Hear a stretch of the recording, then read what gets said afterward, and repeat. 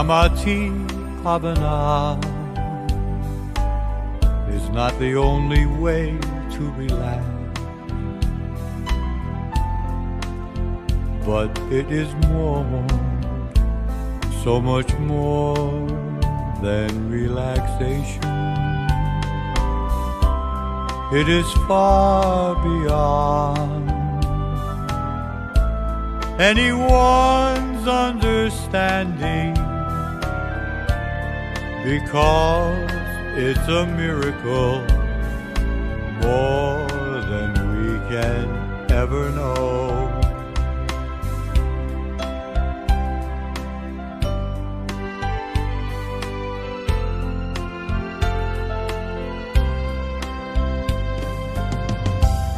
Do you know there is someone who is waiting for you? He is with you always, always with you. He is the one who knows with supreme kindness the most beautiful one in the universe.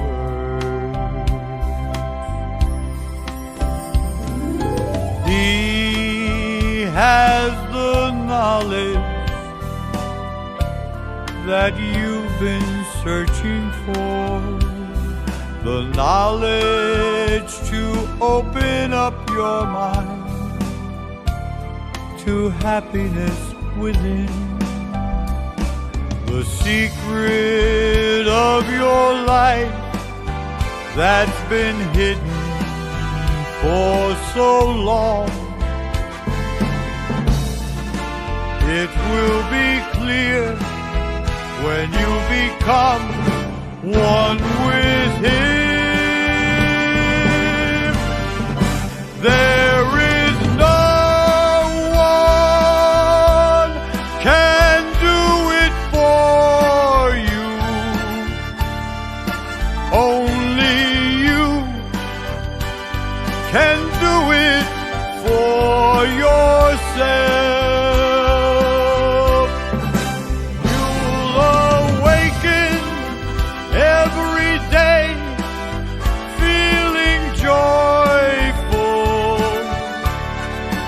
You're the one that He is waiting for. You're the one that He is waiting for.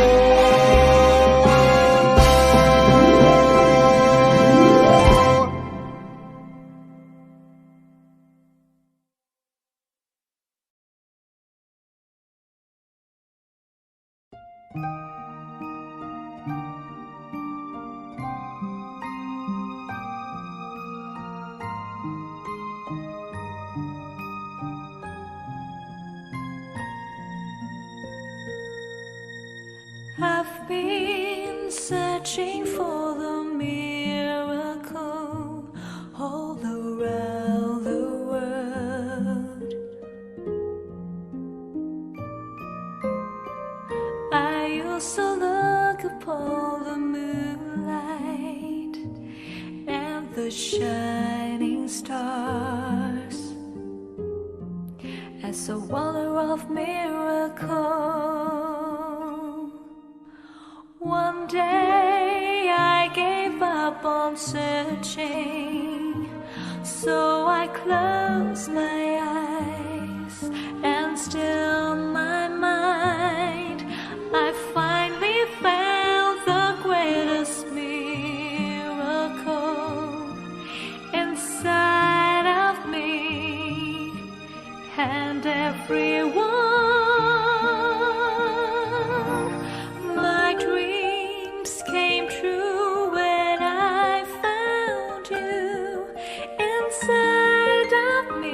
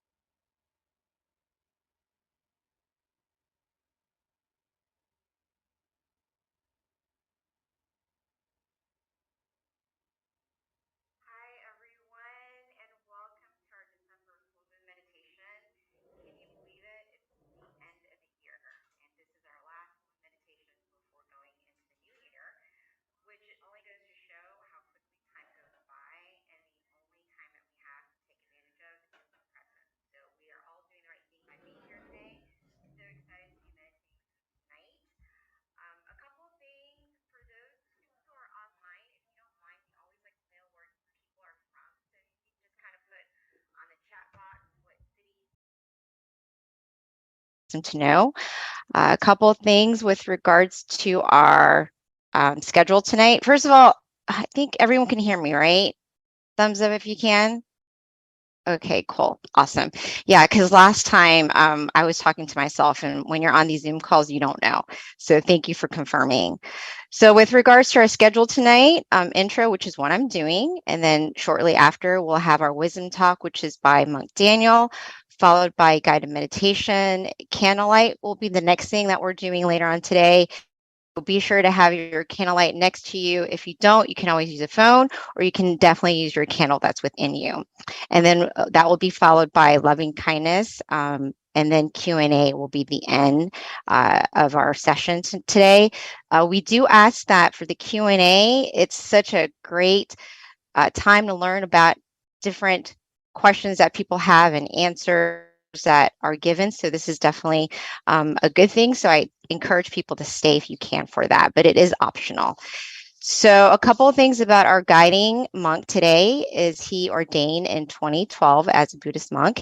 He is going on his 11th year, going into 2020, and his goal is to take any peace mission that is assigned to him with the utmost passion and dedication. So soon I'll be introducing our teaching monk, but before that, let me go ahead and do our quote for the day. So if you don't mind, somebody go ahead and type a number anywhere from 10 to 100. And whatever comes first is what I will read from the quote book. Okay, I see 18. So here we go. This one is one of my favorite, actually. So what a coincidence. It's see yourself. When you sit with yourself, you will see yourself. You'll begin to see what is within. You'll start to see who you really are, and you will live a life true to yourself. So that is today's quote. So, wow, that was fast. So without further ado, let me go ahead and introduce our teaching monk today, Monk Daniel.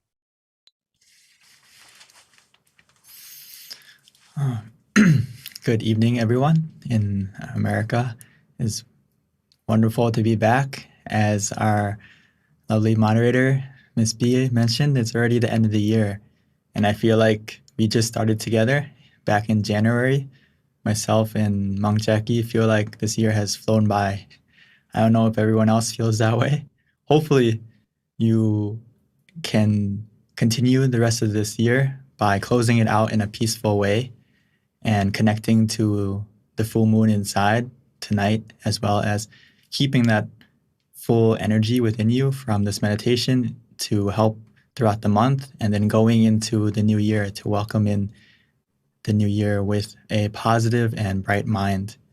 As we know, or learning or beginning to learn more and more, if we can stay with the present moment and stay calm and relaxed, you can access that positive energy within you.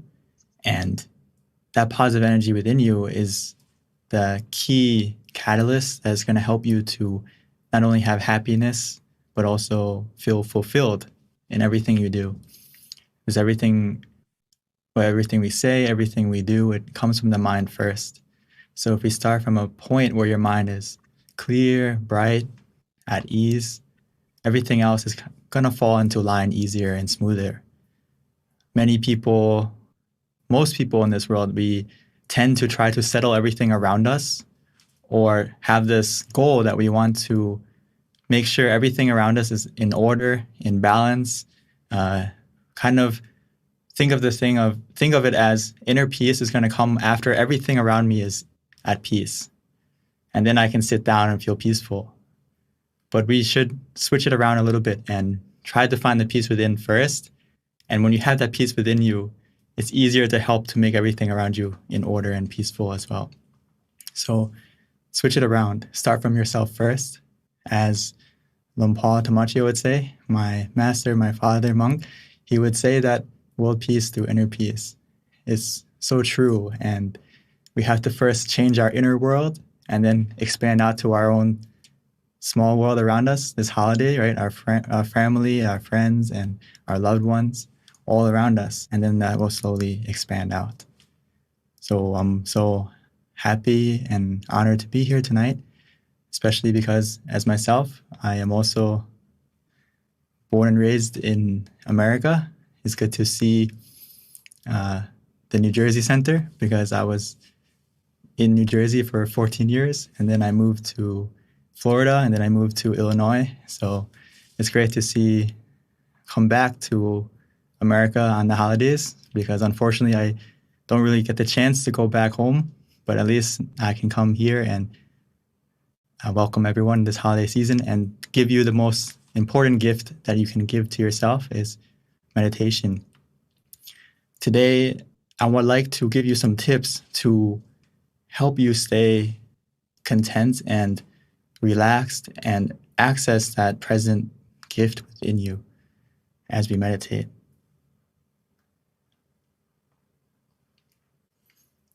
So the true gift that we can give ourselves is by being content, right? If we can stay content, it's going to help our meditation progress naturally and quickly. And it's going to be almost like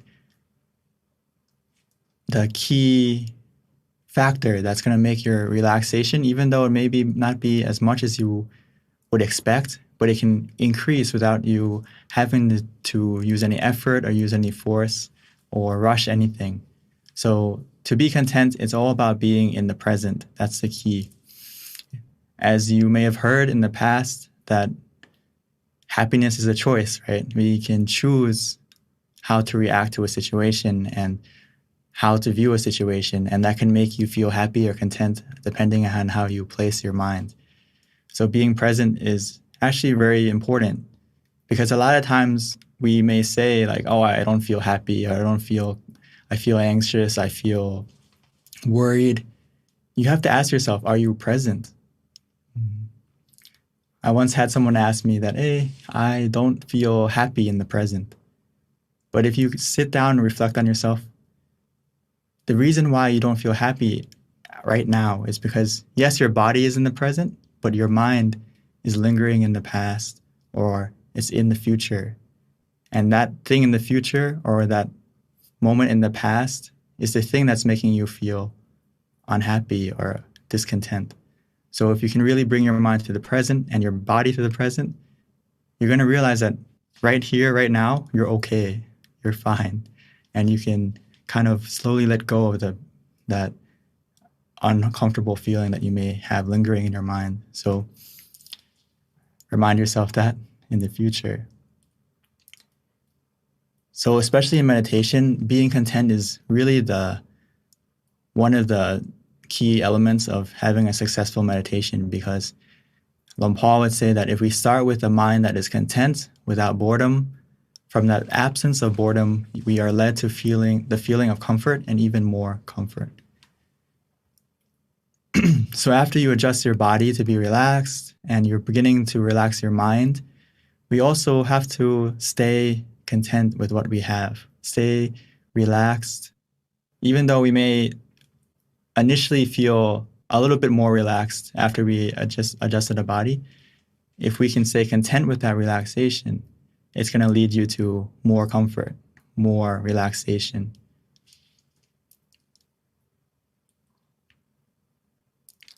So I usually like to give this example because it's about placing your mind correctly or viewing a situation correctly. It's all about the perspective you put yourself in. So imagine this scenario with me, especially this season it's the holidays. You may get a gift, right? You may get it from your family, your friends, or someone close to you. So the same thing with meditation. When we sit down, we may get a gift. We'll get a gift automatically. It's inside of you. Every time you meditate, you are accessing a special gift, but it depends on how you view it, if you're going to open it or not. So you receive a gift. What happens if we aren't content with it? A lot of people fall into this trap when we meditate, is that we sit down and even though we already have a gift inside of us, we aren't content with it because we want more than what we have. So you can imagine yourself as a kid, or even now, you look under the Christmas tree and you see, oh, there's only 1 or 2 packages.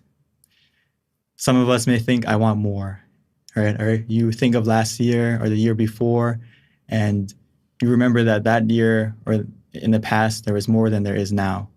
And this happens a lot in meditation when we practice often, or even though it's your first time. We have this expectation, or whether it's coming from the past or the future, and it makes us want more or expect more. And that's when we don't feel content. Or we want something bigger. Like you sit down, you relax, and you expect the relaxation to be more than this. Oh, it doesn't feel like I'm sitting on a sofa at home. It doesn't feel like I'm laying down in my king-size bed or in a fluffy, comfortable spa, something like that. So we want more than what we have. And it takes our mind out of the present, and it takes our relaxation away, and it takes our contentment away. So again, our mind isn't in the present. Our mind is in the past or the future. And what we need to do is stop. Because if you do that, you're comparing. Your mind isn't accepting what you have right in front of you right now. So instead of being content with it, you are dissatisfied, and the relaxation will disappear, even though you have some relaxation. But we're not accepting it. We're not being with the present anymore. So the same situation is that the same scenario is next time this happens, or right now as we meditate in just a moment, is that feel like you're receiving a gift and just accept it without expectation and enjoy your gift. Because just having the opportunity to sit down and relax, as many of you may know, it's hard to find time to sit down and meditate. So right now, just having this opportunity is a gift in itself. And accept it rather than rejecting it right away. Like, oh, I expect something else. Accept it, enjoy it, and just be content with that present. Keep yourself relaxed of both body and mind, and allow yourself to open it rather than comparing to the past or expecting to the future. Allow yourself to be in the present. Allow yourself to slowly open it by calming your body, calming your mind. And every second that you stay calm, stay relaxed, it's slowly opening that package, opening that gift inside of you. And no matter how small it is, no matter how much relaxation you start with, even though it may be small, that's not the thing that's going to stop you. If you can stay content with that small package, with that small amount of relaxation, inside that present can be something precious. More precious than any diamond, and more precious than any gem, more precious than any treasure in the world, is that moment of fulfillment, that moment of happiness that can come from a still and tranquil mind. And I hope all of us can open that gift inside of you tonight and feel that happiness within you from just simply relaxing your mind. So we can realize that the best gift you can give yourself is the stillness of mind. The stillness of mind can become the miracle that you need in the end of this year, and to help you to progress into the new year coming around the corner. So we just need to look within tonight together. And you may be wondering, like, how do I stay present if I feel that my mind is wandering or I feel distracted? So of course we need something to help us. If you can't stay in the present and you realize that you're comparing or you're expecting, the key thing is, I'm sure we've all heard of many methods of meditation, but for now, we can just focus on, no matter the method we use to meditate, whichever way we practice, the principle is being conscious with comfort. These things must go together. So in our meditation practice, we usually give 3 methods, which kind of summarize all the methods in meditation, which there's the Buddha gave about 40 examples, but in our temple, we simplified it down to 3 methods because it's basically these 3 methods cover all the other methods. So as long as you practice these 3, where you feel conscious with comfort, it will take you to that present moment. That present moment, you can think of it like an island within you, an island of peace, an island where you feel safe, and almost like you go on vacation where you can rest your body and rest your mind. But in order to get there, we need to use a boat. So the image, the mantra, or being still is that boat to take you there. Whether you visualize something, whether you use the mantra, or if you feel ready to, you can just be still. And the thing I like to remind everyone is that sometimes we'll fall off that boat. Sometimes we will get distracted or forget to stay on the boat. You may fall overboard, but that's okay.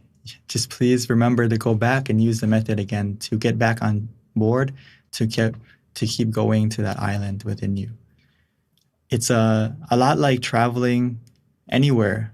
The same way we travel inside is that how, if you think of it, some of us I see are at the center right now, right? So the way you got there is you had to walk first, right? You had to walk first to get to your car or get to your mode of transportation. And then after we got into the car, we traveled to the center. After we got to the center, we have to get out of our car and we start to walk again, right? So meditation is very similar. It's changing and adapting to the situation and using the method that is appropriate for the situation. So in the beginning, if your mind is not in the present, it would be very good for you to use the image or the mantra, whichever one is easy for you, and that will take you to the moment of being still. Of course, that moment of stillness won't last forever. Sometimes it will last a short time, sometimes it will last a long time. But when it disappears or when it changes to being distracted again, or you don't feel comfortable, you don't feel still again, just go back to using the mantra or the image again to help you stay still, help you to stay in the present again. And another easy way, as we may have heard, is that we have the center of the body, which is in the middle of our abdomen, 2 finger widths above our navel. That is our present. That's where you can find the present. That's where you can open the gift of true happiness, if you can bring your mind there. But don't worry, as long as you use any method where you feel conscious and comfortable, you relax your body and your mind, our mind will go there. This point is the point where your mind is already used to it, because it's the point where your mind wakes up. It's the point where your mind ends the day automatically when we fall asleep.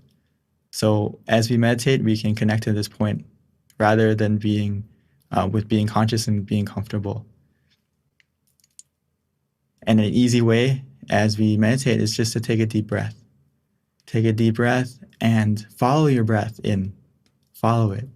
I would like you to try to just take a deep breath, follow it inside of you, and see where that breath takes you. You may notice that it almost ends close to that center point inside of you. I would like you to try, or if you maybe it's a little bit difficult in the beginning for you, no problem. Just breathe in and breathe out and relax, and we'll get to that point together.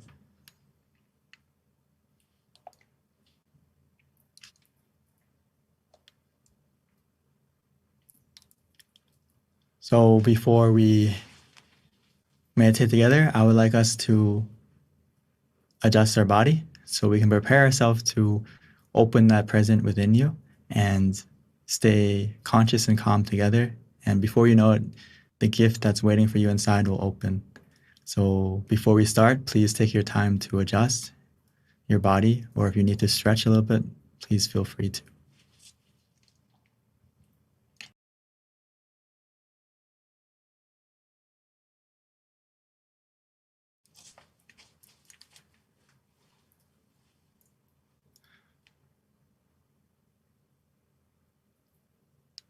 So now it's time for us to slow down, to relax, to take it easy. Don't rush into the meditation. Take your time to find a comfortable and relaxing position.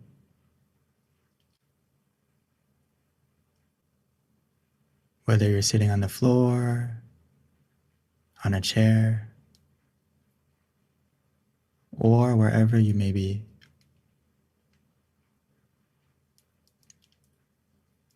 Find the position that feels comfortable for you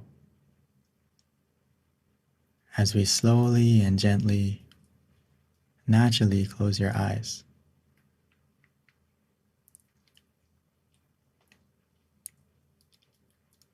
And we can begin to relax and release all the muscles in your body.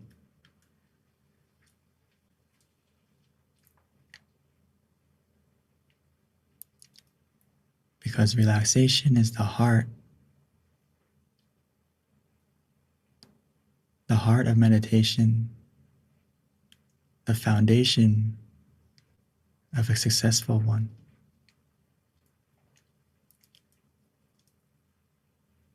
So from the moment we close our eyes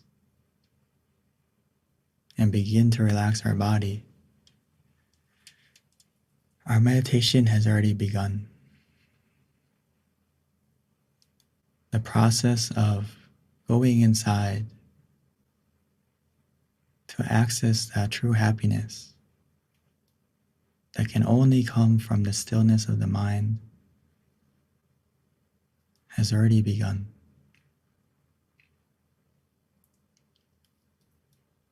All we need to do is to help your body and your mind relax,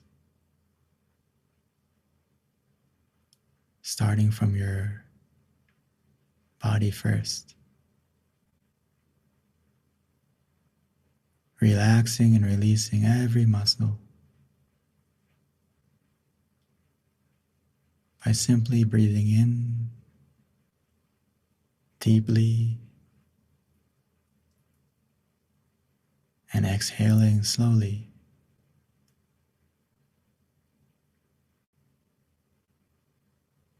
As we do this, it will help our mind and our body to come together, to be one in the present moment. So as you breathe in, try to feel your breath softly and gently.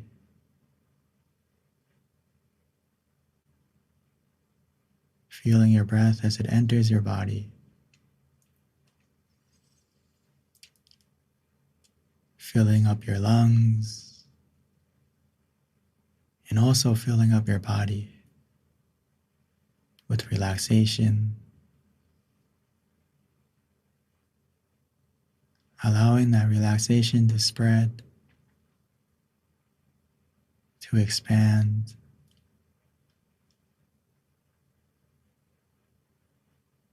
to every corner of your body.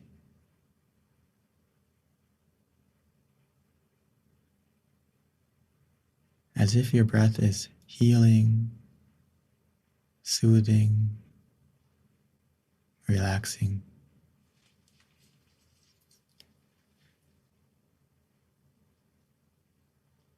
Even when you exhale,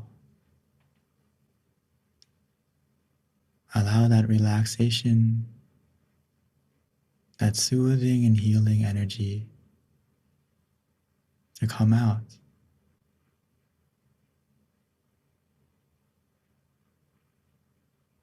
As we begin to feel relaxed within us and around us.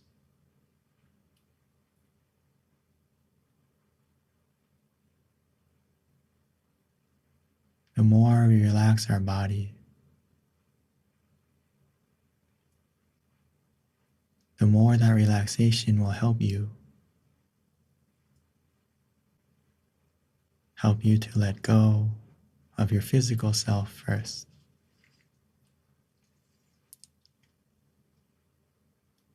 This is the power of relaxation. It's the only way to truly let go, both physically and mentally.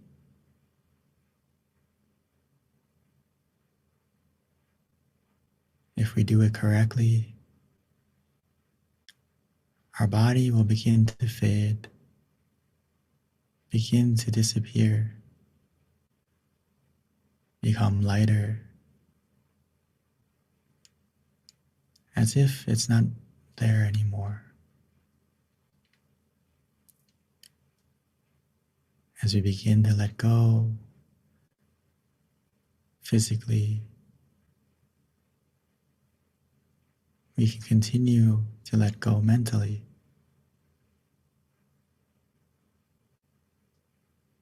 Allowing yourself this golden opportunity to reconnect with the present moment, to open that gift, the special gift that's waiting for you inside, that's always been there, waiting for you to calm your body, calm your mind, and to look within.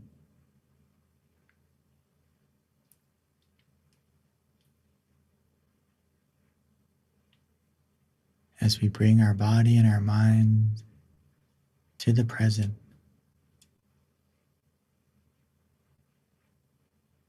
by simply relaxing, letting go of the past, letting go of the future. Bring your mind softly and gently back within you.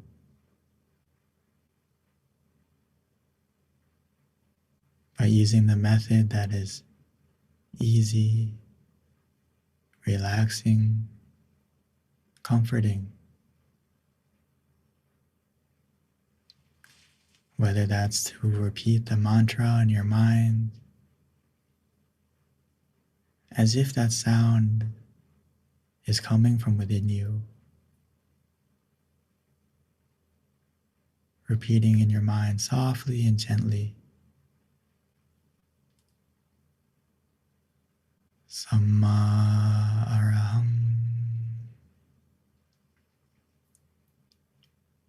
Samma araham.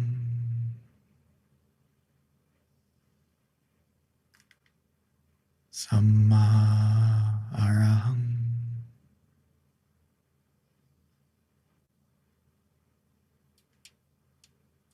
Every time you repeat that mantra, it will help your mind to come back, to be in the present.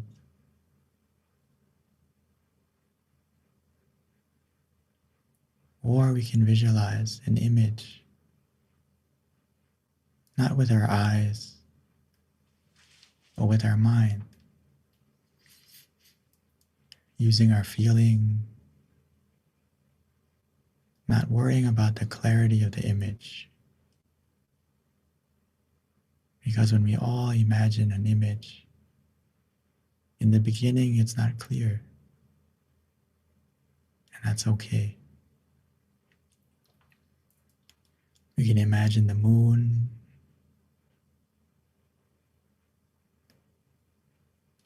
we can imagine the sun, a star,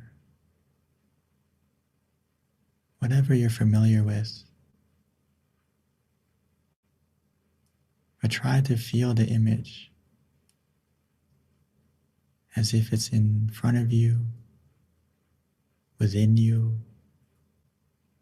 covering you. Whatever feels natural for you. simple and easy.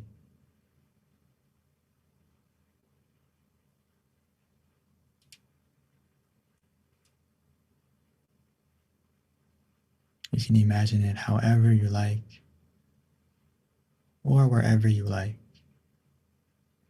The key is it helps you to stay conscious and comfortable.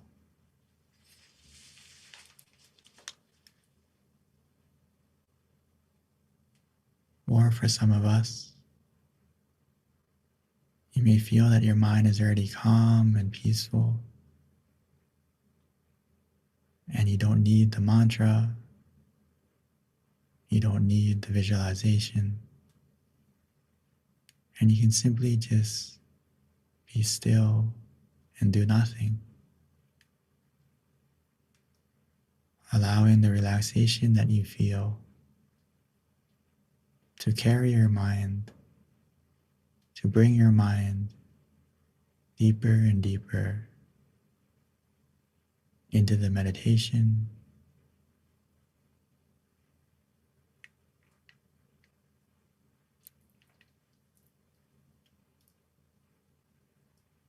no matter the method you use,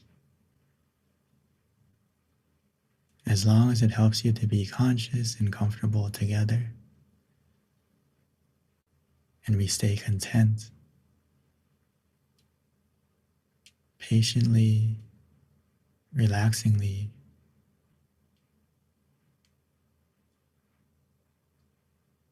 every moment, we allow ourselves to open the present moment, revealing the true happiness inside. The happiness that is actually endless. It will continue to grow and to fill your mind with fulfillment, with relaxation, endlessly. As long as you keep your mind in the present, patiently, contently, relaxingly.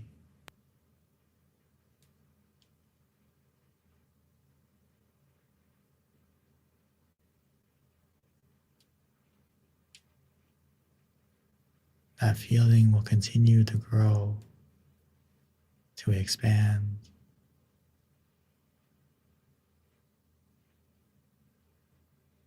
All we need to do is follow the comfort.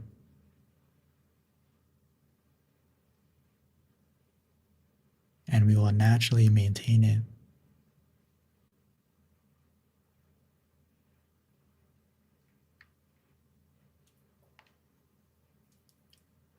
But at any moment, when you feel that comfort disappearing or changing, we can always adjust. Simply adjust to what makes you feel conscious and comfortable again.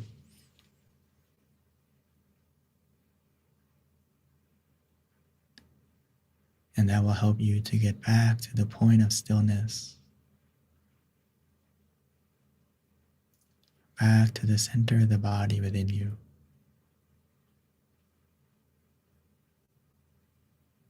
where the gift of true happiness is waiting.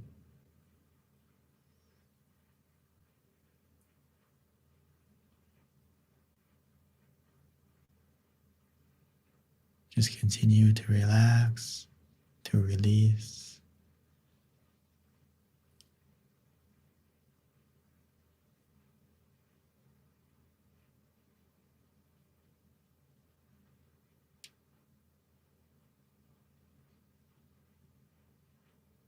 As we continue to relax and to release,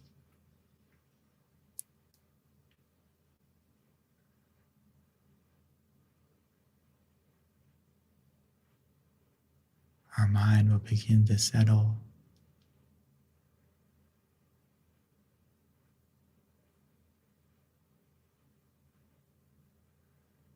and our mind will begin to be clear and bright.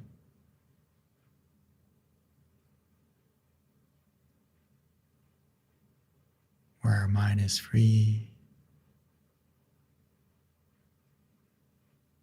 from any negativity, filled with happiness, peacefulness.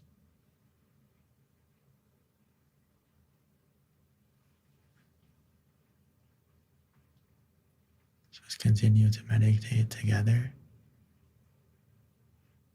allowing this feeling to grow and to enjoy this present moment together in silence.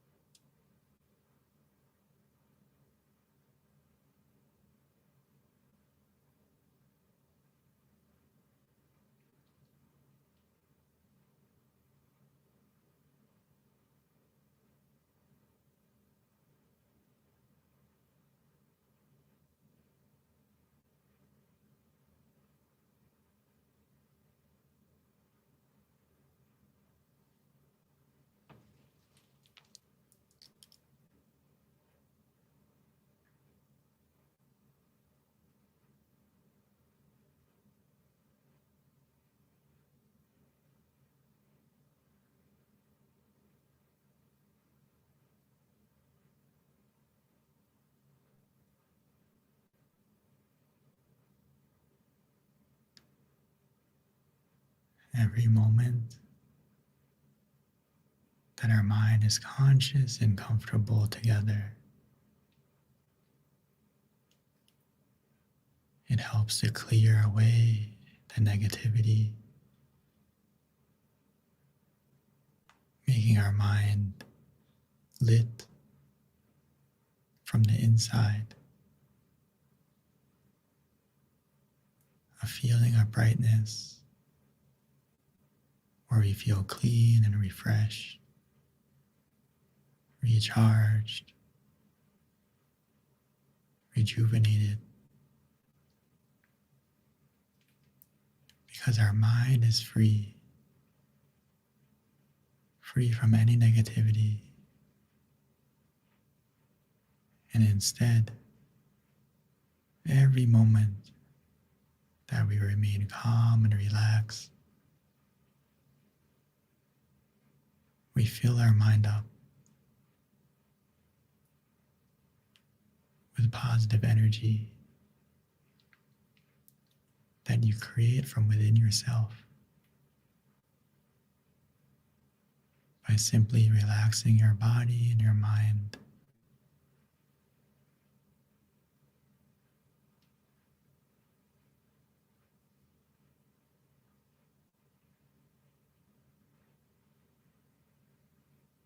So now that we've taken the time to light our mind from the inside, let's take a moment to transfer that brightness from within you that you feel from the relaxation. Transfer that positivity from within you to the candle on the outside.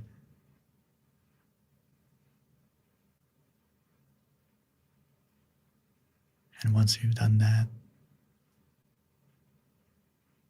we can continue to meditate together.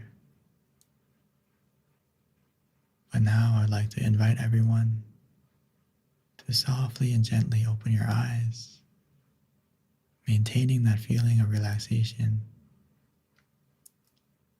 and transfer it to the light, to the candle that you have.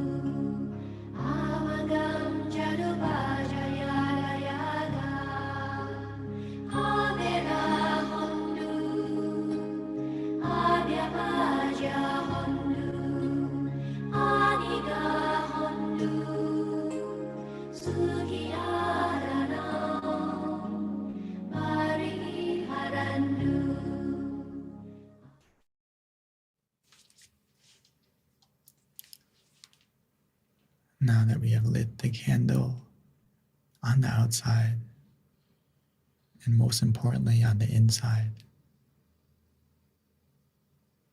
by simply relaxing our body and calming our mind,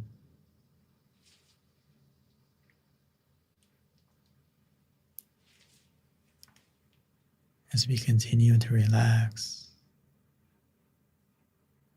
we can feel that positivity from within, where we feel refreshed, recharged, rejuvenated. It's because our mind is free and truly in the present, free from any greed, anger, delusion, or any negativity. Every second, every moment that we collect this relaxation, your mind becomes more clean, more pure, and positive.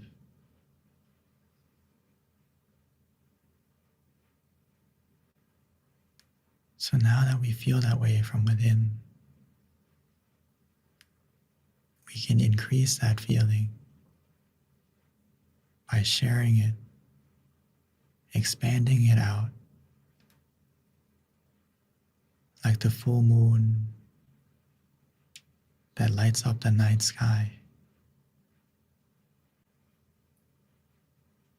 helping to illuminate the darkness for everyone and everything.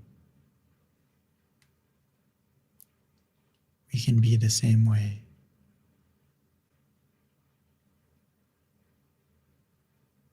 By wishing to yourself, filling yourself up with happiness and positivity, and expanding that feeling out to your loved ones, as if we're giving them a gift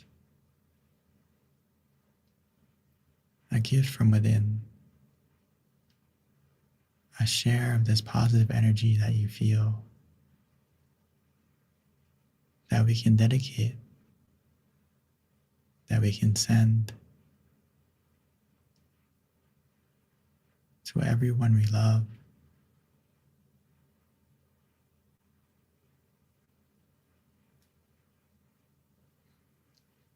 no matter where they may be, or even if they've passed on.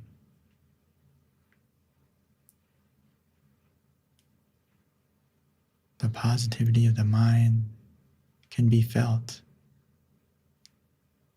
can be shared, like one candle to the next.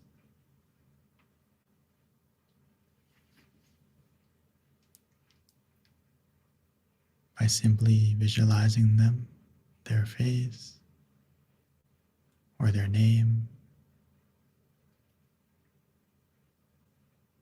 we can connect to them.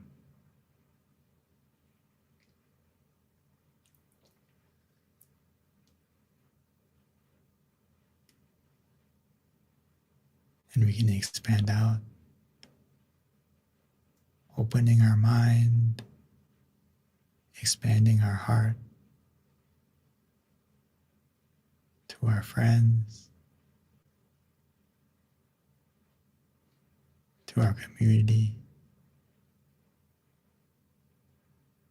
expanding out to our city, our state, and even our country.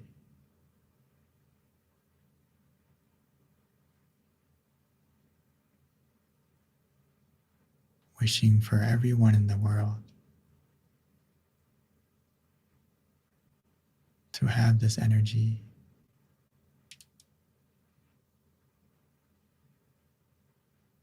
wishing well for everyone and everything,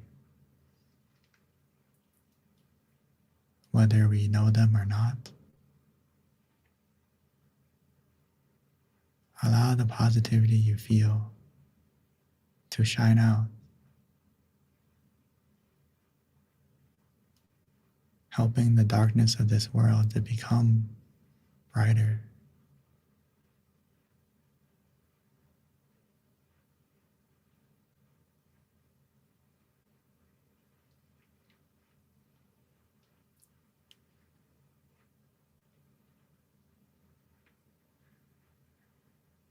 As we think in a positive way, share in a positive way, that positivity will come back to you.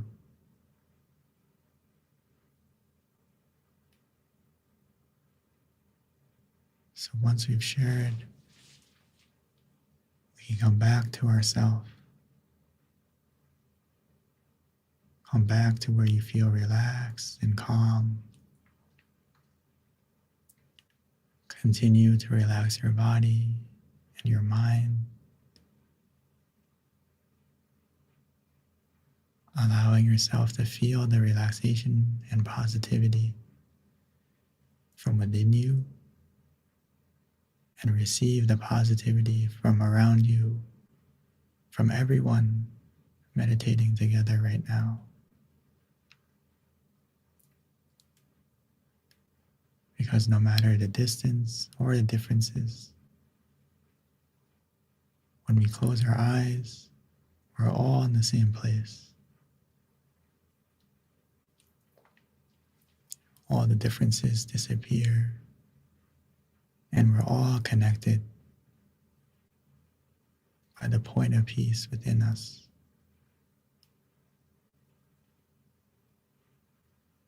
And the more we relax, the more we stay still, you'll be able to feel it from within you and around you.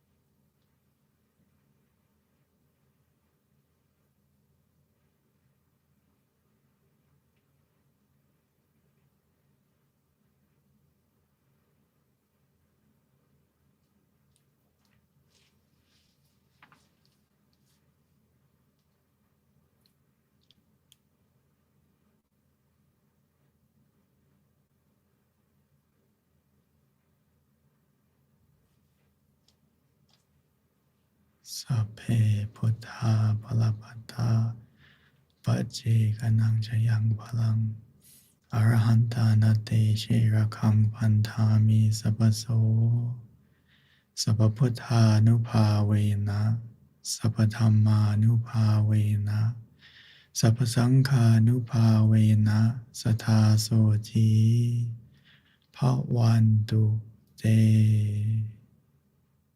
By the positivity that you've generated from your meditation, may that positivity bless you in every way.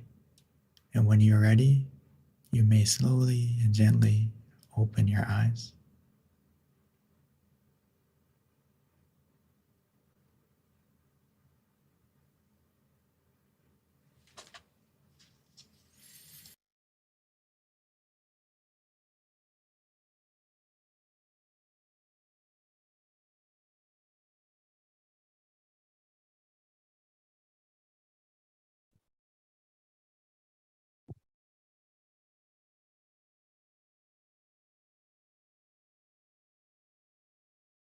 Welcome back, everyone. I hope you had a peaceful and relaxing meditation. We're able to open that gift from within you, experience that happiness that's waiting for you from meditation.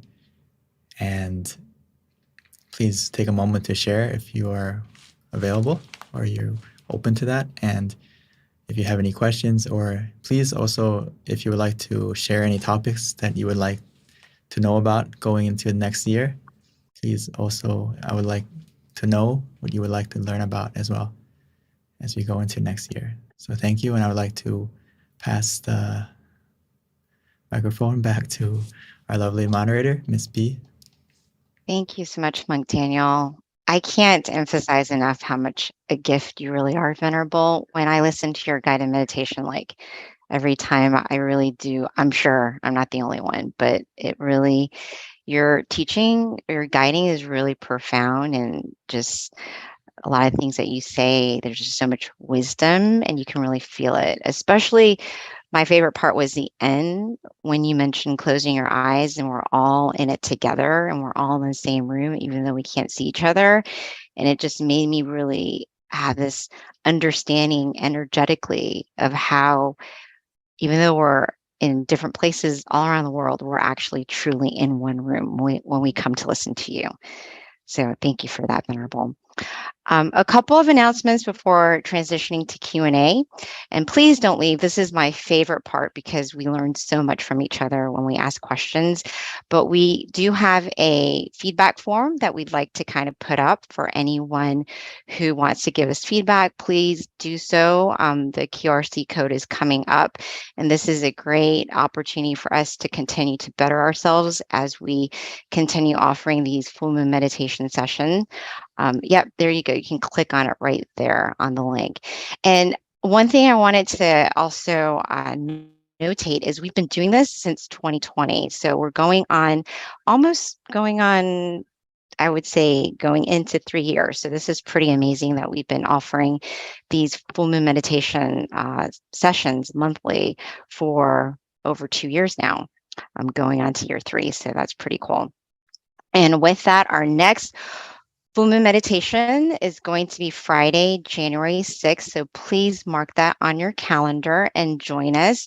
And also, this is, there's no time easier to share what we do and just trying to help people find peace of mind than now. I mean, Venerable Monk Daniel is in Thailand, and he's able to guide us at the convenience of our home or at your meditation center. But this is such a great opportunity for people to share this to those that they love, who they know need meditation. All you have to do is pass on the link, pass on the flyer, invite them to join us. We do this monthly, and our next one's going to be Friday, January 6th. So please join us. Another thing, a couple more announcements before we transition to Q&A. If you haven't already, definitely check out our meditation, our website, tamagayameditation.org. This is a great website to go to learn about our different locations, to also learn about our upcoming virtual meditation, online meditation classes as well. But looks like what we have pulled up is MindGym, which is also another great website that we have, another great offering that we have as well. You can also find out about your center nearest you on the website at MindGym. In addition to that, if you haven't already done so, please download our app, MindGym, because this is a great app that you can utilize at the convenience of your home, meditating with our various meditation teachers. We have over 100 tracks now on the meditation app. In addition to that, we also send out notifications to remind you of our upcoming full moon meditations as well, which is a good reminder, since those are notifications definitely will help. All right, at this time, let's transition over to Q&A. One other thing too, if you've got a location near you, simply go on one of our websites, mindgym.org, look at the location, click on the center nearest you and find out if there are live sessions there. But right now, most of our centers do have live sessions. So please do join us in person or online. So at this time, Venerable Daniel, we are ready for you. Thank you. All right, everyone. So this is my favorite part, which is Q&A, especially for those who are at a center. This is a great time to field questions for us so that we can learn from our teacher, Monk Daniel, and get some answers to some questions with regards to meditation, how to improve your meditation, the challenges you might have, how the Venerable's experience can help you. All right. So let me see. So Monk Daniel, I do have a question prepared for you. And I think it's definitely relevant for everyone who's listening to the call, which is when we have a guided meditation with you. It's very easy to meditate. But in our daily lives, what can we do to help kind of like extend that energy, that pure joy that you have when you're meditating into your next practice?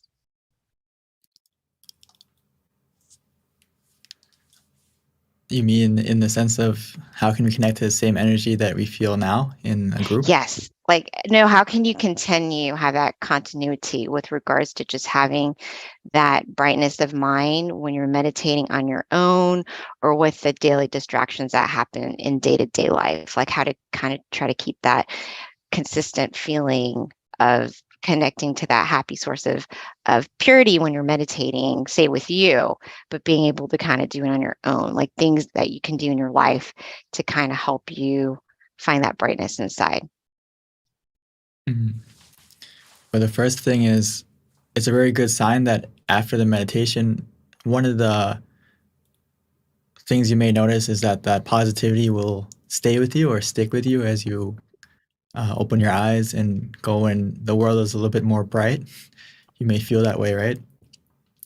And unfortunately, that feeling doesn't last the whole day. But as we practice, the key thing is consistency throughout the day. And also, whenever you really need to take more time to pause, take more time to connect to that feeling inside you more often. Meditation is a lot like a plant.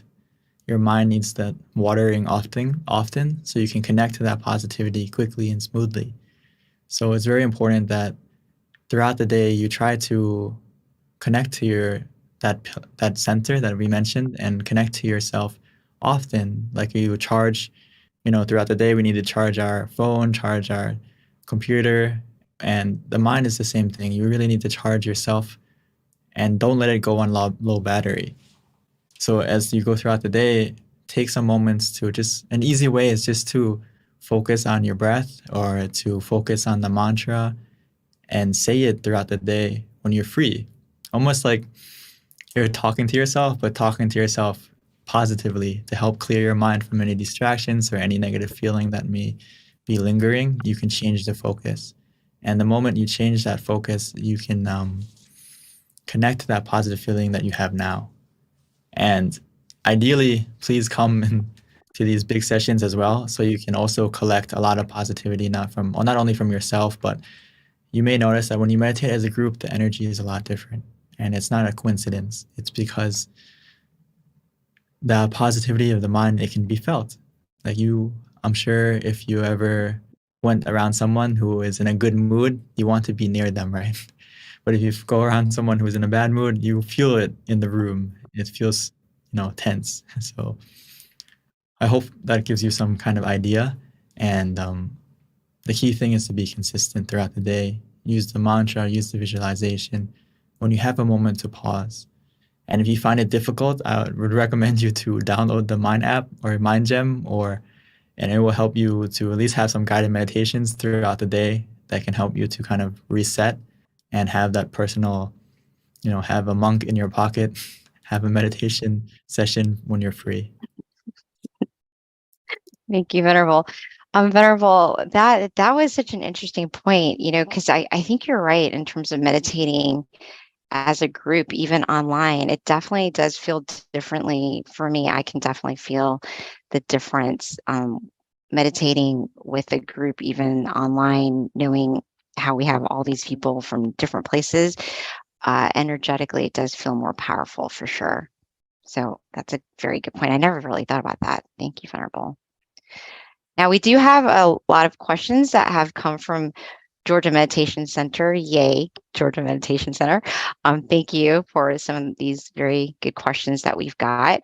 So the first one is it good to put your mind to things of the present? However, there are issues from the past and the future that must be dealt with.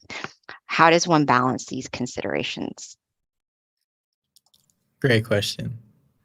The thing I realized that, of course, we have to heal from some things in the past that may make us feel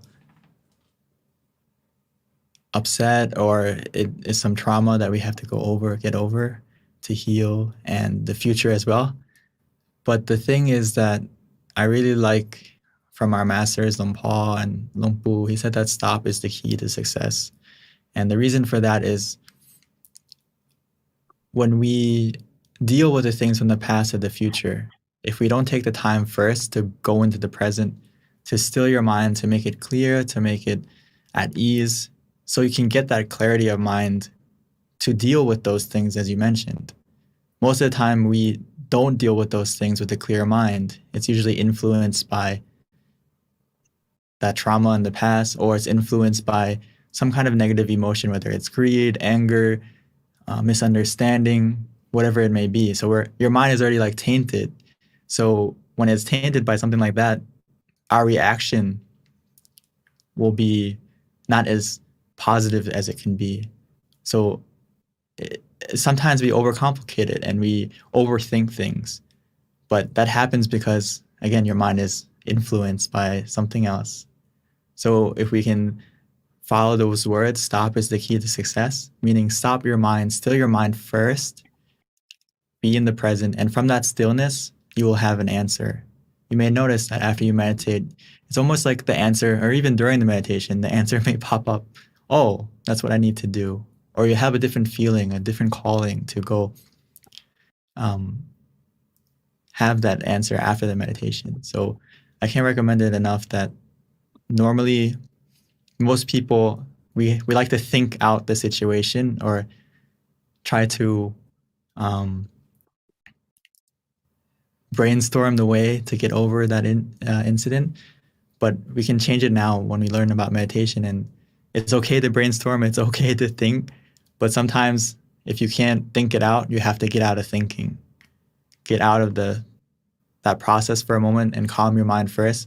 Clear it, reset it, make sure there's nothing influencing your mind, and you have that clarity and purity of mind, and that will help you to decide and balance what you need to do next. It's kind of like you have 10,000 things that you want to clear, but if you take a moment to still your mind, relax your mind, you'll notice that out of those 10,000 things, there's only 1, 2, 3 things you need to do, and the rest will clear itself.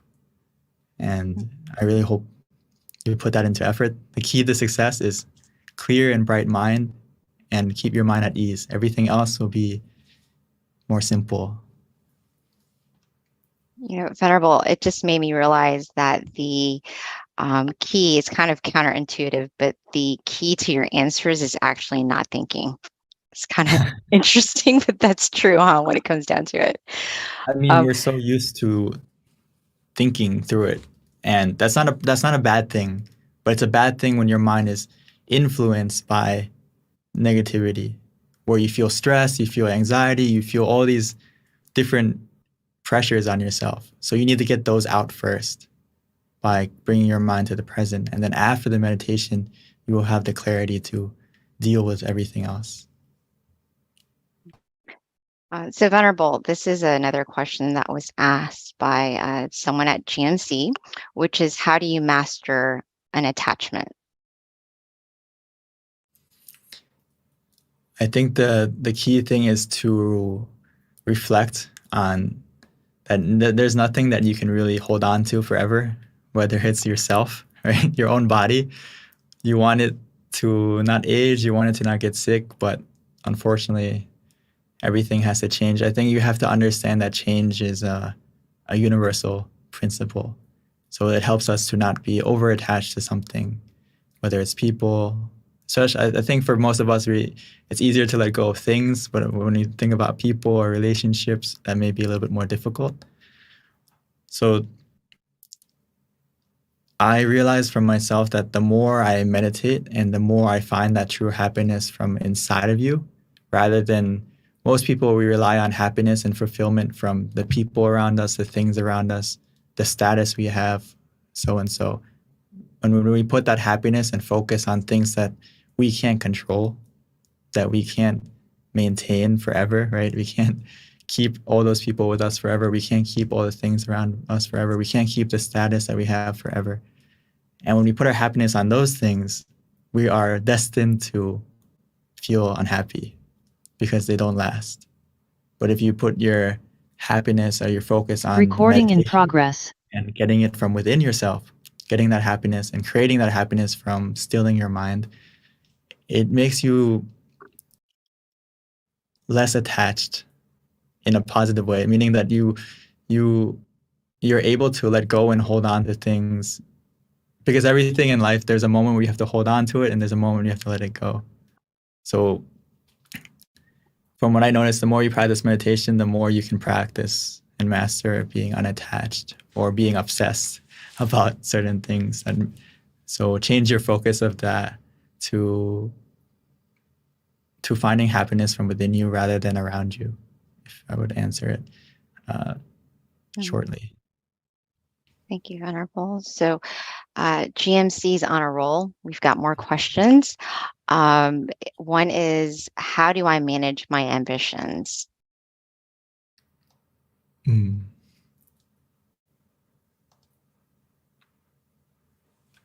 I like it. I like this question a lot because it connects to meditation a lot, because we all have ambitions, or we have desire or expectation in our meditation for it to get better, or we've heard about all these maybe supernatural things that can happen from meditation, or these, enlightenment, whatever it may be.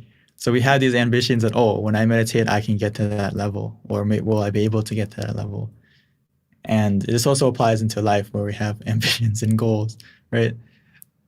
I like to take it's same thing to monk life.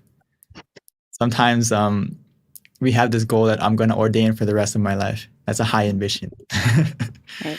So Luang Por would say, don't worry that far. Worry day by day and make every day the best. And say, I'm going to ordain day by day rather than ordain for life. And what that does is you change your focus to the method rather than the result. Change the focus on how you're going to get there rather than, am I there yet? Am I there yet? So I notice if you do it that way, you won't put too much pressure or anxiety or stress on yourself, and you will live a lot happier. So it's kind of similar to being in the present. It's actually the same thing. Live in the present moment and focus on what can you do day by day, and that will take you to your ambition or to your goal or to your desire, rather than focusing on the desire and the goal or the ambition. And that will only give you a lot of pressure and expectation and make you feel stressed. So instead of that, it's good to have it, but then focus on what am I going to do to get there rather than am I there yet? And this is the same applies to meditation as well.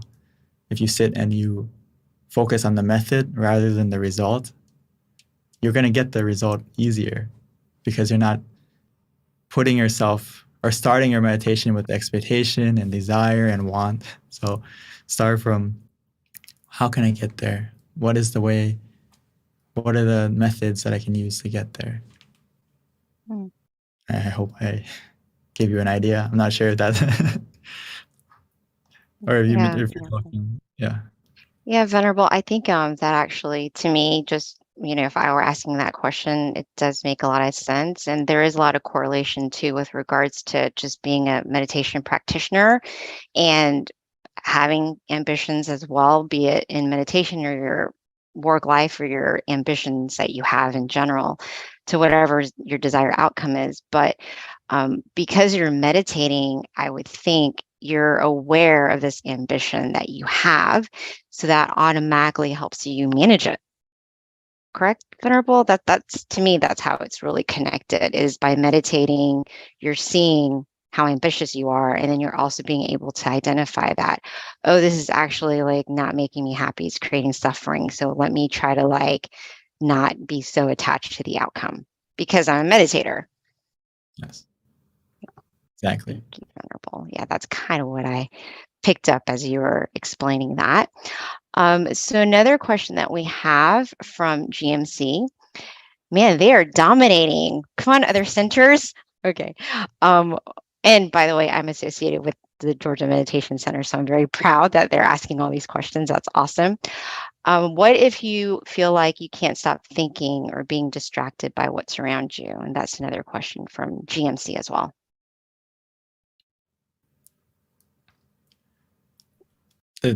in the meditation, right? Or just in general, it's completely normal in the beginning. So don't get too frustrated with yourself. Don't be too hard on yourself as we meditate in the beginning that you're going to be distracted. You're going to be have wandering mind in the beginning because we've been thinking our whole life. So when we sit down to meditate, it takes a little bit of time to calm down because we've been stirring. It's like a glass that we've been stirring all day, and not just all day, but many years. So when we take the time to put our mind down and just let it calm down, it takes a moment, it takes some time. So in that time, I can't emphasize enough that you need something to help anchor your mind in the present. Like if you think of it as a boat, you don't want it to drift too far away or drift into, get lost at sea. You need an anchor to keep you in the present. So that's why we use the mantra and the visualization, or even both at the same time, to help you stay here and now. And if you find that even using those methods, if you find that even using those methods, your mind is still really going all over the place during the meditation, just open your eyes. It's like you're a director and you're saying cut, or you're having a bad dream and you open your eyes and it will fade away, right? So it's the same thing in the meditation. If the wandering is out of control, the visualization, the mantra is not helping, the easiest way is just to open your eyes. And that will help to cut the process of overthinking for a moment. And once that thinking is gone, we can continue to close our eyes. And as you close your eyes this time, please use the mantra and visualization again from the beginning. And this will kind of be that shield, be that anchor to protect your mind from overthinking or being distracted again. Thank you, Venerable. All right, so we've got a couple more questions before we wrap up. So let me quickly get to it. The next one is, do you think the answer to a problem comes by itself, or do you need to chase the answer? And I would suspect this is when you're meditating, Venerable. From what I've noticed is you don't need to chase after the answer or the happiness or anything that happens in meditation. You just need to be still, and the answer will come to you. The answer will come from within you. Because you may not realize it, but you have a lot of wisdom, and it can come from within you. It will come from within you. Just like the happiness or relaxation that you feel. Isn't it amazing that just by staying still and relaxed, that all of a sudden you feel happy, or all of a sudden you feel this contentment from within you? Where did that come from, right? It came from you being still. It came from you just relaxing. You didn't need to run after it. You didn't need to look for it. You didn't need to do anything but be still and relaxed. And that happiness came. So it's a lot like I've mentioned, the door of happiness opens from within. And also those answers are sometimes the answer to a solution miraculously can actually come from you just being still. And it's almost like an intuition, but the more you practice the meditation, the more clear and bright your mind will become, and it'll be easier to find those answers that you're looking for. And the deeper you go, the more profound answers you'll be able to answer, because you'll find it from within you. But it's not, you're not running after it, you're not chasing after it, you're just being still, and it will come to you. Yeah, what a great benefit to meditating. All right, so the next question, Venerable, we've got two more. The next one is from Chris Amon, and the question is, what is a theoretical way to solve problems when you focus?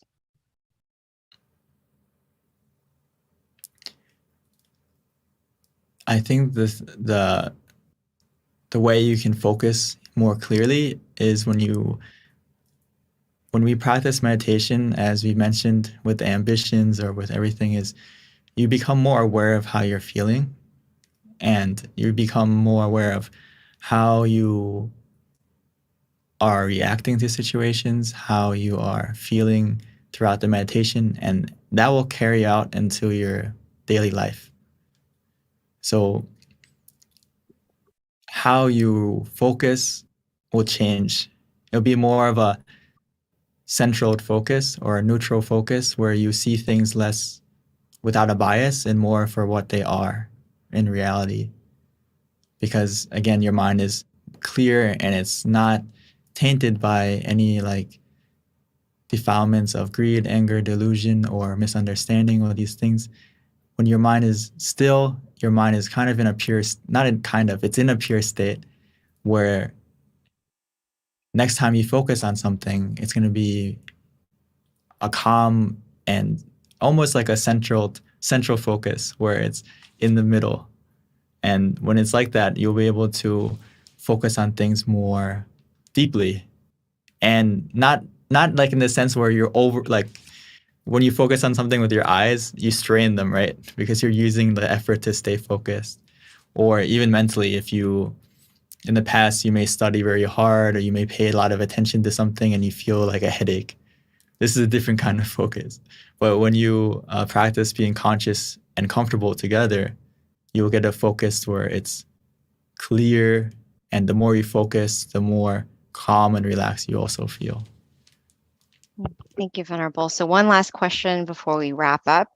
The question is, I have a hard time explaining Buddhism to people. Can you tell me how to explain it in a short, concise way, but an accurate way to people who aren't acquainted with Buddhism?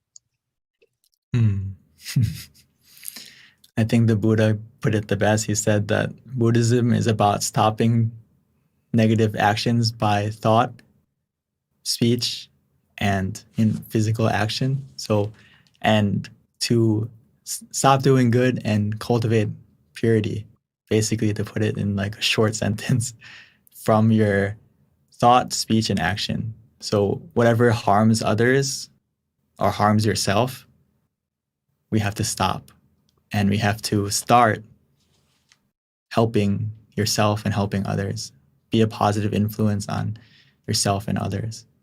So to put it simply, to stop doing negative things and to start doing positive through your body, speech, and action. And that is the core of Buddhism. And to put it even simpler than that is stop is the key to success. This is from Luang Pu and Luang Por. He said that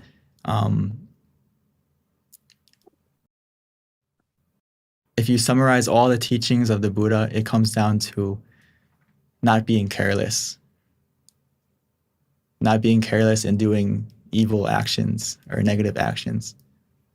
And then to simplify that even more is to stop. Because when you still your mind is free from negativity, that negative influence. And that when your mind is free from that negative influence, when your mind is pure, your speech, your action is pure. So actually the heart of a true Buddhist or anyone practicing Buddhism starts from meditation. Because clear mind means clear, pure body, speech, and action. Thank you, Venerable. That was actually the perfect way to end our meditation session tonight, was that question. So thank you for asking, Georgia Meditation Center. And thank you everyone for being on the call and finishing up listening to the Q&A, which is actually my favorite part. You learned so much. And definitely thank you all for asking the awesome questions so that we can all learn. And of course, see you next year on Friday, January the 6th. Can you believe it? Oh my goodness, time goes by so quickly. So let us take advantage of the time that we have and definitely commit ourselves to thinking good, doing good, and speaking good, which is done through meditation. So hope to see you all again. Thank you. Have a good one, and meditate often and meditate well. Bye.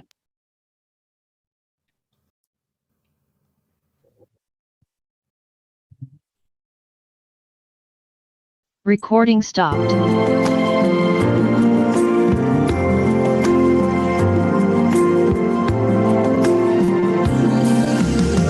Let's come together to open and do whatever to eliminate all conflicts and differences. It's time for everyone to join hand in hand.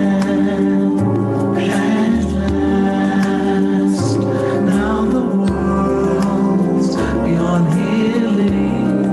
It's time to change the world.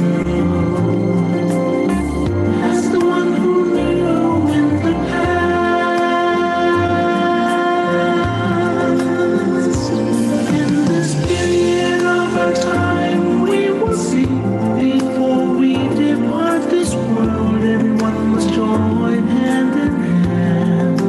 change the world from darkness to brightness, from suffering to happiness,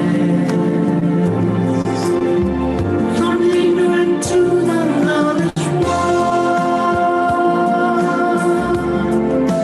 Change the world, we have to do an easy way. Childlike innocence, everyone must try hand in hand. Gently close your eyes, relax, relax. Still your mind at the center of the body and mind. At the same position of the one who moved from the past. Change the world from the era of darkness to the era of light. To this new era, the world will be like heaven and no classes in societies. Everyone will be evenly happy. Must leave the same heavenly language. Become as one with smiles of love. We'll be kind, the world will change.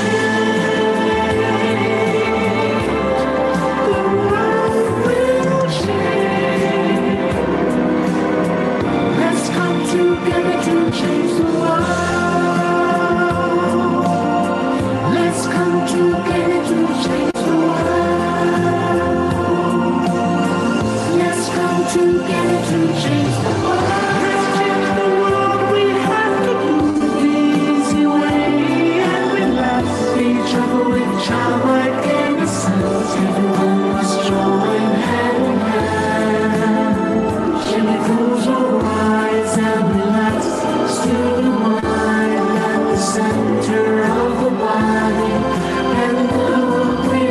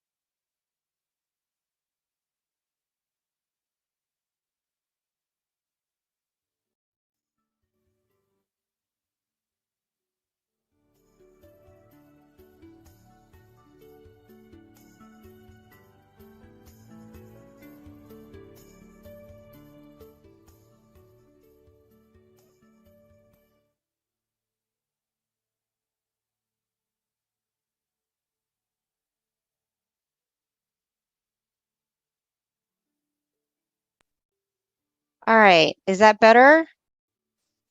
Yeah? Okay, good. Thank you. I wasn't sure. I just took it out and put it back in, so I'm glad that it works. All right, so we're going to start today off with the quote of the day. So if I can just get some help for people to help me choose a quote by just selecting a random number from 15 to, let's say, 145. And the first number that pops up, I will read that quote. Okay, I see a number 123. Thank you, James. Okay, so let's see, 123, fingers crossed. It goes with today's theme, which is giving thanks or Thanksgiving, essentially. So 123, give me 1 second here to find it. Okay, this is a good one. Centering the mind, which is what we're about to do. So here's the quote. To center the mind means to imagine softly, similar to when you think of things that you love and are familiar with. Imagine easily and comfortably. This is called centering the mind. So hopefully that's going to help us as we begin tonight's session with regards to our meditation. So a couple things, you guys.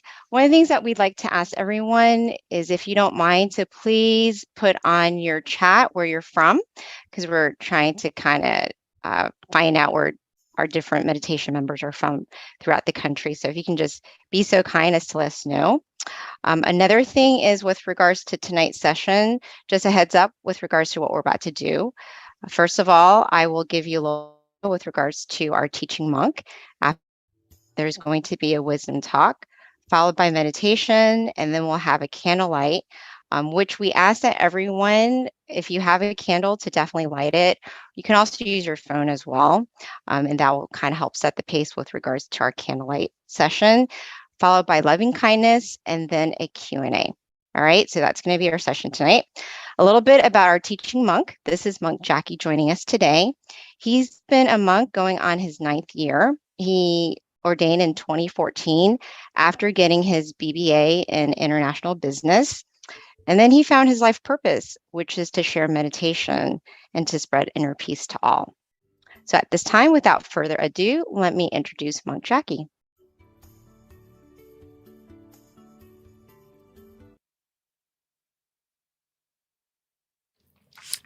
So, good evening, everyone. Nice, So, good evening, everyone in the US. It's nice to get a chance to come here again to meditate with all of us. Hopefully, you all are staying healthy and staying happy in both your body and your mind. And also, greetings to all of us from all across the world, right, joining. So I'd have to say good morning, good afternoon, and good evening in that sense, right, since everyone's joining here. What we're doing, meditating, is one of the most important things a human could actually do. And I'd like to elaborate on that a little bit more further in our wisdom talk together. But since this month is November, right?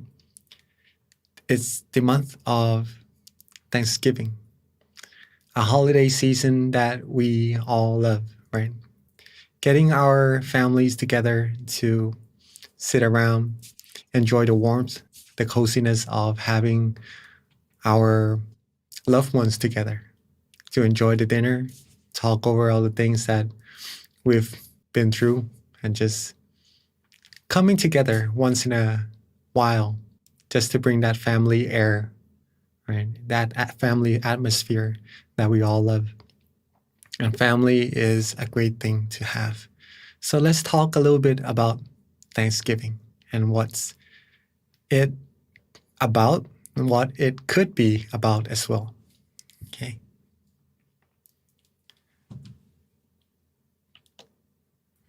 Thanksgiving. Giving thanks. Or what we usually do is to think of the things that we are thankful for, we are grateful for. Maybe in this case, some may think of the good health, the health or the things that we have right now, that we're not sick, that we're still available to do the things we need, right? Some may also think about their home, to be thankful to have a place to stay, to be thankful to have the family right here joining together in this wonderful holiday that's coming up soon. Okay. Some may even be thankful about having their friends to help them along the path they need to support them in all the things they need, the good stuff. And also, some may also be thankful about the food they have.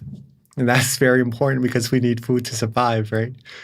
Some people may not be as fortunate, but that's why we need to be thankful for all these things that we have, or even more.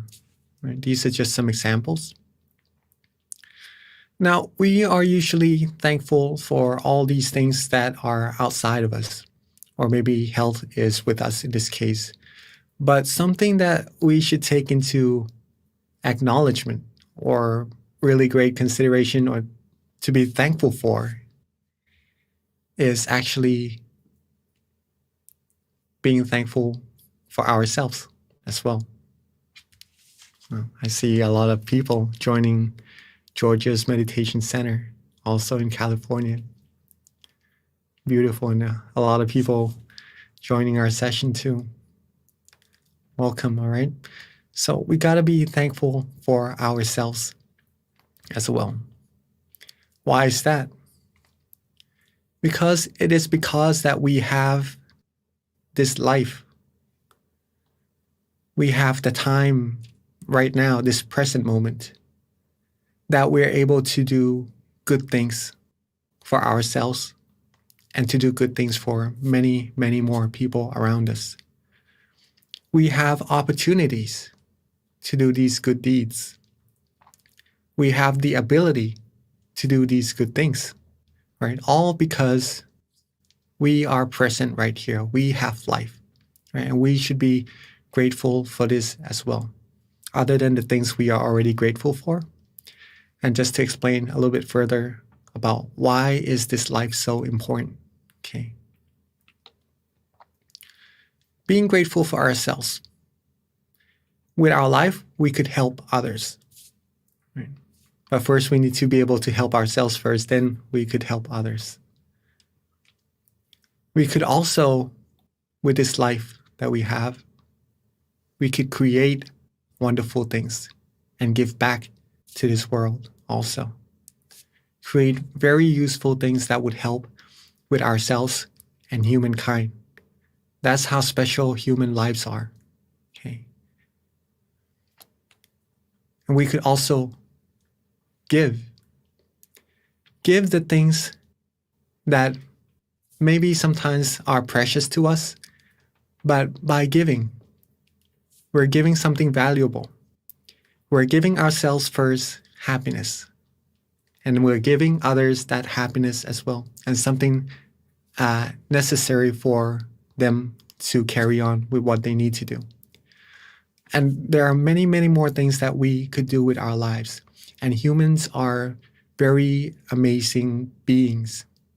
We could put big chunks of metal into a sky and fly it. Right? We could put a whole big chunk of metal on water and float it. No other beings in this world could do that. Humans are very, very amazing beings. And the best thing that humans could do, actually, is to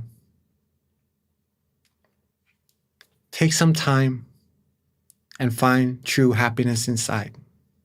Okay, with all the wonderful things that we could do with our lives, this is one of the most important things to do, to find true happiness. We're going to be able to do this by stilling our mind. Practicing to still our mind, we'll be able to find peacefulness first, a sense of relaxation and comfort. Our mind will become purer and purer. Then we will find that true happiness inside. Okay? Some of the things that would help us be able to still our mind is to adjust our body and adjust our mind. This is very, very important if you're seeking to find true happiness. Okay. If you're seeking to find peace or to find purity, to find what is actually important for humans inside of their mind, these two things must be taken into account or acknowledgement very firmly, okay, to adjust the body and the mind. If we could get our body and our mind to be, let's go to the next slide, to be relaxed and comfortable. This is the key, right? This is the heart. It may seem a little bit trivial because of the baby and the smile. It may look a little bit insignificant, but just to tell you that this is very, very important, right? These two slides, adjusting the body and the mind to be comfortable. If we could do this, we'll be able to still our mind very easily. And all beings in this world, the ultimate thing, the ultimate seekings of us, right, is happiness. Okay. Whatever we do, whatever we're pursuing, our end goal is pretty much to be happy, and everyone wants that. But we're usually seeking it from the outside because that's the way we know, that's what we know to do, right? We know that the things that we need, the things that we like to fulfill our mind, to make ourselves happy, is on the outside. But not many people do know that actually happiness or true happiness depends on the state of the mind. Whether we are happy, whether we are sad, whether we are angry, or maybe we have some misunderstandings or anything, it happens from inside the mind first. Wars, peace throughout the whole world starts from a human's mind. If we want peace in this world, if we want war in this world, we don't want war, right? But if we want peace in this world, we gotta get the mind to be peaceful. We gotta find true happiness inside the mind first. Each one of us, every single one of us. Then that's how true peace is gonna come true into this world. On the other hand, if we switch things around, if a person's mind is not peaceful, if it's filled with maybe anger, hatred, or maybe wanting to seek revenge and stuff like that, all the undesirable feelings, then it's going to cause the world to turn the other way as well. All things happens first from the mind. That's why finding true happiness is also very important. It's important for us because I'm sure we all seek happiness, and that's how we're going to find true happiness or happiness inside first. When we're able to find that, we're going to be able to share, to give this happiness to many, many more people around us. And eventually, if everyone in the world becomes happy, be able to find peace and happiness inside their mind, the world, as it is already beautiful, it's going to be even more beautiful. And it's going to be a world of peace. Peace that is true. True peace, because it doesn't happen from having a set of rules made or having a country having more weapons to stop the other countries from maybe invading or something like that also. It happens because everyone in this world is fulfilled in their mind. Okay. And when they're fulfilled, when you are full, when you eat, there's no need to really find more things to eat, right? At that moment, you just like to share what you have. When we are full in our mind, when we are happy, the desires doesn't want to come in anymore. We do not have greed. We do not have wants in our mind. All that we have is the feeling of positivities and the feeling that we would like to share that happiness with everyone else as well. A little bit before we end our wisdom talk, again, adjusting the body and the mind to be relaxed and comfortable. Very important. And we're going to do that in our session together in a little bit. This is the key. This is the heart. But also imagine it as if it is a candle. If you're able to get your body and your mind to be relaxed and comfortable already, think of it as if you've already lit a candle inside of your mind. Okay. When you close your eyes, it may seem a little bit dark. You can't see anything. But when you've lit the candle, when you've become comfortable and relaxed, that means your mind has already become bright and light on the inside. Even though it's dark, when you have light, you'll be able to see. Okay, so this light, this feeling of comfort is like a guidance, a guide for you to walk through this path of maybe being a little bit hard to see, but if you have this feeling of comfort, you'll be able to walk further and further on the right path inside. Don't let this light go off. Don't let this feeling of comfort go away when you meditate. Keep your mind lit. Keep that light, that feeling of comfort inside your mind continuously going as you meditate, as you close your eyes.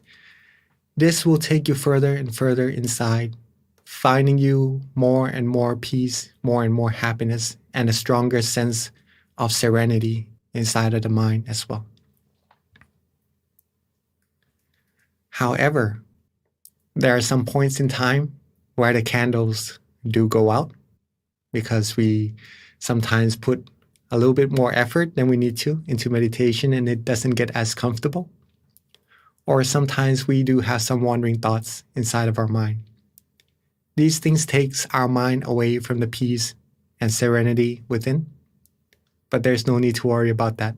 Okay. All that we need to do is relight the candle or adjust the body and the mind once more to get it to be comfortable. Then we'll be able to walk further and further with that light lit inside of our mind. This way we'll be able to find true happiness and be able to make this world a world filled with happiness and true peace as well. Okay. Humans are amazing.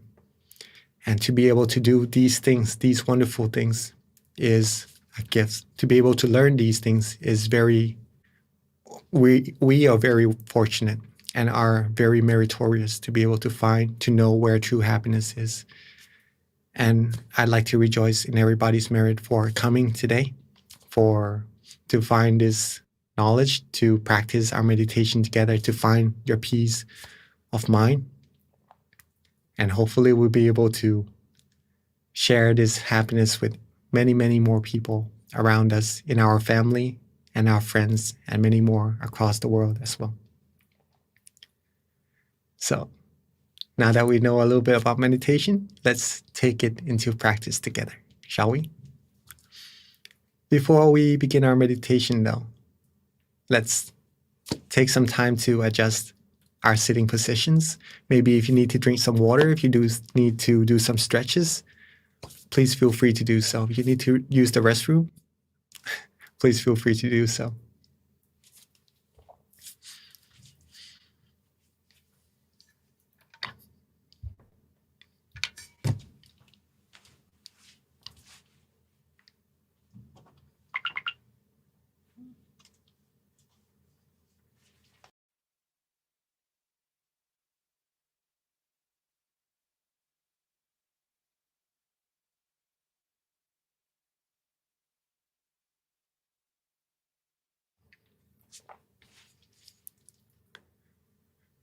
All right.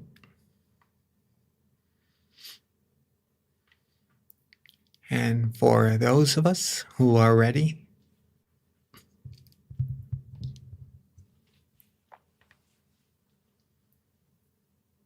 let's begin our meditation together by softly and gently closing our eyes.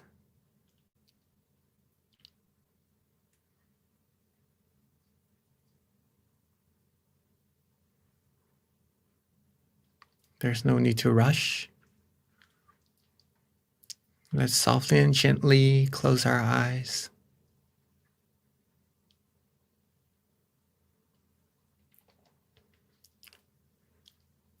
There's no need to close our eyes all the way either.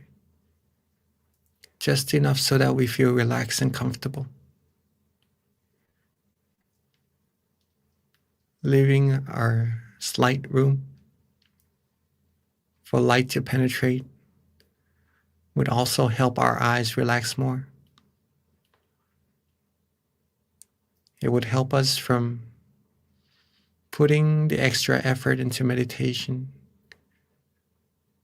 and to keep our body and mind relaxed and comfortable longer, more proficient as well.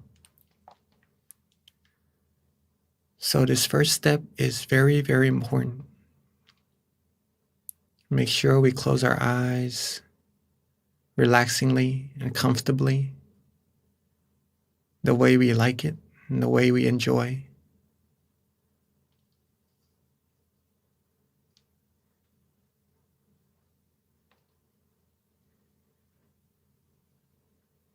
Now let's relax our face.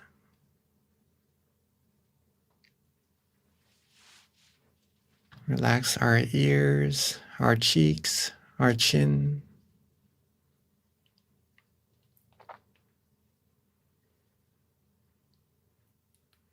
Relax our neck, our shoulders, our body, our legs, all the way down to the tips of our toes.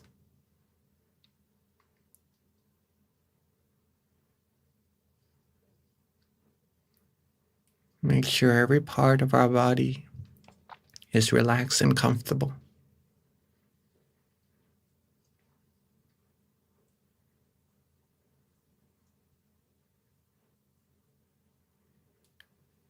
Rest our mind. Let go of everything, any worries, any responsibilities for now.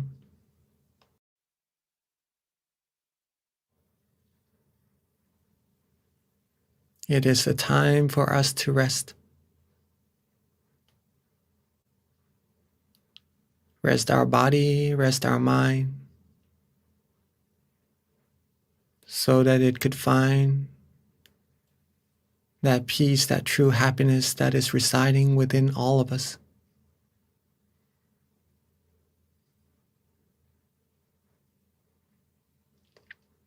If you are starting to feel relaxed and comfortable, that is a very good indication that you are meditating correctly. And at this moment, your candle inside, the light inside of your mind has already been lit. All that we need to do now is just to relax and just keep this feeling going. Keep on relaxing and don't worry at all about anything.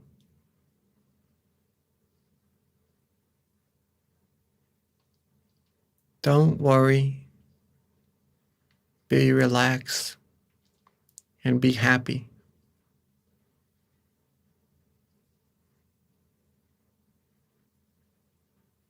Step by step,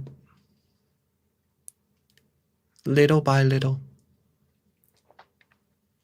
we accumulate more of these feelings.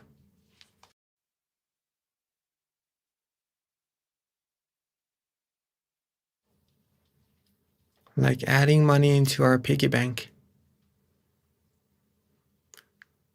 or watering a tree. Little by little, we accumulate the growth.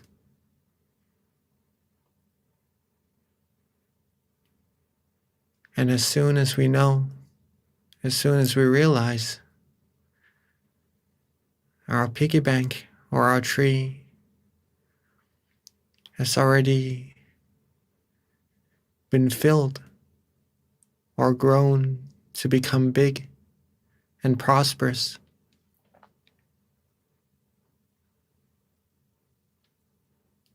and now if we'd like to get anything, to buy anything, or to take fruit from the tree, we'll be able to do so.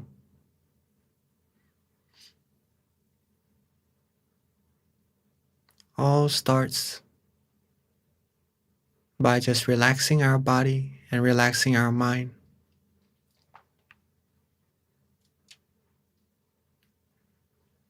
And keep that feeling of relaxation. Keep it going without having any worries.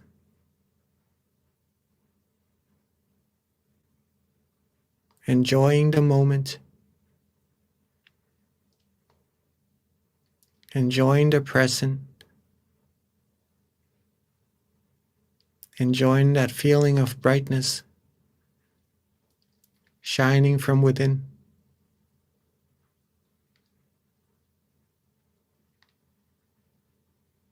Be with this feeling.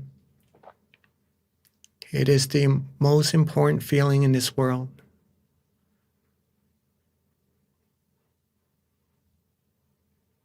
It is very, very precious, since it takes our mind away from all negativities.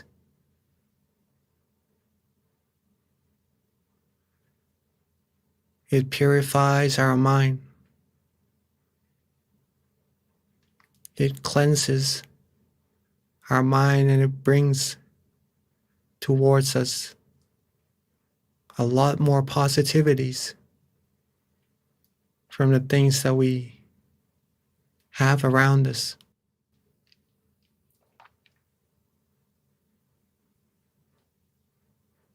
Relax, let go.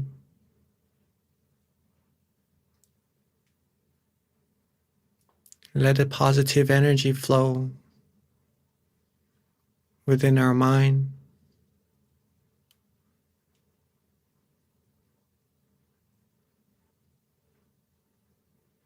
Enjoy every moment.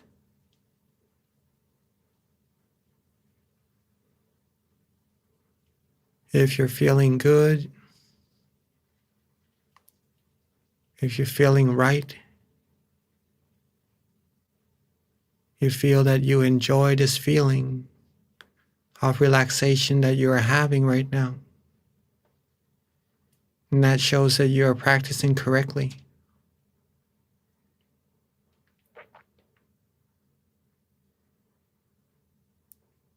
Keep this feeling going. And that's all that we need to do. It is like riding a train to a destination where the road is to be relaxed and comfortable. And whether the train reaches the destination or not, when we sit on it, we do not really think too much about it.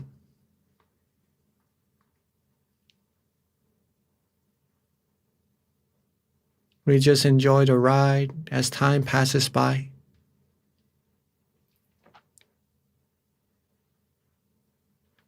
If we're able to do that same thing with our meditation, we just enjoy that ride, enjoy that feeling of comfort inside.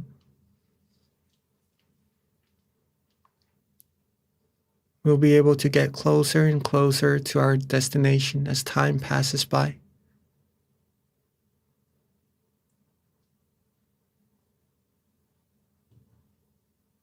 If we do not care much about what goes on inside our meditation, nothing will be able to hold us back from traveling further inside.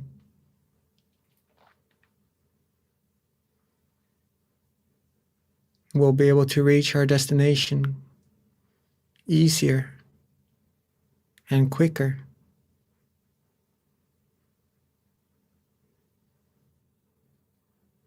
Some may start to have some meditation experiences as they are able to be relaxed and comfortable for a longer while.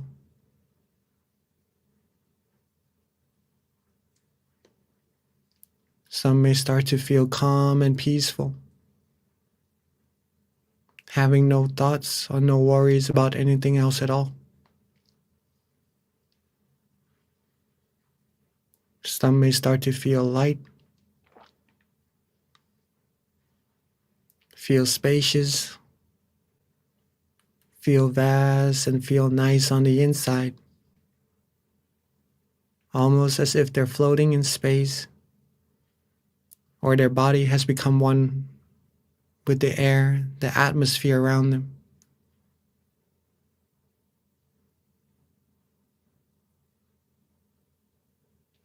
Some may even start to feel some brightness inside. Feel that the mind is flourished. The mind is expanding. It's becoming brighter and brighter, pure and pure inside.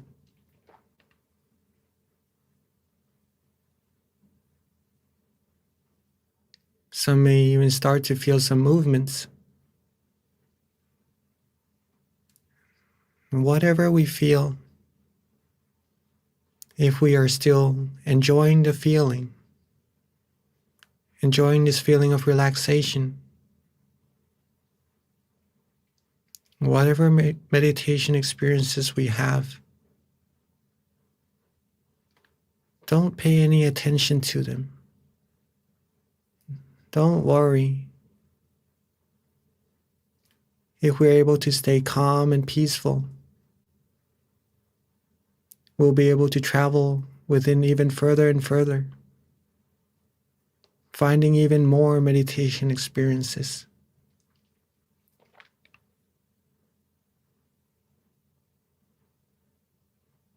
If our mind is not attached to anything, nothing will be able to hold it back from reaching deeper and deeper peace.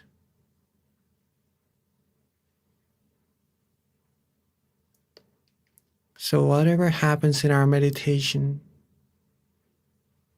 Keep on being relaxed. Keep on being calm and comfortable.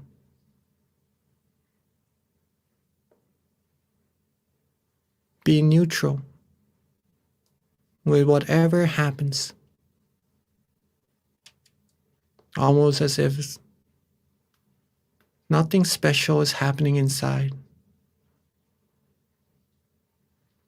Nothing that could take us away from this peace, from this serenity inside. And that's how we're going to be able to still our mind more and more firmly, find more and more purity and positivities, more and more brightness that shines within us. So later on, we could share this brightness with many, many more people. Get them to become happy and bright as well.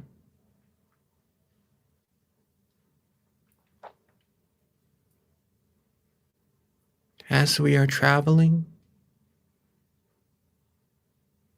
as we are relaxing, as we are enjoying this feeling of peacefulness, at any moment, if you'd like to use an object of visualization, such as the moon, the star, or even a crystal sphere, please feel free to do so. But to make sure that the visualization goes along with that feeling of comfort that you had earlier, so that it takes the mind further deeper within and helps the mind be even more free from wandering thoughts.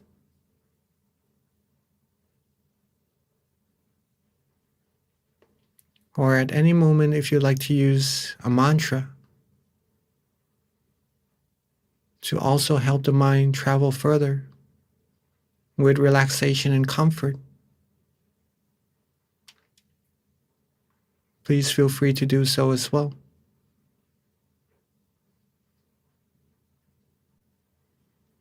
Or if you'd like to just let go and don't worry about anything, be relaxed in body and mind and not use any visualization or mantra, please feel free to do so as well. Whatever helps the mind and the body to be relaxed and comfortable at that certain situation in your meditation, that is the right practice, the right technique we should use at that very moment.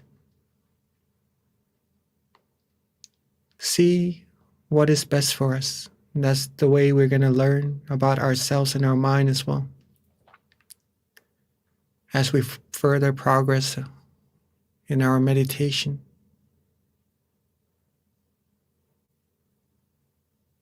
But the heart, the very essence of meditation is still to be relaxed and comfortable in body and mind.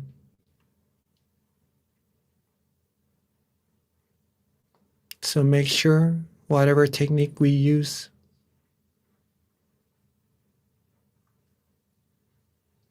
to never lose this feeling.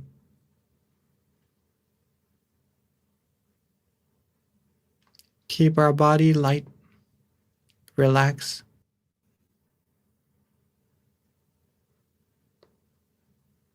Keep our mind calm and comfortable. Let go of all worries.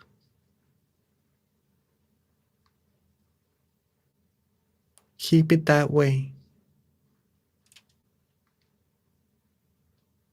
and let us practice meditation. Let us keep ourselves calm and comfortable together in silence for this time being.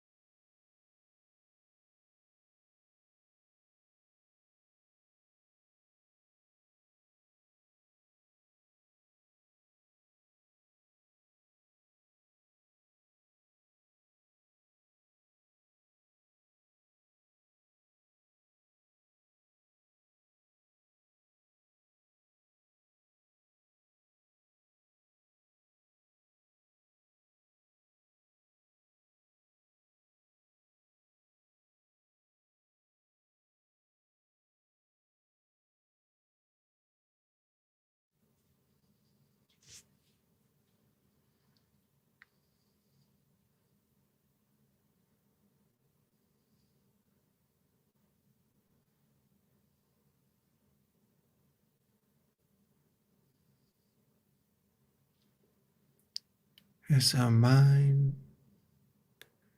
has now become more relaxed and comfortable.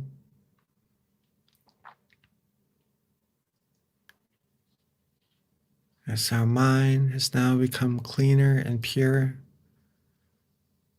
from stilling our mind, from resting our body and our mind together.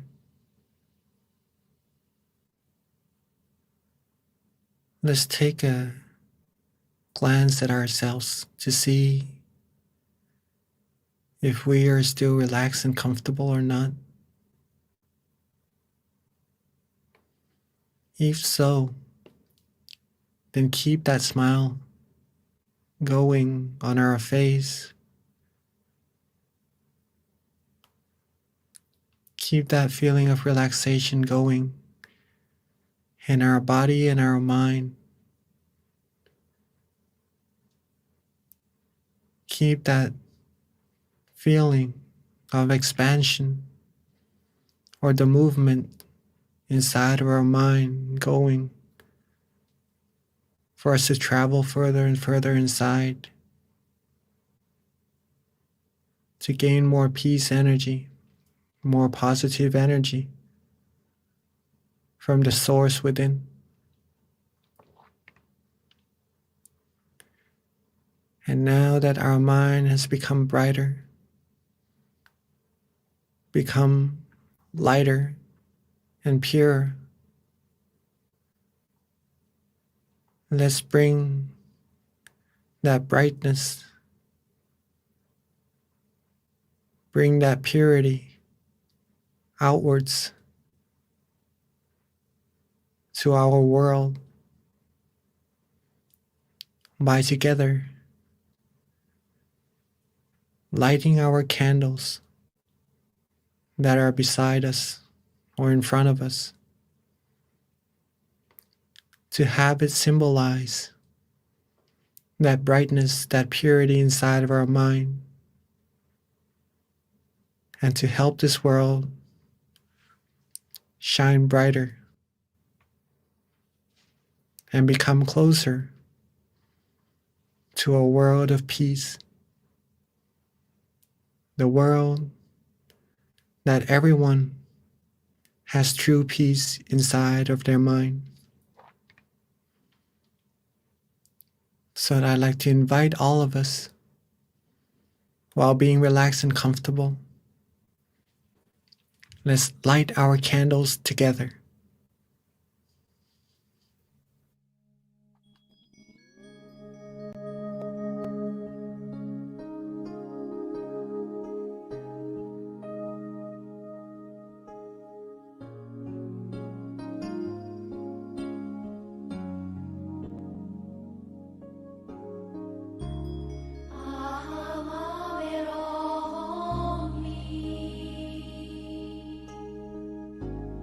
Ah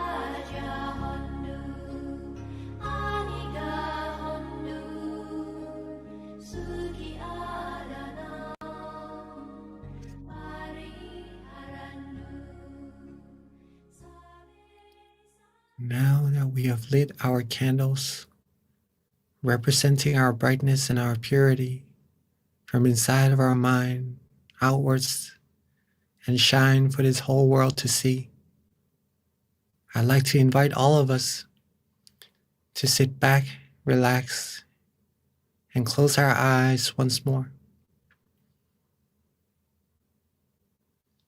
Close our eyes relaxingly and comfortably, and reconnect back to that feeling of comfort and purity inside of our mind. Imagine that candle that we've just lit,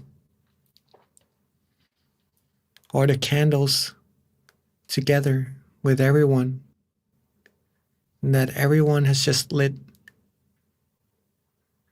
and bring those brightness inside of our mind, making our mind shining even brighter, even purer. And let's radiate this brightness.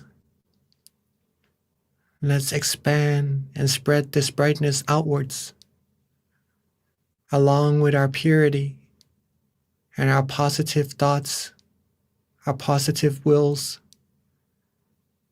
to help all of us, all beings in this world, become happy, become free, become pure, free from sufferings and sorrows.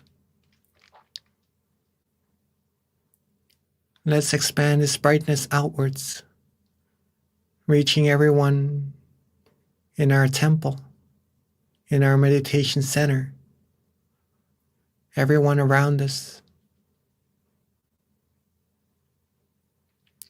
And let's expand it outwards even further to everyone in our community.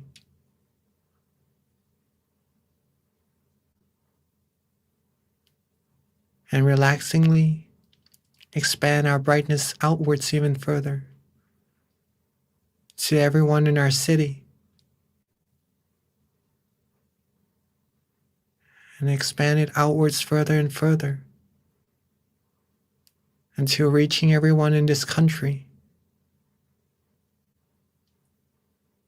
till eventually our brightness covers this whole world.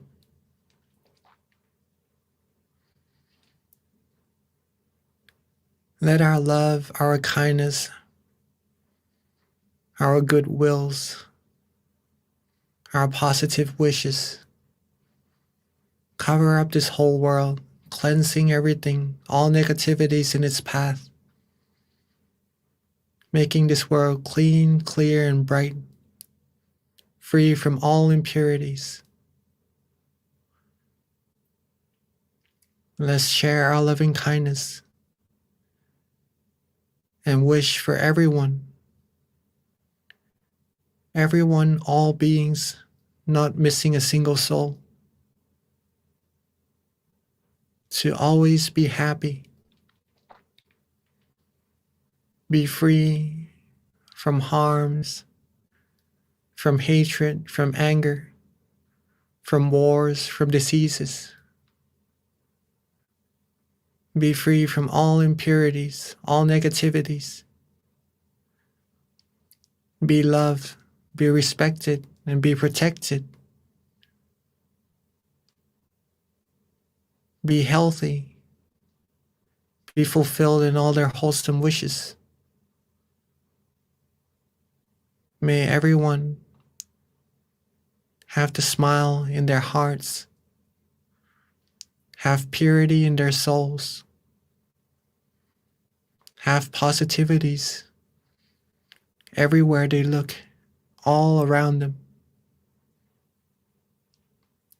May this whole world be a world of peace, a world of love, a world of true happiness. May everyone be able to find true peace, true happiness easily and quickly. And may all of us, everyone, reach the utmost of happiness,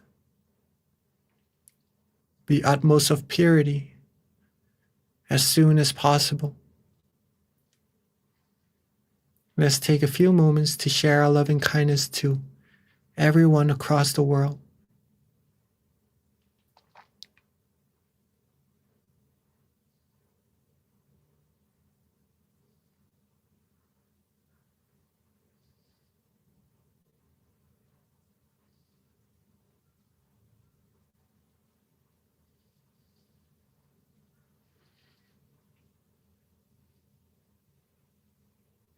Now that we've shared our loving kindness together with everyone and all beings,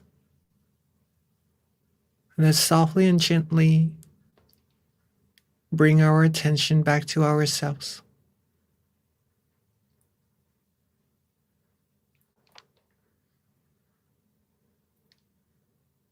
Let's softly and gently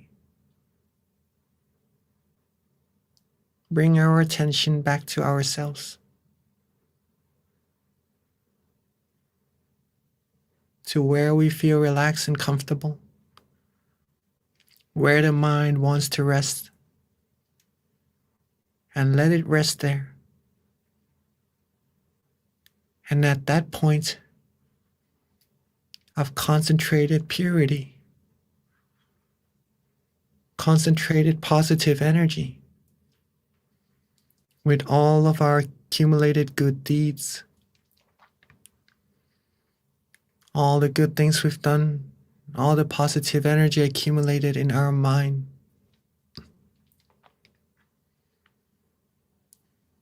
let's wish for ourselves to always be happy, always be healthy, wealthy, successful, fulfilled in all our wholesome wishes, free from all harms, dangers, sufferings, negativities, and impurities, free from anyone who would take us onto the path of ruin,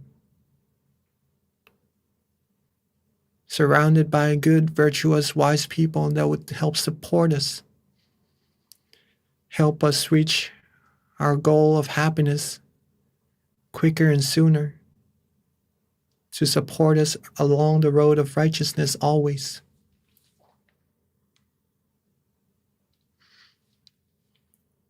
May we all be able to find true peace, true happiness quickly and easily at all times. Have the strength in our heart to help ourselves become pure and clean, and to do good things for ourselves, our friends, our family, and for this whole world, to be the role model of righteousness, to be the brightness. And may all of us be able to still our mind quickly and easily, and reach the utmost of purity, the utmost of happiness as quickly as possible. And let's take a few moments to wish for ourselves, for all the wholesome things we need.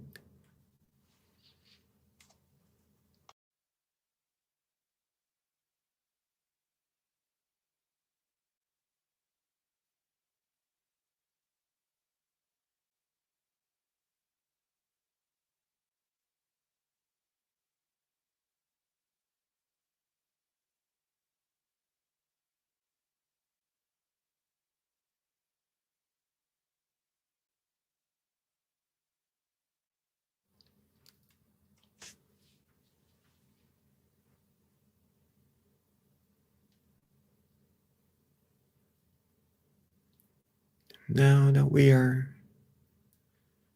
coming towards the end of our session together,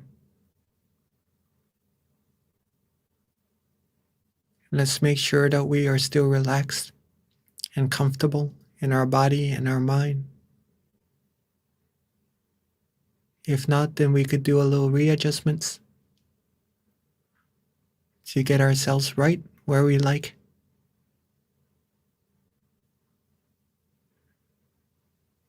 And as we end our session, make sure that we still have this feeling with us, to maintain this feeling as long as possible, and to reconnect back to it as often as possible throughout our days. And if we are ready, let's end our session together and softly and gently open our eyes.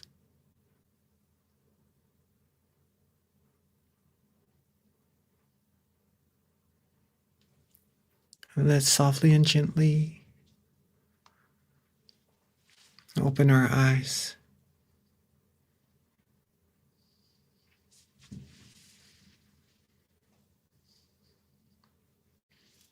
Hope you all had a good and relaxing meditation. And it's wonderful to get a chance to meditate with all of us. Okay, it's very nice to see all of you. Let me pass the mic back to our wonderful moderator, Miss B.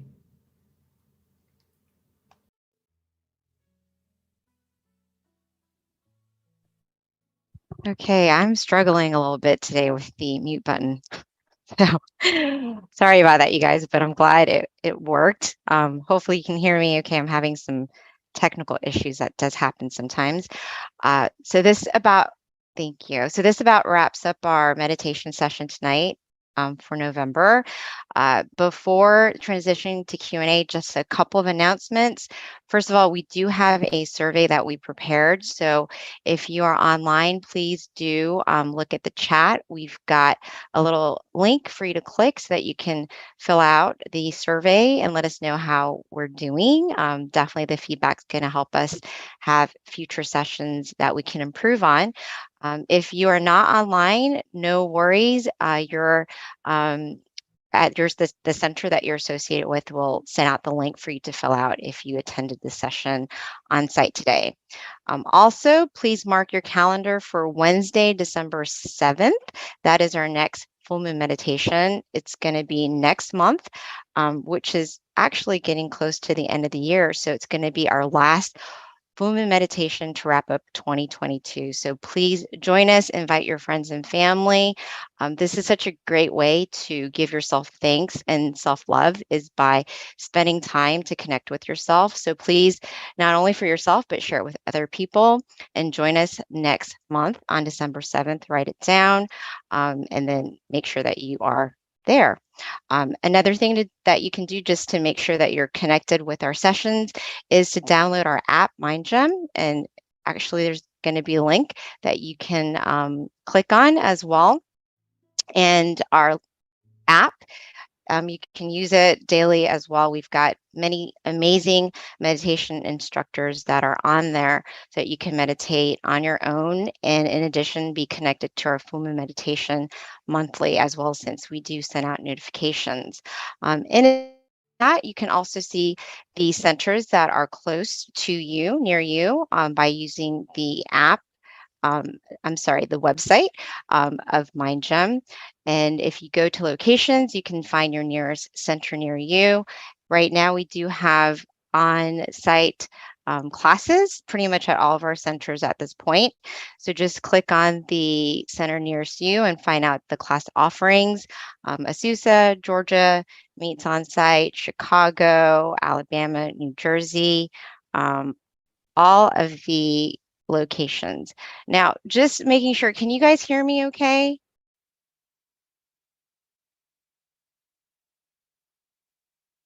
Okay, good. Just wanted to make sure because I can't ever tell. I'm glad that you can hear me because I know I was having problems before. All right, so that about wraps up our meditation session tonight. Now we're transitioning to the Q&A. Do not leave. This is one of my favorite parts because you can learn a lot with regards to just your meditation practice, being inspired by other people, any questions that you might have to be committed to your practice. So this is where we invite Monk Jackie back onto the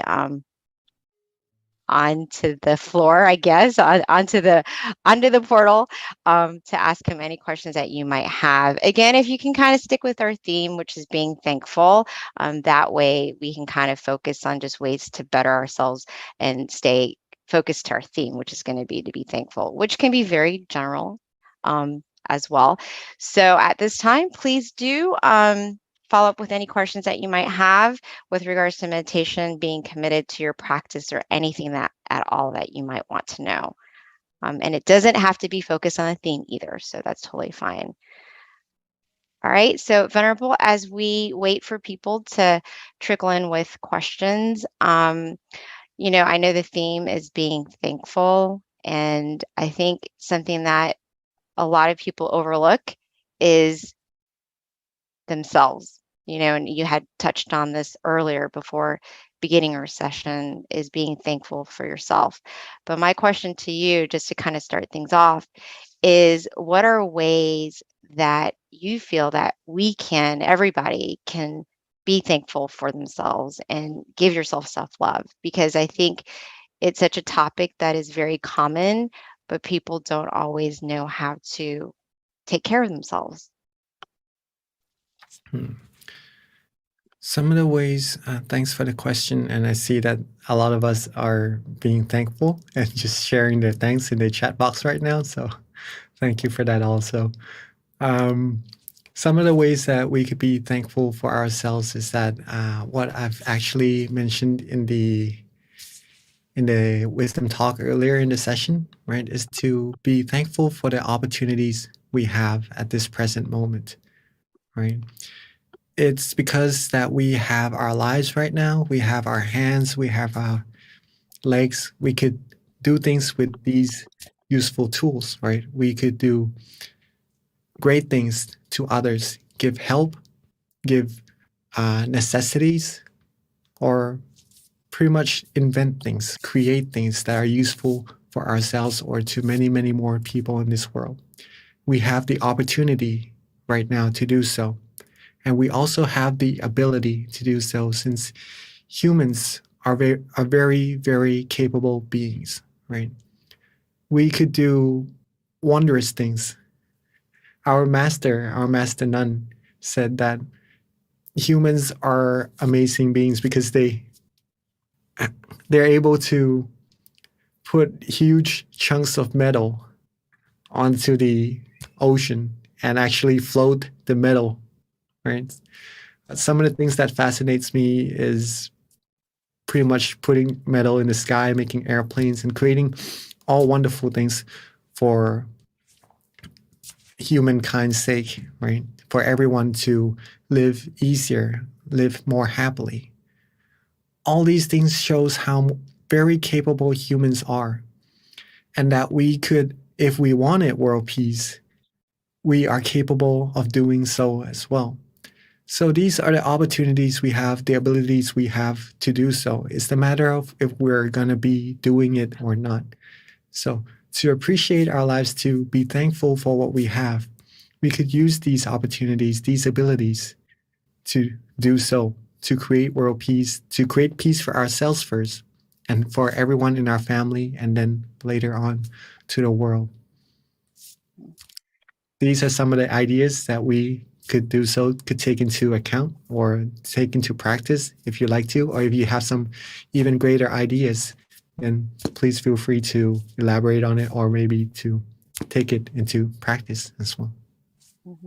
Yeah, Venerable. So you do have a lot of people definitely commenting and giving thanks for the session in general. So, there are a lot of thankful people.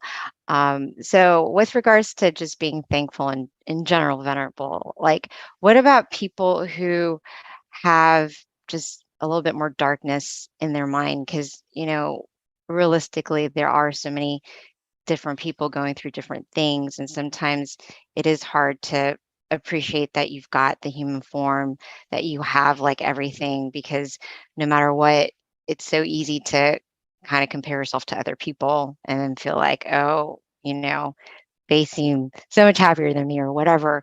So I guess with people like that, how do you kind of help give them a little bit more insight to train yourself to just be thankful with what you have, be content with what you have, and kind of just more focus on your lane instead of just trying to like look at other people.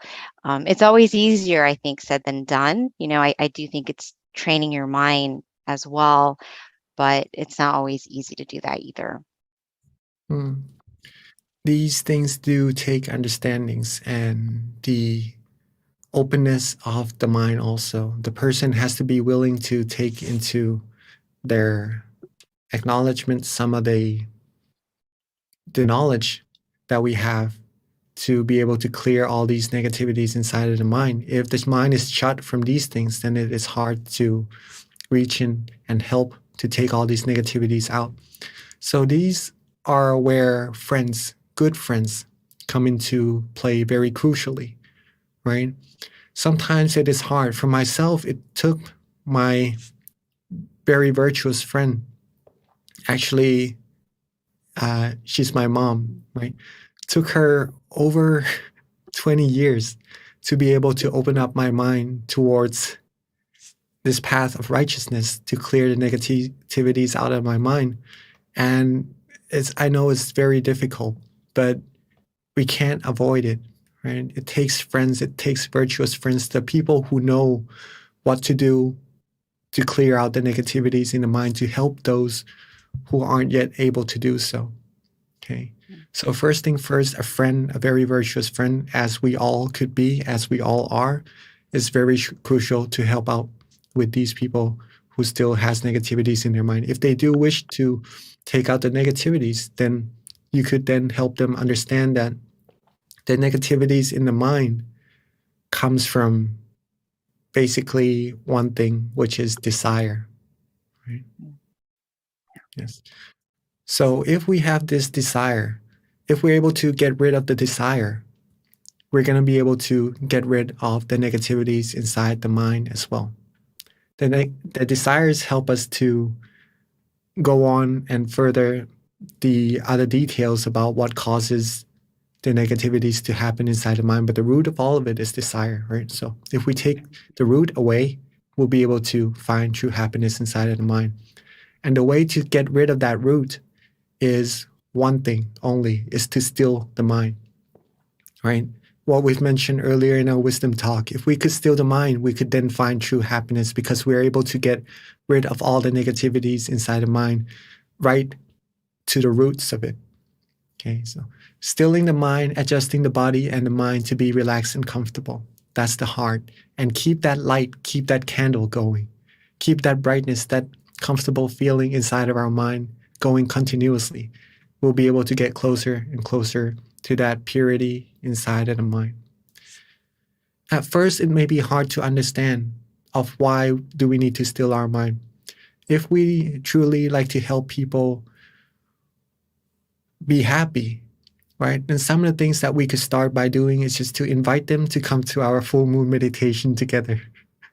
Get them to sit and just to relax for a little bit. Our teaching monks here who comes to guide you meditation, Monk Daniel and all the other monks in your center are very skilled in meditation.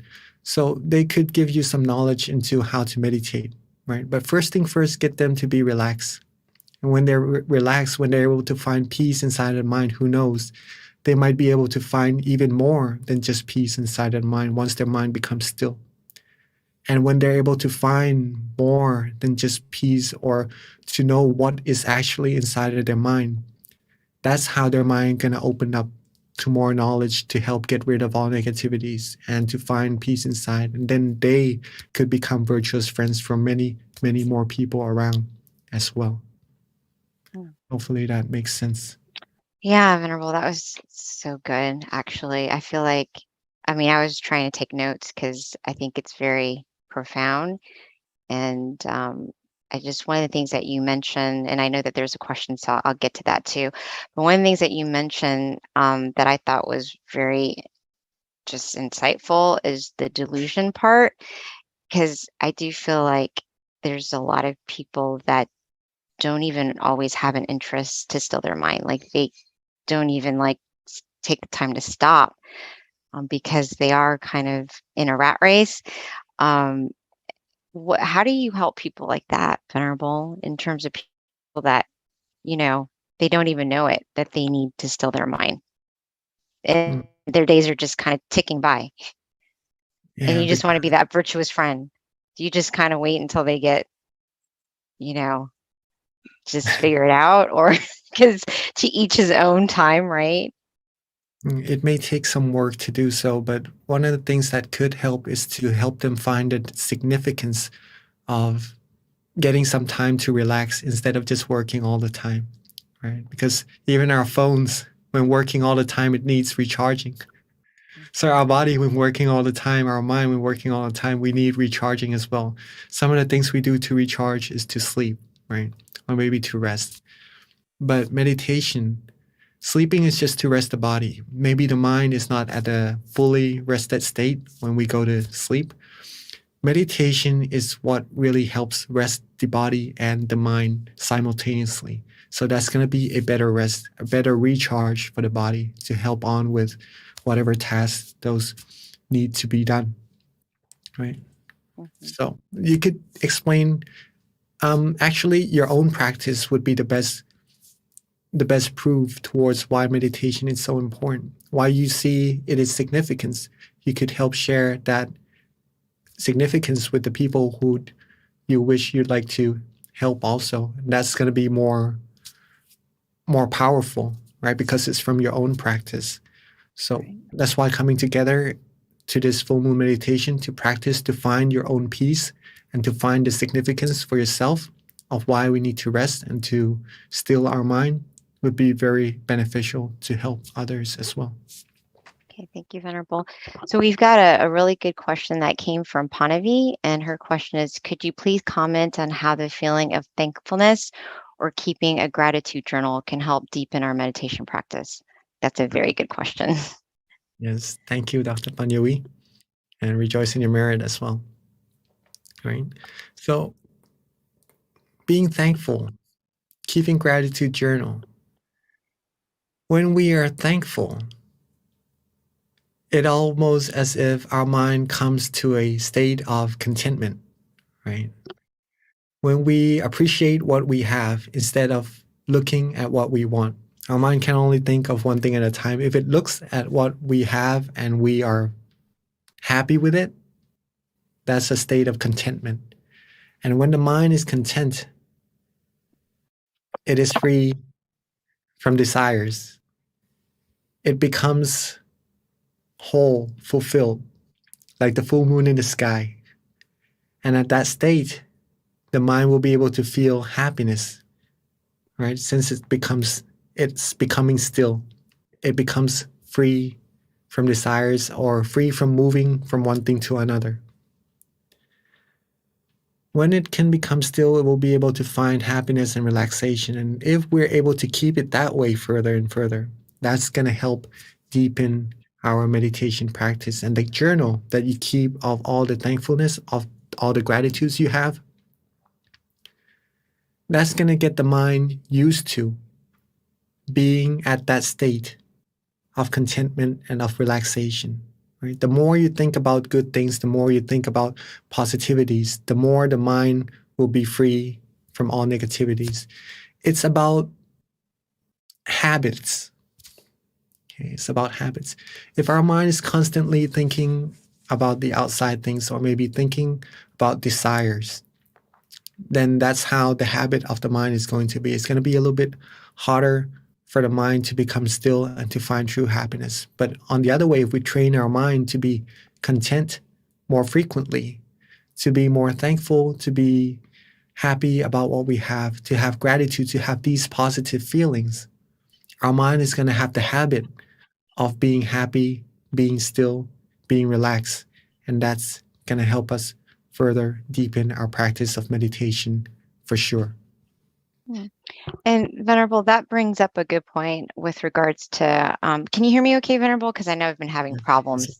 Okay, good. It's just been like off and on. So anyways, I'm glad that you can hear me. But, if you can expand a little bit more on the journaling aspect and how it does or how it can improve your meditation for those who, haven't really done it, including myself. I know it's something that has been emphasized. And, my question is just, how does it make your meditation better? And is it important? Like, is it something that you would recommend that we do daily to improve your meditation? Yes, of course. Journals are one of the very important things to help us improve on our meditation, right? Since we do have some aspects that we need to have in order to improve our meditation very well. One is to be relaxed, right? To be relaxed and comfortable. Another one is to be conscious or to have awareness in your meditation. Now we have these two things already, and we have consistency to keep this feeling of relaxation going with awareness together. Then that's how we're going to be able to improve our meditation. Okay. Improving the meditation, meaning increasing the refinement of the mind. The only way that the mind is going to be refined is that the mind is happy and relaxed and content. Okay, just the first three things first. The last thing involving journaling is to write down your journal is because it helps us to observe our meditation of what we do in our day that benefits our meditation, that gives us happiness. In this case, maybe Dr. Panjavi says to write a journal of gratitude. That's going to help the mind think of all the positive things, right? And when the mind becomes happy, relaxed, and positive, that's going to increase the refinement of the mind. That could help also.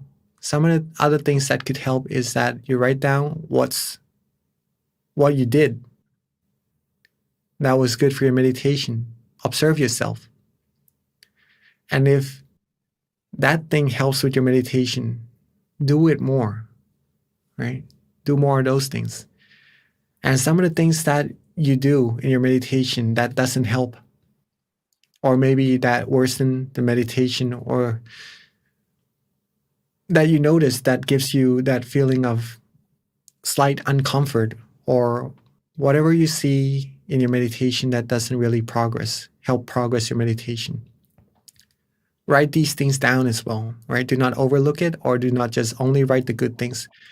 If you know for yourself what is good for your meditation, what is not, then you'll be able to reduce the things that aren't really benefiting your meditation and only practice more the things that would help improve your meditation.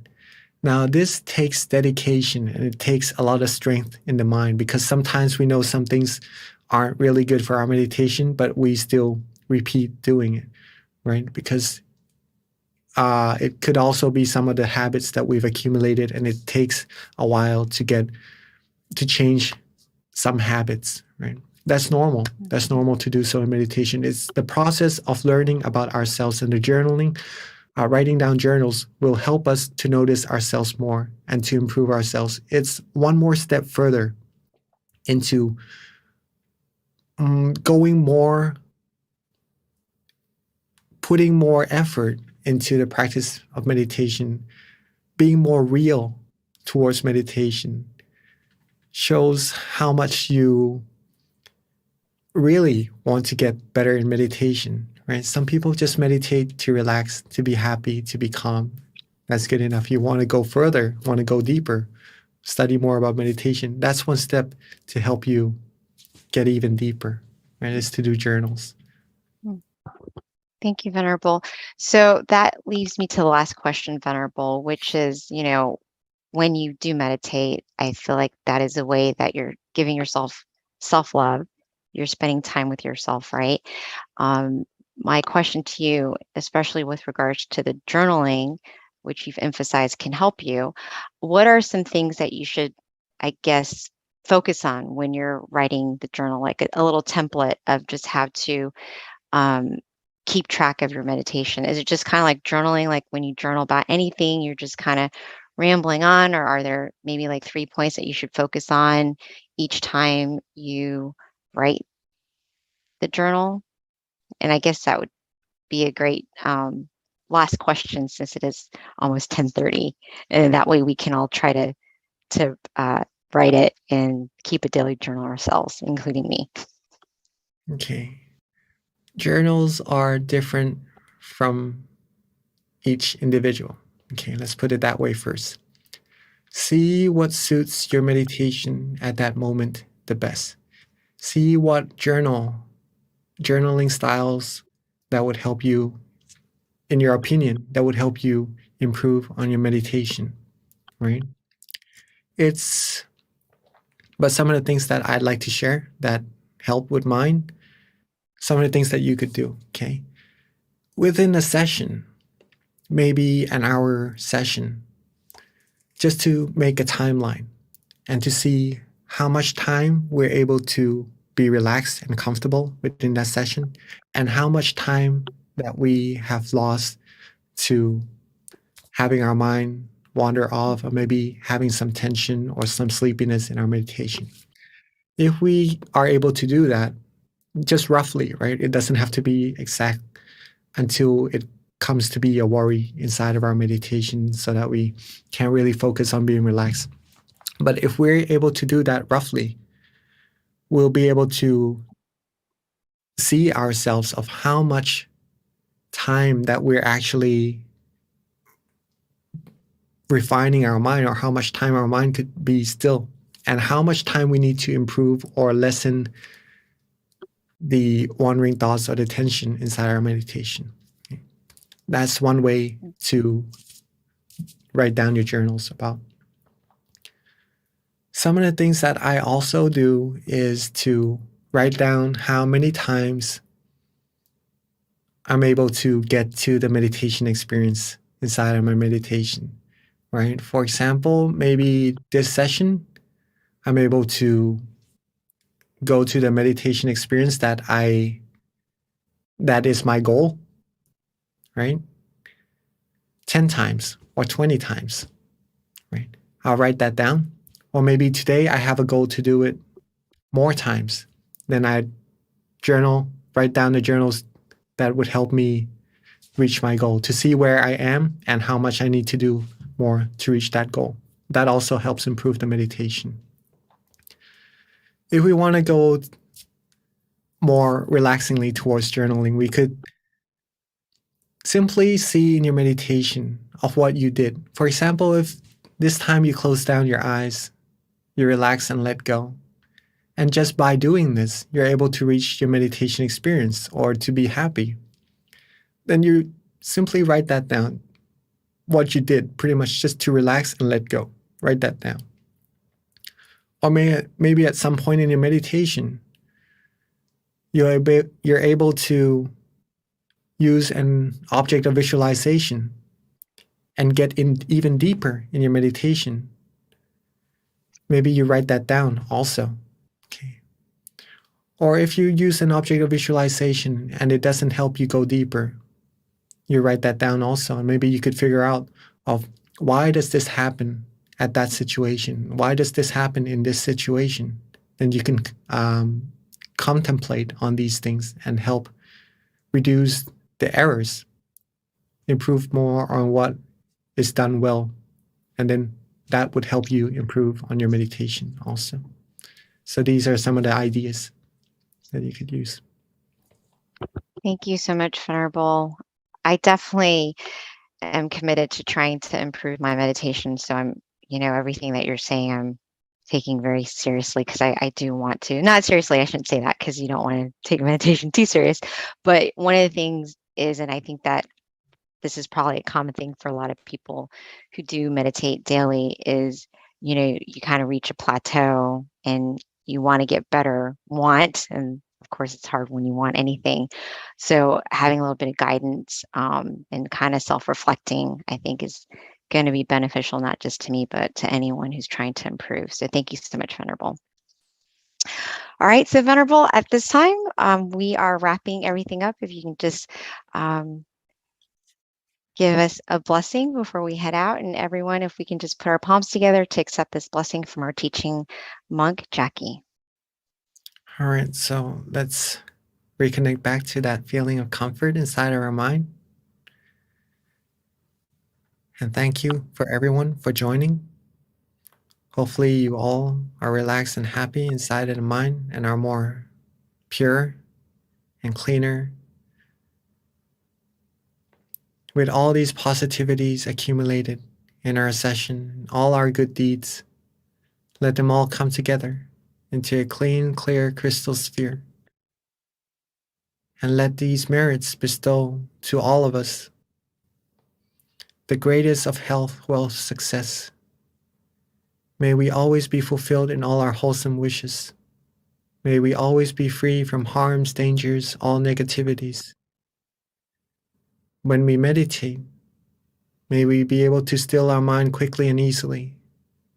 May we all reach the utmost of happiness as soon as possible.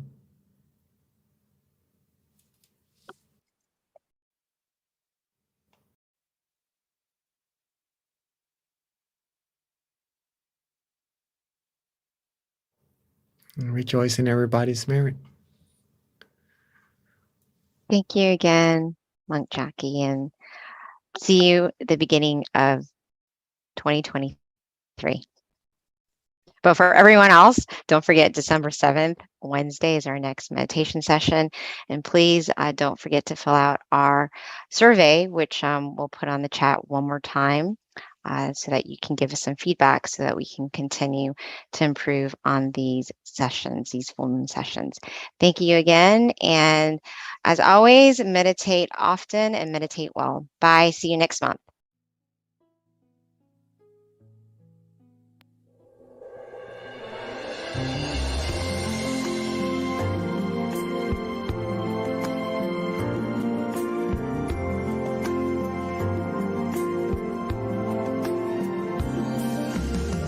Let's come together to open the new whatever, to eliminate all conflicts and differences. It's time for everyone to join hand in hand. At last, now the world's beyond healing. It's time to change the world. As the one who knew in the past,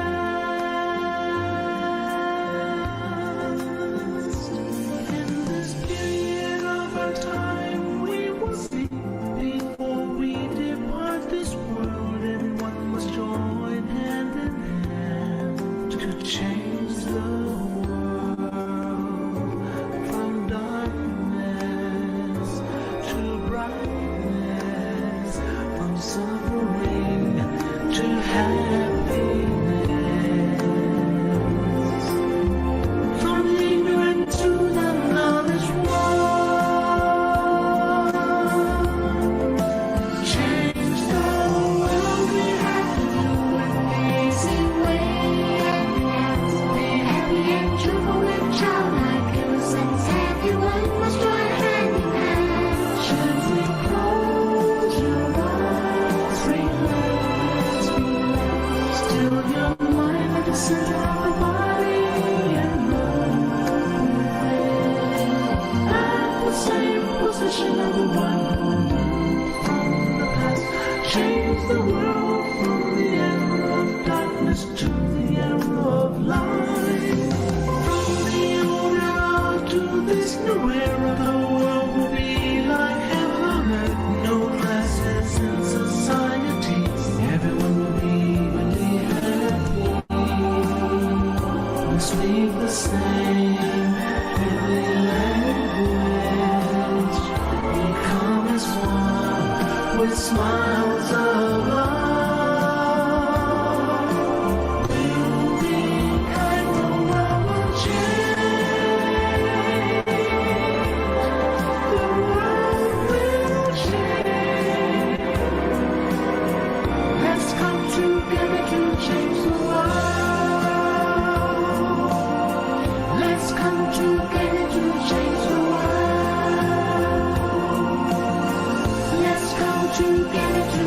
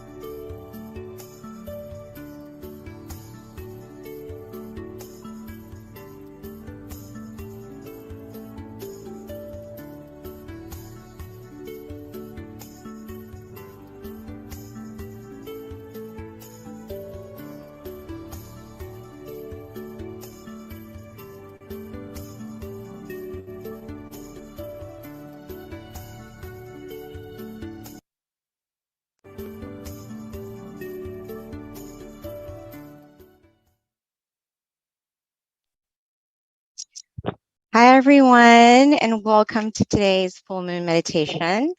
Today is October 10th, and for those who don't know, today is considered World Mental Health Day, which is actually marked every year on this day, which is October 10th. So it's pretty special that we're all here today to meditate together. So one of the things that I did last month that was pretty awesome and worked really well because the theme was on, I don't exactly remember what the theme was on, but whatever quote was pulled was actually in line with the theme. So let's see if we can do that again today. Today, our theme is World Mental Health Day. If I can get someone to, let me make sure I've got the chat on so I can see this, but if I can get someone to pick a number from 8 to 150, please.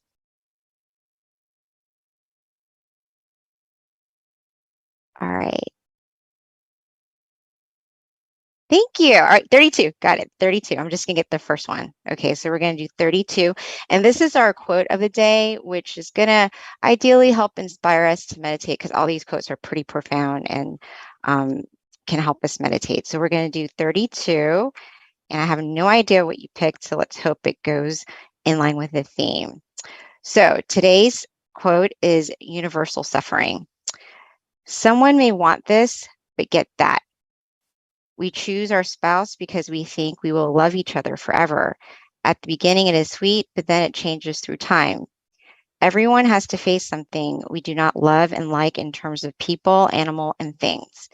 Separation is an ordinary element of life, and suffering is universal for every living being. The Buddha found that the way out, and whoever follows this practice, will attain the ultimate peace and will become acknowledged, awakened, and overwhelmed. When we know our own story, awake from the matrix, the mind will be joyful and peaceful as a result. So that was today's quote. So thank you so much for picking that number, 32. Another thing that we did in the past 3 months is, if you don't recall, we've been doing this thing called a mind challenge, which is an opportunity for us to build on a habit that we've been wanting to improve during this special time. And this actually marks the end of that challenge. So I'm going to share my challenge and what I did, and hopefully we can get some insight in what you hopefully experience and that you're able to build on during this 3-month mind challenge. So for me, I actually tried to increase my meditation more, and I did that throughout the past 3 months. So I'm proud to say that I actually did that. So if anyone has a story that they want to share with regards to something that they were able to commit to, please share it on the chat so that we can all see it, and it'll help inspire somebody else. But don't forget, it doesn't matter, even though this mind challenge is complete, it's still something that you can continue to do on your own every day. It's to improve yourself. So with that, I'm going to introduce our teaching monk, Monk Daniel. A little bit about Monk Daniel is that he's been a practicing Buddhist monk for over 10 years now. His dedication is to meditate, and he's been dedicated to this practice and trying to do it passionately for over 10 years. His goal is to spread meditation to the world so that everyone can find true happiness inside. So at this time, without further ado, let me introduce Monk Daniel.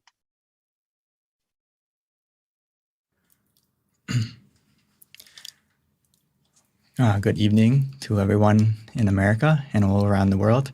Good morning from Thailand. It's good to see everyone gathered here today on this full moon. It's a very auspicious day today because not only is it the full moon of this month, which symbolizes the brightest night of this month, as well as the 138th anniversary of our great meditation master, Luang Pu. So for those of us who have been practicing and joining every time and know about the Dhammakaya method, everything that we've been learning and practicing together is from him. So today is a good day to pay respect to him and honor him by taking the time to meditate together. And coincidentally, it's also the 10th of October is also the day of World Mental Health Day. which is, actually in Buddhism, there's nothing coincidental. Everything happens for a reason.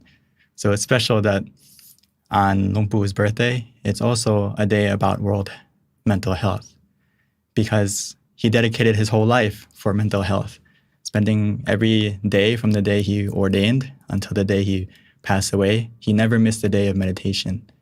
And he dedicated his life to understanding it and teaching it and giving us the knowledge to now, over 138 years later. So we are taking the steps in the right direction for ourselves to look after our mental health, which, as we know, nowadays, now than ever, we really need to look after that. As we are starting to learn about it more in the Western world, maybe in the East, we've known about it for a little bit, but in the West, we're still learning step by step on how can we develop our mental health and look after it. As our lovely moderator, Miss B, mentioned a moment ago, right? We just finished our challenge, our Mind Gym challenge, right, for the 3 months. I would like to also give you the positive energy or the merit for me for making it 11 years as a monk now. So I'd like to share that positivity to everyone as well. Anyway, let's learn today about how can we take care of our mental health.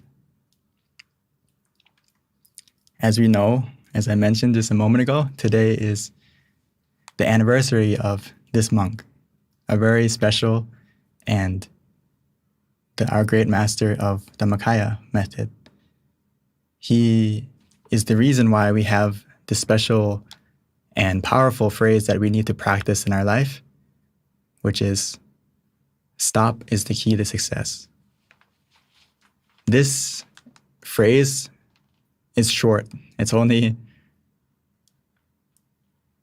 a couple words, right? It's only 5 words. So it's a short phrase, but if we practice it, it's very profound. If we take the time to stop our mind, by taking the time to still it, we can achieve the happiness within us. So this is something that we really need to, if you can't remember anything through today's talk, remember these words. Stop is the key to success. He meant not only in meditation, but also in our life. Because if we take the time to stop our mind, still it, we can unlock something so precious and so valuable that comes from stilling our mind. So, as we're talking about mental health, right, we all want to get positive thinking. We want to get this level of positive thinking because our mind is an element of success, and it's the most important thing that we have to look after. Other than our body, we're used to doing that, but what we need to make a habit of is looking after our mind.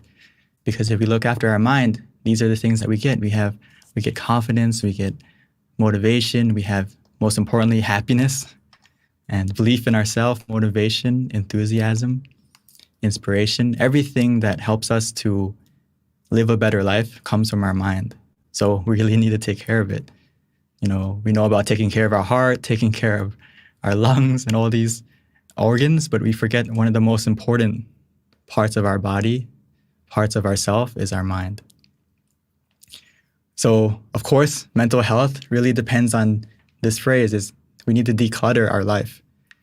As we know, there is signs of mental depression or signs of mental illness is when people don't look after their environment, don't look after themselves, right? So as we take the time to declutter your life, it will make your mental health better. But the most important thing is, why should we meditate, right? Because it's like this.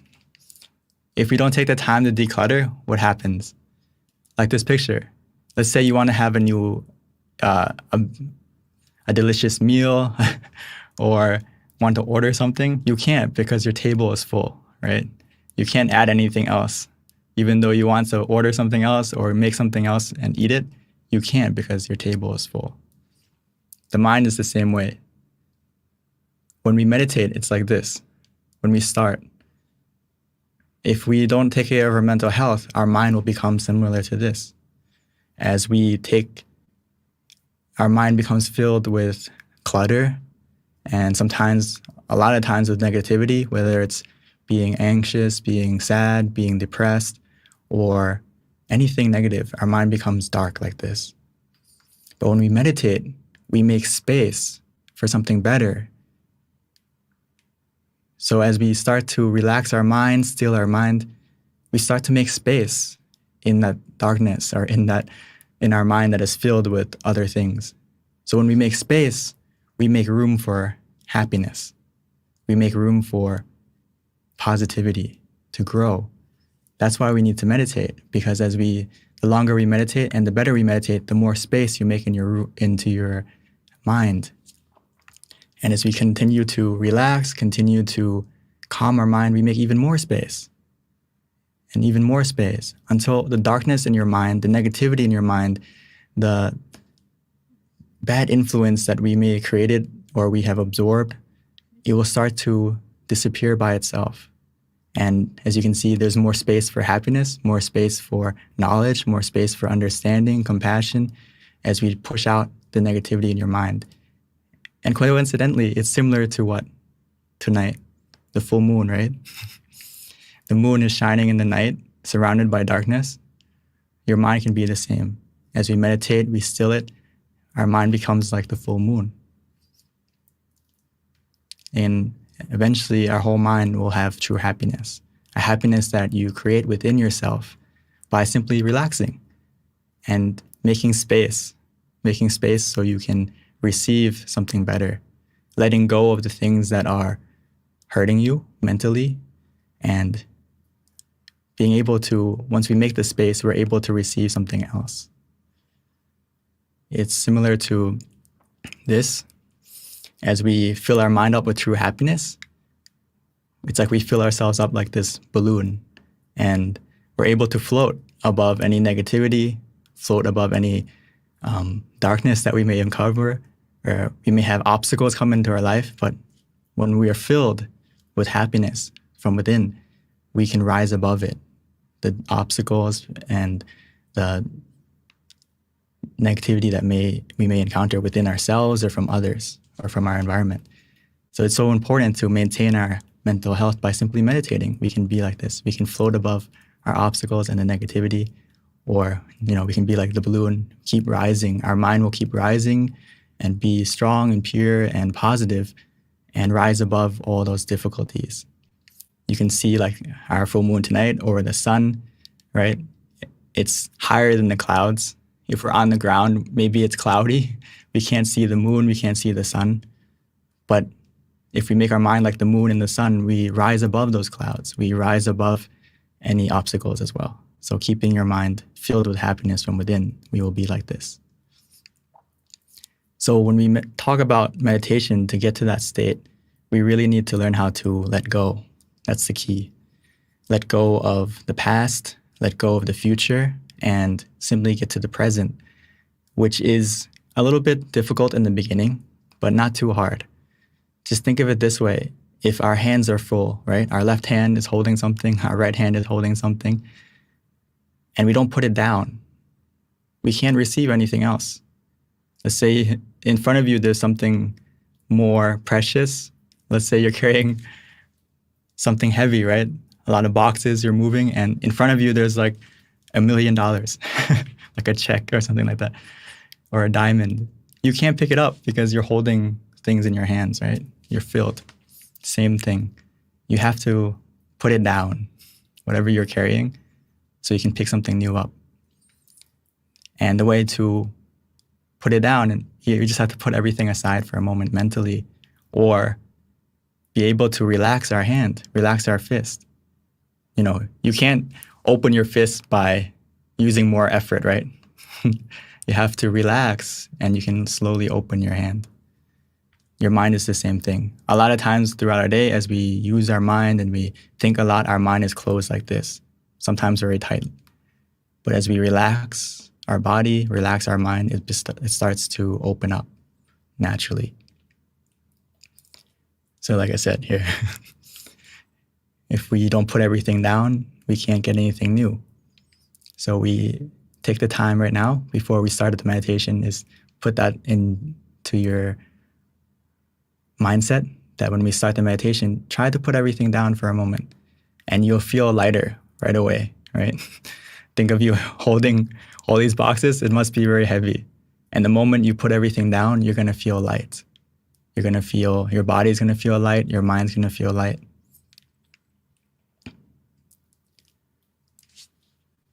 So as Luang Pu said, right, stop is the key to success. And when we do that, our mind becomes to be still. So when we still the mind, we begin the change within yourself to look after your mental health, right? And to make your life positive. We may think that, hey, how can making my mind still or stopping my mind be the key to success? You can look at it like this. When you still the mind, your mind becomes positive, right? It fills up with happiness, like we mentioned. And when your mind is positive, your speech will be positive. Your action will be positive. Your habit will be positive. And of course, what you do as a habit becomes your destiny. So this is the pathway to make your life better in every way, starting from within yourself and then spreading out to everything. It's like you find that inner brightness within you and you can share that brightness and shine that brightness through your speech, through your action, through your habit, and to everyone around you. So the stillness of mind becomes the miracle that we need in our life. Whenever we feel down, whenever we feel that we are overwhelmed with negativity within ourselves or from others or from our environment, don't wait for the miracle to come. Don't look for someone to help you or rely on someone to help you or some, magical thing to come. If you just take the time to look within instead of looking outside, you can find the miracle that you've been searching for or looking for. Just remember this recipe. It's not a secret. Most recipes, we like to keep it in the family or keep it as a secret. We don't want to spread it. But this recipe, I would like to share to everyone, and please write it down mentally and maybe physically so you don't forget and use it every time, is that this. With a mind that is clear and at ease, we can achieve anything. If our mind is at the seventh base, which is at the center of the body, anything can be achieved. This is a translation from Luang Por, which is another great master of ours, which he connects to Luang Pu. So remember this recipe and we will have success in everything we do. And I always use this as when I feel overwhelmed, when I feel stressed, I feel uneasy, I always remind myself, hey, I need to clear my mind, make it at ease, keep it bright, and then everything else, we're going to be able to see the solution and know what to do next. Because unfortunately, we can't, go and buy the essence of positivity in some store or, on Amazon. Unfortunately, there's no deal to buy it, but you can create it within yourself following that recipe. And every time you meditate, every second that you calm your mind down more, it's like you're filling yourself up with this positive essence. And once you have that full essence, you can not only use it for yourself, but you can also share it.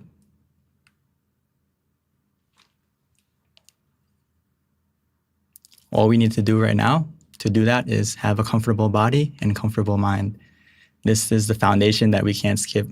We mention it every time, but sometimes the small things go a long way. Remember that before we start the meditation now, keep your body comfortable the best you can. You can stretch a moment or adjust yourself to a comfortable position that works for you. So it's very important to adjust the body to prepare yourself. So, sometimes we have to take a sip of tea, some coffee, some water to freshen you up. Maybe in the future, before you come to meditate, you can take a shower. And most of us tonight, we've already taken a shower, so we're probably fresh and alert and ready to meditate. And of course, a small stretching can go a long way. And the comfortable mind part, this is a little bit more difficult, but actually easy if we just do in the beginning. Just learn how to put everything down mentally by just talk to yourself. Today's this moment for the next 30 minutes that we're going to meditate together is the time for yourself. So not time to think, just put everything down and learn to let go. Learn to let go, like this picture. If you hold on to the lantern, everything in life, there's a moment for us to hold on to it and let go. Nothing in life, like the quote in the beginning, right? Universal suffering. It may sound a little bit pessimistic, but it's the truth. Everything we encounter, we have separation. But that doesn't mean it has to be negative. There's a time for everything that we have to hold on to and let go, right? The bird has to leave the nest eventually, right? Your children have to grow up. Your parents have to pass away. This is reality. But as you can see, like the lantern, if you hold on to it too long, what happens? It burns, right? It burns up and it hurts you. So eventually, when the lantern fills up with the energy, with the oxygen, right? With the gas, we have to let it go. And when we let it go, it floats up and it lights up the night, right? So as we let go, it actually creates something more beautiful as well, making the light, spreading the light to the sky, and we get to see that event happen. So sometimes we have to let go, and when we let go, we actually may feel better, and we may be able to experience something new. So right now, all we need to do is change our focus to comfort, and we can do that by using the mantra, using the visualization to help you change your focus. And now all we need to do is follow the comfort. Follow the comfort. That's it. If you can't remember anything, just follow what makes you feel comfortable. And if you don't feel comfortable mentally or physically, just adjust. Don't use force. Don't use any effort. In Thai, sabai, relaxing and comfortable. That's all we need to do. So without further ado, let's take the time to meditate together and look after our mental health and take the steps to develop ourselves mentally, and then we will see that success happen in our life. So before we start the meditation, like always, let's take the time to relax physically first. If you are ready, you can start. If you're not, take the time to adjust until you feel comfortable.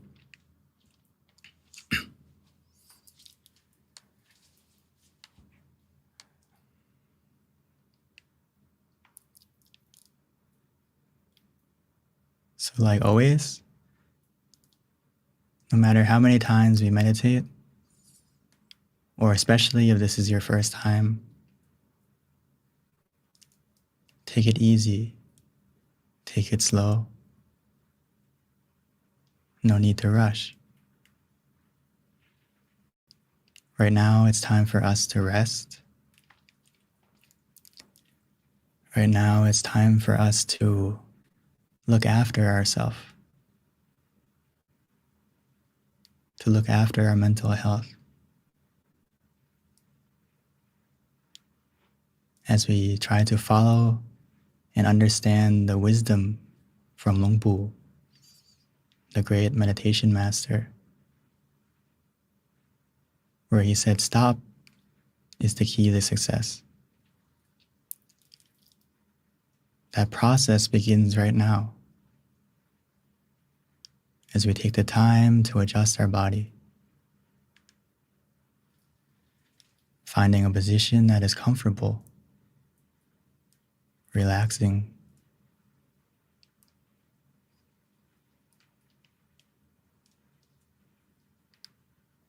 And once we found that position, we may slowly, gently, naturally close our eyes. Closing our eyes in a way where we feel relaxed. The same way we would when we go to sleep. Because right now is a time for us to rest. But a special kind of rest, where we feel conscious and comfortable together. So once we've adjusted our body to be comfortable, we've closed our eyes to be comfortable, we can begin to let go. Starting from our eyes, we can let go of them. We can forget about them completely.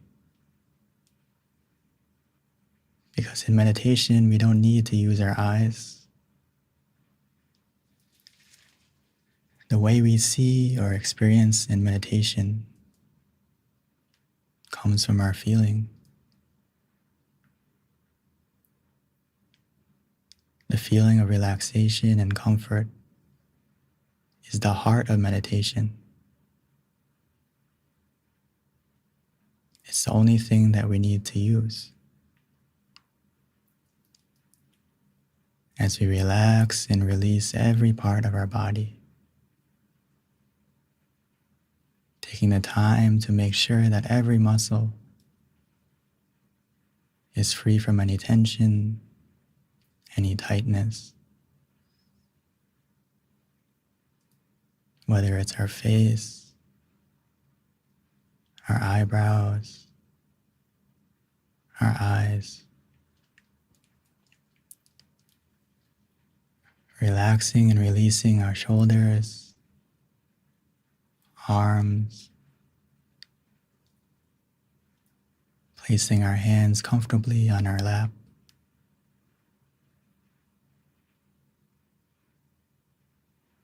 releasing and relaxing down our back, legs, all the way down to your feet.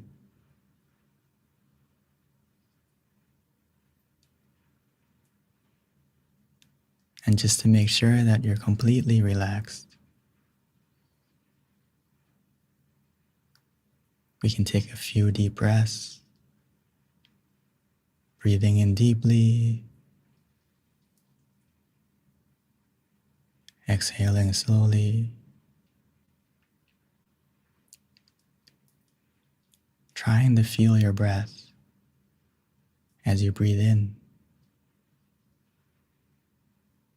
As that breath enters your body, filling up your lungs with relaxation, allowing that relaxation to spread from your lungs to every corner of your body.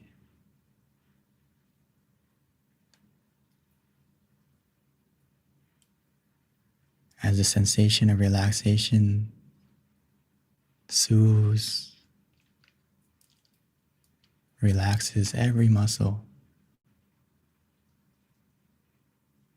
As we exhale, allowing all the tension, any hidden stress or tightness to leave, to fade away, to disappear. Leaving us only with relaxation within us, around us. You may notice the more we relax, the more our body will begin to fade away, becoming one with the relaxation that we feel.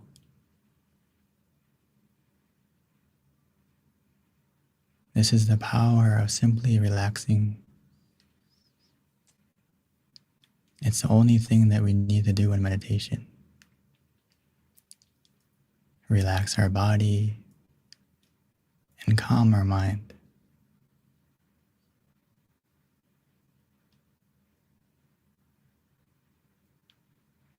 As we relax our body, our mind will have the foundation to begin the process to become still.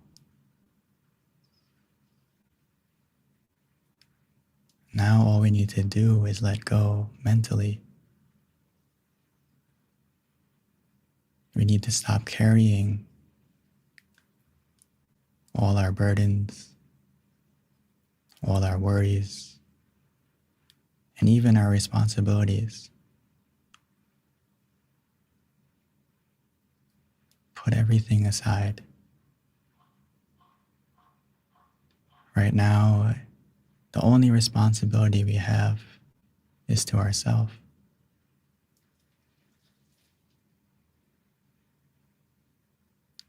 We have so much love to give to everything, but now it's time to give that love to yourself.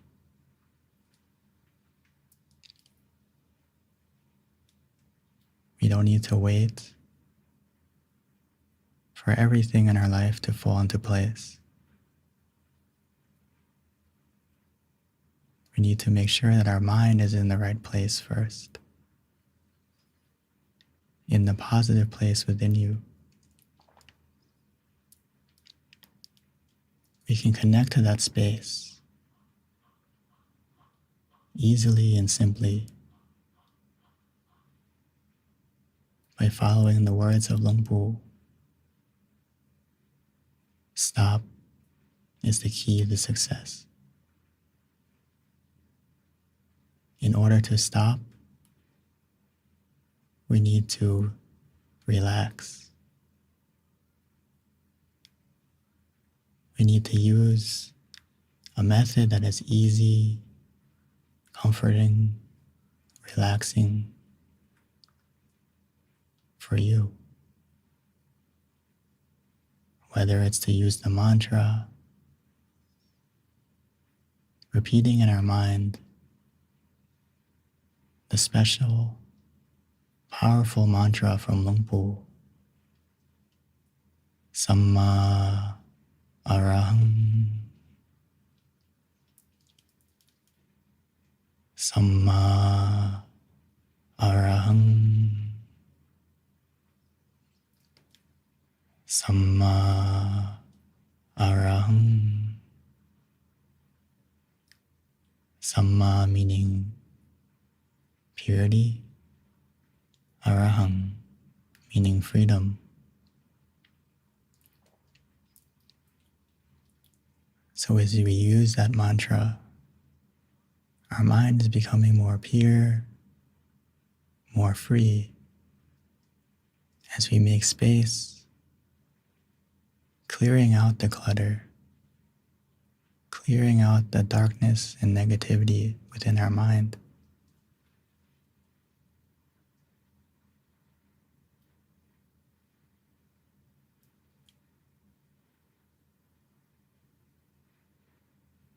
Or for some of us, it may be easy, enjoyable to visualize. Visualizing the full moon tonight, shining within you, in front of you, covering you, however you like. Or you can imagine the sun.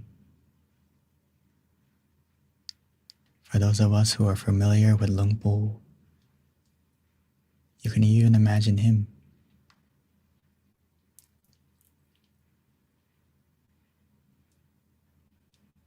We can do it however you like,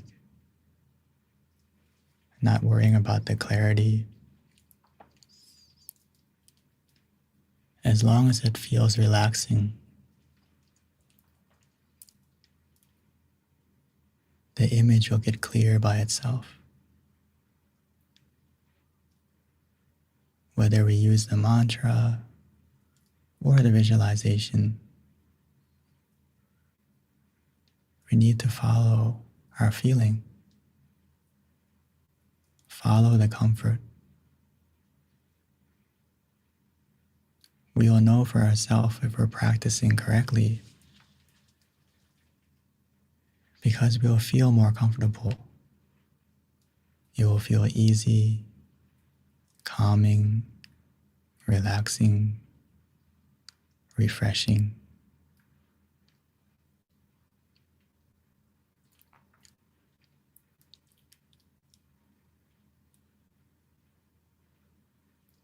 For some of us, as we begin to feel more calm, more relaxed, where we feel conscious and comfortable together. Every moment, every second that passes by, our mind is becoming more clear, more bright, more positive.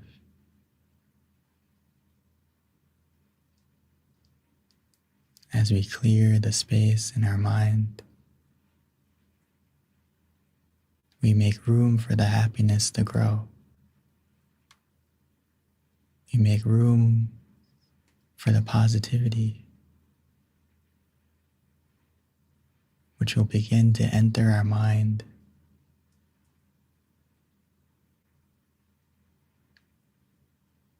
All we need to do is continue to let go by relaxing and releasing.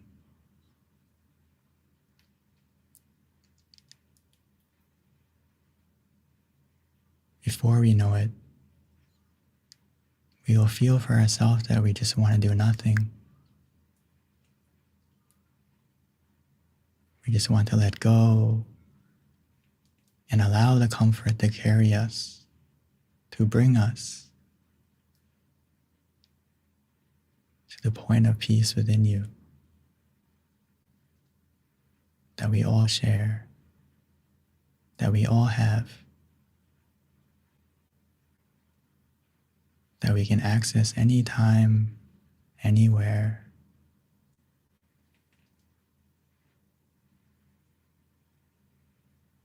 As we continue to relax and release, the negativity in our mind, or any darkness that we may feel, it won't be able to stay.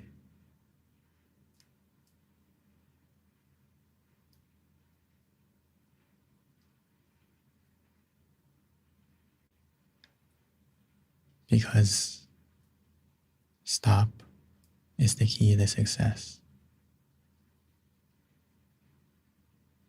The more we still our mind, the more we stop the negativity, and we start the positivity within you.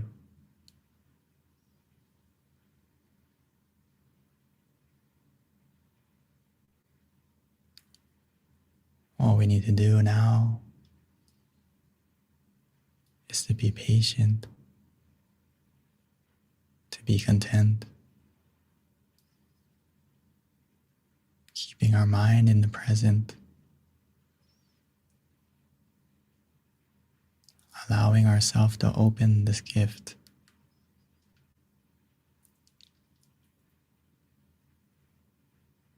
And the happiness within you will come naturally on its own, as our mind will become full of brightness, full of happiness, full like the moon tonight.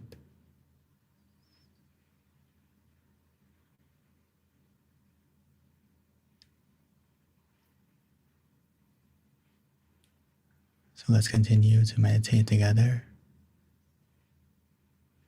allowing our mind to become full, to become bright.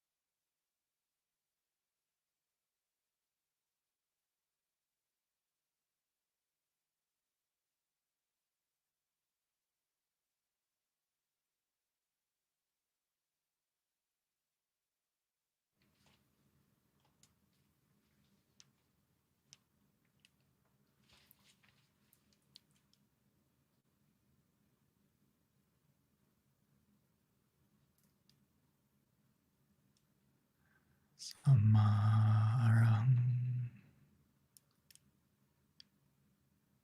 Samarang.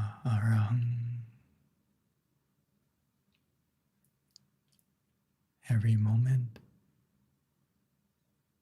every second that we collect the moments of stillness, our mind is becoming more bright, more clear, as we clear the clutter, clear the negativity out of our mind, filling us with more happiness, more peacefulness, as begin to feel that happiness growing within you. Feel the relaxation, glowing, shining. It's a brightness that we can feel for ourselves.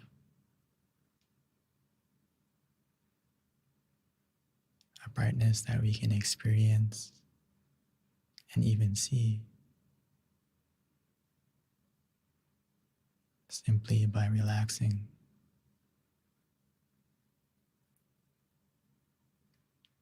And now that we have taken the time to light that brightness within you, which is the most important step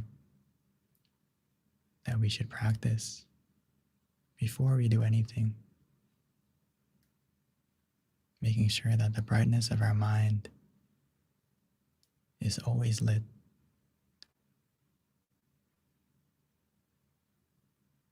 shining like a candle,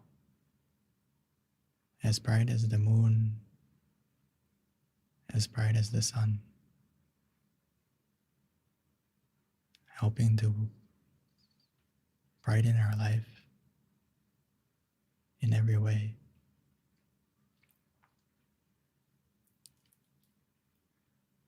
And now that we have lit that brightness within us, it's time for us to softly and gently light the candle on the outside.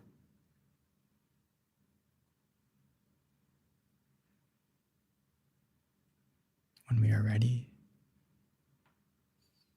please take the time to light that candle. And once you've lit it,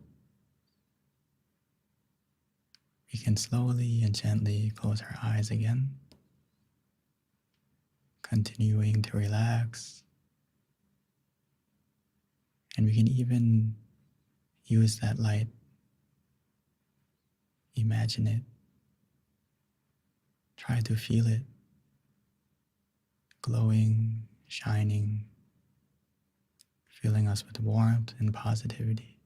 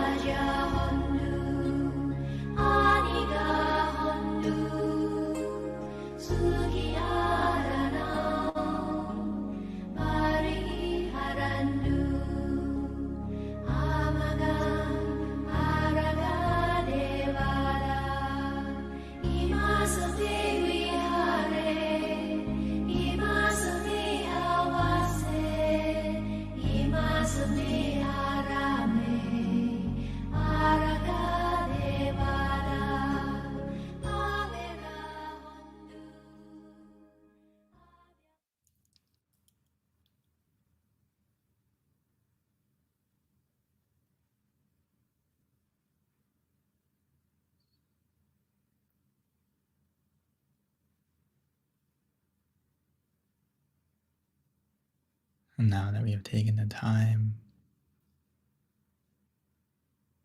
to still our mind,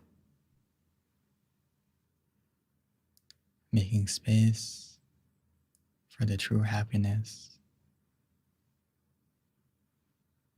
to grow. As we fill our mind up with positivity,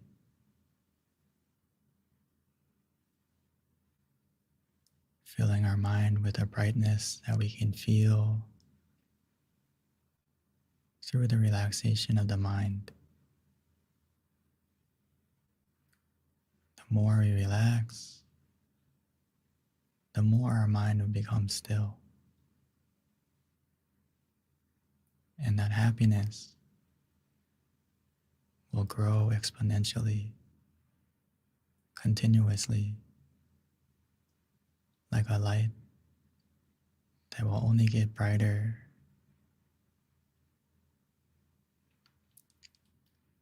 And that brightness is a purity of mind that is free from all negativity, free from greed, anger, delusion.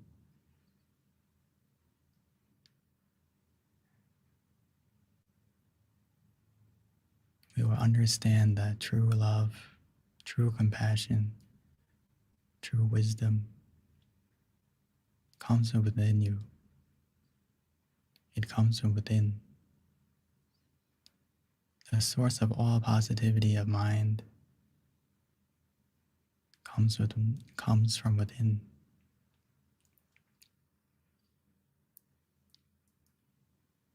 As we go to that source,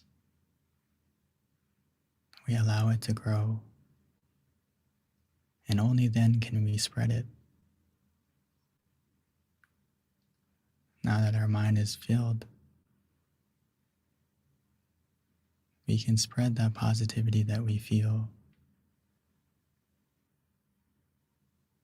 spreading our love and kindness, dedicating this energy to our loved ones. For those of us who are familiar with Lung Pu, we can even dedicate this positivity to him and continue to spread this energy that we feel by wishing well, wishing for our loved ones, even if they're passed away. You can send this energy to them just by thinking of them briefly, softly and gently. Whether it's thinking of their name or their face, whatever is easier.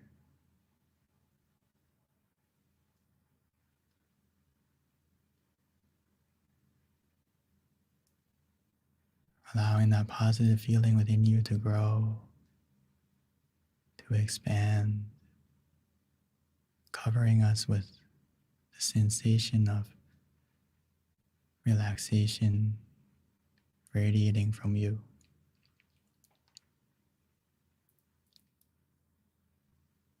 As we take the time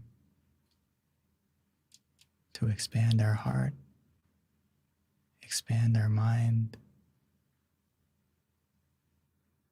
wishing for everyone, our friends, everyone in the Zoom, everyone around the world, wishing for them to be happy, to be free from suffering of both mental and physical.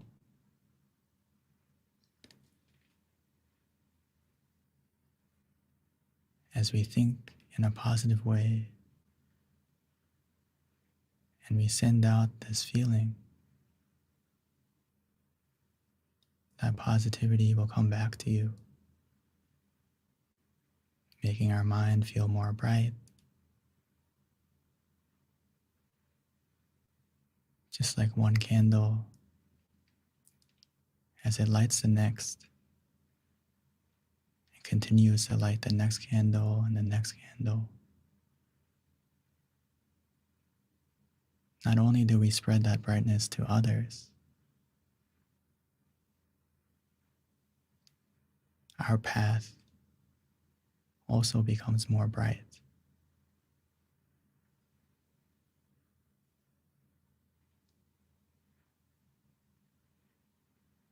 So right now, continue to spread out.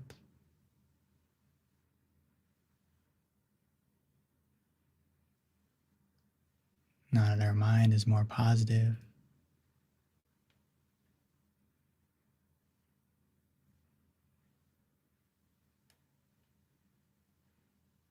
we have taken the time to make ourselves better. And a better you means a better world. As we can spread this positivity to our own small world first, to our family, to our friends, to the community, one person at a time.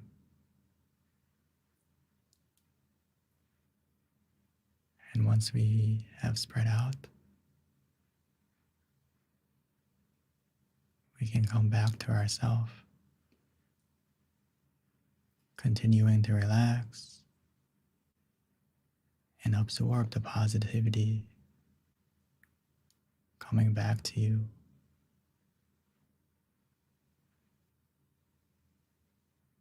And just enjoy the stillness and relaxation for a moment again.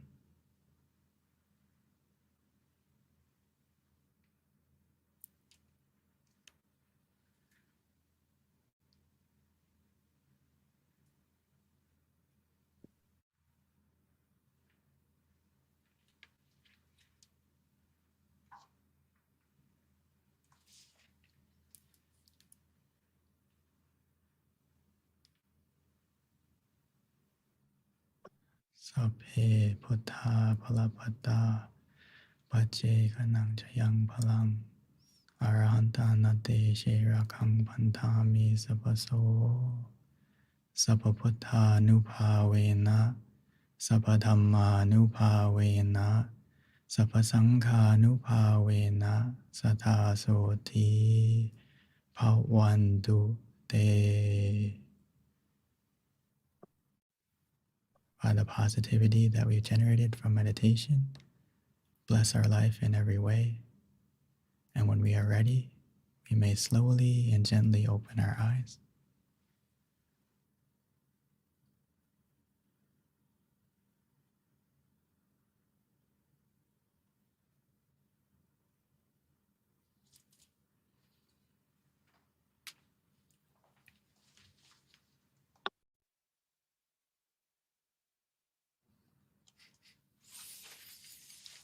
Welcome back, everyone.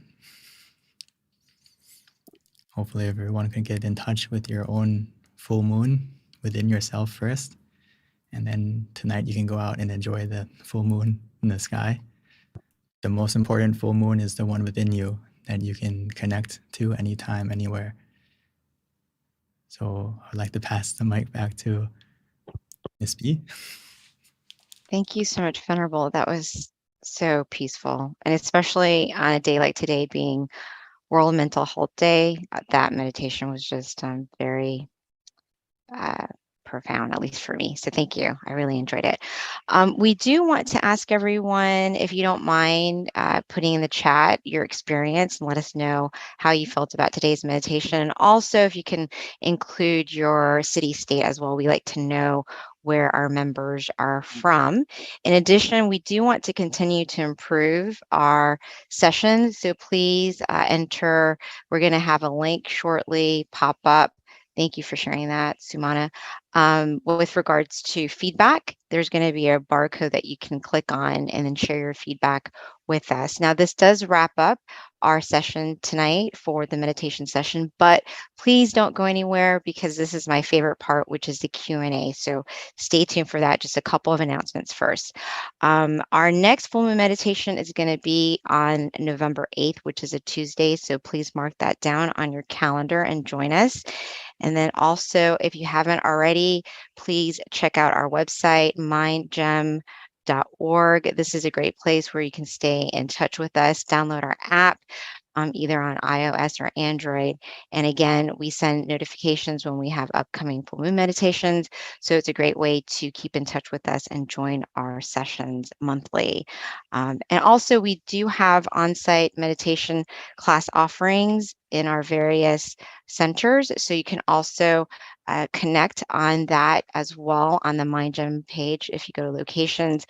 Pretty much most of our centers are meeting, so just click on your respective center and then find out kind of what their class offering is. So this wraps up our the announcements, and next we're going to transition over to Q&A. So Venerable Monk Daniel will be joining us, and then we open the floor up to questions from everyone with regards to your meditation experience. Today's theme is World Mental Health Day. So, maybe if we can kind of stick to the theme, that'd be great. And this is a great opportunity to learn from each other, and questions really kind of help you have more insight. You might not even think about it, but when someone else asks that question, you actually learn something. So at this time, we'd love to open it to the floor to see if you have any questions that our teaching monk can answer. All right. Don't have any questions yet, Venerable, but I'm sure that they will trickle in. I can also go back to the questions that we had on hold from last month as well. So I'll have that handy. But while we're waiting for others to ask questions, I do have one that pertains to today, which is World Mental Health Day. So mental health is definitely a huge topic, I think, for society these days. And just want to get a perspective from you, Venerable, in terms of like the stress and pressures of work that make mental health not so easy, in terms of, the anxiety that happens and trying to like meet deadlines and what have you. I know meditation is supposed to help you in terms of just like trying to have more balance, but outside of that, how do you kind of lessen the pressure and the anxiety, even though you know that your world isn't going to collapse? Even if you are a meditator, sometimes it's hard to really kind of take a step back and not let these pressures and responsibilities kind of weigh you down. Okay, great question. I think everyone experiences this, myself included. I'm not immune to anxiety or pressure as well. But what I've noticed is that a lot of the times as we practice meditation, we kind of only use it when we come to meditate. We don't use it all the time, which is the next step that can really help us, is applying meditation into your daily life, not just like a time to meditate, which is, right now, maybe once a month, once a week. But what I noticed is that you should treat your process, like your work process or whatever you're doing, the same way we kind of apply our technique in meditation, meaning that the reason why we feel anxiety, the reason why we feel stressed is because we're not really present. Does that make sense? What I mean by that is the anxiety is coming from the expectation or the deadline, right? Or the stress is coming from your mind is in the future or your mind is in the past. And rather than focusing on the task in front of you, you're kind of doing two things at once. Rather than just working, your mind is also worrying and feeling the pressure because you're not focusing on what you're doing, but you're focusing also on the deadline. So that makes you feel the way where we feel very like overwhelmed.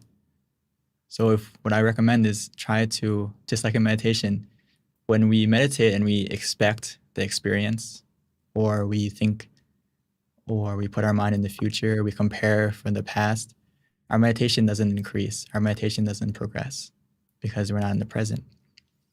And the same thing with work. If we apply the same reasoning, is if we're in the present and focus on what you're doing, focus on the method, you will get the result without the stress, without the anxiety, without the pressure, because you're focusing on what to do. And when you focus on what to do, you can go through the motions more. That's why being present is so powerful. Focusing on what you have and what's missing.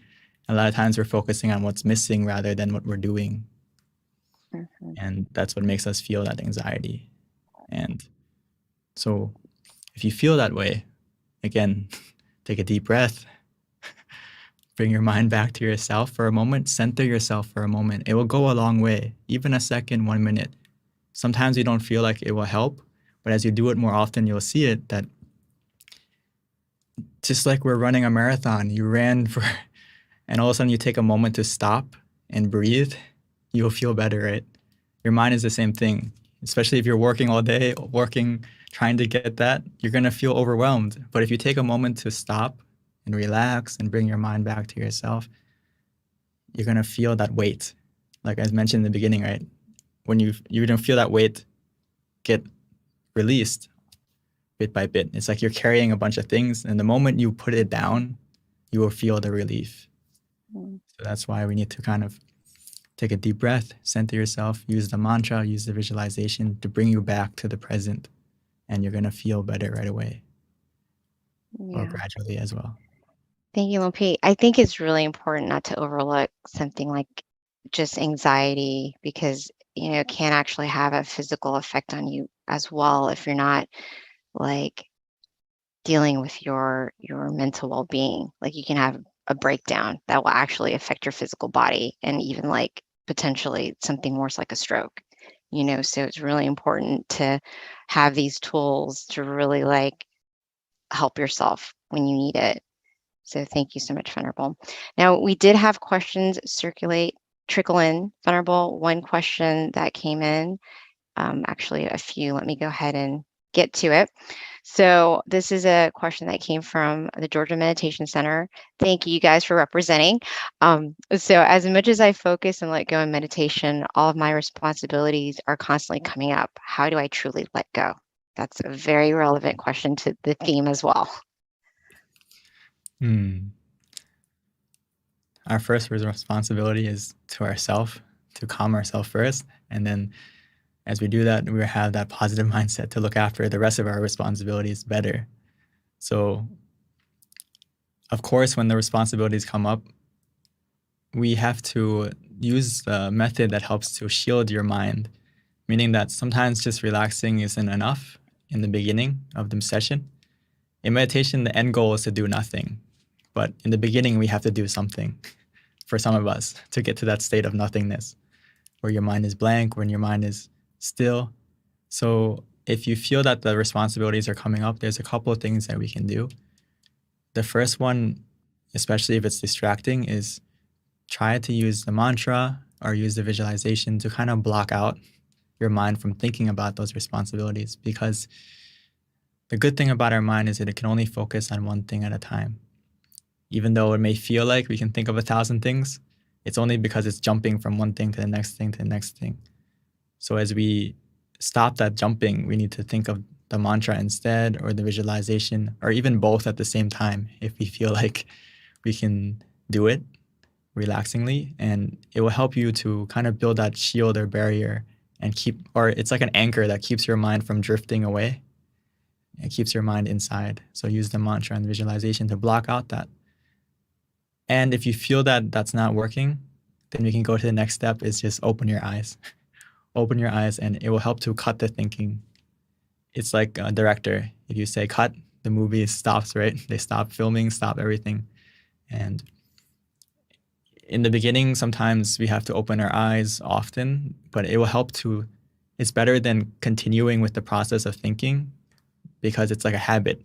The moment you stop it by opening your eyes, the habit can stop. The bad habit can stop. And don't worry about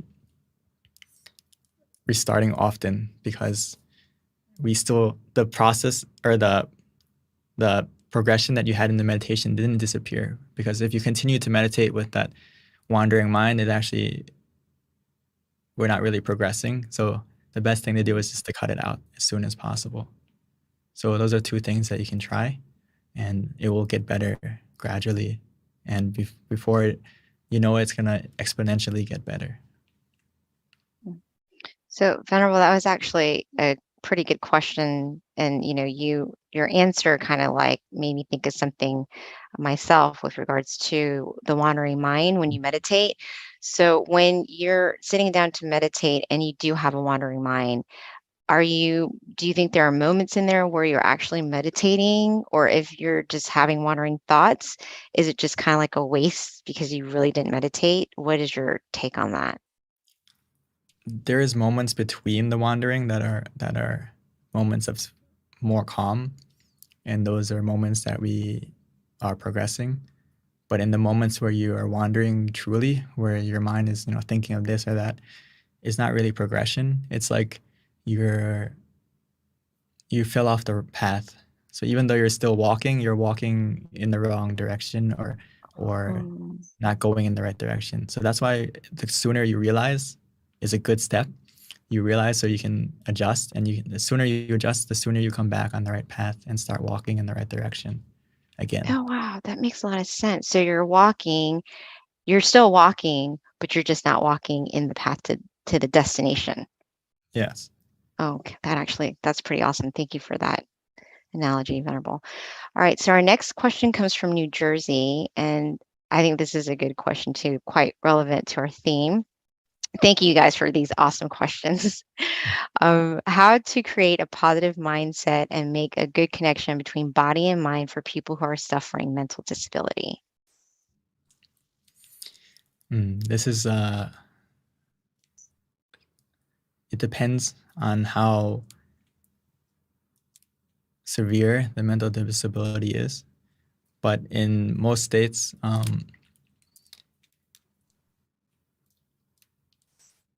as we relax, as meditation, it can help to calm yourself to a certain state. But if they are suffering from very strong mental disability, it's not that they won't benefit from meditation, but it won't be as strong, if that makes sense. But it can definitely make it better, whether it's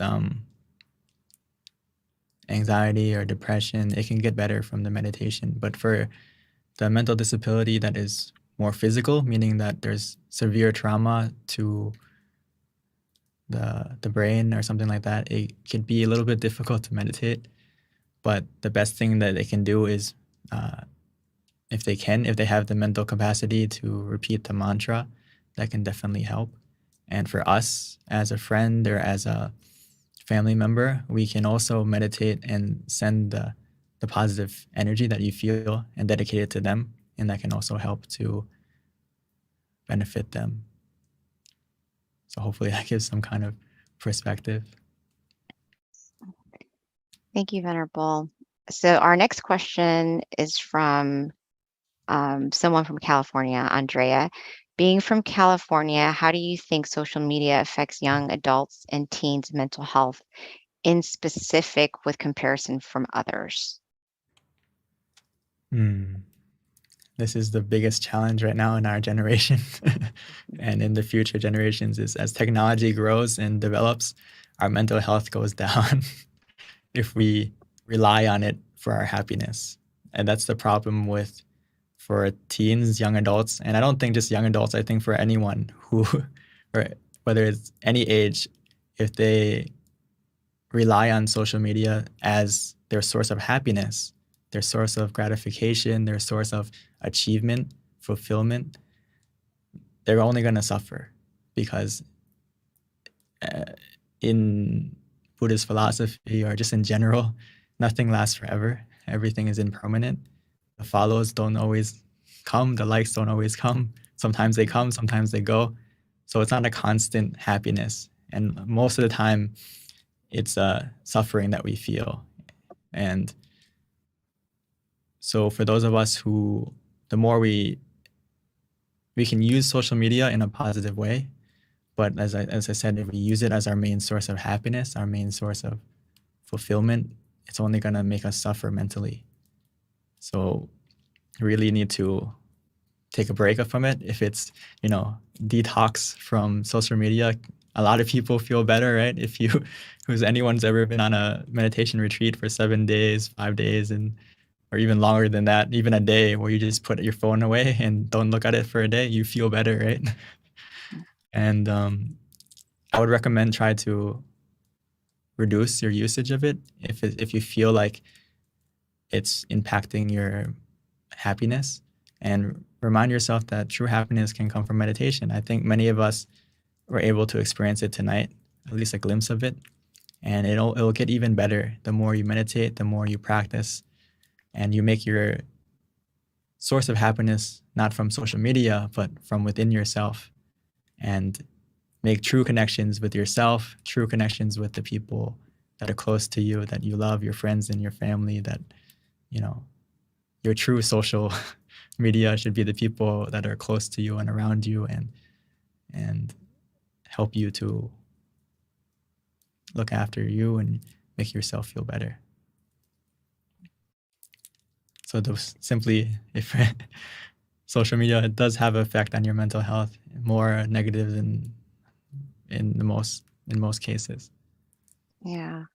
I think, Venerable, you're spot on about that. One thing is, I think if you're going to use social media, you also have to train yourself not to get too attached to it and kind of like use it responsibly. Otherwise, you can kind of like fall through like a rabbit hole where you just get consumed. And, there's so many negative things that can come out of it, really, from being attached to having desires to want to have these likes, to having gratification from outside of yourself, to being sad when you don't get it. So I feel like there's so many different components of like defilements that kind of get in there that it can be quite unhealthy if you're not trying to be responsible with it. We definitely, it's hard to avoid, but at the same time, you also have to realize how it can be negative, like the positive and the negative, and just try to like use it responsibly.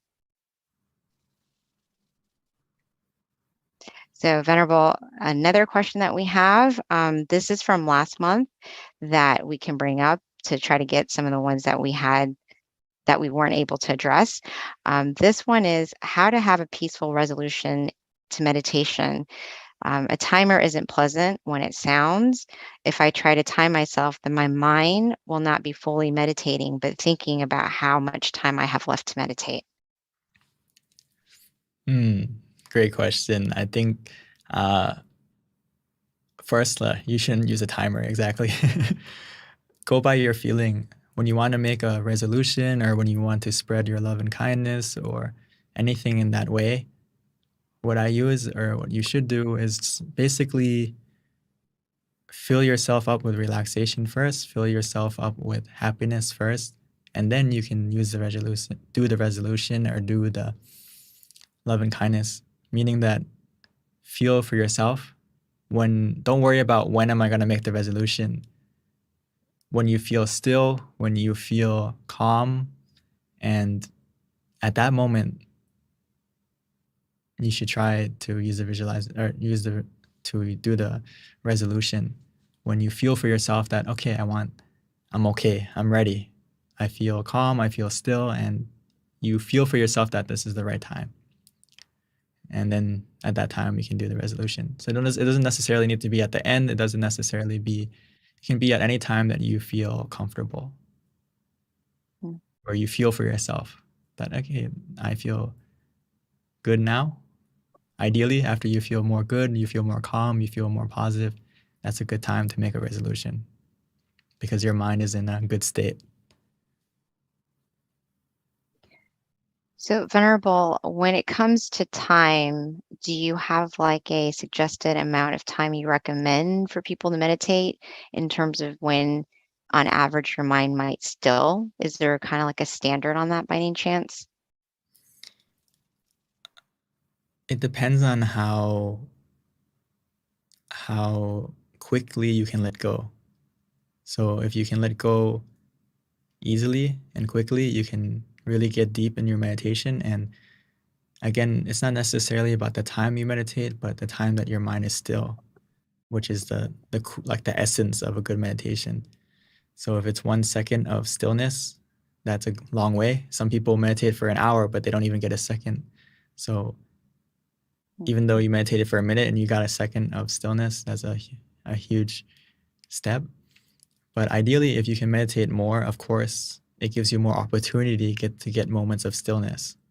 So if you can meditate, at least 30 minutes to an hour a day, I think that can really go a long way to help you collect more moments of stillness. But that doesn't necessarily mean that you have to meditate an hour like at once, but you can split it up throughout the day. 5 minutes there, 10 minutes here, depending on your feeling. Again, go by your comfort, go by what makes you feel relaxed. And again, don't set a timer. Kind of just sit according to how long you feel comfortable. And when you feel like, okay, I no longer physically comfortable, no longer, then maybe you can take a break and come back later and collect some more time in the future. So there's no real standard, but ideally go according to what makes you feel comfortable. And if it still feel comfortable, just keep going and it will get better. So, Venerable, what about for those people who've been meditating daily for a very long time and you start to feel like it's quite routine and you almost feel like, it's just kind of mechanical? How do you encourage them to, I feel like in the beginning when you're meditating, you get excited or you're really into it and it's easier to meditate and you feel very happy and content because it's still so new. But then when you've been doing it for a long time, it gets, like I said, mechanical that you don't even know if you're really progressing. How would you be able to, like, what would you recommend people who've been meditating a long time in terms of how to just be on the right track, I guess? Or are they on the right track? Because you still should be consistent in your practice, even if you're not feeling that super joyful feeling that you've had before, but you're still meditating to try to get to that feeling at some point just by doing it consistently. This is the different obstacle that people get as you practice meditation consistently. And Good. So it's normal. I'm so glad because you're not the only I one. kind of feel like that's what's happening to me these days. Everyone experiences this, myself included. As we meditate 5 hours a day, 6 hours a day, if you turn it into a mechanical, it may feel strange. And the reason why it feels mechanical or feels like a routine, we have to check ourselves, meaning that we always have to treat meditation like it's our first time, meaning your mindset, and not treating meditation as a job or a task that you have to check off. And that's the problem that we kind of get into that mindset. But in the beginning, as a new practitioner, we treat meditation as a time to rest, a time to relax, a time to sleep, similar to that, to rest your body, rest your mind. But if you start to feel mechanical or feel like it's a routine and doesn't feel that relaxing or as deep as before, it's usually because our mindset is it's time to work. It's time to develop our meditation. It's time to get deeper. So we're putting our focus in the wrong, or putting our goal in the wrong spot. And that it's like we're going on a journey. We put our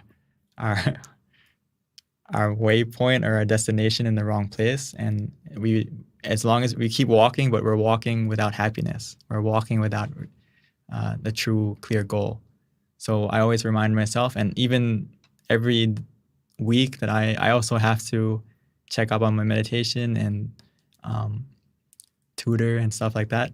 And from my masters, from my teachers, they always say that you have to check when you meditate, do you feel happy?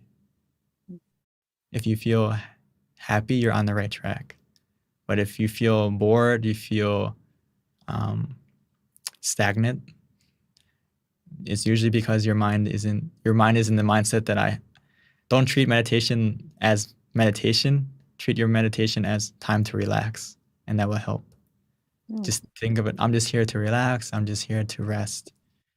And if you think like that, it's only going to get better.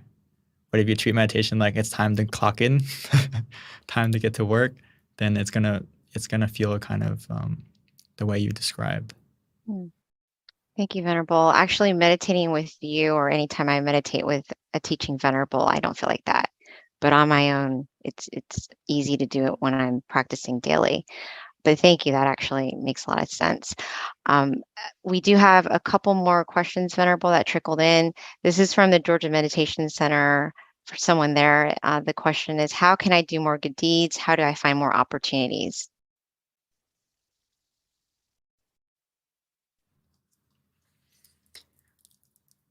One of the best good deeds you can do is your mind first. When you meditate, that's actually a good deed. And actually, it's actually a very powerful good deed that some people overlook because it's not something you can tangibly see in the beginning. That, oh, if I do this, it's going to get better, right? If you help someone or you physically do something, you can see it and you feel like you're actually doing something. But the first step I would recommend is to take the time to meditate. That is a good deed in itself, because as you cultivate your mind to be clear, to be positive, you're going to automatically find opportunities to do more good because your mind is positive and your mind is filled with that clarity of mind. And it's like you're going to be searching for opportunities to help people automatically. You're not going to want to... this question was asked by Longpa to the monks. He asked everyone that when you meditate and your mind is still and your mind is calm and you get to that point of stillness and you feel happy within you, how do you describe that happiness? How does that make you feel? He asked us that. And when you notice that when you get to that stillness and that happiness within you, it feels like you don't want to do any negative. You don't want to think any negative. You don't want to, especially when you leave the meditation, you're going to feel like automatically that you don't want to lose that feeling of positivity. You don't want to harm anyone. You don't want to harm anything, whether it's by speech, by thought, by action. So that's why one of the best good deeds is looking after your mind. And through that, you're going to find more opportunities to do good and continue to do good deeds. Wow, Venerable, that was such a good explanation for that question. I really like that. Thank you for sharing that. It resonated with me for sure. So one last question, Venerable, before we wrap up. Sylvia, she says that, and this is a good point too, in terms of feeling anxious during meditation, hoping it finishes quicker. What is your recommendation for people when they sit and that happens to them? Do you feel like you want the meditation to end quicker? Sorry. Yeah. So when she's meditating, in the meditation, it's like, when is it going to end? like you're meditating and if you're thinking about doing it at a certain amount of time, you're waiting for that time and you're kind of like anticipating it and being anxious. And how do you deal with that? Again, it's because your mind is in the future worrying about the deadline of when the timer goes off. So when you focus on, it's like you're sitting in the car and are we there yet? Are we there yet? Of course, the journey is going to feel longer than it is because you're focusing on the destination and not enjoying the experience, not enjoying the journey, right? So you have to bring your mind to the present with the mantra or the visualization, or if that doesn't work, just open your eyes. The moment you start to feel really bored, really stagnant, or feel like that, where when is it going to end? It's usually because you've already fallen off the path of being conscious and calm together, being comfortable. So at that point, I would just recommend to start over. Open your eyes, stretch your body, relax physically again, take a drink of water, go wash your face, whatever you feel to kind of reset yourself, and then come back to the meditation when you feel refreshed, rather than continuing with that feeling of when is it going to end? When is it going to end? Thank you, Venerable. So this wraps up our full moon meditation tonight. Venerable, this was a great session. The Q&A was awesome. Thank you so much. I definitely learned a couple of things that's going to help me with my practice, and I hope everyone else did too. Again, don't forget about our next full moon meditation on Tuesday, November 8th. And at this time, we're going to accept a blessing from our teaching Venerable to end tonight's session. Don't forget to please to fill out the feedback form. There's a link on the chat for people to fill it out so that we can know how we're doing and how we can get better. So at this time, let us pay respect to our teaching Venerable, who will give us blessing. And oh yes, there's the QR code for the feedback. All right. So Monk Daniel. Okay. All right. By the positivity that you have generated within you by taking the time to meditate, and all the positive deeds that you have done in the past, whether it's by your action, by your thought, by your speech, may all that positivity come and bless you and guide you, filling your life with happiness, success, helping us to stay healthy of both body and mind, free from any danger, free from any obstacles, or even if we encounter any obstacles, may be able to overcome them easily with the positivity that we have. May that positivity follow you, protect you always. And most importantly, when you come to meditate, may you be able to still your mind and connect to the source of true happiness within you quickly and easily and very soon. Thank you so much, Venerable, again, for your guided meditation and your wisdom. Really appreciate it. It was a beautiful meditation tonight. And again, everyone, hope to see you again next month. Stay connected to us. Continue to come back, invite your friends, and please don't forget to fill out the feedback so that we've got that so we can continue to improve.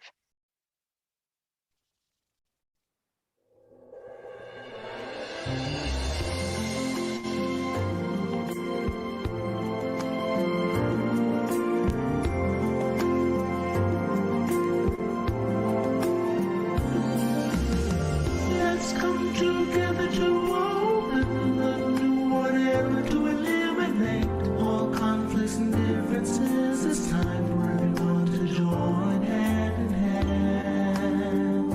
At last, now the world's beyond healing. It's time to change the world. As the one who knew in the past,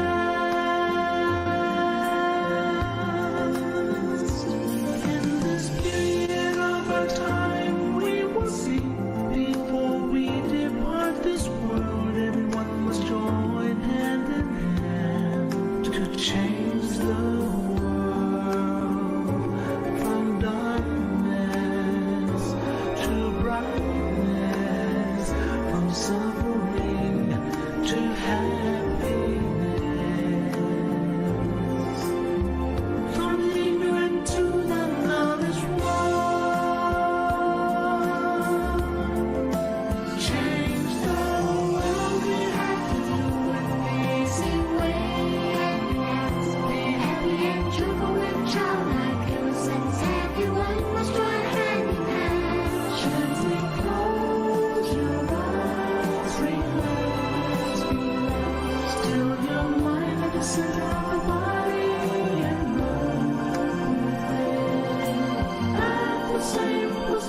the one who moved from the past.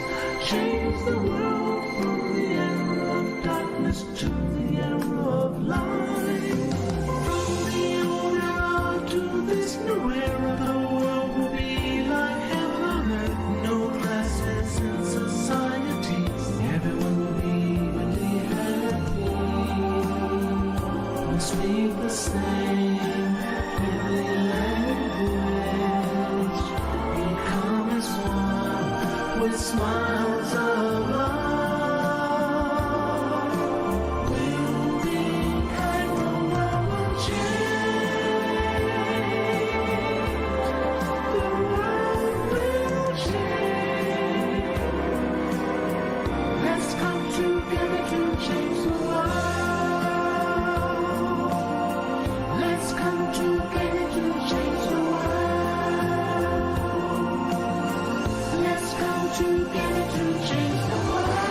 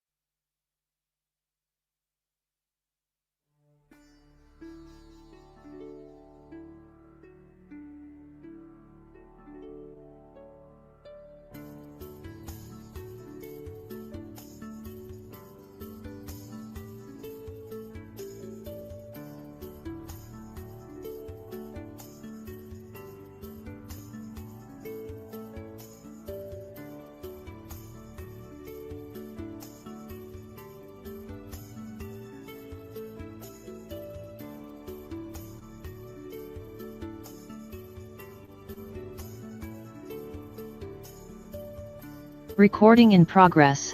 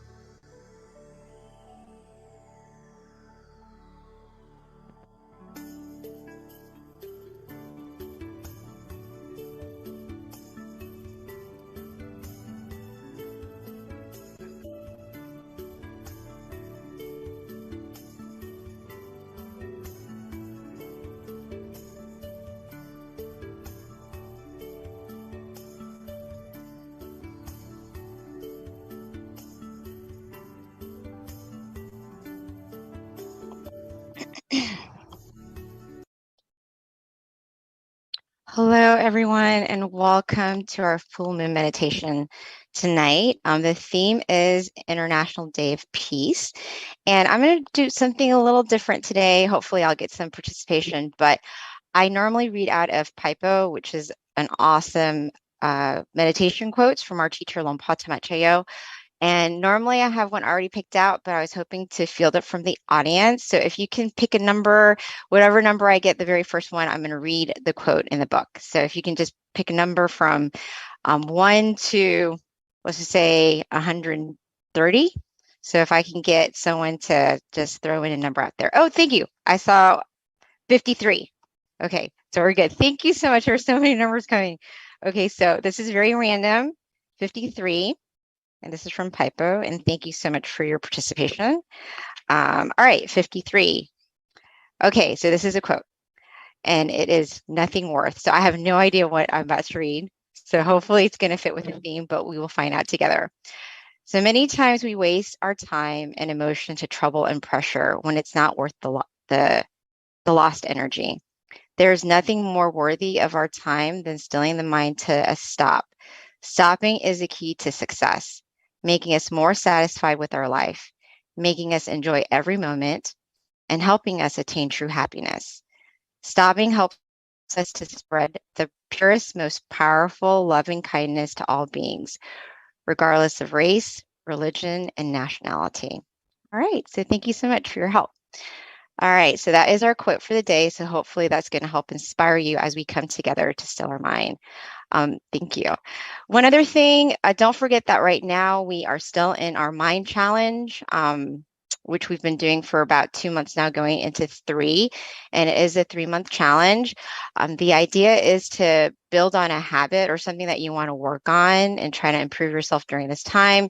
Could be something with regards to meditating more, maybe increasing your meditation time to, instead of 15 minutes, you meditate for 30 minutes, to just a habit that you want to improve. Maybe if you sleep in, try to wake up a little bit earlier. So whatever it is that you feel for yourself that you want to do. And if you want to share it with us, please do so, because it might help you become more accountable with your habit that you want to improve. Again, this is Mind Challenge, so please don't forget that. All right, a little bit about our monk who's joining us today. This is Monk Jackie, who will be guiding us in meditation. He ordained in 2014 after getting his BBA. He discovered his life passion, which is rooted in meditation practice. And since then, he has been sharing it to students all over the world. And then just a little bit about today's class and what to expect, or today's session. We're going to have a wisdom talk shortly by Monk Jackie, followed by about a 30-minute meditation. After that, candlelight, and then followed by loving kindness, and then a Q&A section at the end, which we highly recommend people to attend if they can, because you're going to learn a lot about just questions that arises that you didn't even think about with regards to meditation, to how to be more committed to your practice.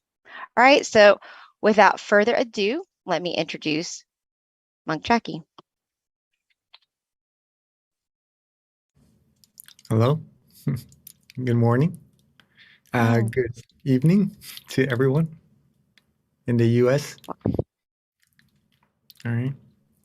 It's morning time here. So I was still a little bit confused while talking to our teaching monk friends as well of whether or not they did meditate last night, because I did, and it wasn't the time for them to meditate yet. Or maybe I asked them like if they had something to eat yet for breakfast. It's breakfast time here, and they're at night over there. They're not supposed to eat anything, so it's a little bit funny. All right, so greetings to everyone. First of all, hello. My name is Monk Jackie, and it's nice to have this chance to meditate with you all tonight. Okay, it's a very, very special night. It's a full moon night, and it's not just any full moon night. This night in America is super, super special. I'd like to greet everyone from Georgia, from Chicago, from Texas, California, Palm Beach. Right? I saw you guys in the chat box, in the chat room, from Boston, from Malaysia, from Thailand as well, and from all across the world. Welcome. Welcome. Meditation is something very important for the mind. Before we start our wisdom talk, our body, as humans, we have two things. We have the body and the mind. The body we know how to take care of. We take a shower every day. We eat. We try to nourish this body, take care of this body, get it well, right? To feel good. Now we also have to take care of our mind to make it feel good as well, right? To bring positivities into ourselves first, right? Get rid of all the maybe some negativities that we might sometimes occur in our mind. Get rid of all of that, maybe by taking a shower as if it is, right? We take the shower for our body to clean it, to make it feel good and comfortable, to relax, feel fresh. We shower the mind to make it feel good, feel relaxed, feel fresh, feel positive as well. And the good way, the very, very good way, very best way to do it is through meditation. Right? And this is the reason why I guess we're all here together, right? To build more positivities into our mind and to maybe learn a little bit more about meditation as well. Okay? So hopefully you all are ready. Let's talk a little bit about how special tonight is, shall we? All right. You all seem ready? Okay. Tonight is a full moon night, very round moon. Okay. But not any typical full moon night, because 105 years ago, something very special happened. Exactly the same lunar moon, same lunar month, right? There was one person sitting in a chapel. Sorry, I can't really put my face up here for now, just for this picture. This person, he tried so hard. He has been ordained for 12 years, almost 12 years, right? And he tried so hard to find what the Lord Buddha has learned during his time. Okay. The true peace, the wisdom inside of the body. He was searching, and on this night, 105 years ago, he put his life on the line. He said, if I don't learn or don't attain any of the Lord Buddha's teaching or wisdom, inner peace tonight, I will offer my life to the Lord Buddha and just risk his life there. And so he did. He sat down, closed his eyes, and started meditating. The night went on, and he kept on meditating. His knees hurt, everything, the body ached, everything hurt. But at one point, he was able to relieve all that pain, and his mind became still. And he was able to reach the wisdom, the true peace within. Okay. And this true peace, this wisdom was lost 2,000 years ago. The time that the Lord Buddha passed away was around 2,500 years ago. But the wisdom of meditation was lost 500 years after that. Okay. The wisdom became vague and then it was lost. So around 2,000 years ago, the wisdom was lost. And it was then rediscovered from this monk 105 years ago during this full moon night. And this is why tonight is called the 105th anniversary of the rediscovering of this inner peace wisdom. What we have been learning, what we have been doing, if you truly want to find true peace, true happiness, this is the night that it was discovered, and it was said to be a really, really special night. And hopefully we all would be able to find that true peace, true happiness inside of us as well. All right? It is a great, great chance and a great, great opportunity. After rediscovering it, he has been studying the knowledge more deeply, more profoundly, every single day, nonstop, until the rest of his life. And this is the phrase that he said. The conclusion of all of the knowledge, the whole conclusion. Stop. This word stop is the key to success. Stop means stopping the mind. All right? Stopping the mind is the key to success. Now, I'd like to ask if any of us know already how to stop the mind. Yes, I'm sure for some of us who has been meditating for some time now. Stopping the mind sometimes seems difficult because our mind always runs around, always goes wandering, always goes thinking of things. It's like a monkey sometimes, right? Jumping from one branch to another and bringing it to a standstill. Maybe needs some artistic skills, right? Maybe giving the monkey a banana or something just to lure it and just to sit it still.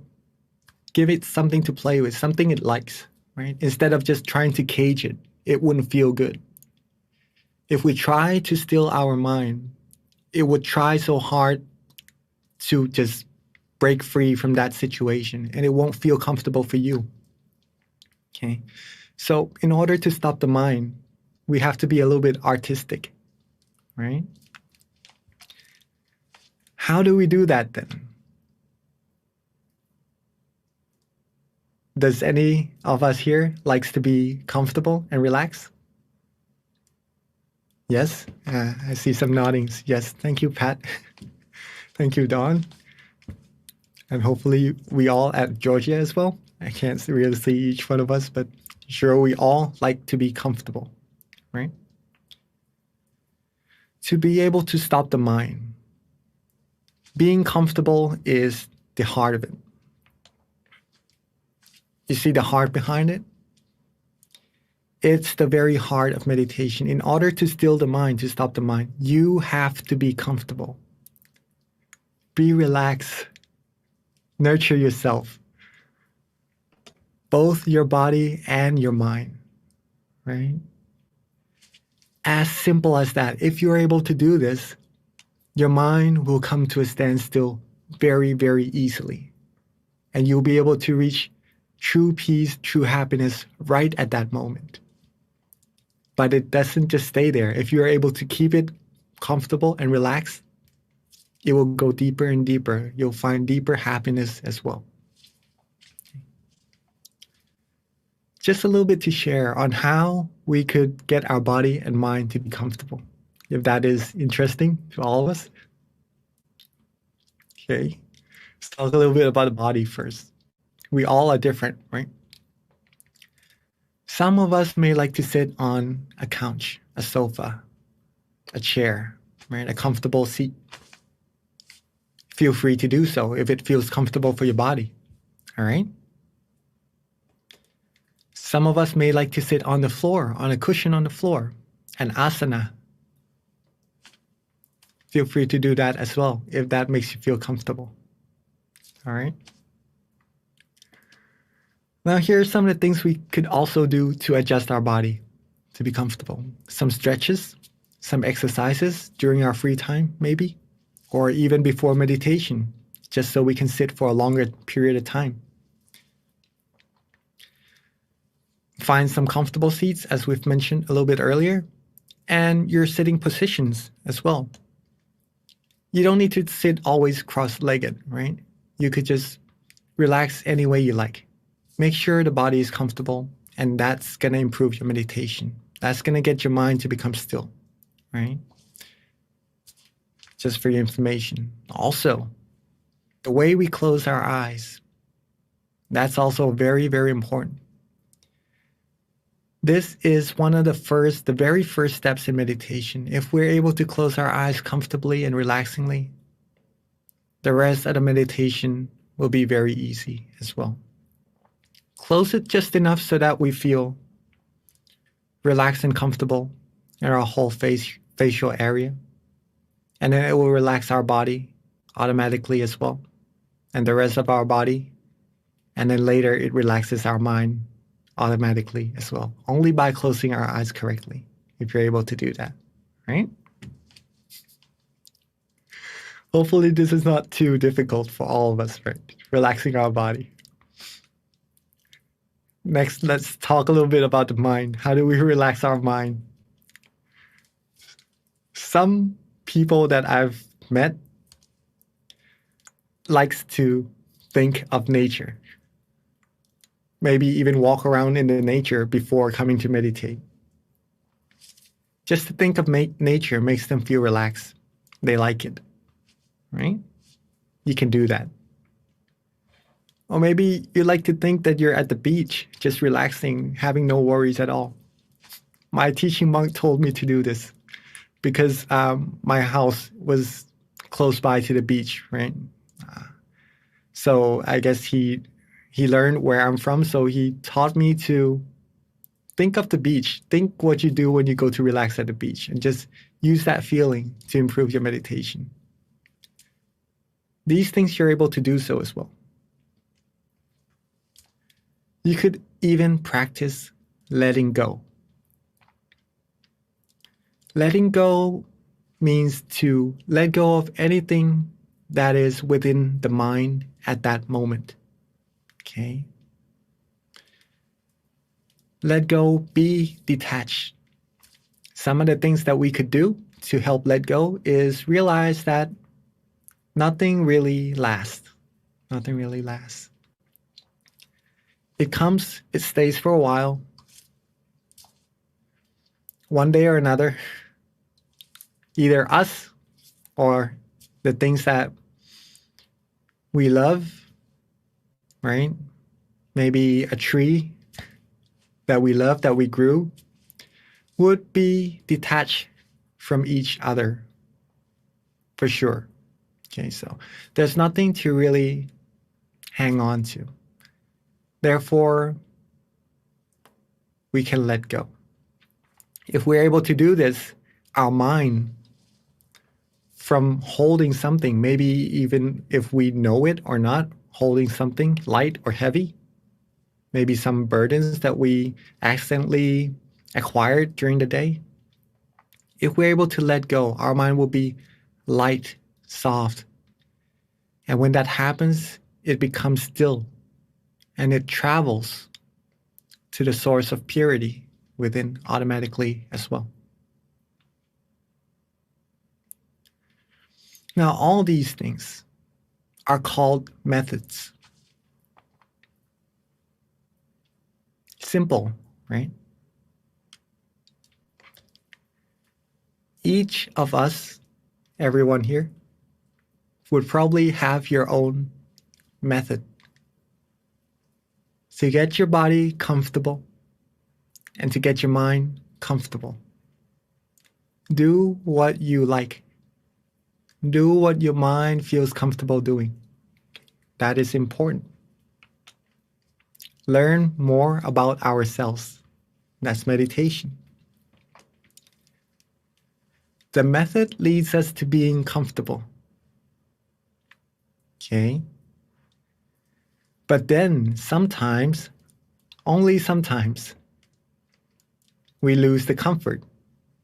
Maybe from putting a little bit more effort into our meditation than what we need, in order to bring that feeling of comfort back, that relaxation that we have in meditation. Do the method again. Do the method once more, you get the comfort back. Right?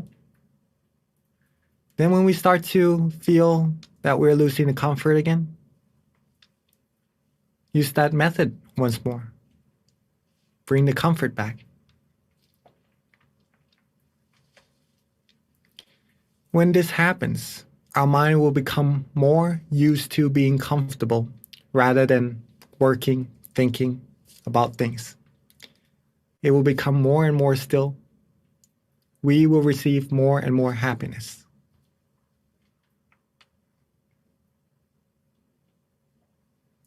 And this inner peace, this inner happiness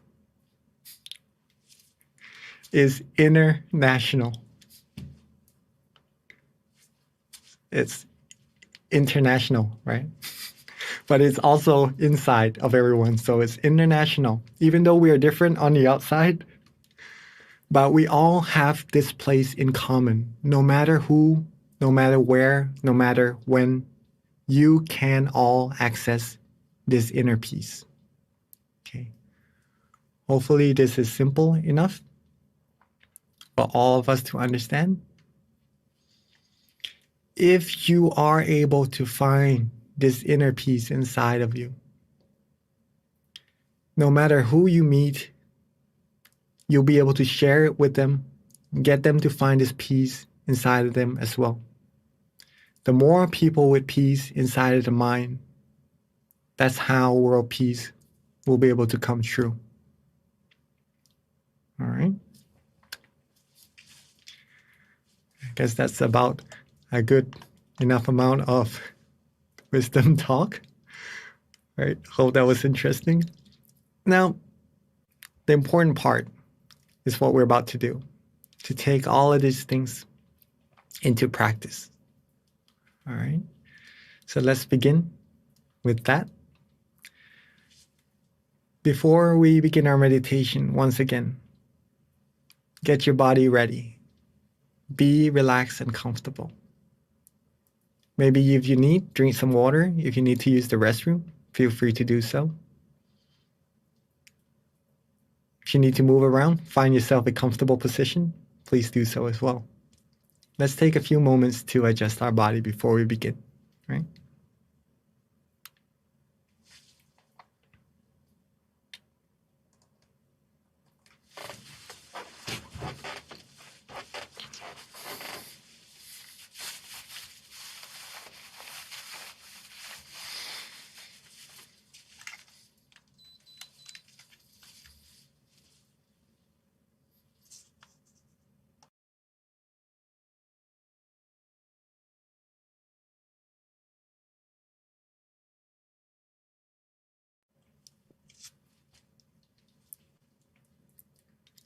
All right.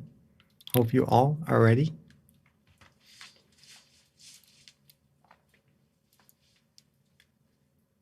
When we are ready, we can softly and gently begin by slowly closing our eyes.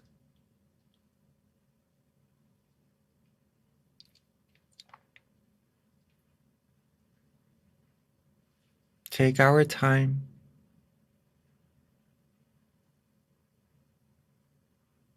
There's no need to rush at all.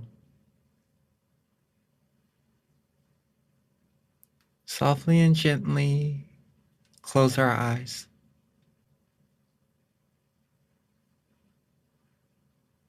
Just enough so that they feel relaxed. They don't need to be closed all the way.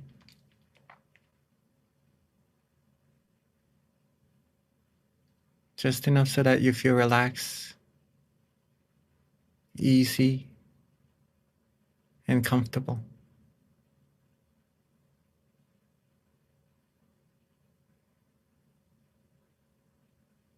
Once our eyes is relaxed, comfortable, let's go on to adjusting our whole body.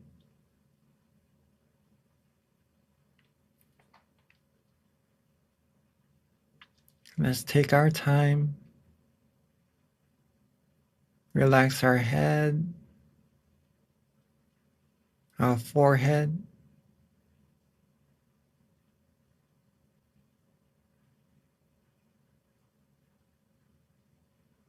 our cheeks, our chin,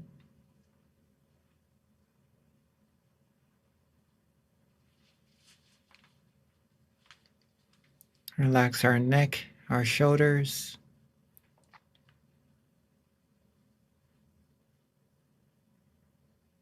our torso, our whole body, all the way down to the tips of our toes.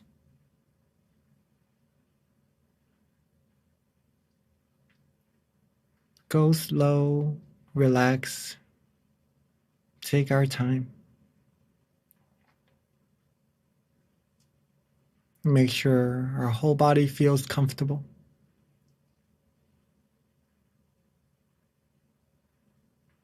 There is no tension whatsoever.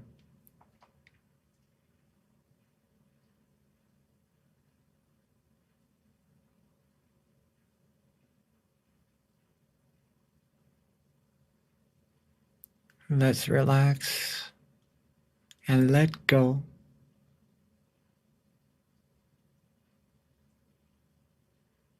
Let go of all worries for now.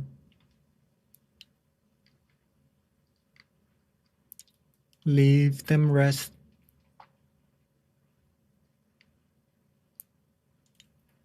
Rest them aside and just be free.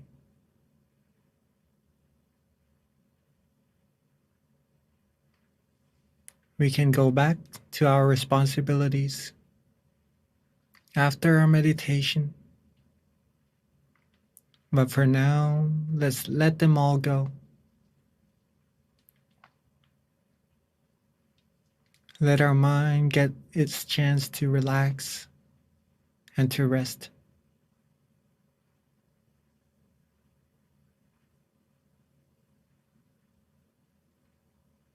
If any of us would like to think of a place you like, such as nature,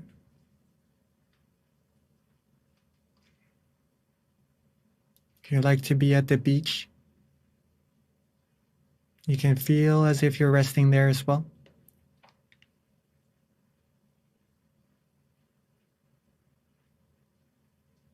Maybe some of us would like to be in the mountains.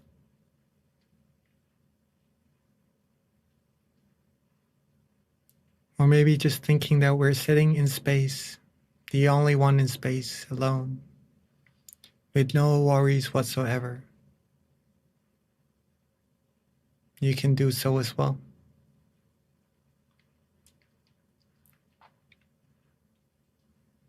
Simply let everything go.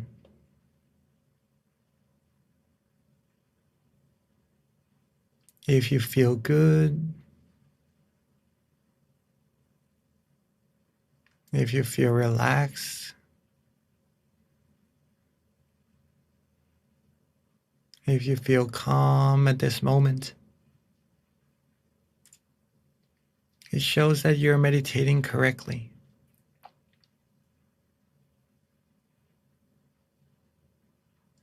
If not, then take your time. Do some more adjustments.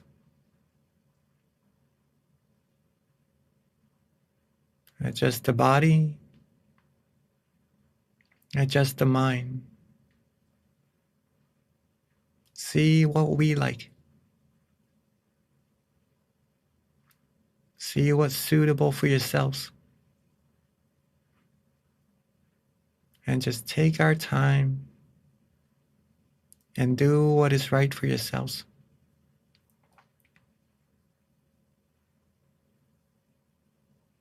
Relax.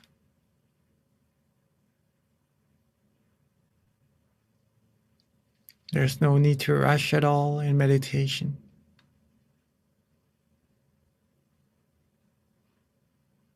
Relax.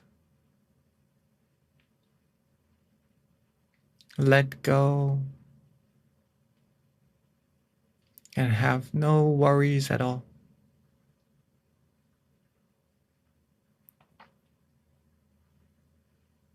If you're starting to feel good, feel right, keep yourselves relaxed and don't worry about the feeling as well.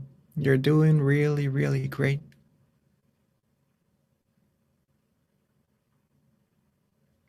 You would know for yourself whether or not that this feeling that you're having right now, you like or not.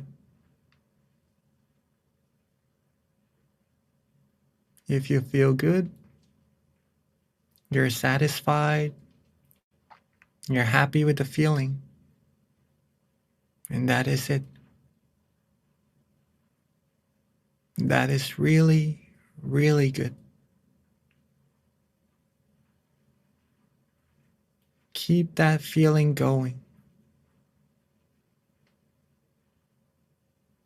Keep this light, this peace shining inside. Keep this feeling of comfort alive by just being relaxed and letting our mind free. That's all that we need to do.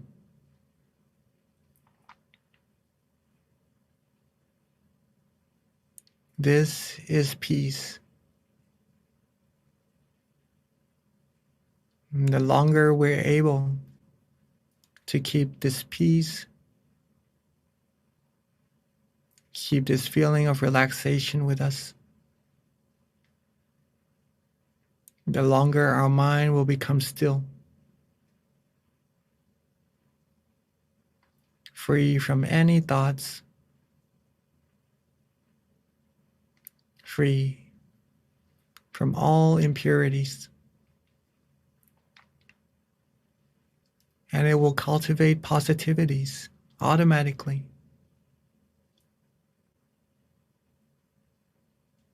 We will start to feel fresher, cleaner, purer. As time passes by, without us having to do any more.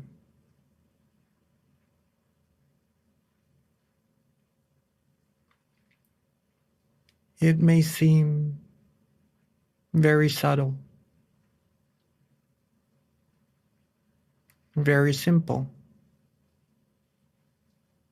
very easy, maybe too easy.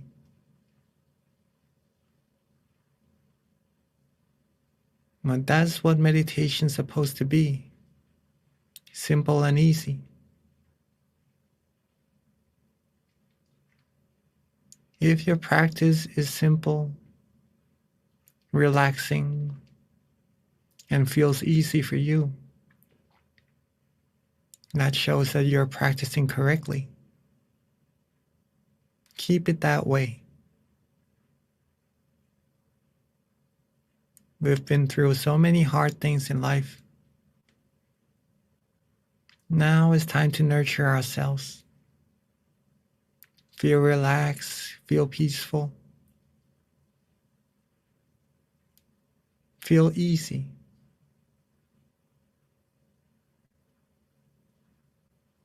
The results, though, would be more and more profound as you're able to keep your mind more and more still like this. And only you, yourselves, will be able to find out how deep and profound meditation actually is. But for now, don't worry about anything at all. If you feel good, if you feel calm, feel relaxed, that is amazing. That is excellent. Keep relaxing. Be as comfortable as you like, as you can. Let this feeling keep accumulating.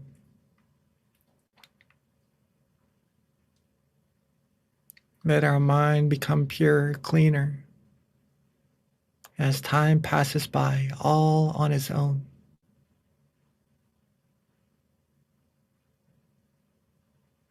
Whatever meditation experiences we may have, don't worry about them either. Let them pass. Let's maintain our relaxation and our comfort.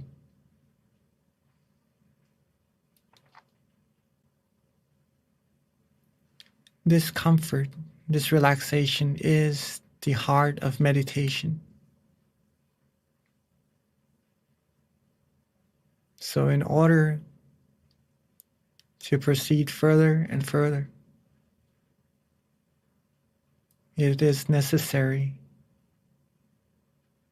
to keep on being relaxed and comfortable, to keep the heart of meditation beating.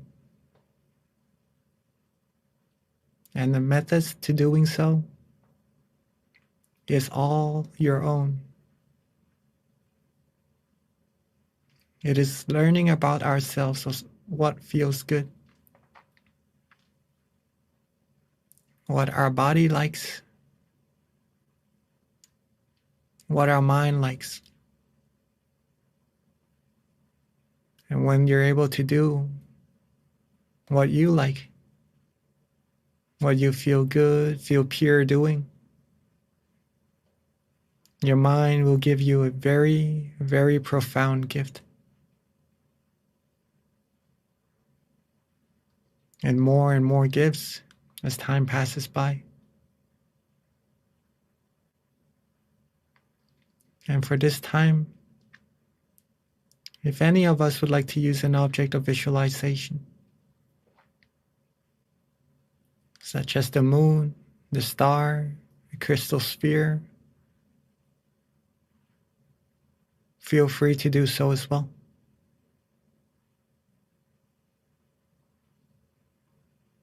But make sure that your visualization is relaxing and comfortable as well.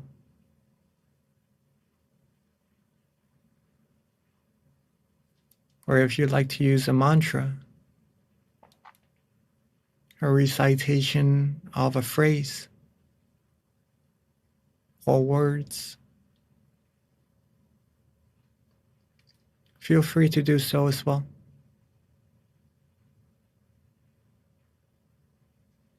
And if you'd like to just let go, don't worry about the visualization or mantra. Already feeling content, satisfied with just relaxing. And feel free to do so as well.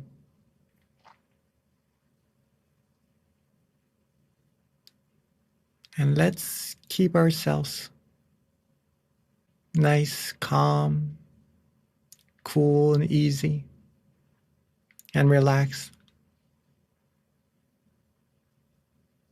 as we are going through this very, very special night,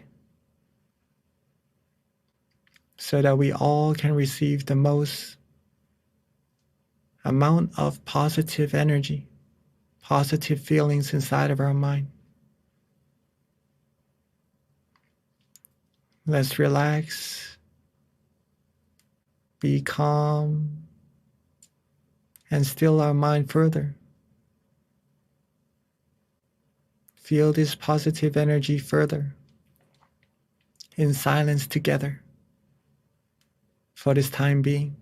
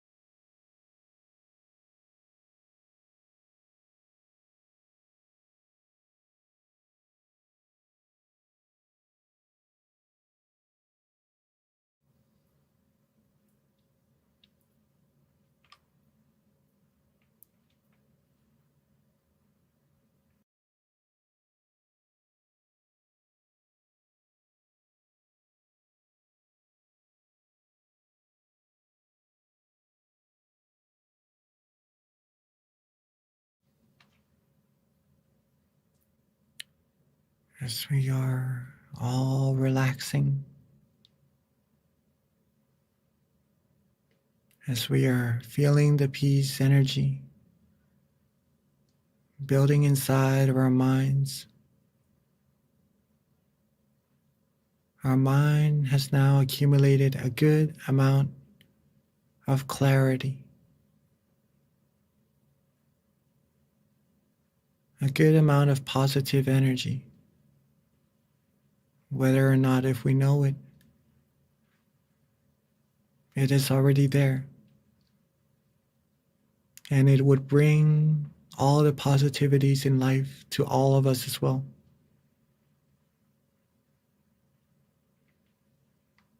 And as we are feeling calm, relaxed, light, bright and shining inside, it is time for us all to bring this brightness on the inside, outwards, to light our candles, for it to symbolize that our mind now has become clean, clear, and bright on the inside. And to let this candle shine outwards, bringing brightness and peace into this world as well. So if you all are ready, let me invite all of us to bring this peace energy with us outwards, and let's light our candles all together.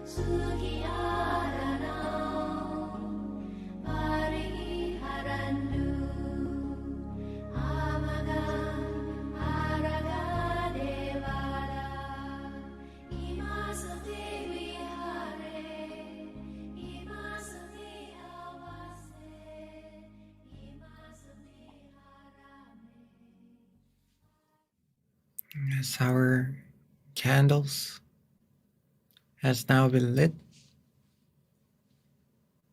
our inner brightness, inner peace has now been symbolized throughout. Let's softly and gently relax our body, relax our mind back to where we feel comfortable.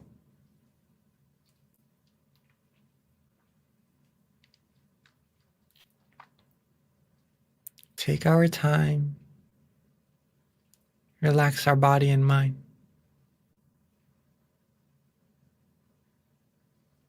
Once you feel good, feel calm, feel nice,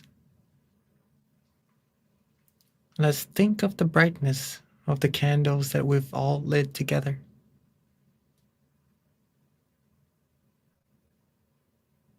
Think of these candles and bring them inside, into our minds where we feel comfortable. And let these candles, along with the peacefulness inside of our mind, along with all the positive energy accumulated throughout our lives, let it come together into a clean, clear crystal sphere, a bright, shining crystal sphere, a crystal sphere of peace, of love, of compassion. And relaxingly, let's radiate its brilliance outwards.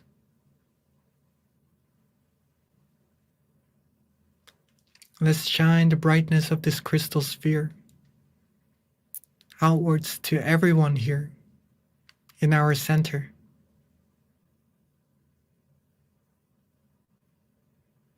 Share the brightness, share the love, the kindness with everyone here in our Zoom room.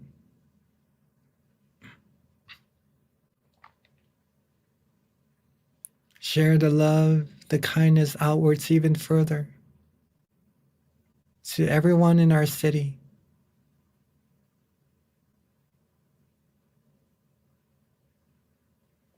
And let's radiate our brilliance outwards even more. Outwards, reaching everyone in our country.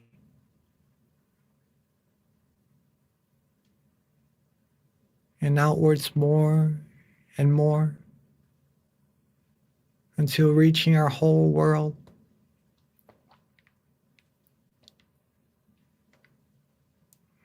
Radiate outwards even further. Share our loving kindness, our positive energy outwards into space, into the whole universe, everywhere.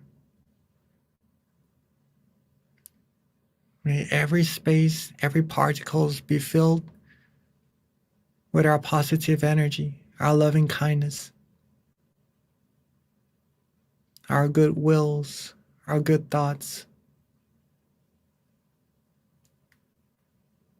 And with these positive energy, let's wish for our family, our friends, our loved ones, along with everyone in our center, our Zoom meeting room, and in this world. May everyone always be happy, be healthy, be fulfilled in all their wholesome wishes, be free from all harms, dangers, be free from war, from diseases, from all sufferings.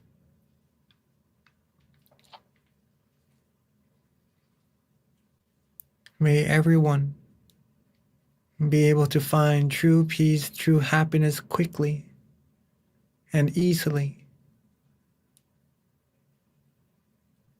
May everyone have love and kindness for each other. May our world be a world of peace, a world of love, a world of sharing. And may everyone and all beings find peace, find purity, and reach the utmost of happiness as quickly as possible. Let's take a few moments to share our loving kindness outwards, throughout, to all beings, so that they would have part in our merits accumulated today as well.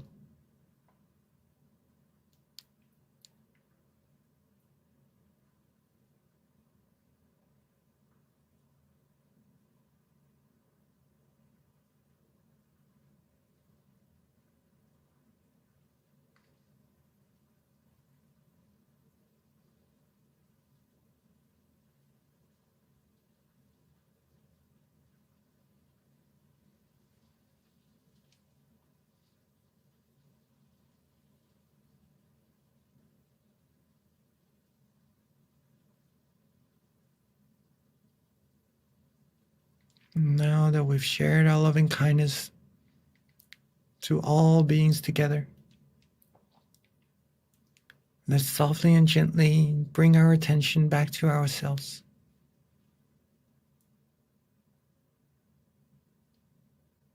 Calmly and gently, softly and relaxingly, bring our attention back to ourselves.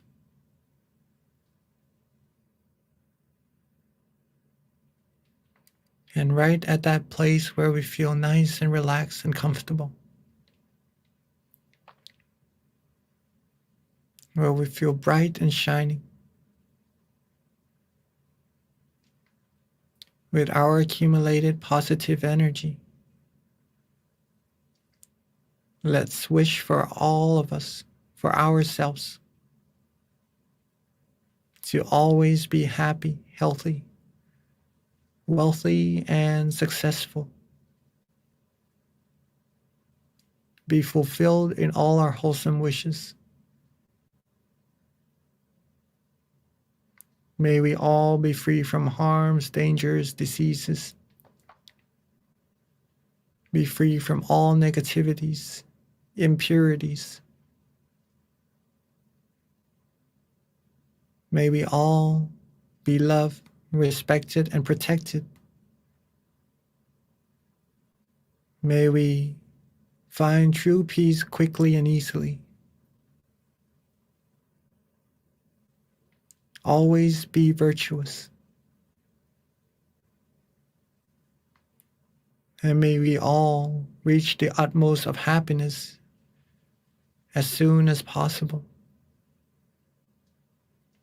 Let's take a few moments to wish for ourselves for all the wholesome things we need.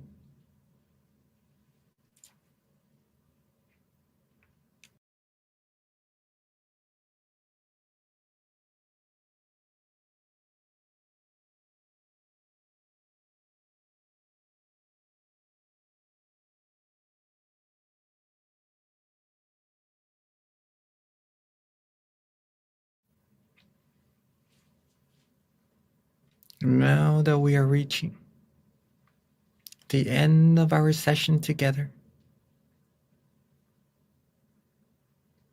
let's make sure that we are still calm, relaxed, and comfortable.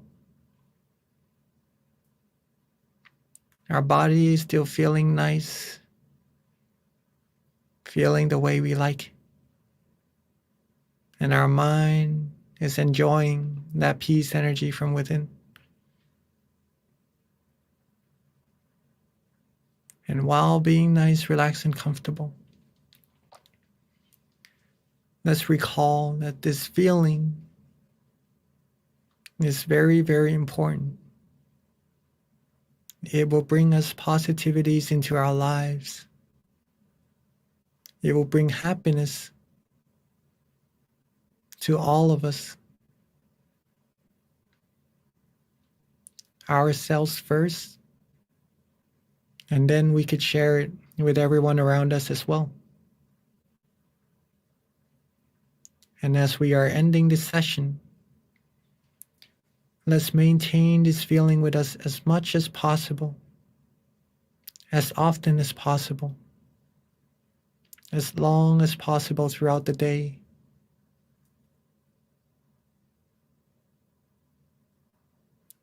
And then when we are ready, we could end this meditation session together by softly and gently opening our eyes.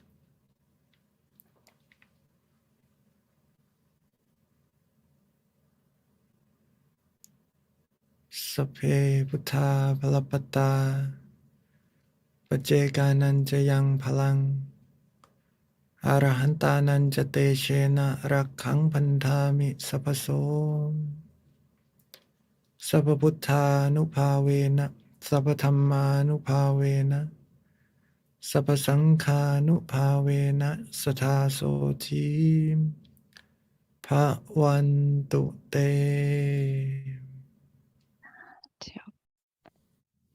Thank you so much, Venerable Jackie. That was so beautiful and peaceful. I actually had a very good meditation. I hope everyone else did too. Maybe because of the significance of today, like you had mentioned earlier, but it was a very good experience for me.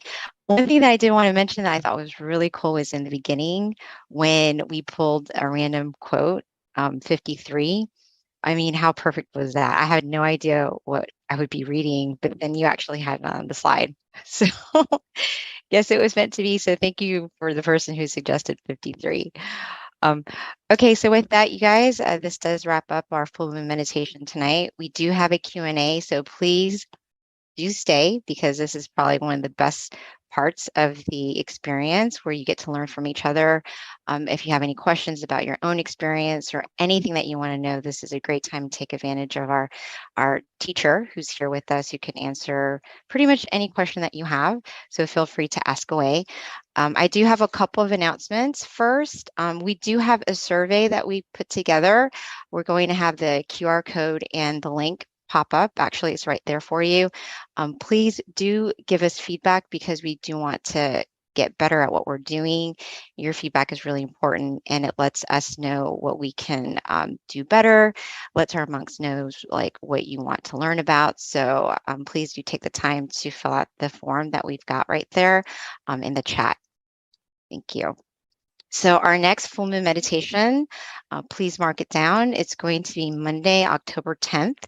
Definitely join us once a month. This is such a great opportunity for all of us to come together in the hundreds of numbers to just come together to meditate under the full moon. And what better way to really honor the earth than to come together to meditate on a full moon day. And there is a lot of good energy. So try to have that marked in your calendar every month and join us because we've been doing this consistently for over going close to 2 years now. So this has become something that we do every month. So please do join us, invite your friends, your family, come meditate with us. We've got different centers that actually meet as well, bring their members together to come and meditate with us during the full moon. And all you need to do is go to tamagayameditation.org to find the center closest to you and then find out if your center actually has the full moon meditation in person or join us online. Yep, so that's for this month. And our flyers are actually getting better and better. And then, of course, the one that we have next month as well, which is going to be on Monday, October the 10th. So mark that on your calendar. And then if you haven't already, MindGem, download it because it's a great way to get reminded of our events that we have. We send out notifications on often to kind of help remind you to join us. So if you don't have the app, please do download it. It's available on iOS and Android, has over 100 different tracks from our various teaching monks that you can learn to meditate or use it as a tool to supplement your meditation as well daily. And I'm also very excited to let you know that we are launching another version of Mind Gem that's super duper snazzy. So that's coming probably in 2 more months. So stay tuned. But our current app is really good and it'll transition to our new one as well. We've improved it tremendously. So if you don't have it, download it. MINDGEM, and there's a website right there. And then a couple of other things. We do have in-person meditation sessions at our different centers where you can come to meditate with us that have classes ongoing. Chicago, Georgia Meditation Center, Alabama, New Jersey. As you said, pretty much most of our centers are meeting in person now. So simply go to tamagayameditation.org and you can find out your local center near you. All right. So with that, the most important thing is please do not forget to fill out the survey for us. We just revamped it. We want to get feedback from you. So if you can, please complete that for us so that we can continue to improve what we're doing. All right. So with that, we've got our Q&A. Let me invite Monk Jackie back to our session. And then we've actually have utilized our different centers as well to facilitate questions at their local center, in addition with those who are online, so we can get more engagement and everyone can benefit from this Q&A. So the floor is now officially open. Please ask away and I will help moderate the questions. All right. I didn't see you all from New Jersey also. I'm lighting the candles. I did see all of you. So greetings, all of us as well. Right. Welcome, everybody. And if you have any meditation experiences you'd like to share, please feel free to share it in the chat box as well, or in the survey that we've just recently revamped, right? Mm-hmm. Yes. Venerable, do you know, I don't know if this is something that you can answer, but we do have someone in chat that recommends that there needs to be a center in Hawaii. Are you aware of any potential possibility for that in the future? Maybe so. I have heard of something like so as well, but I have to find more information about it. I'm not sure, not 100% certain yet for that. I have to find more information, but that's a really good question. There should be one. Yeah, that's our first question, actually. Venerable, while we are waiting for questions to funnel in, what is your recommendation with regards to how to continue to improve your meditation on days when you don't really feel like you're meditating well? How are we able to be, not that consistent is not what, if you're already being consistent, how do you have the consistency with regards to how you're feeling when you're meditating, that you actually feel like you're progressing every day? That's a very nice question, because sometimes we need something to let us know whether or not if we are improving or not, right? Some motivations maybe. Well, first of all, if you're meditating, if consistency is already there, you're doing really good. If you're meditating, no matter if today is good, tomorrow maybe not as good, the next day maybe a little bit less, the next day could be more, right? But if you're meditating, you are improving. You're improving. If you're not meditating, and that's going to be a little hard to improve, right? Consistency is very, very important. Other than being comfortable, consistency is one thing, one element that we 100% need to take into acknowledgement that it could be another heart of meditation, if that sounds all right with all of us, right? Comfort is the heart already. Consistency, keeping that heart beating, will keep your meditation going, right? That's the first part, right? How do we know if we're improving? The second part to it. If we're meditating, we are also observing, right? Observing means we have to find out what we do what we did in our meditation that gave us improvements, that made us feel good. The methods, right? The methods. If we learn what makes us feel good, do more of those things. Do more of those things. Now, sometimes we may do something in our meditation also that may be not as correct as the previous ones and causes us to feel somewhat a little tension, or maybe sometimes have even more wandering thoughts. In this case, also observe. Observe what caused that and reduce some of those things that we did. If we observe what we did in our meditation, whether it gives us positive results or not so positive results, we'll be able to learn from our practice and then improve more and more. Some indications that would let you know whether or not you're improving is that if you are feeling that meditation is easier or not. If you feel it is easier than before, I'm able to get to that feeling of relaxation more quickly, right? Without as much effort, with less effort, that means your meditation is improving. Writing down your meditation experiences, like what we're sharing here in our chat box, is also another very important thing to observe ourselves whether or not we're improving. Okay. If we meditate today together right now, maybe we have some feelings of lightness, of relaxation. We could write these meditation experiences down, right? Maybe tomorrow we meditate again, and maybe we have some other meditation experiences. Write those down as well. And then you'll be able to come back, take a look at what experiences in meditation that you had. And first of all, be proud of yourselves that you're able to get there. And then we could learn what we have and what we could do to improve. And maybe we get more things and we could learn what we did on that day that led our meditation to being a little bit more special. And we notice that, we improve on that. That's how we notice our improvements, and that's how we're going to be able to improve more in our meditation. Thank you, Venerable.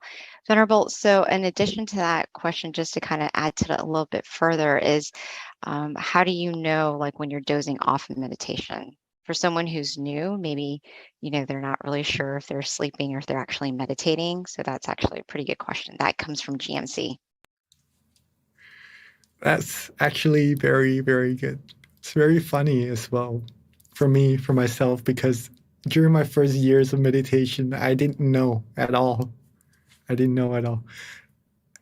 had a meditation session after lunch around 1 o'clock to 4 o'clock, so 3 hours of meditation. My method was to keep my mind at the center of the body. I didn't really learn about being comfortable yet at that moment, just to keep my mind there as much as possible. When I meditated, I felt good. And then when the end of the meditation session comes, I had good meditation experiences. But in between, I had no idea of what happened at all. But I thought that I was doing good, right? Until my teaching monks started to come and do some tutoring, right? They taught me how to observe myself. And one of the things that should be noticed is during the time that we are not certain in our meditation, if we are awake or not, that uncertainty is the indication that we might have dozed off a little bit in our meditation. If you are 100% certain in your meditation that you are awake throughout, that already proves to yourself that you are doing well, that you're not dozing off. You know for yourself. But if you have any uncertainty, whether or not maybe I have dozed off a little bit or not during meditation, that's one indication that you could go back and take a look. Or maybe how long, write it down as well. That would help. And then improve on that. See what happens. Mhm. So, Venerable, that kind of brings a question in my mind with regards to when you're meditating. Isn't there like an in-between part of like being awake and aware, like right in the middle, and that's meditation? Is that correct? So it could feel like you're sleeping, but you're actually really progressing, or is that just me overthinking it? No, that's actually very good. Remember what I said a little bit earlier just now? I had some good feelings Mm-hmm. during the beginning of meditation, and then I had really good meditation experiences at the end. But in Right. between, I'm not sure what happened, right? Because I dozed Oh, off. okay. Yeah, I dozed off. My awareness was down, but my comfort was at its maximum, right? I was feeling right, really relaxed. right. I've been there before too. Yeah. Okay. Uh, yeah, pretty much that because you're feeling really relaxed, maybe feeling a little bit tired as well. So you may fall asleep in your meditation, but Right. the awareness is not there. Ah, yeah, yeah.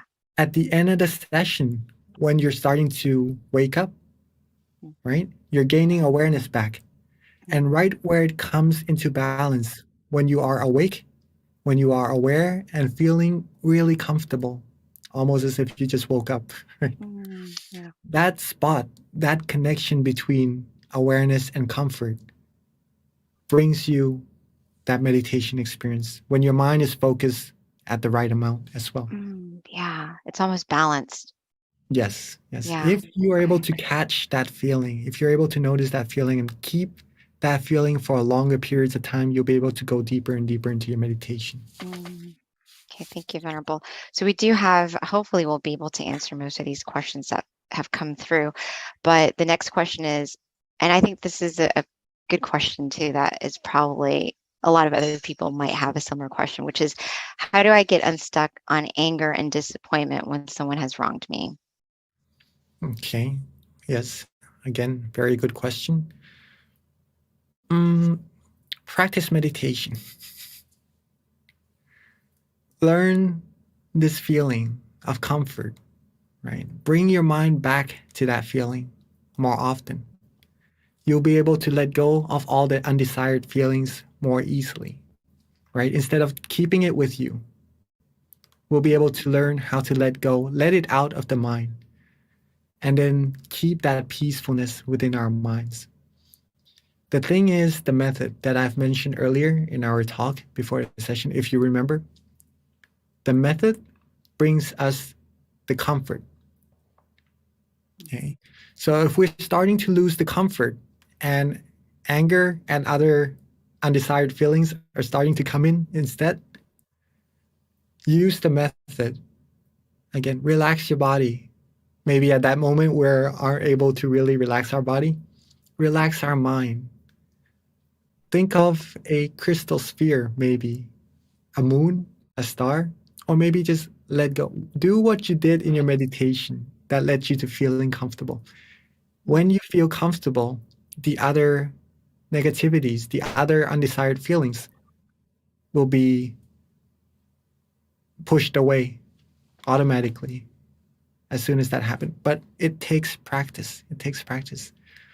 And be proud of yourselves that you're able to not burst out, be able to still maintain that calmness inside of your mind. That's a good indication that you have trained your mind well already and that you have high morale. Keep that with you and extend your practice of your mind further and further. Now, instead of just holding it back, let it go and put peace, put happiness in front. Feel good, feel happy.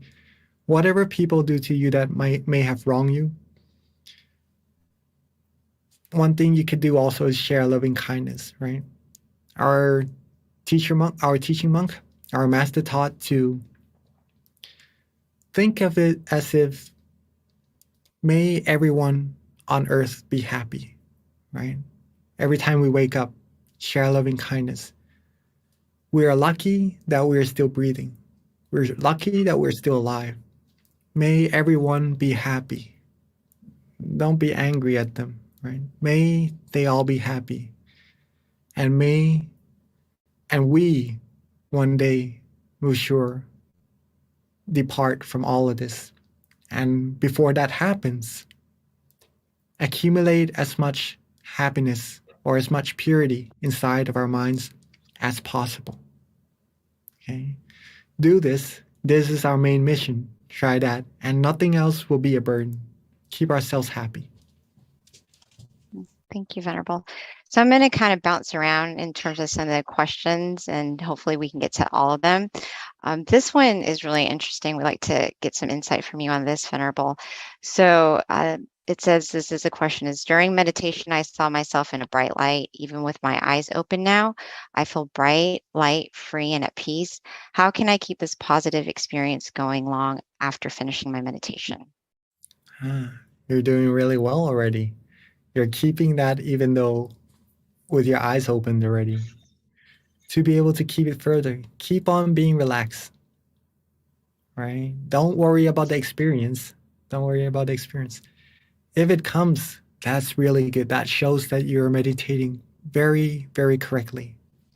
And all of us will be able to experience similar experiences as well if we're being relaxed and calm in our meditation. Superb. Be proud of yourselves first. But if it goes away, don't worry about it either. There are more to be experienced. Okay? Remember what you did, the method, again, that led you to feeling comfortable and relaxed. Do the method, keep being comfortable, keep the heart of meditation beating. Don't worry about the experiences. Keep being relaxed. That will lead you further and deeper. Thank you, Venerable. All right, so another question has to do with more like physical comfort and maybe getting some suggestions on how to make it better. So this question has to do with my neck muscle was relaxed initially, but got tired towards the end of meditation. It seems that I could not detect when the muscle started to become tense. Do you have any suggestions? It is normal, right? It is normal at first. Not a suggestion yet, but just to let you know. If we're in one same position for a long time, for a human body, we will ache for sure. That's humans, right?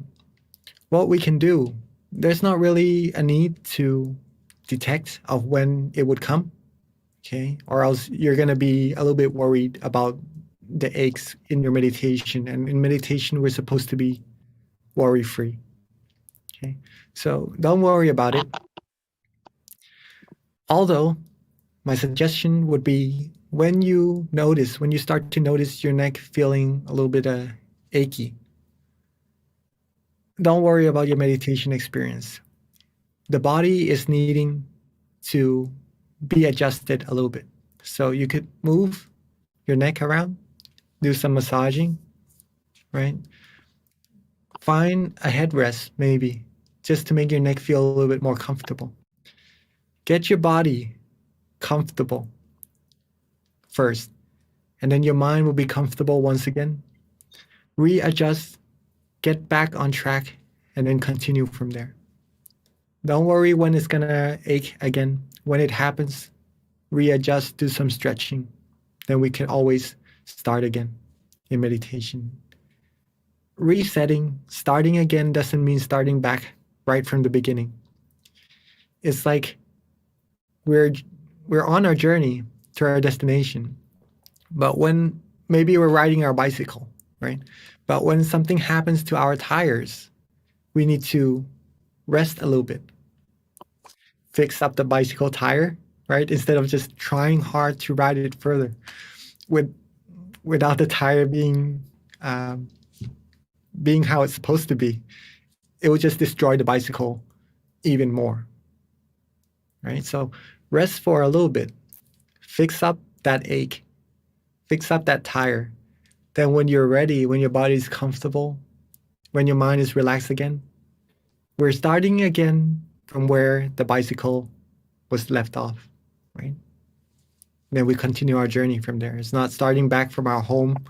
We still have our distance accumulated. We're just continuing from there, but stopping and readjusting is just fixing up a little bit, and then we continue from there. All right, hopefully that answers your question. So, Venerable, what do you say to those of us who have this like fixation in our mind that like resetting kind of takes you to the beginning, you know, like how do you change that mentality? Even though teachers tell you reset, it's like still continuing from right where you left off.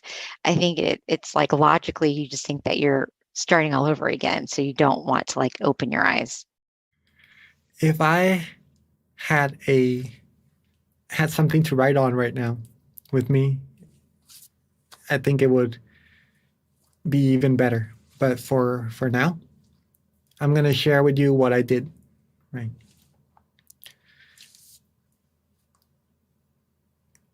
During my first years of meditation, I only learned how to meditate a certain way, right? It's good. It's really good. It gave me really good meditation experiences, but it didn't give me the observation I needed to be able to meditate for the whole session and just to improve my meditation experience, to make it more stable. Then my teaching monk came and he taught me to reset. Whenever you feel drowsy, whenever you feel aches, whenever you feel tension, whenever you feel you have wandering thoughts, reset. And at first, the monks who were learning, or including me, were a little bit confused of why does this happen? But as we practice, we start to learn that resetting doesn't start us from the very beginning. It continues us from where we left off and takes us further. I experienced this myself by writing down what I did in my meditation. Whenever I am able to be relaxed, to be comfortable, I put one line down in my notebook, right? When I put one line down, I had to open my eyes, right? I had to reset. And then when I go back to meditating again, try to get back to that relaxation. When I got to another one, I put another line down in my notebook. That's another reset. I kept repeating this 100 times, 200 times, for days, for weeks. I started to know some difference in my meditation experience. Every time I reset, it becomes easier. I become more skillful at getting to that relaxation, right? I'm practicing how to meditate. Instead of just one whole hour, I practice one time and try to maintain. I'm practicing hundreds of times now in one session. That improves me a whole lot quicker. Also, my meditation experience didn't just stay at being relaxed and comfortable. It improved. After a few hundred times, I started to notice some differences in my meditation experiences. And that's a proof to myself first that resetting helps you improve for sure, 100%, but do it when you need it. Okay. Along with my friends, they're practicing the same things and they are improving as well. And no matter how many people we share, resetting and being comfortable with, they're able to improve their meditation as well. Try it for yourself.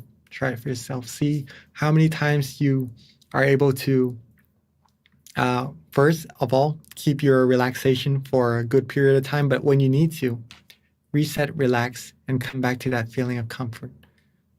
Keep going. See how your meditation experience improve. Thank you, Venerable. So we have like many questions that kind of flooded right as you were speaking. So I'm going to go ahead and save these questions since it's already 10:30 and, you know, we do need to wrap up, but please do join us again next month. Your question will be in a repository and we'll bring it up. So join us and you'll get your question answered. So at this time, Venerable, if you can give us a blessing, and those of you online or at the centers, if we can just put our hands together to accept the blessing at this time.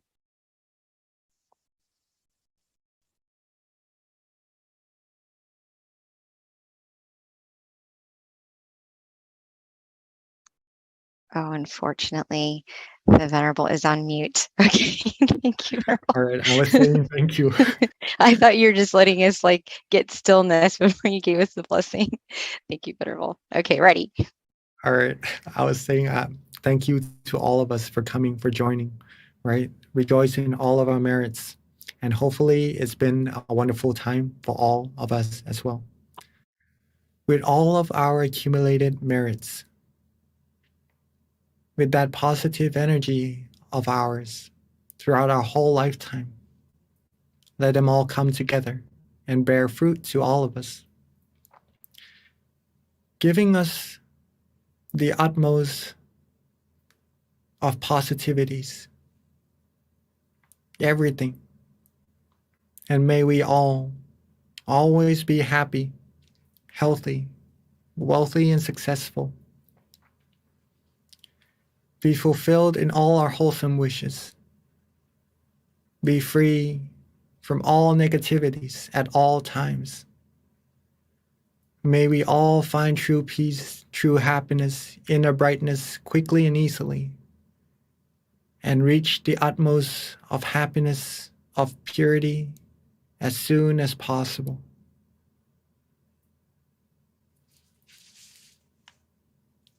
Thank you to all of us again. Thank you so much for your time, Venerable. Until next time. Bye, everyone. Please do not forget to fill out our survey, give us some feedback so that we can continue to improve. And again, see you next month on Monday, October 10th. Until then, meditate often and meditate well. Bye, everyone.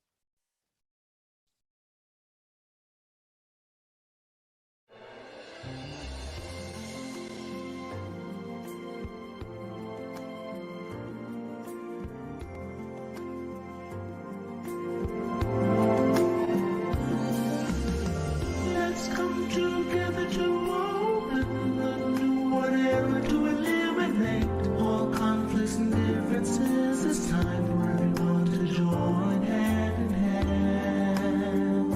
At last, now the world's beyond healing. It's time to change the world.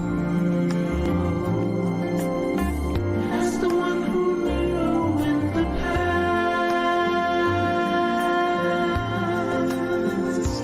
in this period of our time, we will see before we depart this world. Everyone must join hand in hand to change the world from darkness to brightness, from suffering to happiness,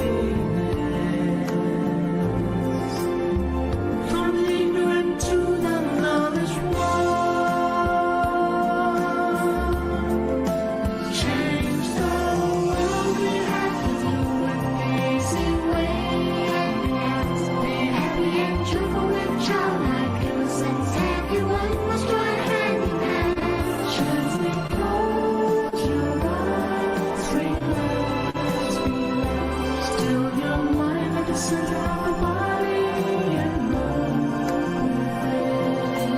At the same position of the one who knew from the past.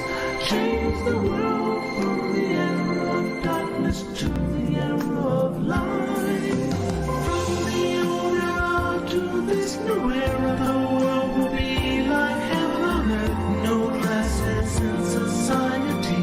Everyone will be really happy. We speak the same heavenly language.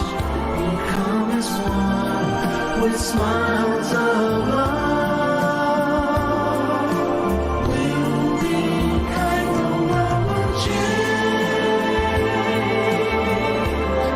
The world will change. Let's come together to change the world. Let's come together to change the world. Let's come together to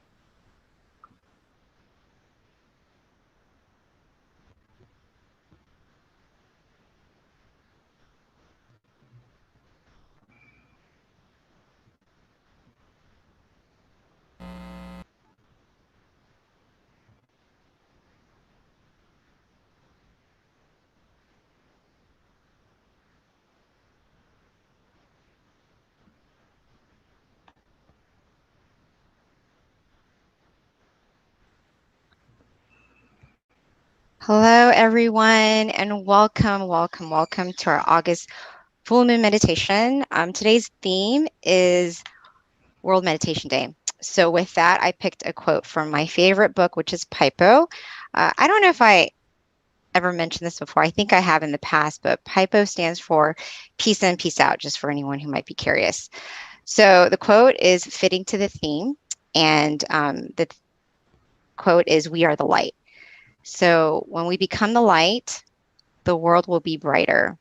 We are lucky to have seen the light before many, so we must share it with them, starting from the smallest world we know, our family. Then expand to our workplace and be bright and brighter wherever we go. So I thought that was very appropriate for our theme with regards to trying to be that light so that we can help not only the people around us, but eventually extending it to our community and even eventually to the world. So that is the quote today.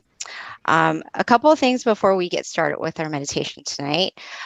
If you were with us last month, we were talking about trying to do a mind challenge. So trying to challenge everyone to try to better themselves within the next 3 months. So last month, this month, and then next month will be 3 months with regards to the mind challenge.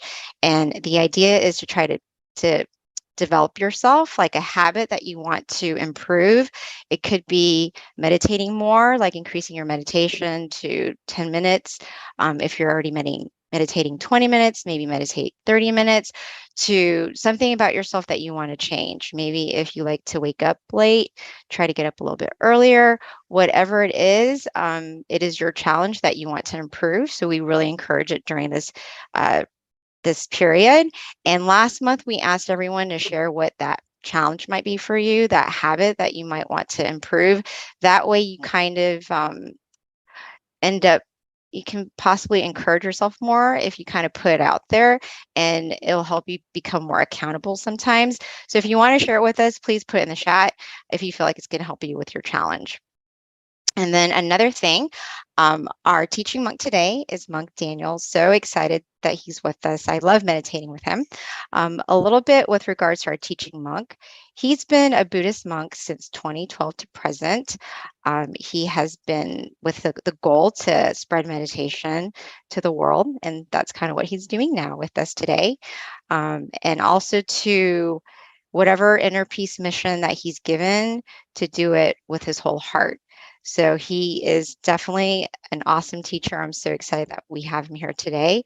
And at this time, we'd like to transition it over to our teaching venerable, Monk Daniel.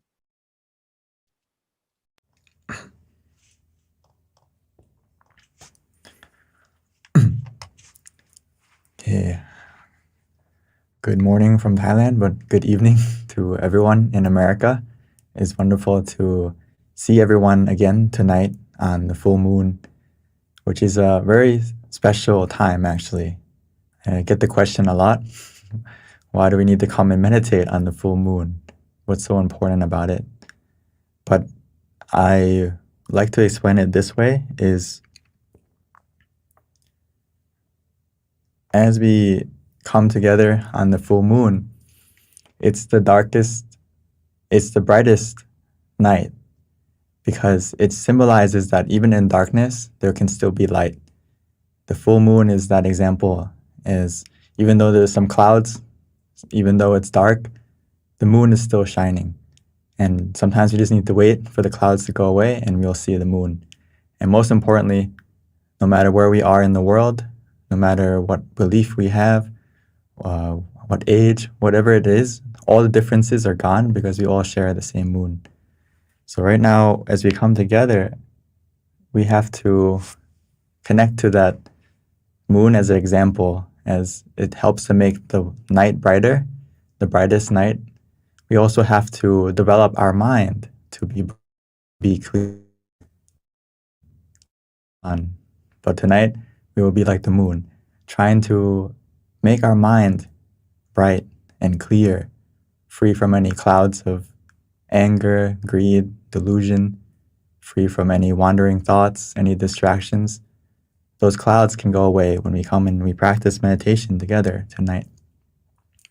And most importantly, when we come together as a community, as there's hundreds of us together, when we come and meditate together on this full moon, the positivity generated, it multiplies with each and every one of us as we all have the same goal. As we close our eyes, it's funny because we're all over in different places, different rooms, different, some of us maybe even different countries. When we close our eyes, we're all in the same place, all in the same room, and we all have the same goal: to cultivate our mind, make our mind clear and bright together. So that's a positivity that grows and multiplies with each and every one of us coming together tonight. And you may notice that as you meditate together as a group, even though we're separated, but as I said, we're connected together with the same goal, same power of the mind connected.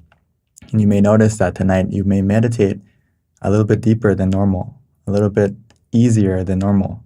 And that's because it's not just a symbol, but it's also something that we can connect to, the energy that we can connect to tonight. So I am honored to have the opportunity to see everyone and meet everyone tonight, to help us to all go and connect to that inner peace within us and find our inner moon. As our lovely moderator mentioned already, right, that this theme is about World Meditation Day, which passed on the 6th. But World Meditation Day shouldn't just be, one day. Ideally, myself and all my teaching monks, all the people who practice meditation deeply, I believe that we would like everyone to practice meditation not just only one day when it's Meditation Day, World Meditation Day, but we would like everyone to practice every day. So we can continue with that theme today, that World Meditation Day was established on a day that was actually very tragic and horrific. If you go back to August 6th in the past, in 1945, which was the day when the atomic bomb was dropped on Japan, which is horrible, and we see the destruction of that happening. So what we need to reflect on that day is that why that happened is because the root of that was the greed, anger, and delusion in people's minds, taking over and expanding throughout the world, causing conflict, causing war, and 1 second. I think someone's mic is still not muted. I'm not sure if someone could help mute.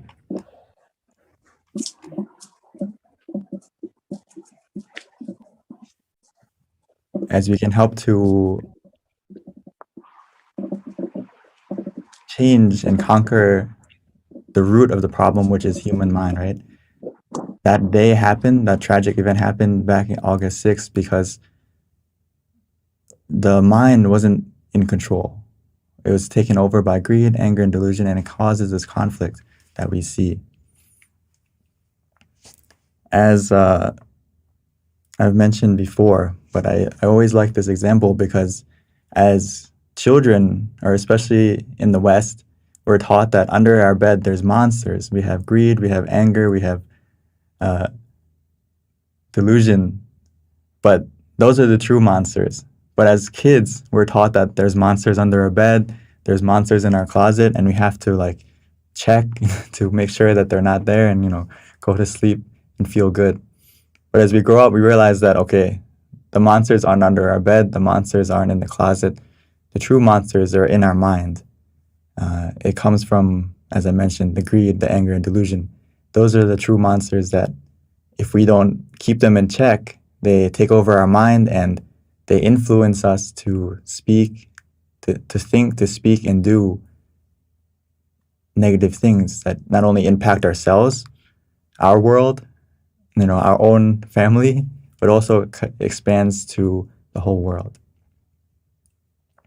Because as we know, if we dig deeper in looking within ourselves, we have this virus of the mind that's infecting us, we don't see it, but we can see it and experience it through people's words, people's actions. We may not be able to read people's minds, but we can see how infected those people are by their actions, by what they say. And only through meditation will we be able to go and clean and get rid of that virus of the mind, to make sure that the conflict that we have in this world, whether it's between, it's the small conflicts with your own family, with your own friends, your coworkers, as we have this, world, we have our own world, but the sphere of influence that we influence is actually multiplied as we go throughout our lives. And all the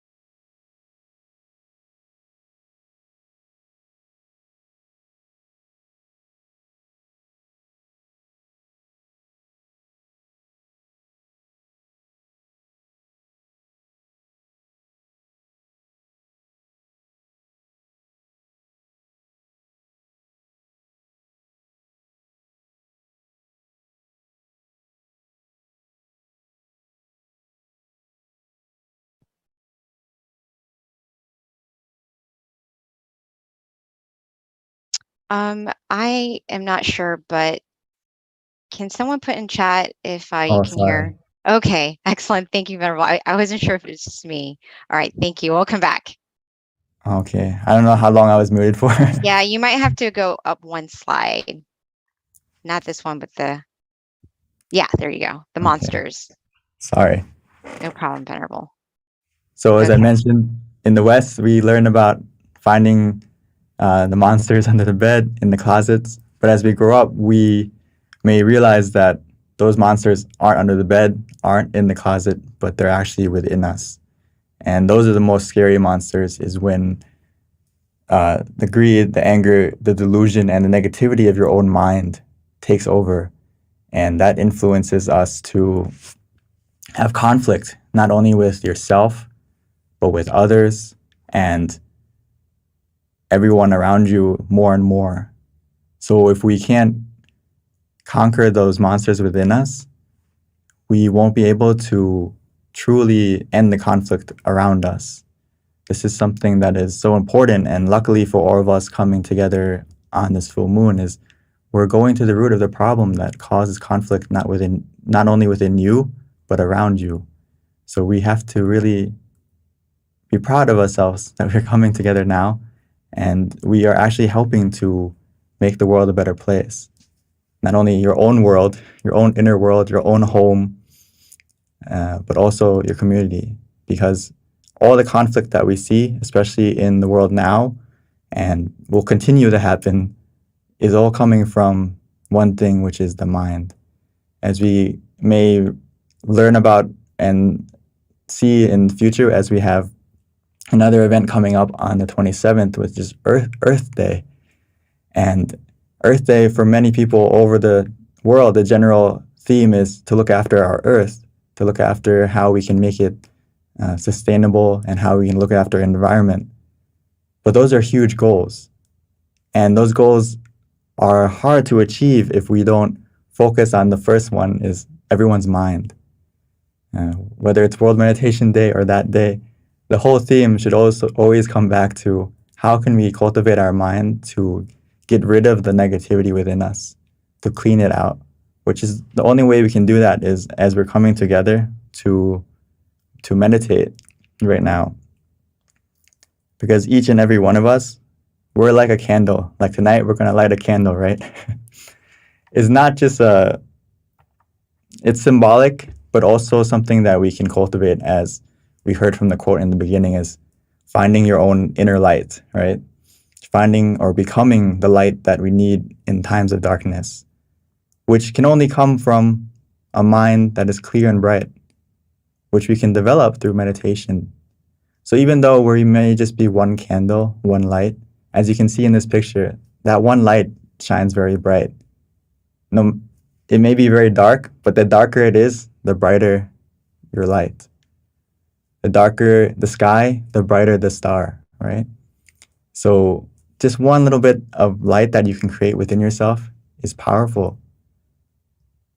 And as we come together, we help to magnify and multiply that light. And we all have a part to help to make the darkness brighter. The negativity right now in the world, it can go away. It will get worse. It may get worse, but as our brightness of the mind comes, it will help to lessen it until eventually it will go away. Because as we come together, we help to shine together, just like all the stars that we have at night. If there's only one star, it won't be as beautiful, but it takes millions of stars in the sky to make the sky at night beautiful and inspiring and not as dark as we would expect. So the most important theme tonight is to navigate the darkness that we all will encounter in life, because there's many negative situations that are happening, as I mentioned, because everyone in the world is infected with greed, anger, and delusion. And as people don't know how to deal with that negativity within themselves, of course, we will encounter negativity. But as we come and practice meditation, we now have the power to navigate that darkness with the right source of light, which can only come from meditation. So even though there is darkness, negativity, obstacles, don't let that darkness hide the brightness within you. We can keep ourselves lit by doing what we're doing now, is coming together, meditating, helping to relax your body, calm your mind, and that's how you can relight yourself and find that light and source of light within you. Because your mind, within yourself, your mind is very powerful, and you can connect to your own brightness by doing this following these simple steps on the slide, which is to take it easy, take it slow, and just feel the balance. Feel the balance of where you feel conscious, but you also have comfort. So whether this is your first time or for many of us may have joined many times, but no matter whether you're a beginner or advanced in meditation, you only need these two things, which is to be conscious and to have comfort. And the key thing here is to always try to find that balance where you have both of them together. And that starts from relaxing your body as a foundation. And as we continue to practice, of course, throughout the meditation, we may fall off balance. So it's okay to adjust. It's okay to move physically or mentally so you can come back on balance and get that conscious and comfort together again. And if we have conscious and comfort together, we can win that inner war. We can overcome that greed, anger, and delusion within us and end the conflict within you. And once you end the conflict within you, the conflict around you is also going to disappear. And it's going to get, as you all come together and expand this community of everyone practicing and learning how to meditate, we will get to see that how can inner peace through world peace happen. So as we come and practice together, we need to take the time right now to go to the source of true love and compassion and understanding and positivity. True love can only come from within, so we need to go to that source and allow it to grow from within you. Only then can we spread it. Only then can we spread the positivity and the light within you, which is going to the source and developing it within you first. So like I would like to just emphasize that even though you have one moment of relaxation or you're just one person, we actually have a lot of influence. You just maybe not realize it, but as we go throughout the day, as we go throughout our life, there's thousands of people that we encounter, that we influence, whether we know it or not. So just by us coming here to still your mind, practice relaxing and cultivating your mind, you are really making a difference, not only for yourself, your friends, your family, but also the world. But before we can see that difference, let's spend some time together right now to cultivate our mind and go to that source of light within you and find that happiness that is waiting for you. So let's take some time right now to still and calm your mind. So before we start, I would like to invite everyone to take it easy, take it slow, and let's start by adjusting our body together. For those of you who need to stretch a little bit or move around a little bit, please feel free right now.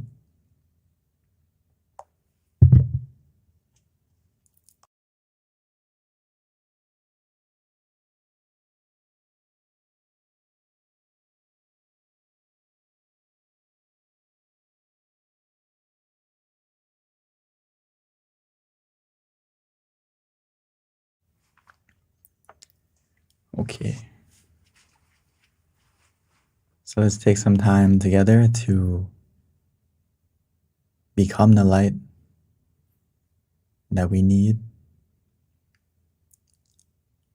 which we can attain easily and simply. All we need to do is start by adjusting our body first. There's no need to rush, no need to hurry. As we take our time, taking the time to find a comfortable and relaxing position, whether we're sitting on the floor, on a chair, wherever we may be. Find a comfortable position that works for you, that helps you to be comfortable and relaxed. And once you've found that position,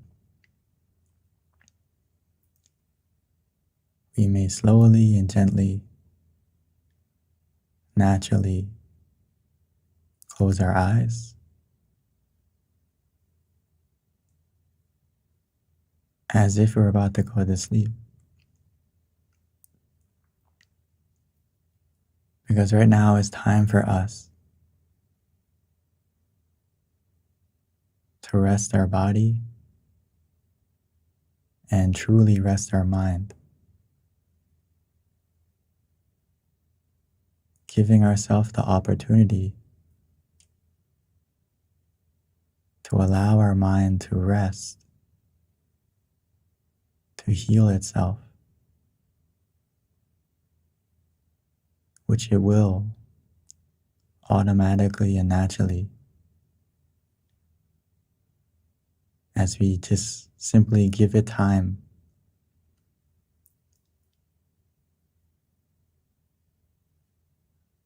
And as we continue to create a foundation of relaxation, physically first, taking the time to relax and release every single part of your body.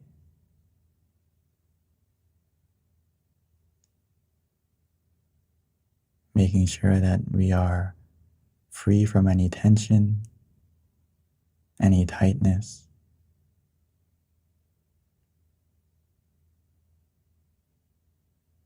By simply checking, making sure every part, whether it's our face,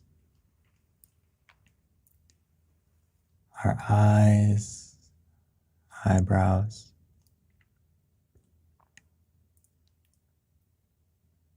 relaxing and releasing our shoulders, arms, and hands, relaxing and releasing down our back, our legs, all the way down to our feet.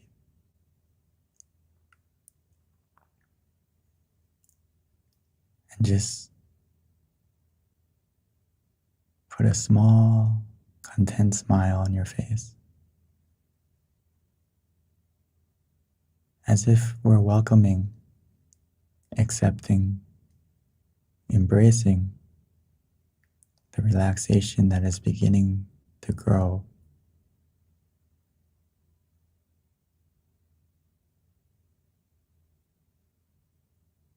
And just to make sure that we're completely relaxed, we can take a few deep breaths, breathing in and out, inhaling deeply and exhaling slowly.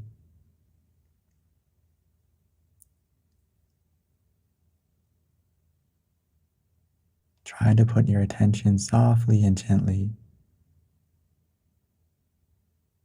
as your breath enters your body, filling it with relaxation as it expands throughout your body.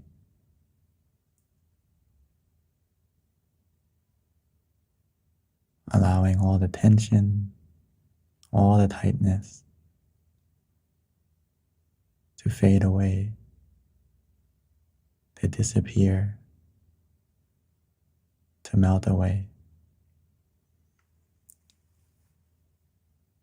leaving only relaxation and comfort within us and even around us. As we begin to feel that relaxation expanding from within,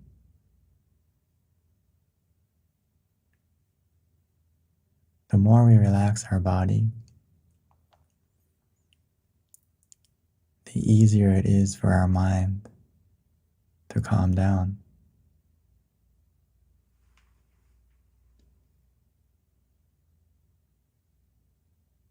This is the power of simply relaxing, trying to find that balance between being conscious and comfortable.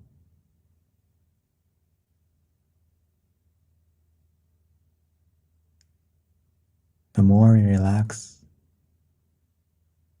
the easier it is to let go.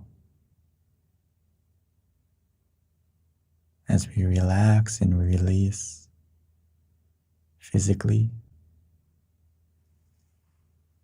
we also need to learn how to relax and release mentally.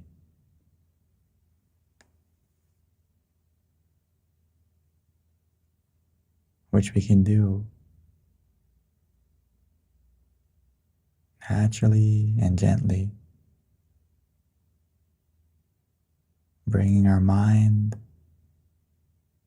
back to the present, allowing ourselves to let go of the past, because for many of us, we're holding on to it tightly, afraid to let it go, or unable to. Right now, it's a golden opportunity to let go temporarily.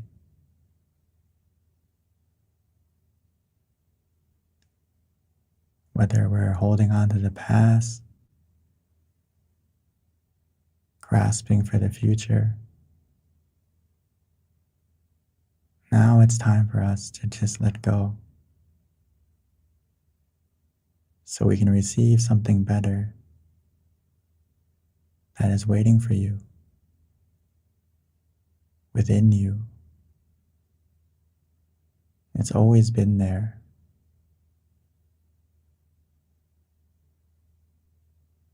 A true source of happiness and positivity that we can connect to anytime, anywhere, because it's already inside of you. All we need to do is relax our body and calm our mind, allowing your mind to fall into the right place.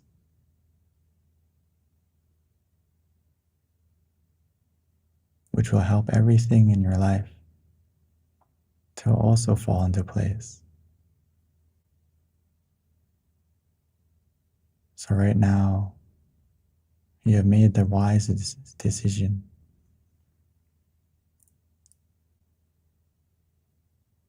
to let go of everything so we can receive peace of mind.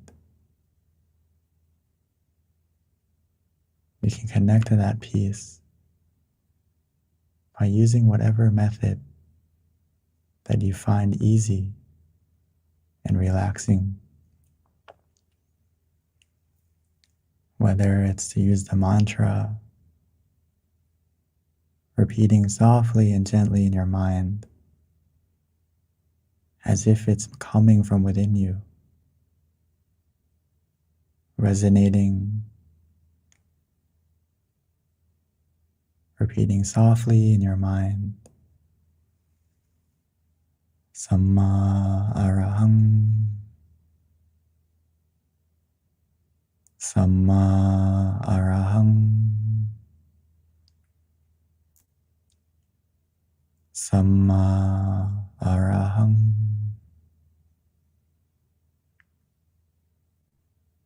Samma meaning purity, Arahang meaning freedom. So it is as if our mind is becoming free and pure, free from the distractions,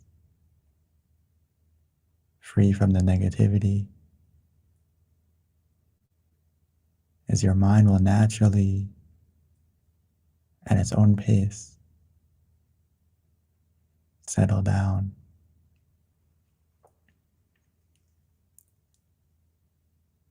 Or for some of us, it's easy and simple, relaxing, to visualize the moon, or tonight, the full moon. We can use it as an example, imagining it within you the best you can. Even though it's not clear, that's fine. It's natural when we use our mind to visualize that initially the image won't be clear.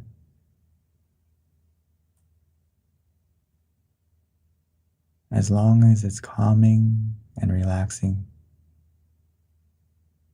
that's the key. The image will get clear and it will change on its own.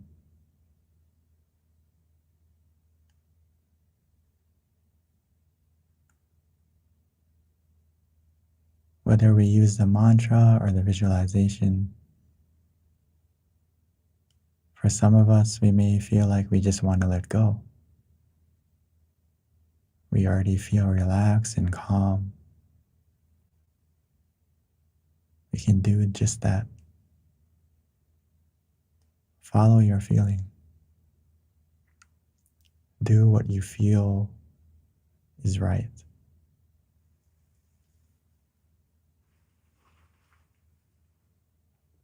We can just let go.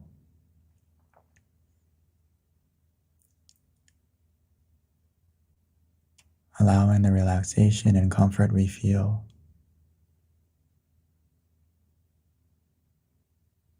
to take our mind inside.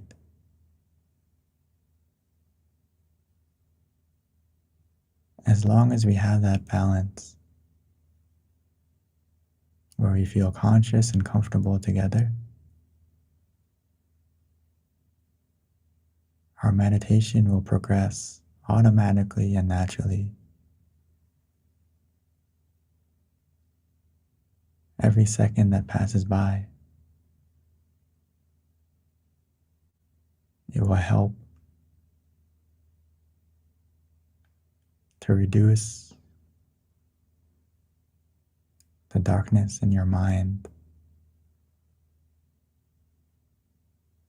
allowing the clouds to fade away, revealing the inner moon that's inside of you. We may not be able to see it initially, but we will begin to feel it, feeling the relaxation and comfort growing, expanding, accumulating within you.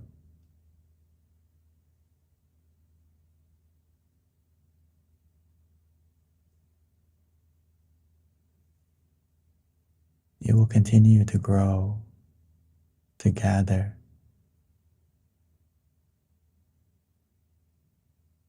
automatically and naturally,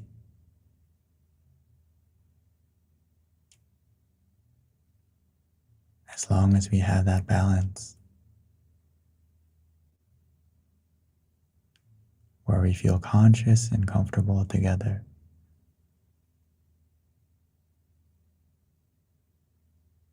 All the obstacles, all the distractions won't be able to bother us.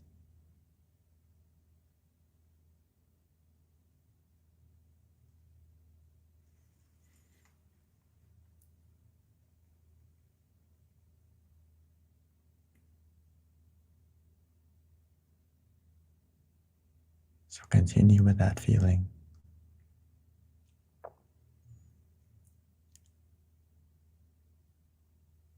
Continue with the relaxation and comfort.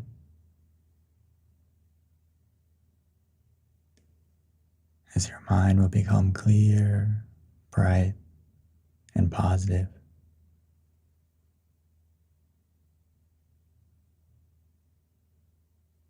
As our mind becomes still, and eventually our mind will stop.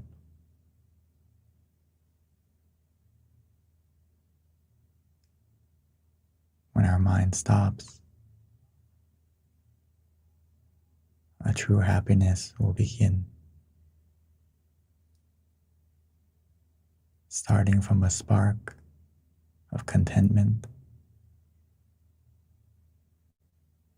and igniting into a happiness that we have never felt before, but that has always been waiting for you.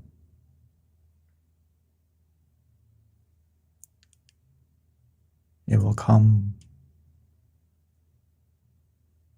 as long as we stay relaxed and calm. We don't need to go looking for it. All we need to do is to look within,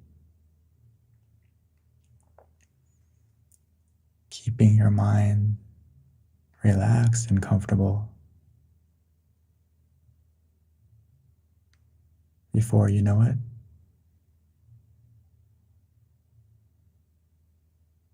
we will feel it.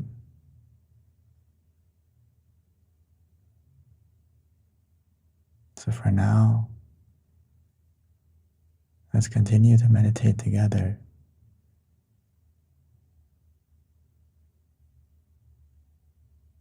Every second that passes by is a precious moment that we can collect together as we become the light that we need.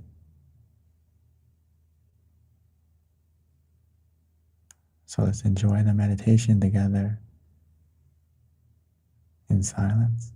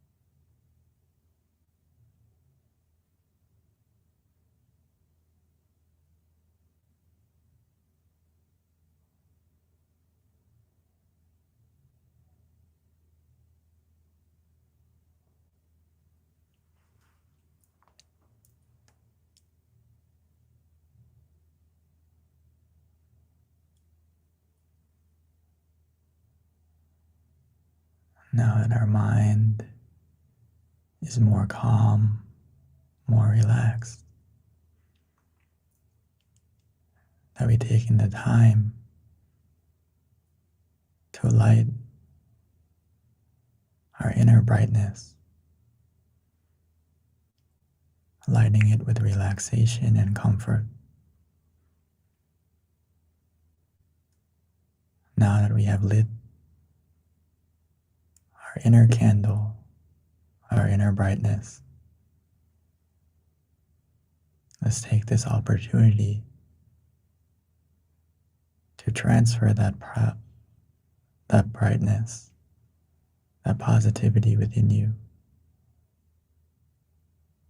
transferring it from within and expanding it out. So we can take a moment together to light our candle in front of us.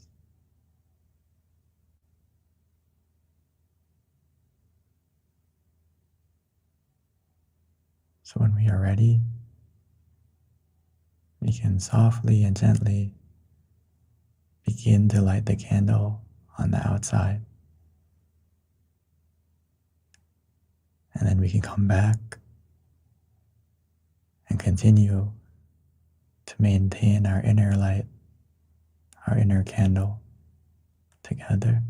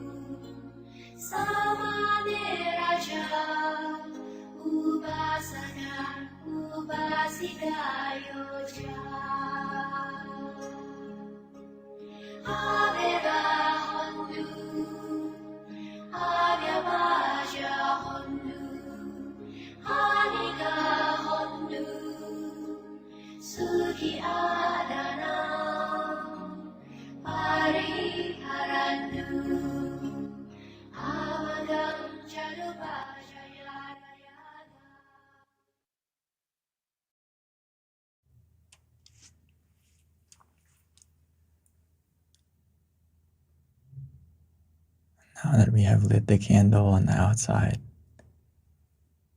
as well as lit the candle within us, let's continue to spread our positivity like we have spread our light, both physically and mentally. Because now that our mind is more calm, and every moment that we have taken to still our mind,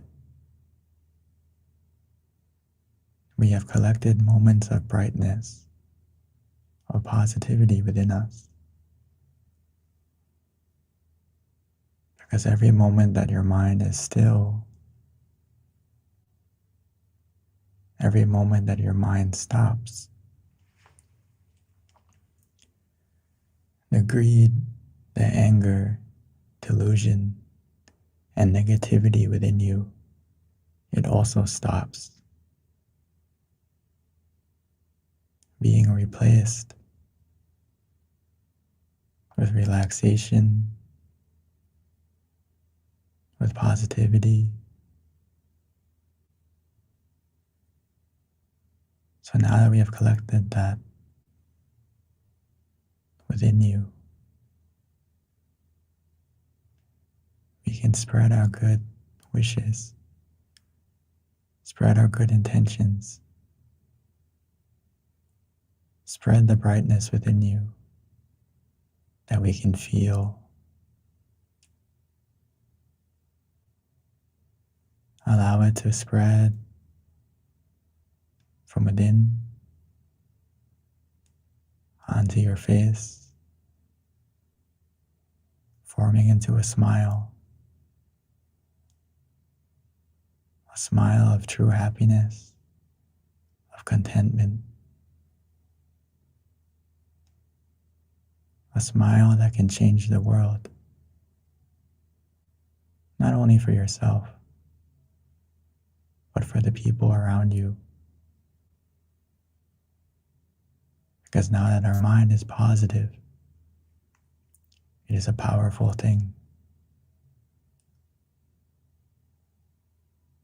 Your mind is an element of success.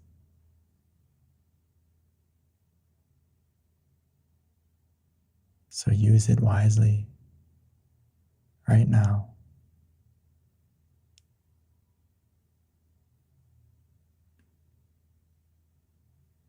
By wishing for everyone, including yourself, your family, your loved ones,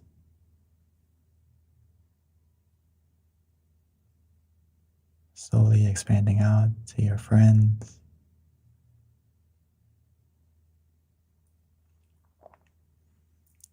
expanding out to everyone in the Zoom,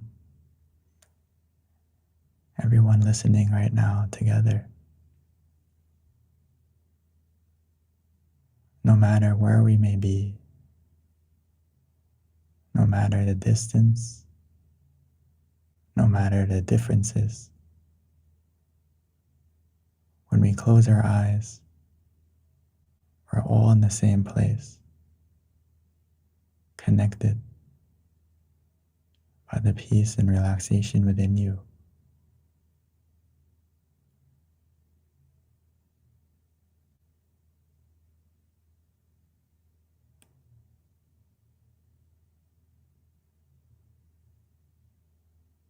As we share our good wishes, wishing for everyone to be healthy,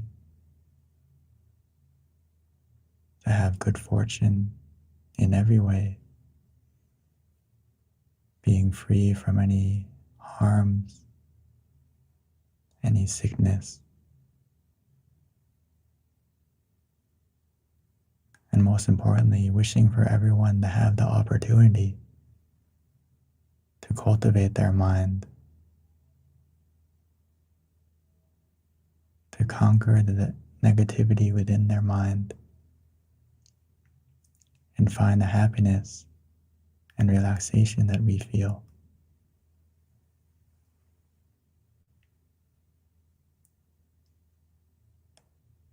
Even though it's just a wish,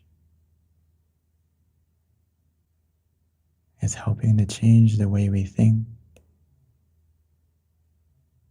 which will help to change the way we speak, the way we act, as we spread the positivity within us.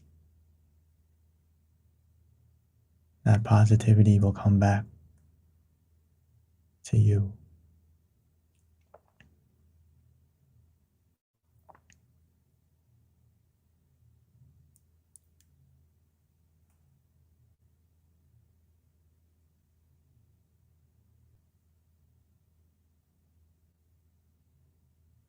So let's continue for a moment,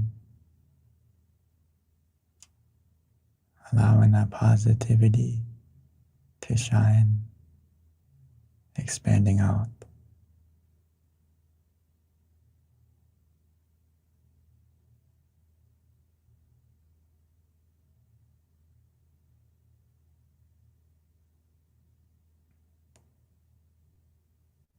And once we finish wishing, spreading our good intentions to everything and everyone, we can slowly bring our attention back to ourselves, going back to wherever we feel comfortable.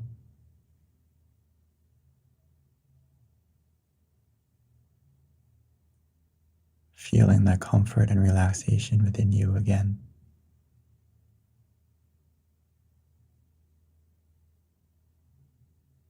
And keeping your mind with that feeling just for a moment.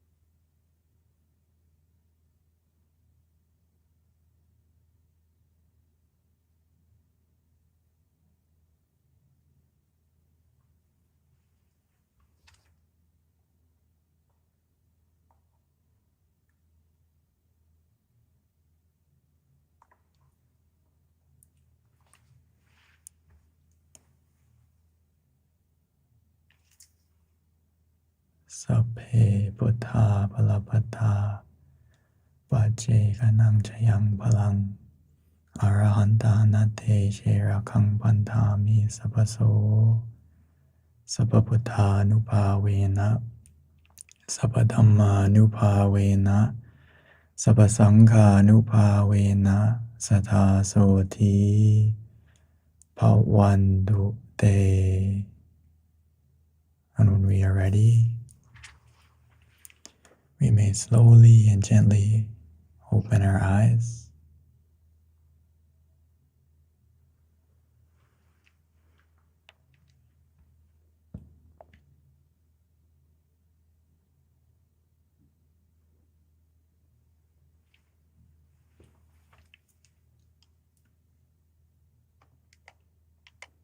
Thank you, Venerable Daniel. So everyone, we do have a couple of announcements before we transition to Q&A. Just to let you know, for those who need to hop off, that's totally fine, we understand, but the Q&A is actually one of the best parts of the session, so you don't want to miss it. You can learn so much, so I do definitely encourage you to stay on, and it's about half an hour. So for those who have questions, please be ready. This is a great time to ask our teaching monk with regards to your experience or anything that you want to know with regards to meditation. In terms of our announcements, please jot down our next full moon meditation. It's going to be next month, September 10th on a Saturday. So please jot that down, join us, invite your friends, family, everyone in your household, extend it outwards. It doesn't matter where you are. You can all join us online to meditate with us together. Again, September 10th, which is on a Saturday. Also, if you haven't been on it yet, our tamagayameditation.org website, we encourage everyone to visit this page. This is a great page to learn about our meditation technique, the different centers that are located if you're looking for one close to you. In addition, we also have another website I like to share, which is Mind Gem. And here you can learn more about our app. You can download it. We've got over 100 tracks from our teaching monks. It's a great way to supplement your meditation when we're not meditating together. And then also we do have on-site meditation classes. In fact, I think many of our centers are offering the full moon meditation session at their center. I know my center is, which is Georgia. So hello, everyone. I'll see you guys next Wednesday, if not Sunday. And yes, we do have our centers that are open with in-person sessions.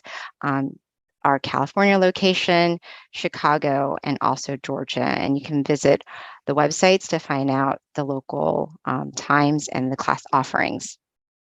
And then next, we're going to transition to my favorite part, which is the Q&A. So if we can get Monk Daniel back on, please. Thank you. Hello, Venerable. All right, so, oh, look, we already have a question coming in. So this is the part where if you've got a question, please enter it in chat. And those of you in Georgia, please represent us. If you have a question, let John know and he will facilitate it. Nan will actually type it in, or we can open it up to the floor, whatever is easiest. And that goes for any of the centers as well. But you can also put it on chat if you've got a question that way. So we've got one from Amy, and her question is, when letting go of the past and sending those in our past love, what is the best way to forget and completely release them and fully let go forever, even with bad memories or when bad memories arise? And this is life, it happens. I think that's what that meant. Whilst life happens. I've never used that word, sorry. But that's a good question because, you know, I've had that as well in terms of trying to forgive someone and really getting to the point of letting go, because I think it's easier said than done, even for a practitioner in meditation. It's not always easy, depending on what that person did to you. So, Venerable, what is your suggestion for that? I think this is a very deep question and also wonderful question. I know many people struggle with letting go, myself included. The most important thing is, as we practice meditation every time, is that if you notice, we try to end the meditation with spreading love and kindness, or trying to wish or spread good intentions, which the most important thing is repetition, because when we first do it, it's kind of like we are also fighting that initial feeling that we can't forgive or we can't send actual love, but it's kind of like we're just thinking it first. Maybe we don't feel it truly yet, but we're just thinking it. And it starts from that point as we practice every day and we get deeper and deeper meditation. The understanding and wisdom and positivity that you generate within yourself, it increases. So it's easier and easier in the future to do it. But in the sense of that, how can we forget or completely release those people, is that I like to put it this way, that we have people that we, whether it's good memories, whether it's, people that we love, or sometimes it's bad experiences. What I try to do is to not necessarily forget them completely, but we forget the things that were negative, or forget the things that were dark, and we keep what was positive in that situation, or that with that person. Try to focus on the good and let go of the bad of it. So we'll try to focus on what was good from that situation, or what was positive from that situation, rather than maybe it was a bad memory, or maybe it was a huge traumatic situation, but there was something good that happened from it, whether we learned something new, whether we got stronger as a person. So focus on that rather than the negative situation. And if you ever find yourself drifting back to thinking of the bad memory, or thinking of that negativity again, we also need to realize it as quickly as possible and switch modes, change the channel to whether it's to use the mantra or the visualization, just to take your mind off it as quickly as possible. Because it's kind of strange that physically, when something hurts us, let's say something's hot, we automatically recoil. We don't keep our hand on the hot thing. But mentally, for some reason, we like to keep our mind mentally on something that's hurting you. So if we practice meditation more deeply, when I say to have conscious and comfort in balance, when we practice, we should transfer that kind of understanding to your daily life, that you have conscious and comfort as you're walking through your life. And when the comfort starts to go down, we need to adjust as quickly as possible to get it back on track. So in that sense, you can practice doing that, and also just to hopefully that gives you some kind of answer. I'm not sure. If not, please continue to write in the chat. So Amy did say that it's easy during meditation, but back in reality, it's a little harder. So that was just a comment.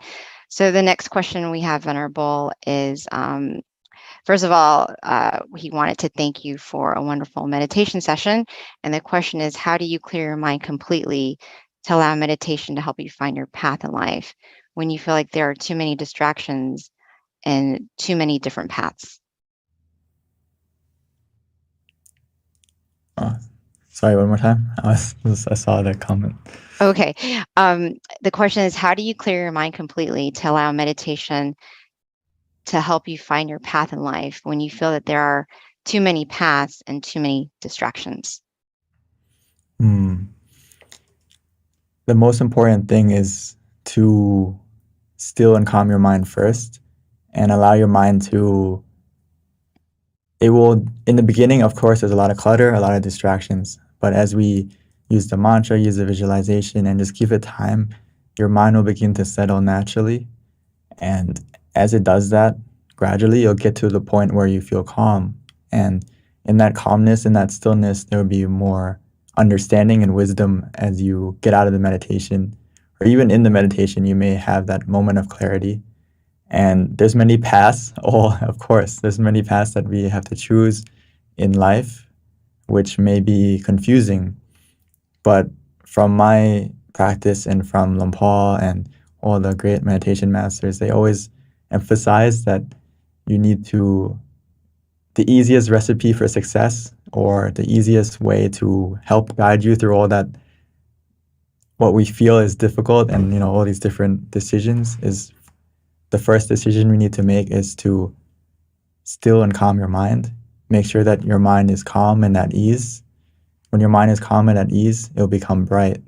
And with that brightness, it will help you to navigate your life more smoothly. So if you don't know what to do, you have to if you can't think it out, get out of thinking. If you don't know what I should do, what I should decide, a good tool you can use right now is to sit down and meditate and try to calm your mind first before you do anything. If you make that a habit, you're going to start to see that all the difficult situations or the different paths, it's going to narrow it down. Maybe it'll be only one left. So it takes a little bit of effort in the beginning, but as you continue to meditate, it's only going to get easier.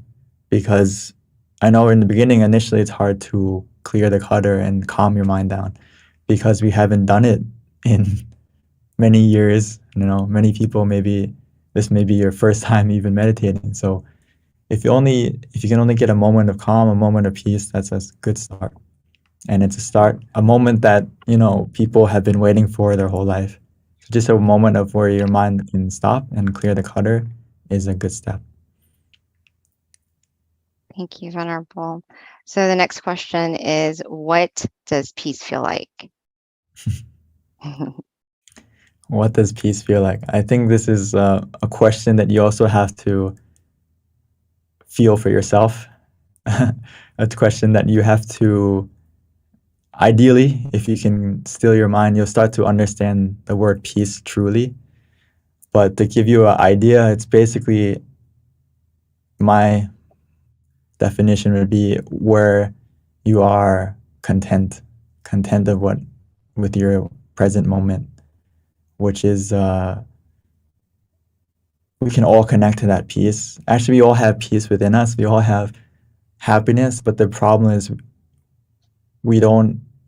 our mind isn't present. Does that make sense?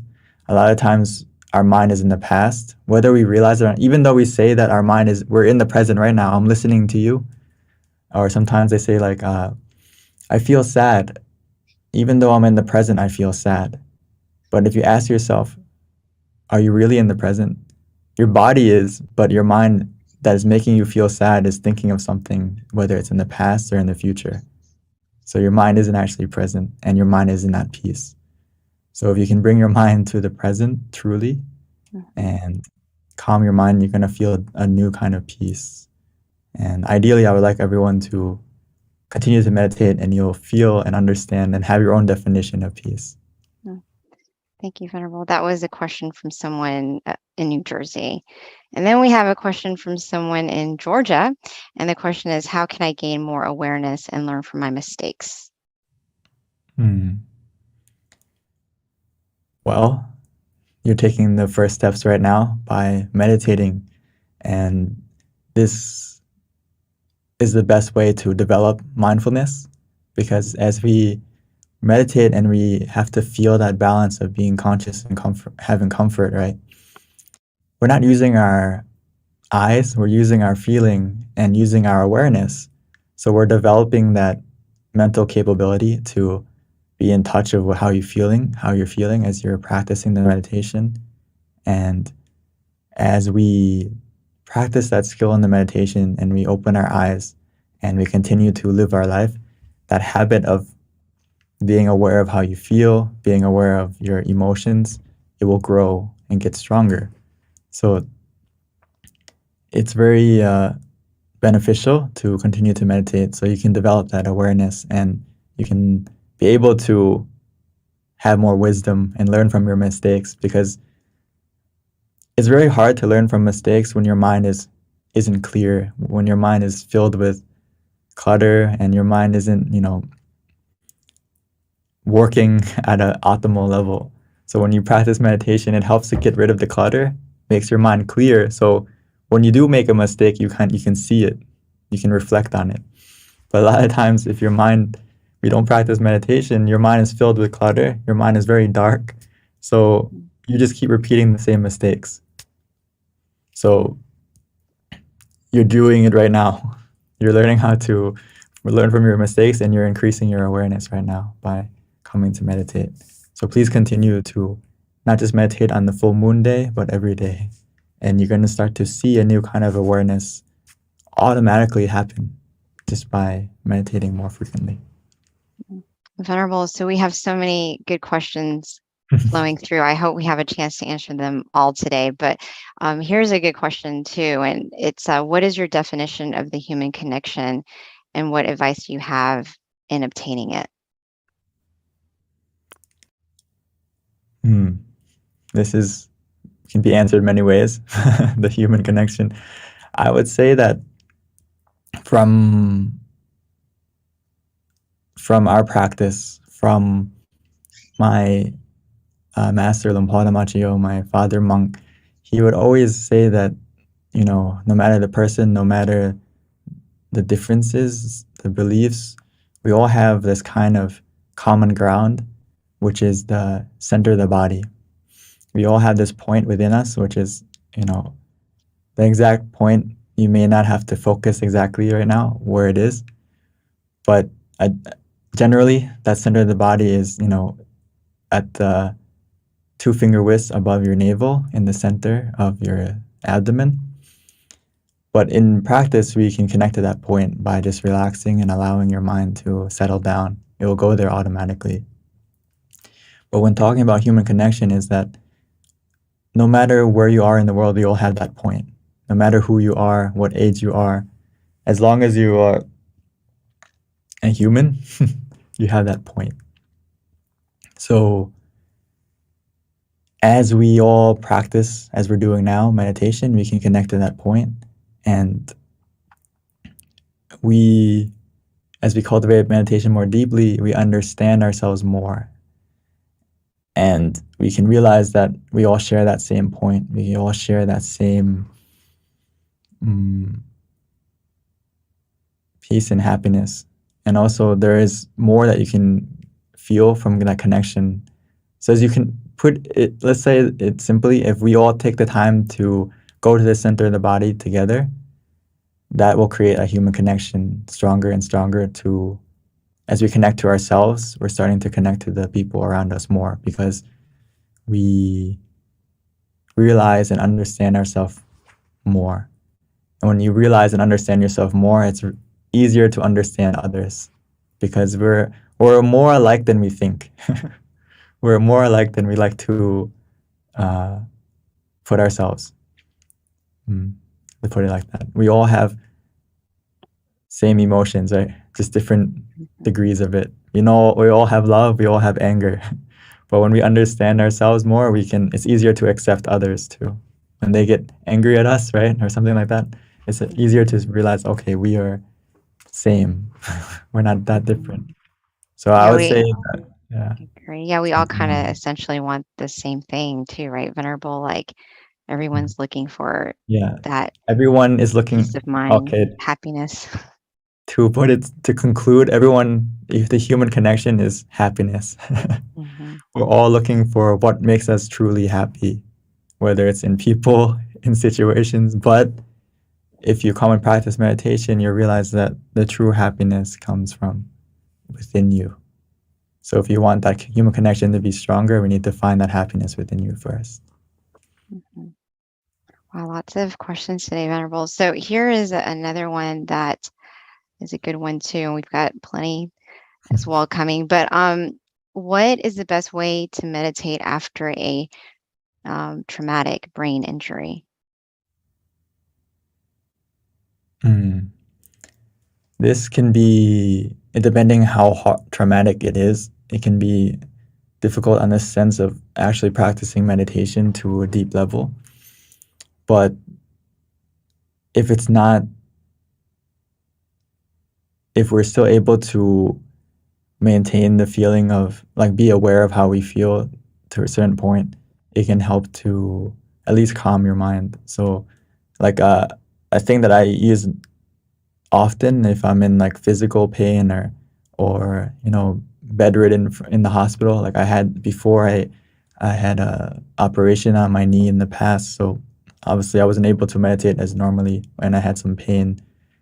So in that sense, I have to use the mantra and just repeat it and kind of build a shield where the mantra is stronger than the pain, and kind of take your distraction off of it.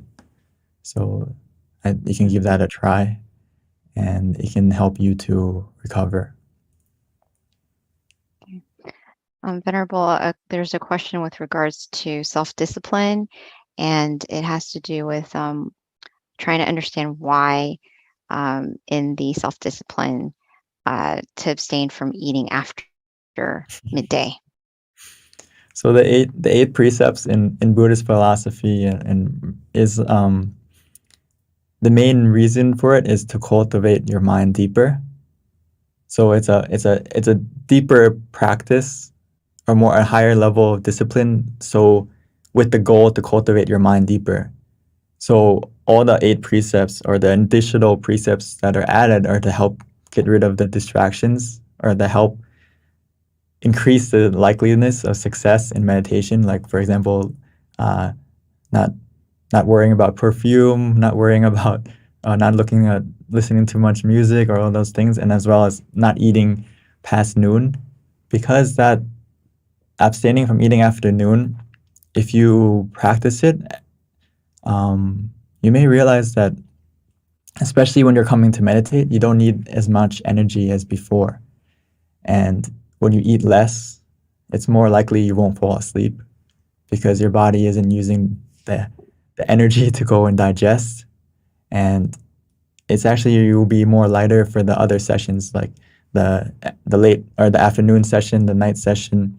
You can still take refreshments to help, so your blood sugar and everything doesn't drop and you feel tired and hungry. but it's also about reducing the meal and the energy intake to be in moderation so you can meditate more deeply and more easily. So that's basically why we abstain from eating after noon, and that's why monks also practice that as well, because our main goal is to meditate and cultivate your mind, and you don't need as much energy as you would as if you weren't practicing meditation all day. Thank you, Venerable. And then here's another question with regards to losing someone that you love. How should we keep them in our mind and stay still and happy? And this person says, sometimes my mind is down when sometimes it's normal because it's been a difficult experience. For losing a loved one is obviously very traumatic, and it's not easy to just like let them go. But what I try to do, with myself included, I lost my father as well, and it doesn't mean that we let go of them, but we let go of the pain, but we keep the good things from them, the lessons we learn from them, the good moments. We keep the good, but we let go of the bad, and try to focus on the things that were good with them rather than focusing on why aren't they here anymore. Does that make sense? So focus on the positive things that you had with them rather than why aren't they here. And we also have to realize that if they were here, they would want us to be happy, right? So I don't think they would want us to focus on the things that are the sadness of that they're not here. If you focus on what they did or what they taught or what they gave us, it's like they're with you anyway. So it's not like we're letting them go. They're obviously they're gonna stay with us, and try to focus on the good times rather than the times of why aren't they here anymore. And most importantly, sometimes we need to focus on, we have many people that we love that are around us here right now. So focus on the people that are still here, that love you. They're all around you. And love the people and care about the people that are still here as well. Focus on them too. That can help you to kind of let go of the pain as well of the people in the past that you may not be able to let go of them, but realize that around you there's many people and many things that make you happy as well, and try to focus on that. If it's not possible or you find yourself slipping and feeling devastated, then it's time to meditate. Try to go and sit down and meditate and use the mantra, use the visualization to kind of be like a barrier or a shield to keep your mind, an anchor to keep your mind in the present and not go back to the negativity of the past. So Venerable, there was, oh yeah, that's always a hard one. You know, it's something that it's like you see it, it's a part of reality, and it's just something that everyone has to deal with. It's not pretty, but it's part of life, and we just have to learn to be content and realize that one day it will be us. And so we have to try to use our time as wisely as possible and accumulate as much goodness, because that's all we really have is our actions, and do those good things and think about the person that is no longer here and its energy, they can actually receive it. Right, Venerable Daniel? Yeah. Okay. So here's a question. It's a little lengthy, so I'm just going to kind of summarize it. But this person feels that she's been trying to share her light to her mother, but it seems like her mom and her are having, her mom's refusing it or not really accepting it. And she says, you know, why is it so difficult for you to be able to share it with your parents, but yet it's easy to do it with your, you know, she's having an easier time sharing it with her coworkers and friends, but not her family members. And maybe in this sense, maybe the light means just good deeds. I don't know. She didn't really specify, but she just said she's having a hard time sharing her light with the people that she loves. I would say that shouldn't have to worry too much about are we actually spreading it to them, because we are physically here because of them. So like your blood, your body is from them. So everything we do, which is positive or that energy, it can go back to them automatically. Actually, that's why it's actually very important in Buddhism that as a child to do merit to your blood relatives, because you're connected through that blood and that connection automatically. And even though you may feel that the connection isn't strong, it's actually strong. It is strong. So don't worry too much about it. Hey, I can't. Am I connecting to them? Just try to softly and gently think of them. If you can't think of their face, just think of their name, and that's enough. That's enough to connect. You already have. It's like a Wi-Fi. It's like you already have the password to connect. You just need to get in range. If you get into range, you'll connect automatically. And the way to get into range is just to have a little hint to connect to them, whether it's their name or if you can think of their face. Imagine their face. Thank you, Venerable. So that wraps up our meditation session tonight. It is 10:30. We would like to invite everyone who is still on the call to please take a couple minutes to fill out our survey. It's going to show up in the link shortly, at least it's supposed to, fingers crossed. And if you can fill out the link, the survey, and let us know what you felt about today's session so that we can improve it. For everyone else, goodbye. Please mark down September 11th next month, and we will see you again then. And also, we do have a couple people that are staying on to actually meet with Monk Daniel to give feedback to him directly. For anyone who'd like to participate, please let us know. We'd love to have feedback from everyone who has a time to do it. But other than that, at this time, let us accept a blessing from our teaching Venerable before we wrap up the session. So Venerable. And I like to put my hands together and my palms together and accept the blessing. With the positivity that you have generated within yourself by taking the time to still and calm your mind. Every moment that you do that, your mind creates a positivity within you.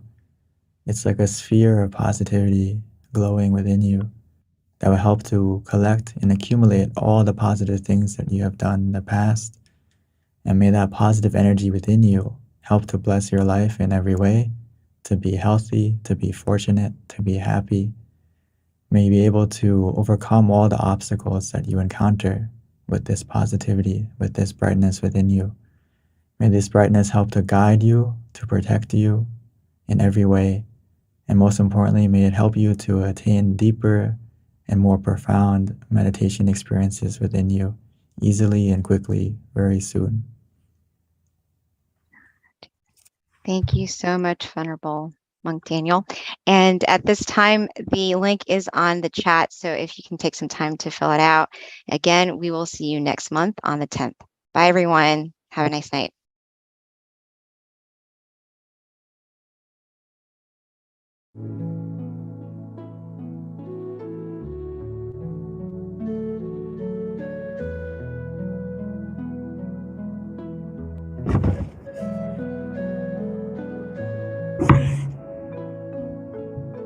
Questions are...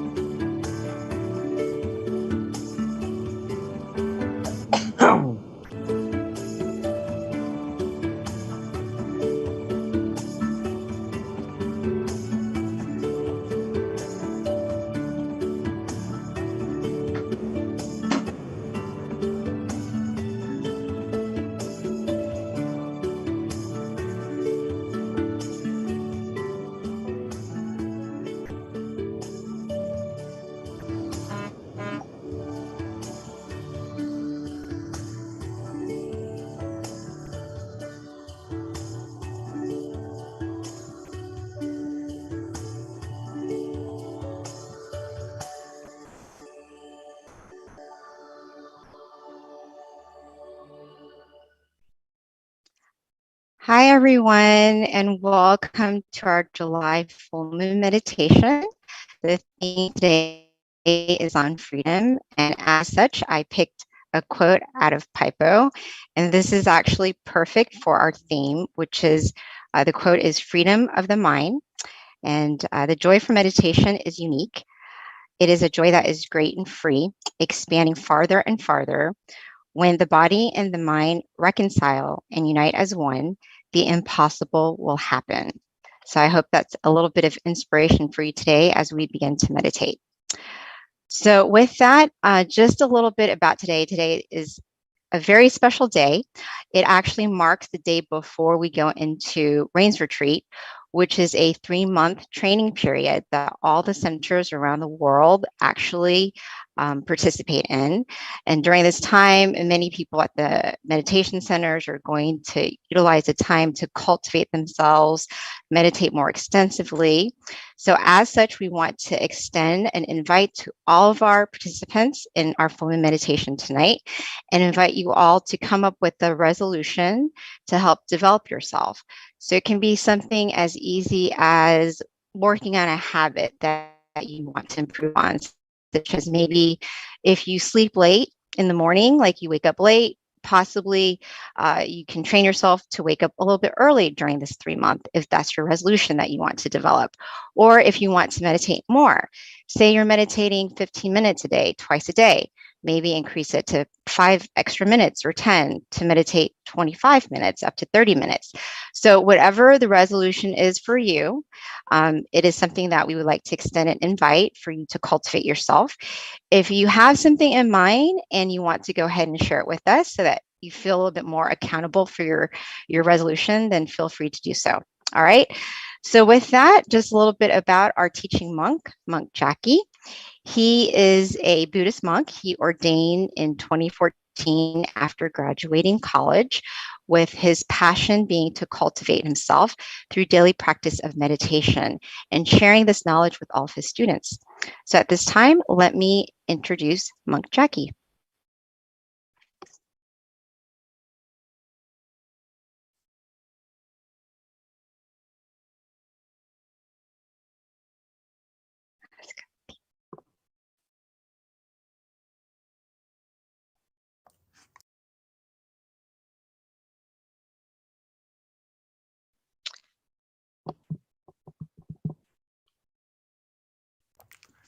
Okay, good morning, good afternoon, and good evening to everyone.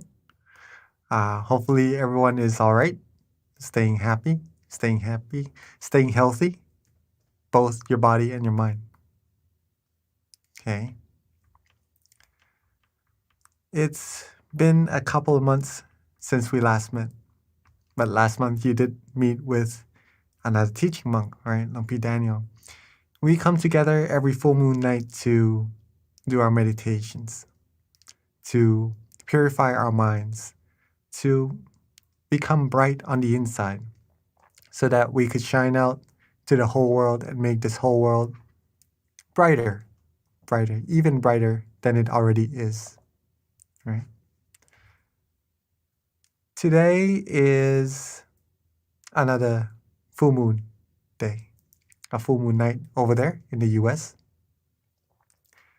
But this month is related to Independence Day, right? The 4th of July in America. So why not let us talk a little bit about freedom? Okay.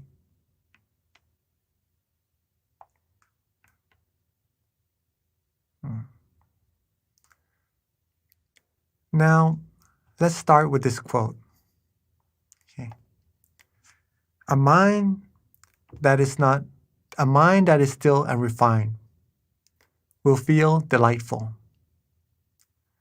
Notice that the feeling won't really be attached to anything. Okay. This is a quote from our master, Longpa Tamashiyo. What this shows is that when your mind becomes still, you will feel happy, right? You will feel delightful. And at that state of mind, you won't really feel of thinking about anything else. Okay. You will be at the moment, at the present moment, unattached to anything.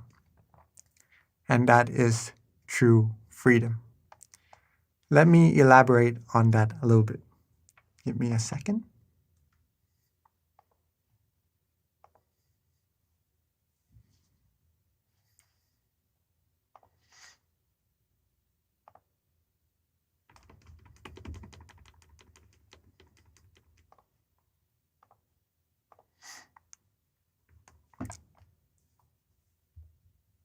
Okay. Sorry about that. Now, when we're talking about freedom, why do we usually want to be free? Okay. Most people around the world, I'm sure most of us, or maybe all of us, would agree that we all like to have freedom. Okay. Maybe some people around the world may not like freedom, I'm not sure, but I'm sure most of us around the world likes to be free. What's the reason for that? Well, it is because freedom brings us happiness. Is that right? We would be able to do whatever we want, do whatever we feel we like, and that would bring us happiness. We would be able to be our own selves, right? This was once what I thought about freedom before I found out the true freedom, okay, just to share with all of us. One of my goals in life when I was studying in university was to have my own freedom, right? To be free from having to, well, basically stay at home, to do my own things, to not have to rely on people around me, so that I would be happy, so that I basically could do what I like, right? And that's, I'm sure everyone here likes to do whatever they like. But that happiness is a type of happiness that comes and stays for a while, and then it goes away. Okay? We may have the sense of freedom. We may have the sense of freedom, but it is a freedom that relies us on other things around us, right? If we do not have them, if we cannot do them, maybe we won't feel the happiness we long for. Now, this true sense of freedom that I have found, instead of just being free, doing whatever we want, we simply walk a path. There's a path for this freedom. That means that there's some things that we have to do, have to follow, in order for us to reach that true freedom. Okay. I'll explain this path a little bit later. Okay. It is not a path that we can see with our own eyes. It is not a path that we can see with our own eyes. It is not anywhere on earth. It is a very, very special path. It is a path that we can find inside of ourselves, right? It is very close. It is right here inside of ourselves. But this path to freedom is a little bit dark. I don't know if you like darkness, but it's a little bit hard to see where to go in this path. Okay. Now, if it's not really visible, or is there nothing we can see, what can we do to go through or to walk correctly along this path and not go off course, right? Well, like walking into a dark room, you might swing your legs around, see what's in front of you so that you don't hit anything, right? Or maybe just pretty much feel your way through this path. This is very important, right? Because we can't see. We have to use our senses. This inner path requires the same thing, which is for us to really feel it,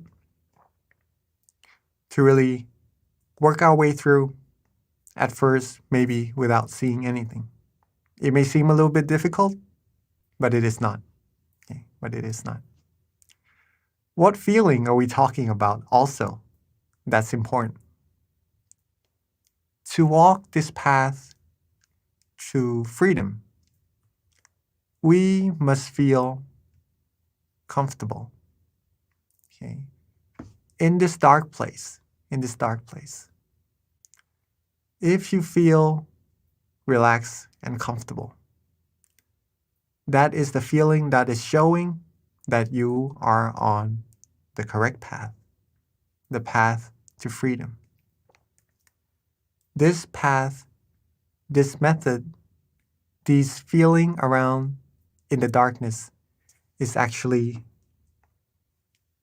what we are about to do together. Okay? It is meditation. The path could be found when we close our eyes softly and gently.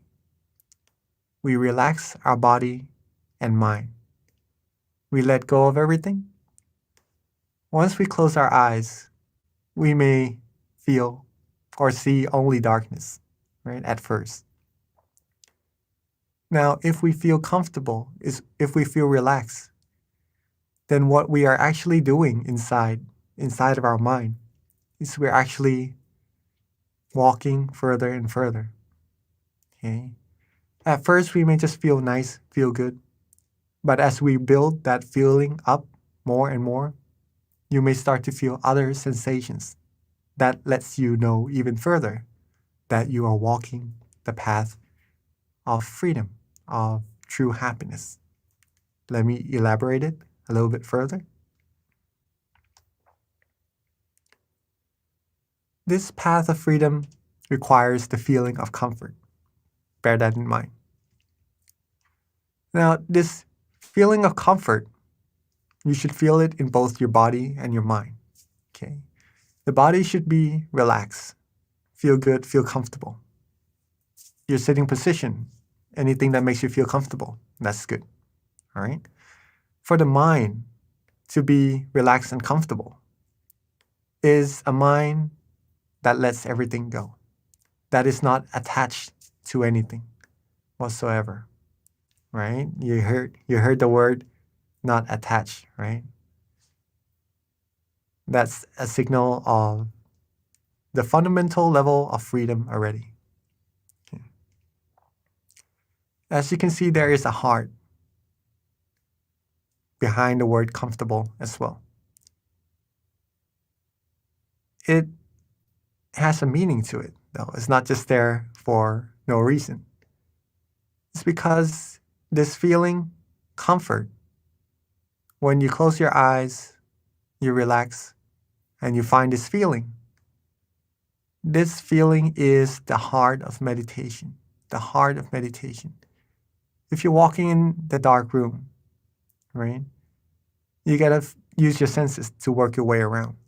This is the same. If you feel comfortable, then you know you're walking correctly. So if you want to walk further, we must keep the heart of meditation beating.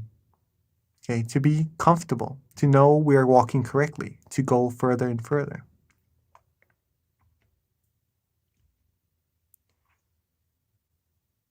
If we feel comfortable at first of body and mind, we might just enjoy the feeling. at that moment. Maybe it's not too good, not too flourish, or it's not tough on us either, just to sit there. Okay. But as we progress a little bit further, we may start to feel light. Okay. This comfortable feeling, we may describe it as being light instead of just normal. We might even feel as if there's a wind blowing through us, like it's blowing through the top of the grass and waving it a little bit. Okay. A light wind, a soft breeze coming through us. We might even describe discomfort inside of ourselves as brightness, feeling bright, feeling shining, feeling radiant inside. All right? Or we might even have this. Not Star Wars, sorry, not the Matrix either. But this is just a picture showing or representing a type of feeling, okay? As if we are maybe moving. Okay, some people may have this in their meditation. They're moving, but yet they're feeling calm and comfortable, feeling good. These are all the indications that your mind has already come to a standstill. Okay. And when the mind has come to a standstill, then at that point, at that feeling of relaxation, that feeling of comfort, you would have found freedom. Okay.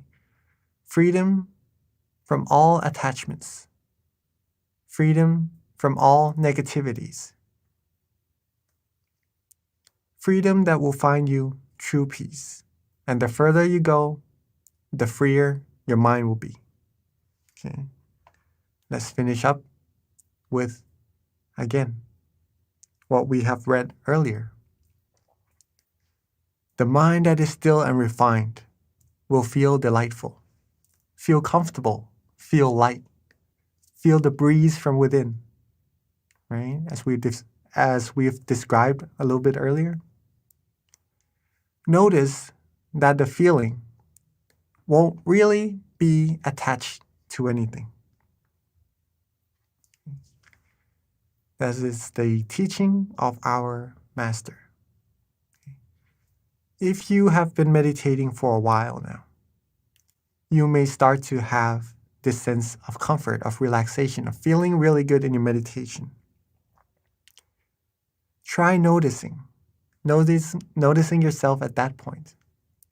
Whether you want to do anything else, whether you think of anything else, whether anything else seems more significant to you at that moment, or do you like to just be with that feeling, to feel relaxed, to feel the flourishness from within? It is likely that the mind would just like to be there inside. We like to be where we are comfortable. Same as our mind. When it has that place of comfort inside, it just wants to stay there. And then it becomes still automatically. And you will receive the true freedom. The mind will keep traveling further and further along this path that we are talking about until finally reaching its destination. Okay. Tonight is a very special night also. It is the night that the first teaching of this freedom was talked about. Okay. It was taught to a group of people, and one was able to go inside and find freedom for himself. All right. Tomorrow morning in America, as our moderator Kunbi has just said, right, is the first day of the Buddhist rain retreat. So the monks would be staying in their temples, and they won't really go elsewhere to spend the night.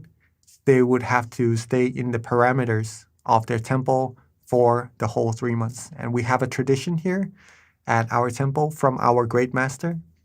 When we are about to enter a rain retreat, our Great Master would ask each individual of what resolutions they would have for this rain retreat to better themselves. Okay, because it's the whole 3 months. So you can train yourself to be more virtuous, to have more good things that you would like to do to improve yourself, right? Each monk would have something that they feel they need to improve. Maybe better meditation, right? Better practices of themselves, better moral disciplines that they could do. Now, it is a period of time where we could actually stay and focus on ourselves. As Kunbi has just said as well, if any of us here joining the full moon meditation would be joyful to join with the resolution for yourselves, you don't have to come to the temple to spend the night or to not leave the temple the same as the monks, but within your own parameters, within your own work area, your home, you can also, within this 3 months, right, find something that you'd like to improve for yourself, if there is any. Okay. And then try working on that. See what would happen within these 3 months. Would we be able to improve ourselves even better? If so, that would be amazing. Okay. We've just done a whole bunch of knowledge sharing right now. Hopefully, you all are ready to join that path of freedom inside. Okay. So before we get ready to clean our mind and to find true happiness inside, remember that the heart of meditation is to be comfortable in both body and mind. Okay. So let's get our body relaxed and comfortable. Find your most comfortable sittings, right? Get your body right. Maybe drink some water even. Move around a little bit if you need. And then we'll start our meditation shortly.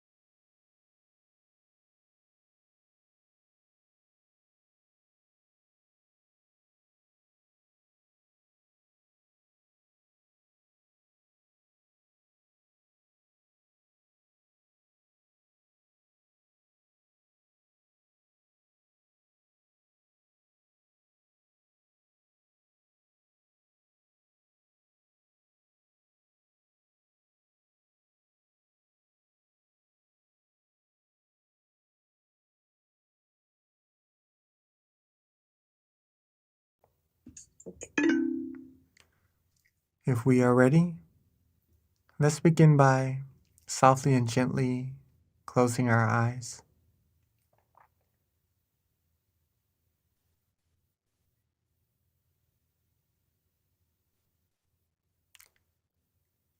Softly and gently rest our eyes.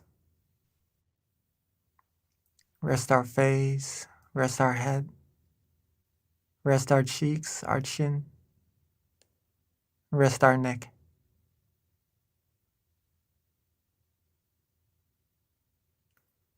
Rest our shoulders, rest our body, rest our legs all the way down to the tips of our toes.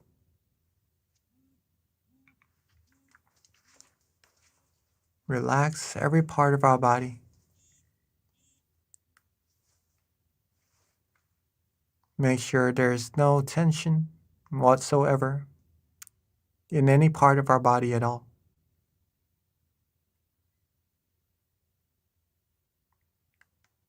Let's take our time.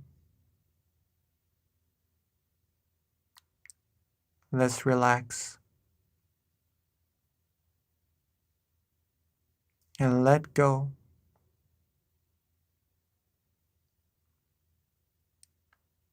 Let go of all worries. Let go of all responsibilities.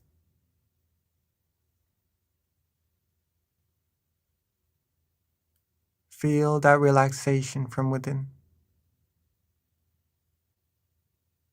Make sure our eyes are closed properly. Make sure we are relaxed the way we rest our eyelids.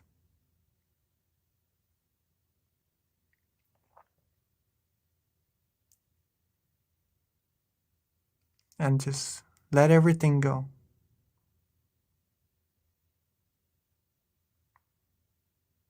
Be relaxed. Be calm. Be restful.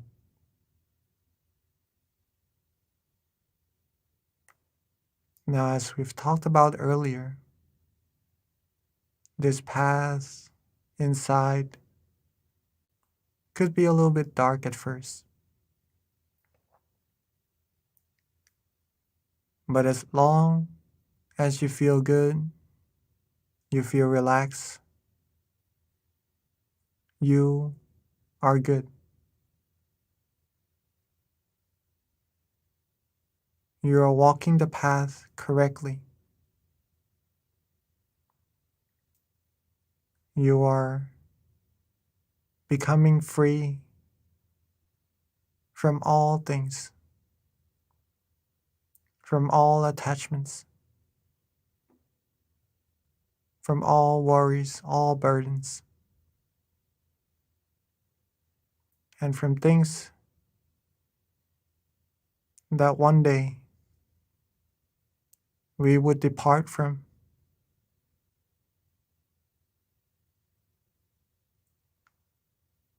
But we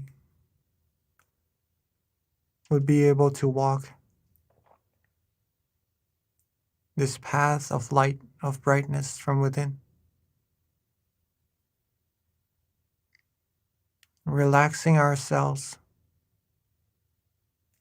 letting go with no worries whatsoever.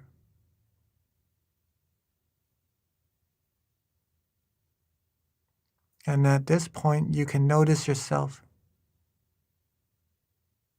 if your mind likes this feeling or not. Does your mind enjoy this relaxation or not? And whether or not you are thinking of other things. If you feel good, you feel right, you feel relaxed, you like this feeling, you like this moment, not really wanting to do anything else.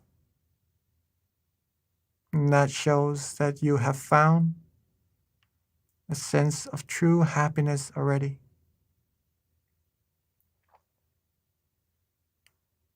Your mind has already become still.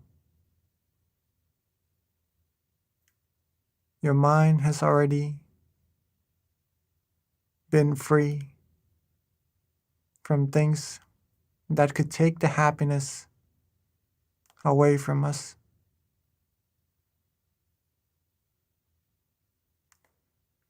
This true happiness, this relaxation, this feeling of comfort is the feeling that we could always access. It's the true happiness that we could always rely on. That is already there inside of us. It doesn't perish. It doesn't depart from us. It is within us, just waiting for us to grab, for us to take, for us to consume upon, like a well of pure positive energy, just sitting there. Whenever we need to drink, whenever we need true happiness, all there is to do is just let go, relax, be comfortable, and our mind will travel to this source of positive energy automatically.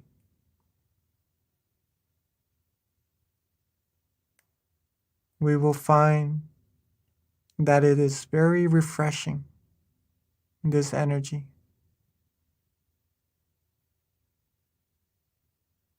We will find that it feels cool. It feels nice. It feels rejuvenating.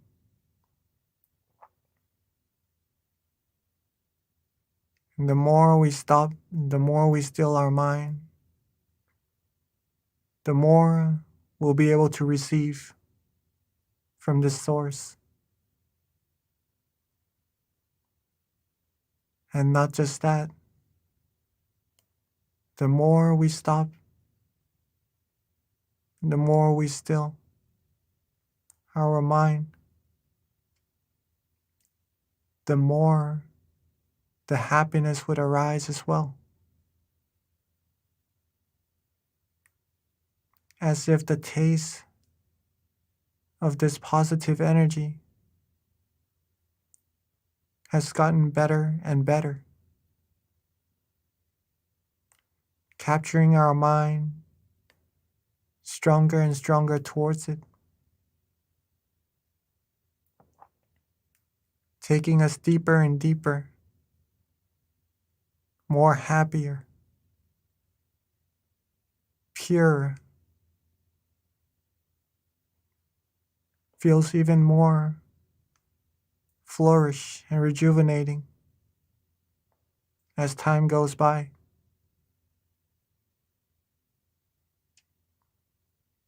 And when this happens,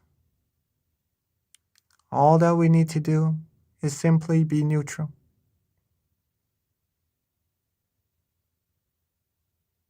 There's no need to do anything at all. Be relaxed. Be calm. Whatever happens, let it be. Let it go. The more we're able to be unattached and free, the further we'll be able to travel through this path, this middle path, further inside until reaching the source of true happiness that we are sensing right now.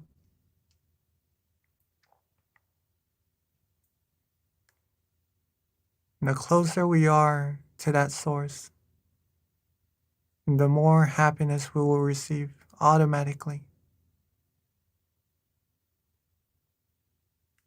It will be like a magnet drawing our attention, drawing our mind, and giving us purity and blocking out all the negativities, not letting anything impure penetrate our mind.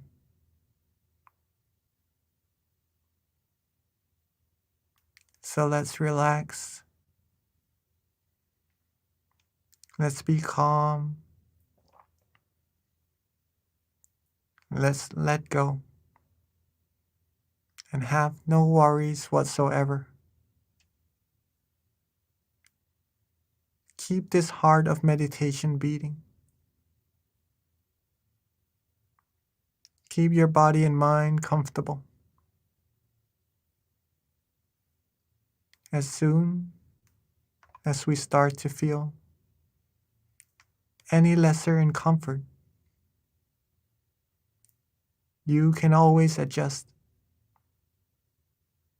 Adjust your body, adjust your mind again. Get it back to being comfortable. Softly and gently,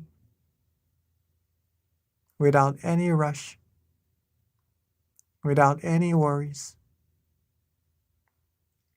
Let's just enjoy this feeling, this flow of positive energy inside of us, this feeling of lightness, of brightness even, on this full moon night together, the night, the very special night that the first teaching of freedom was taught, of true freedom. Let's cultivate as much purity as we can. Let's rejuvenate our mind as much as we can. Let's take from this well. Let's drink from this infinite source of happiness as much as we can, so that we could bring more positivities to ourselves and everyone around us, eventually to this whole world. Let's relax ourselves. Let's be calm. Be neutral. Whatever happens, let it be.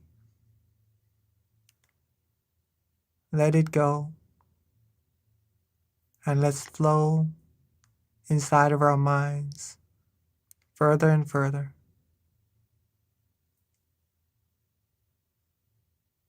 Let's stay calm and relaxed together in silence for this time being.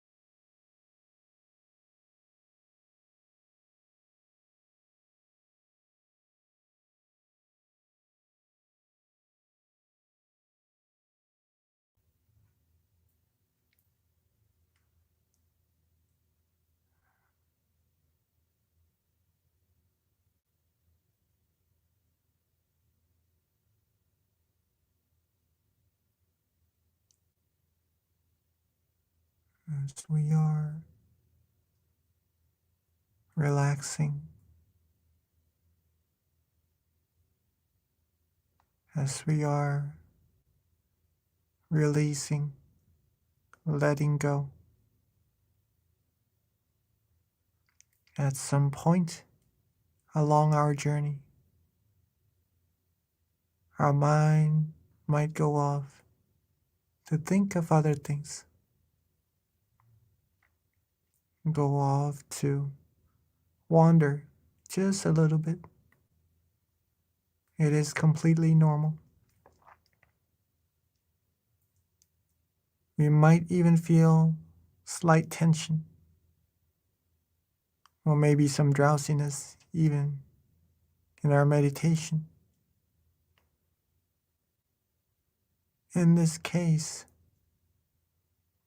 there is no need to worry. Simply reset, readjust our body. Be comfortable once again. Slowly, softly, and gently. There is no need to rush. Make sure our eyes are still relaxed. Make sure our body is still relaxed. And make sure our mind is feeling nice and comfortable with that feeling of relaxation.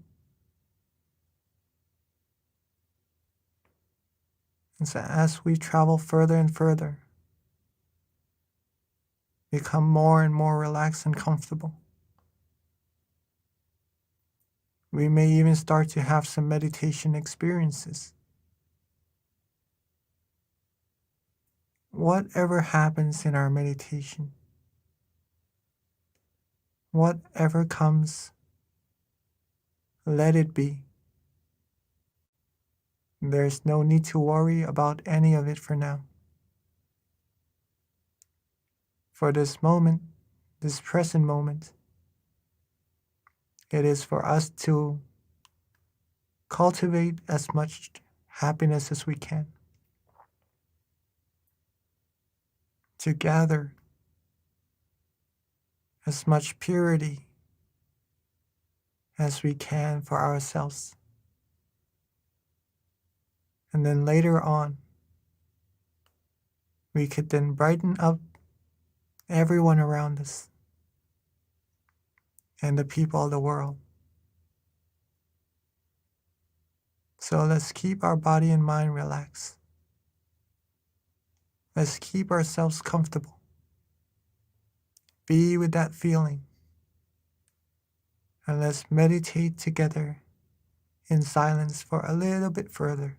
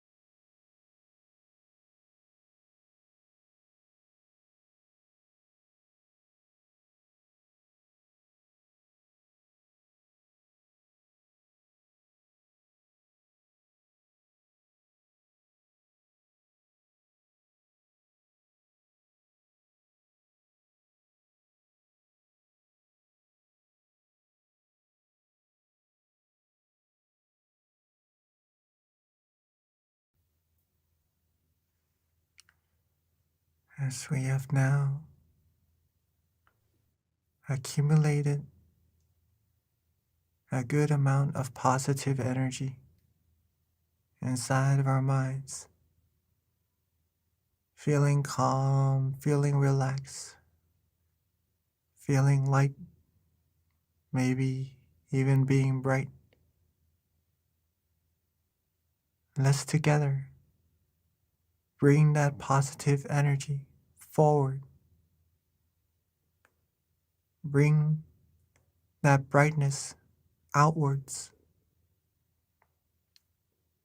calmly and gently. Be relaxed, be restful. Let's softly and gently open our eyes to light the candles in front of us, to represent the brightness within our minds, to represent the purity of our minds together.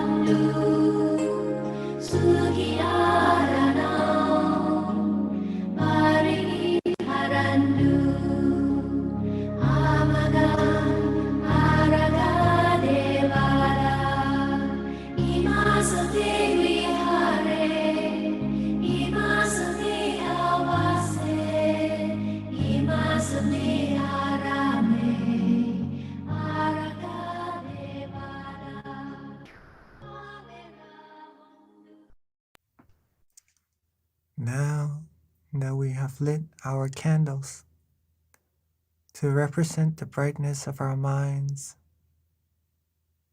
to shine out to this whole world, showing the brightness and making this world brighter together. Let's sit back, relax, close our eyes softly and gently, and reconnect ourselves back to that feeling of comfort.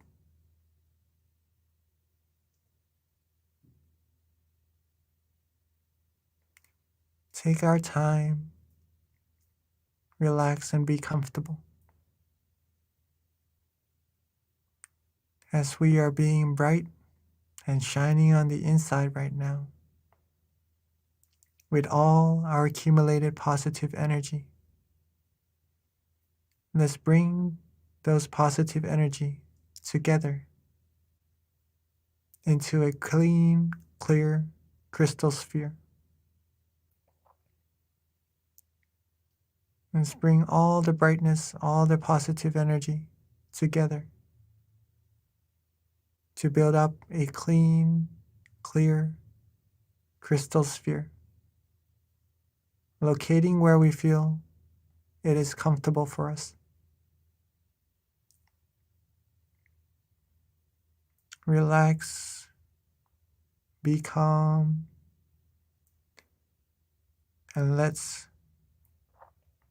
radiate the brilliance of that crystal sphere softly and gently outwards. Let's share our positive energy and our brilliance outwards to our family and friends, our loved ones, our brothers and sisters, wishing for our family and friends to always be happy, always be healthy, be free from all dangers and negativities, be able to find true peace, true happiness quickly, and reach the utmost of purity as soon as possible. Let's share our loving kindness outwards a little bit further. Radiate our brilliance outwards to our whole community. Radiate it outwards further, reaching our city. Outwards further, reaching our country. And outwards further, covering our whole world. Seeing this world clean, clear, and bright, and shining. Seeing everyone in this world clean, clear, and bright, and shining as well. And with all of our accumulated positive energy, let's wish for everyone to always be happy, always be healthy, be free from all dangers and negativities, be free from harms, diseases, wars, be free from all disputes. May everyone on earth be able to find true happiness quickly and reach the utmost of freedom, the utmost of purity as soon as possible. And let's take a few moments to share our loving kindness outwards, infinitely, reaching all beings, wishing for all beings, all the wholesome things, in silence.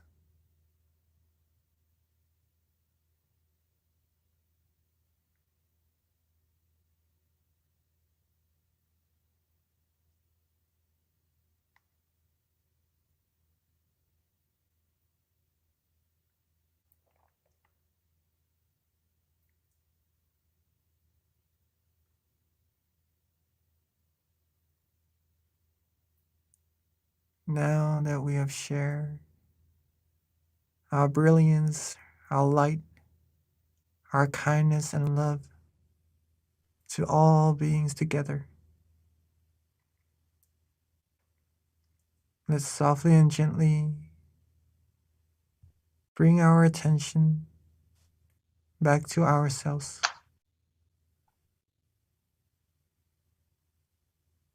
Let's rest our mind with ourselves where it feels comfortable.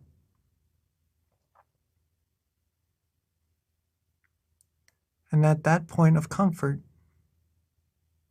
at that source of purity, let's wish for ourselves to always be happy, always be healthy, be calm, be clean, be pure, be free from all negativities, be free from all harms, dangers, diseases, free from anyone who would try to harm us, free from the path to ruin. May us all be surrounded by good, virtuous, wise people. Always travel the path of righteousness. May we all find true peace, true happiness, quickly and easily. Reach the utmost of purity, the utmost of brightness, as soon as possible. And let's spend this moment to wish for ourselves for all the wholesome things we need.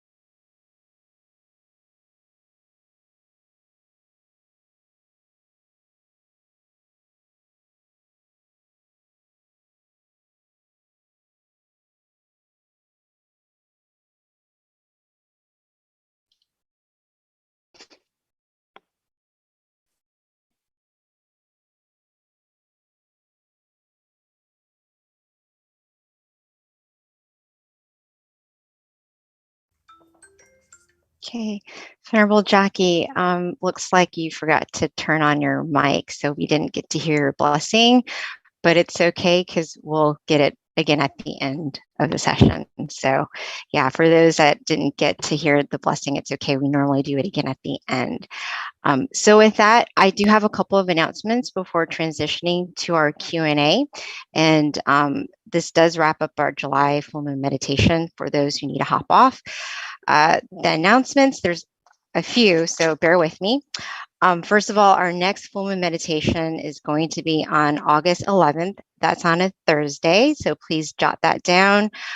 Please do join us and definitely invite your friends and family to discover this inner happiness within as well. Next month, it will be Monk Daniel who will be guiding the meditation session.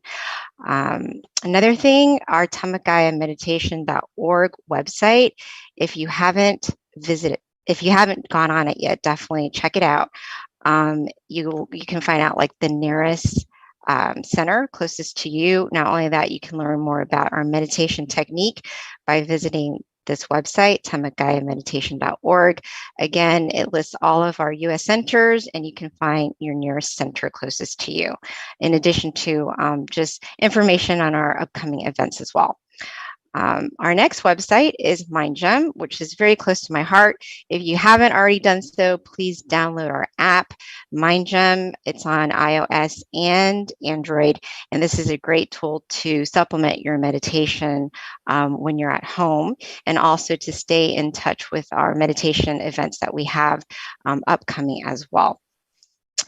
And then as of right now, all of our centers are meeting and having on-site meditation classes. So check out your center nearest you to find out the calendar of those online on-site meditation classes. We do have a special event that's happening in California. It is going to be on July 30th. It's a candlelight meditation and vigil. I actually got to experience this in Georgia myself with Venerable Michael and Venerable Nick. Amazing experience. You're not going to want to miss it. It's actually one of the last events that Venerable Michael and Nick will have before returning to Thailand. So if you're in California, definitely you don't want to miss this event. So please mark that down on your calendar and join. In addition to that, those who are in Georgia, we will have a intensive meditation training for 2 weeks from July 18th through the 30th, where you can meditate with our monks every day from 7:30 to 8:30. In addition to that, on our Wednesday classes, we will be meeting at 7 o'clock, even though we will meditate with our monks at 7:30. And that's going to be Wednesday, the 24th and the 31st. And then also, just a few more announcements.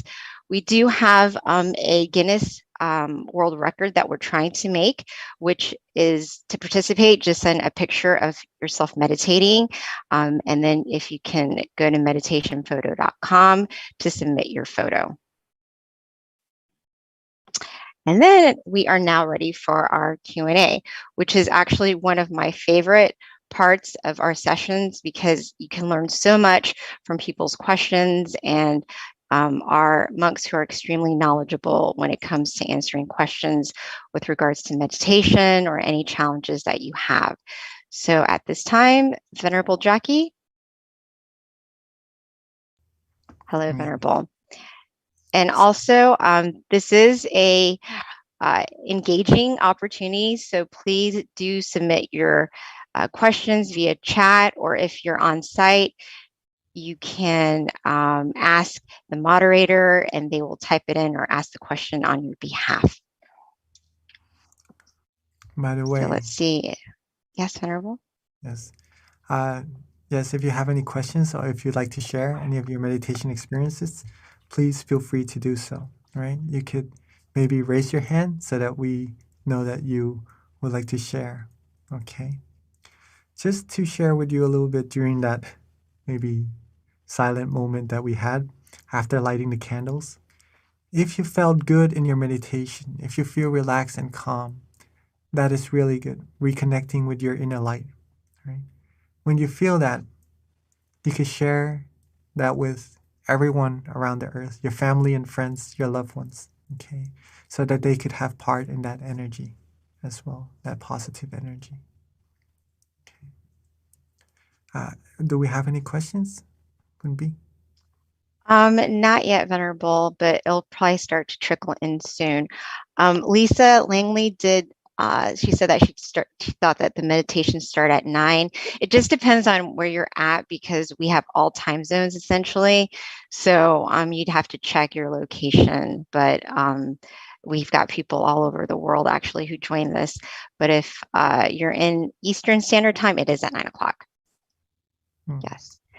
So, Venerable, I have a question prepared as we're waiting for some questions to trickle in, and I think it's a very it's actually a question that I'm quite curious about. So, I definitely want your input on this, which is when it comes to upholding morality, one being to not lie, right? But what about white lies? I just want to hear your input on that. If you tell a white lie, are you breaking a precept? Because, in some ways you're not harming anyone from that white lie, but it is a lie. So I just want to get your input on that. Yeah, I would say if it is a lie, it is a lie, right? So Mhm. it is best to tell the truth. That is pretty much the the whole thing, right? The bottom line. So even though we would like for someone to feel good and to not to hurt their feelings, right? You may try to speak the truth, but in a more compromising way as well. Okay, if that helps. But to lie and to talk about it in a distorted way wouldn't really be recommended, in my opinion. Right. Okay. Thank you, Venerable. Because it was a little debatable because the answer was if it doesn't harm someone, then it's okay. And it didn't really sit well with me. So I just wasn't sure because that makes sense too. But, thank you for clarifying, Venerable. All right. So we do have, mhm, yes, we do have a questions. Just to add a little bit to your question earlier. Again, if sure, anybody Venerable. has any questions related to meditation or your meditation experiences, please feel free to ask. Okay, you can type it in the chat box. Even we'll be answering those questions for you. If you have any meditation experiences that you like to share, even you can type it down also. For whether or not if we are doing something good to someone and they are feeling good, right? There are 4 criterias of actions that I like to share with all of us here as well. The first criteria is that if we do something that hurts other people and also hurts ourselves, okay, then that is not ideal. We're not really supposed to do that at all. So, recommended not to do. Okay. The second thing is if we hurt others, but we make ourselves happy. Okay? It is good for us, but it hurts the others. That's not really ideal either. So if we can refrain from those actions, that would be really good. Number 3, if we make other people happy, but we hurt ourselves, maybe in this term, there are many ways, right? Sometimes we may feel that it is all right for us, but in fact, it could be diminishing our morality or something like that. Okay, that is another way of hurting ourselves. Okay, that is not ideal either, right? To make someone else happy, but to make ourselves suffer. Okay, so not really recommended to do that. The last thing, number 4, if other people are happy and it makes us happy as well, then that is what we should do, right? Maybe there are ways that we could compromise our projection or what we do to get these win and win situations. It may be difficult sometimes, but if it could be done, truly done, then that is the most ideal. These are the most ideal actions that we could actually do. Thank you, Venerable. That actually really resonated. Thank you. So we do have a question with regards to meditation, which is why is it important to meditate on a full moon day? From Akasid, right?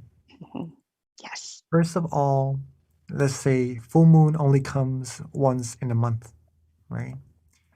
And it is quite special compared to the other types of moon we have in the sky, because the full moon is a whole moon.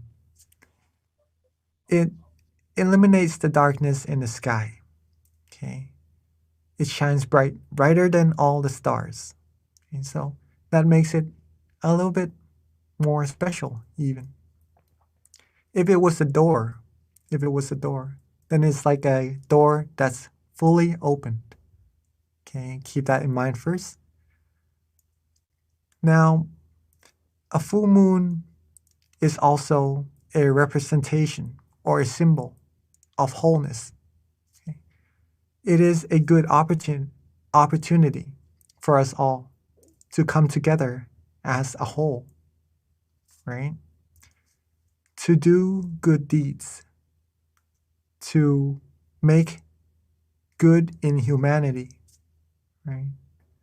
And with this event, this is a little bit special. With this full moon, like the open door that I just mentioned earlier, the amount of positive energy accumulated on the full moon day, especially, would be quite more significant, okay, compared to maybe on every other day, right? But the amount of positive energy accumulated doesn't only depend on the moon. It also depends on our mind. It doesn't really depend on the time as much as it depends on our mind. If our mind is clean and pure, we'll be able to receive more positive energy for ourselves, okay, at any time. But with the full moon, maybe you can think of it as the door of positive energy is fully open, and you'll be able to receive that energy wholly. All right, hopefully that answers your question.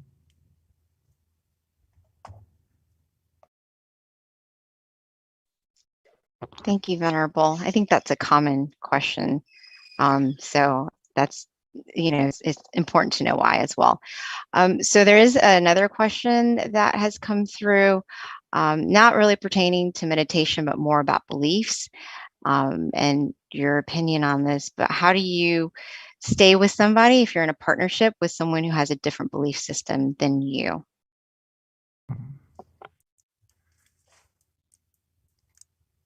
Good question. Now, to stay with someone, we do have to understand each other, right? To have different beliefs even. Okay? If you could stay with each other, it shows that you have love, or have not passion in this case, but compassion for each other. And that is what counts. That compassion will prolong your relationship even further. We are all humans, right? So in this case, compassion is universal as well. So it doesn't really depend on beliefs at this moment. If we could understand each other, maybe one has a belief and the other one has another belief. With love, with understanding, then these two would be able to be with each other. Sometimes being with each other, there could be some disputes though, like wearing two wristbands or two amulets on your wrist, right? If you have one, there won't be any collisions between the two.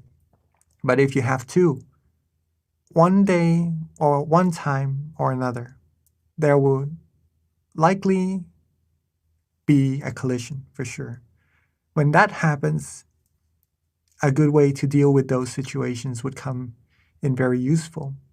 One way is to act like lions, actually, like what our master, Luangpa Samashio, taught. When sometimes we have disputes or we have misunderstandings, instead of trying to win against each other, the lion, one would lower its head to almost as if to surrender to the situation, so that there would be no further disputes. In this case, the one maybe giving in seemed to be a little weaker, right?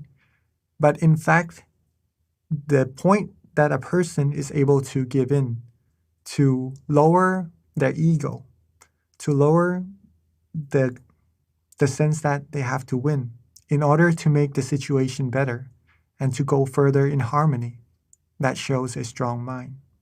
So hopefully that is a good sense and that would answer your question.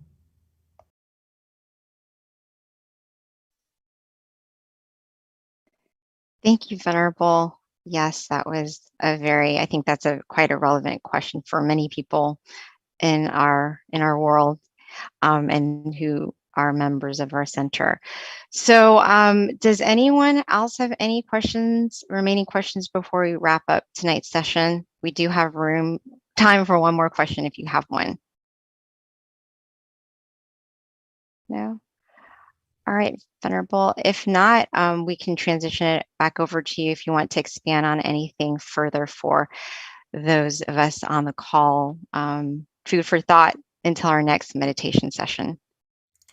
All right, so some things that I would like to add before we end. The sense of freedom, or in this case,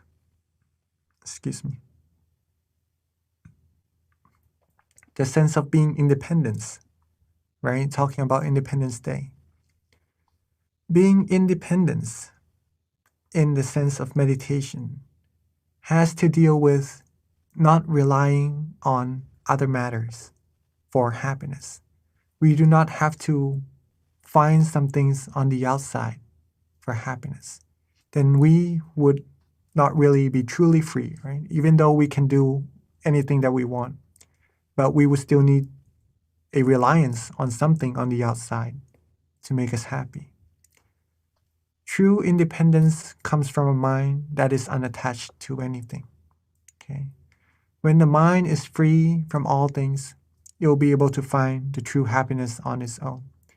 When you're able to find true happiness or find happiness on your own, you are truly independent, right? You would be the source of happiness that could help others around you be happy as well. Practice your meditation. Practice being calm, being relaxed, being happy. That is very important. Hopefully you enjoy the meditation session and continue to be happy throughout the days and to be the light to the whole world also. Right? And with all our accumulated merit, let these positive energy come together and bear fruit to all of us, giving us the best of health, wealth, success, the wholesomeness, and all the virtuous and all the virtualities. May we all be fulfilled in all our wholesome wishes. May we find true peace quickly and easily, and reach the utmost of purity as soon as possible.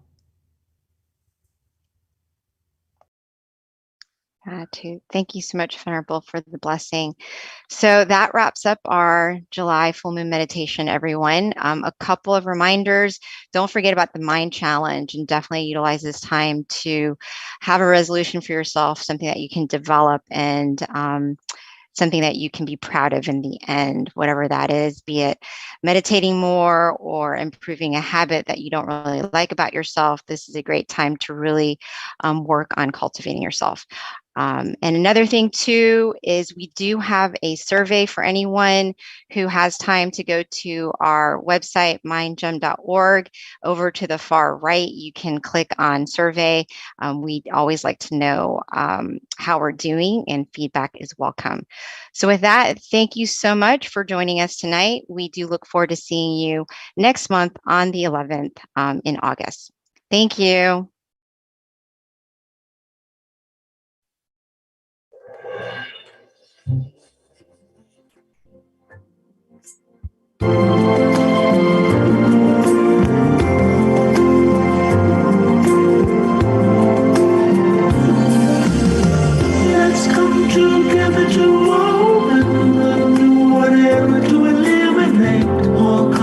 and differences, it's time for everyone to join hand in hand. At last, now the world's beyond healing. It's time to change the world. As the one who knew in the past,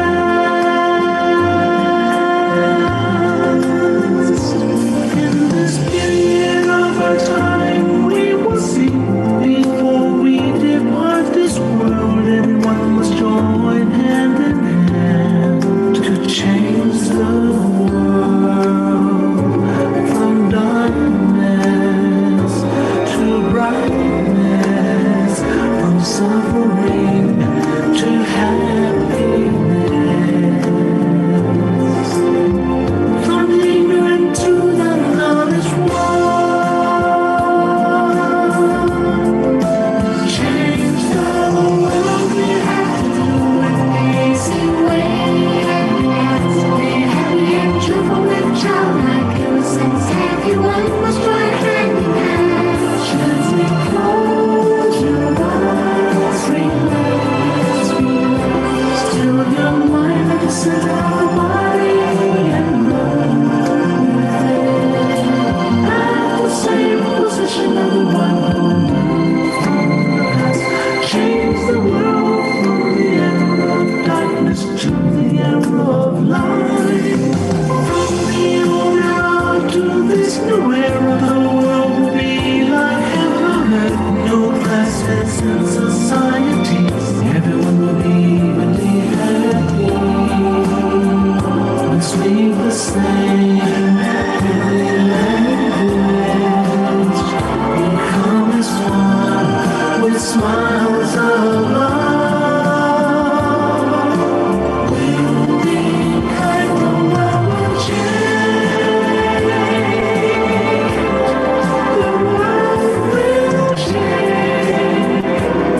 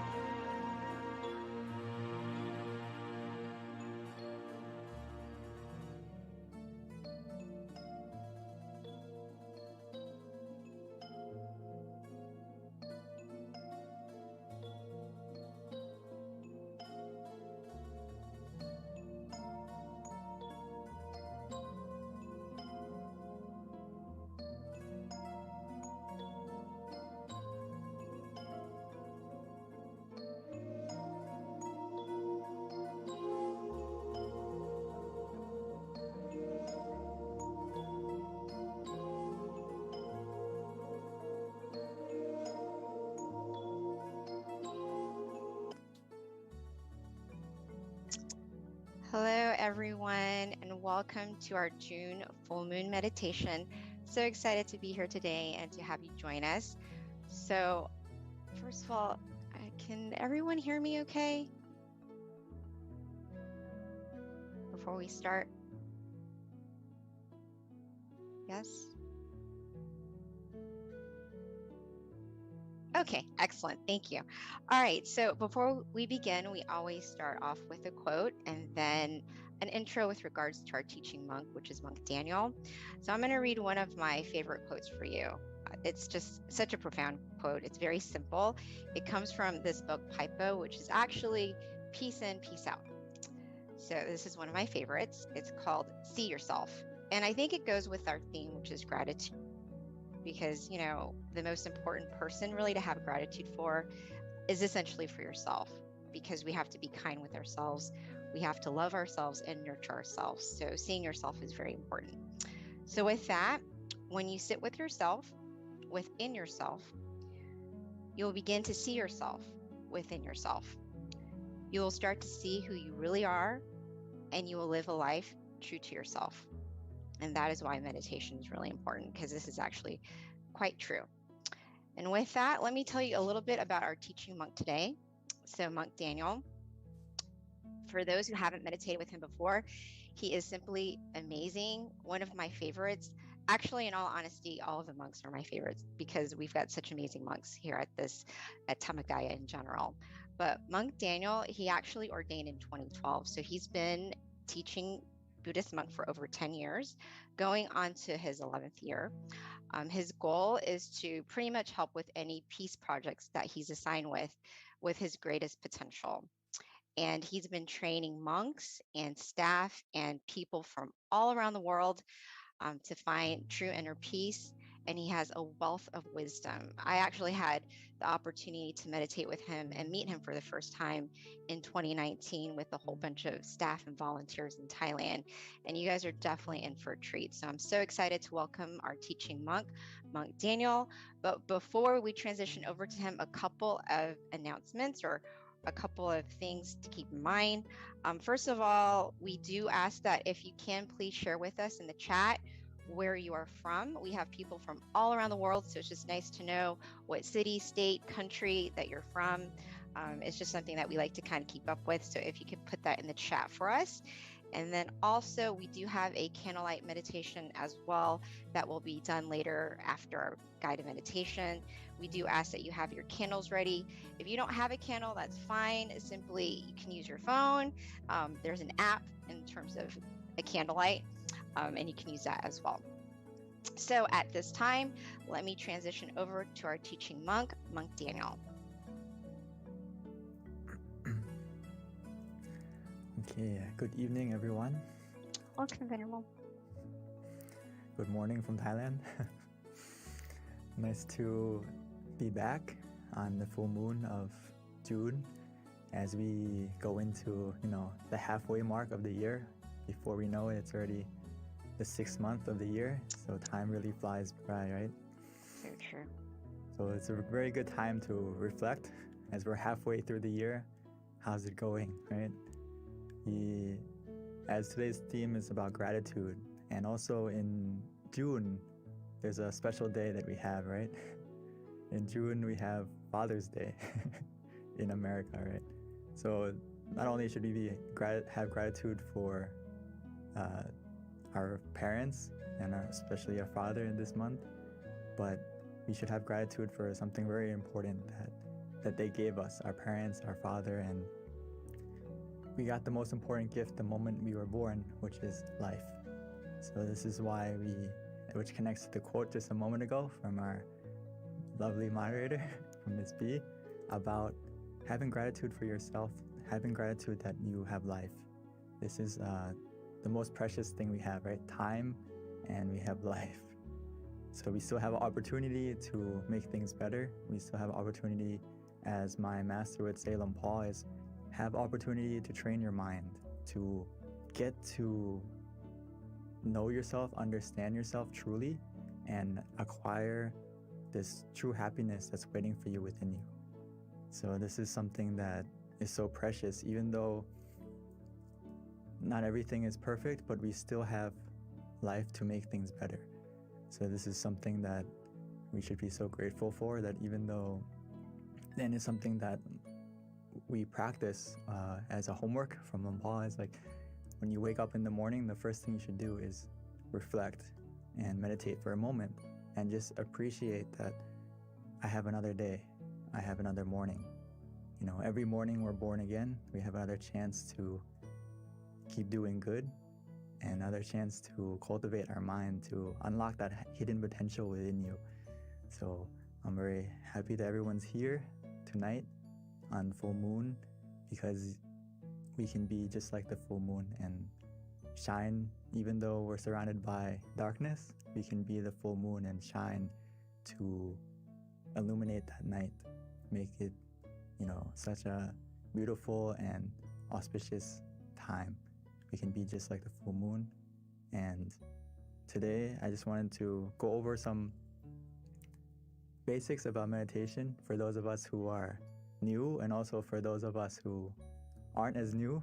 But we always have to remind ourselves, because you know, the foundation is easy, but sometimes it's so easy that we overlook it and we forget to do it. So, but first, like I said,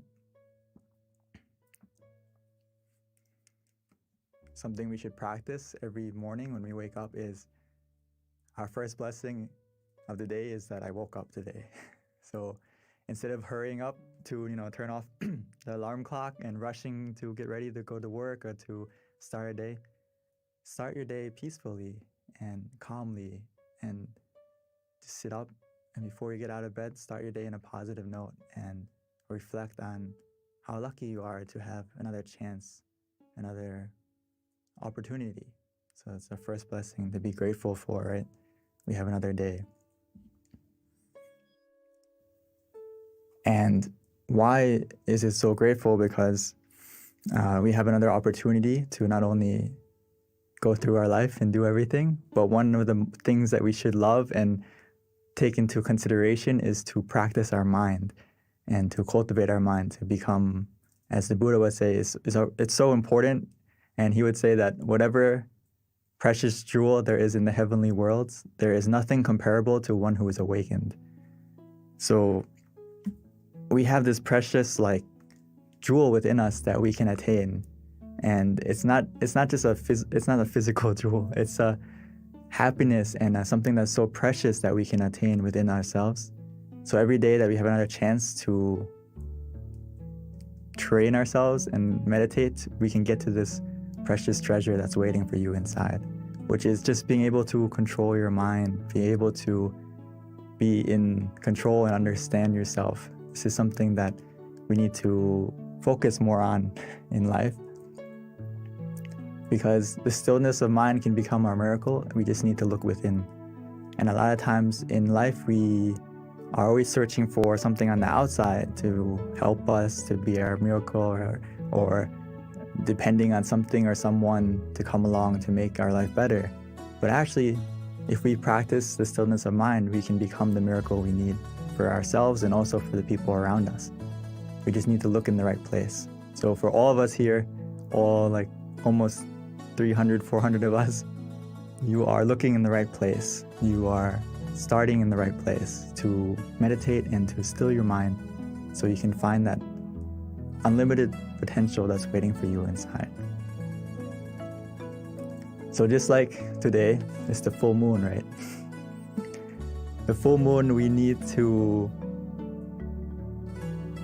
is a good example, because when we meditate, it's very important to do something, which is what? To adjust your body and adjust your mind. That is this foundation that we have to always do, and sometimes we kind of rush through it. So I can't emphasize enough that we need to always adjust our body, adjust our mind to be relaxed and comfortable, suitable to meditate further. So just like the full moon tonight, if you want to see it clearly, we can't focus on the moon and move it to get it clearer to us, right? We can't get the moon close to us so we can grab it and try to get close to it to see it clearly. We need to use the right tool and we need to adjust the telescope correctly so we can see the moon clearly. If you want to, look at the details and see it more clearly than we can see with our eyes. So the same thing is true in meditation, is we don't adjust the picture or we don't adjust the experience that we see. We adjust our body and our mind so that the picture we see or the experience that happens will become clearer not just visually, but also the feeling will become clearer. Does that make sense? So don't try to skip the steps. If you want to see the full moon, we need to use the right tool. Use the telescope to see it clearly and adjust the telescope to see it clearly. So every time we meditate, it's the same. We need to adjust our body and adjust our mind, not skip that step. Otherwise, the experience or what we see or what we feel is not going to get clear. The feeling and also the image isn't going to be clear. So we always have to adjust at the right place. Adjust your mind, adjust your body. So Paul would always say this, and I can't, if you understand this quote, you basically master meditation because this is the heart of it. Is Paul says that meditation practice is about finding the point where one feels just right, where one feels comfortable, where one feels content. This is something I use all the time in meditation, and that we have to remind ourselves is that where is that point for you? It doesn't necessarily have to be just a point, but also what is the method that works for you that helps you to feel comfortable and that you feel content with? So that's the key. When you adjust your body, you adjust your mind, and then what method are you going to use? What technique are you going to use that helps you to stay comfortable as well as being content with that feeling?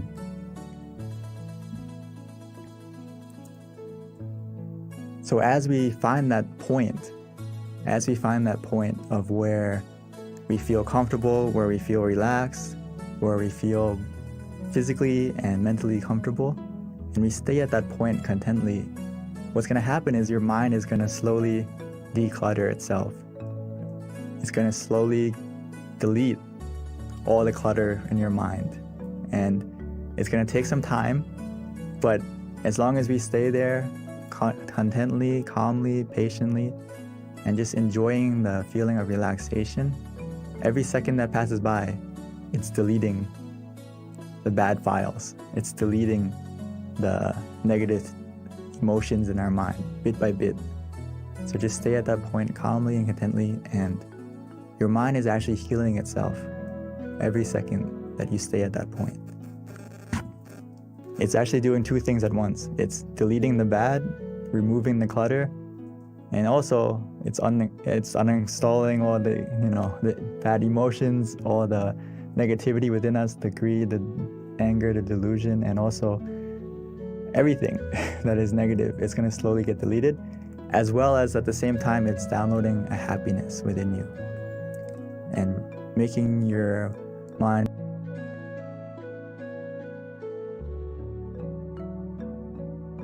filled with happiness and peacefulness, or at the bare minimum, you're going to feel neutral. And even though you feel neutral, this process is already happening as well. As long as we stay content, stay patient, and embrace the meditation at that moment, and just trust that your mind is healing itself. As long as you feel calm, you feel comfortable, you feel relaxed. So like I said, we always need to check. We always need to check our body and our mind. What makes us ready to meditate? Always have to check every time you meditate. And how we do that is physically, we always have to make sure that we feel calm, relaxed, and comfortable. As you can see in the picture, she's sitting very nicely with the back straight, but this is the standard position. But if you don't feel comfortable in that position, it's okay. Start from what position works for you, and we can always adjust according to how you feel. And just go with your own flow, go with how you feel. If you feel relaxed, you feel comfortable, you need to adjust, feel free, because it's the foundation of making your mind calm and relaxed as well. So physically, if you're not comfortable during the meditation, you can adjust, you can move, okay? Always go back to making sure physically you're as comfortable as you can be. And your mind, how can you adjust your mind? When you go, after you adjusted your body, we also have to adjust our mind by just changing our mindset and switching modes, like we would do with our phone. If you turn on airplane mode, there's no Bluetooth, there's no connection anymore, right? You turn everything off and no one can call you, no one can contact you if you have this on. So we should kind of get the same feeling when we meditate, is put your mind on airplane mode. It's not time to think, it's not time to plan, it's not time to do anything but connect with yourself. Disconnect from everything so you can connect with yourself, recharge yourself, recharge your mind. And it's just about starting from that mindset. And then, of course, we need something else to help us to stay in that mindset, is why we use the visualization and the mantra to adjust the mind bit by bit. And I always love to use this example about adjusting the body because it's really important. It's really important that you don't rush to start your meditation. You know, when I say let's start to meditate, it doesn't mean you need to start as a sprint to get to the peacefulness. You need to see what works for you, what position works for you, what method works for you at this moment. So the crab and the shrimp, they have their own specialty. You know, the crab runs side to side, the shrimp goes backwards. So it needs to adjust itself in the right position so it can go in the right direction. Our meditation's the same. When you adjust your body, adjust your mind, it's about looking at yourself, reflecting on yourself, what method, what technique, what position works for you that helps you to feel comfortable this session.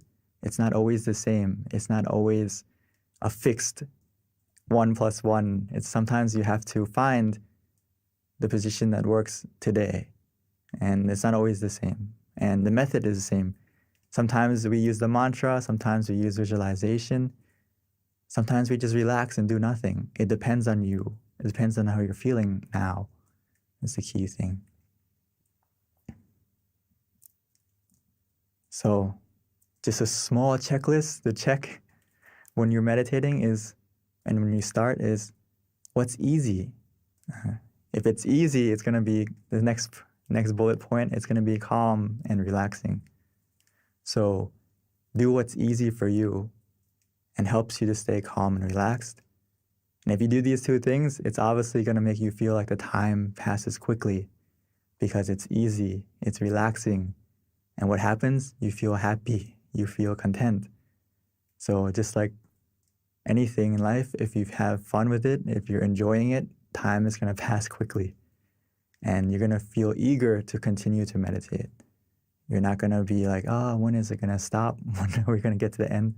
You're going to be feeling these 4 things. So this is the only thing we need to observe is, do you feel easy? Does it feel calm and relaxing? And then just allow the time to pass.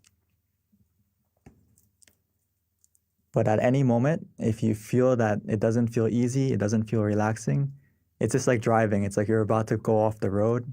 You're off the middle way. If you fall off track, we just simply restart. If you feel that balance is off, you don't feel comfortable, you don't feel relaxed, physically or mentally, always be ready to restart. Restart in this sense doesn't mean going back to zero. It means just coming back on the road, coming back on the path so you can continue going in the right direction. But if you don't reset, if you don't readjust, you're still meditating, but you're still sitting, but you're not actually meditating. You're going in the wrong direction, and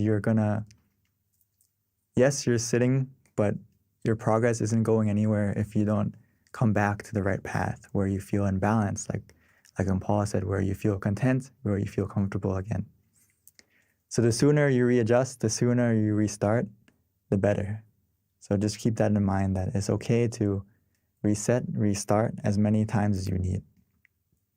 And before we start the meditation in just a moment, just remind yourself to take it easy, take it slow, and to feel that balance between being conscious, and also to have comfort.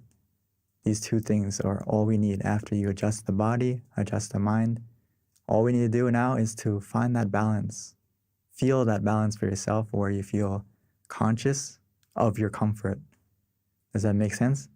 Meaning that you are able to, if you feel and are aware that you're comfortable right now, and that feeling is still with you, that means you have both, right? You have you're conscious and you're also comfortable.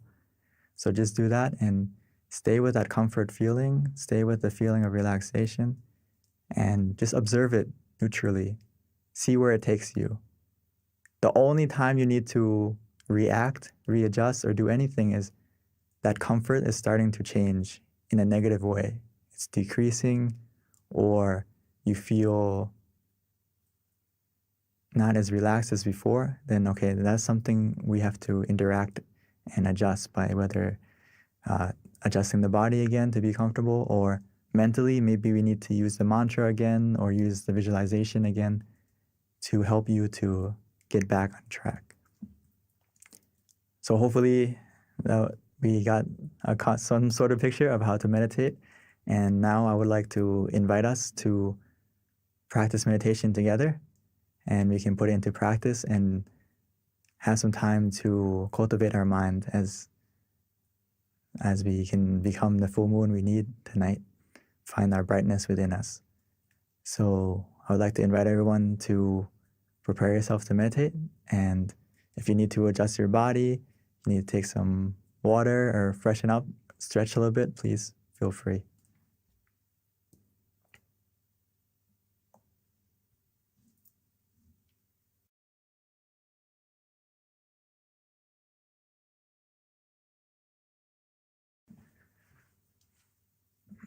Sorry.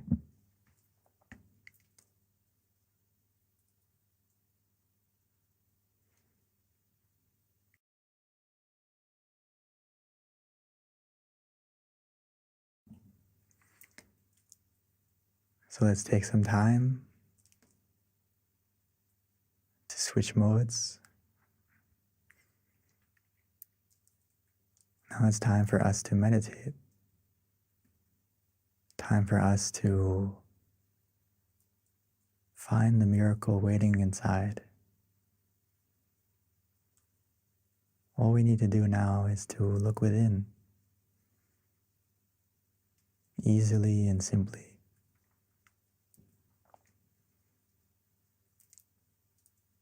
So let's take our time, take it easy. No need to rush. As we softly and gently, naturally close our eyes,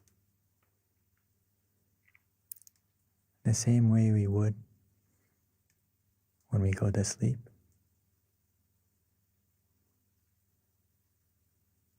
Because now is the time for us to rest, to reconnect, to recharge, to rest our body, and to truly rest our mind.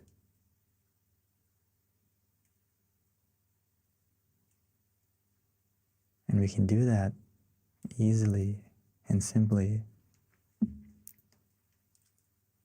by first taking the time to adjust our body,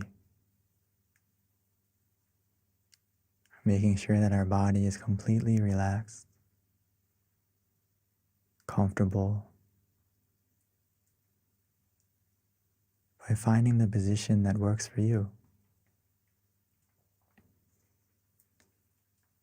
Whether you're sitting on the floor, in a chair, wherever you may be, take a moment to check yourself. Finding that position that feels good, feels relaxing.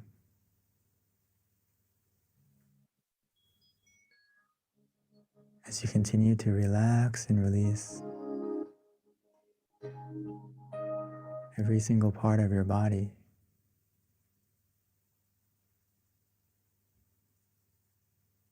making sure that every single muscle from your eyes, your face, your shoulders, arms and hands is relaxed and released. Our back, our legs, all the way down to your toes.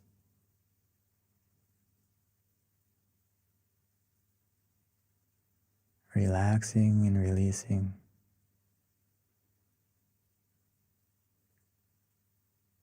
Sometimes it's easy to relax and to let go by taking a deep breath, breathing in deeply, exhaling slowly, bringing your mind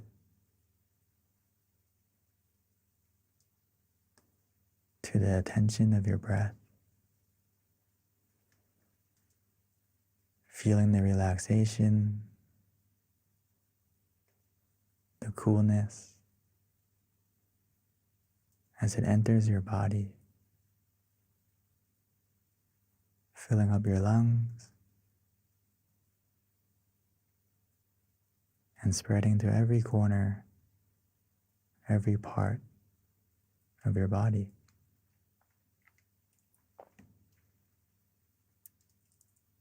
Even as we exhale, allow all the tension, all the tightness to leave, to melt away, to fade, leaving only relaxation and comfort within you, around you, as if we're embraced, surrounded in a cloud of comfort where we feel safe, where we feel free.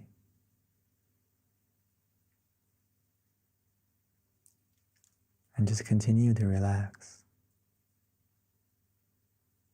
to release. And gradually our body will begin to fade away, almost as if it's not there.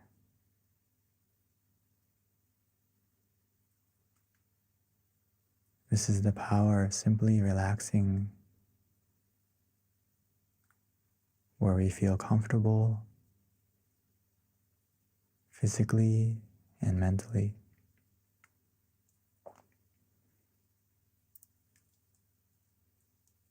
Now that our body is more relaxed and comfortable, we just need to continue with this feeling, allowing our mind to also let go, to relax, to release. Allow your mind to let go. Put everything aside, whether it's from the past, because it's the only time that we can truly control. It's not time to do anything.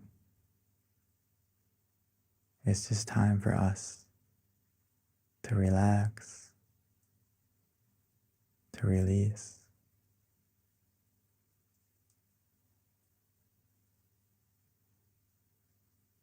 Allow your mind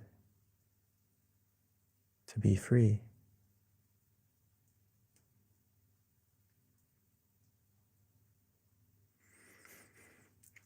To help your mind to be free and to slowly let go, to stay in the present, we can use any method that feels easy, that we are familiar with, that helps us to stay comfortable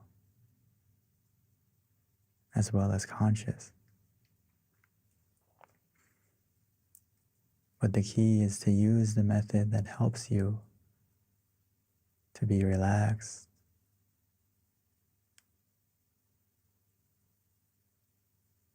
so whether we use the mantra, Samma Arahang,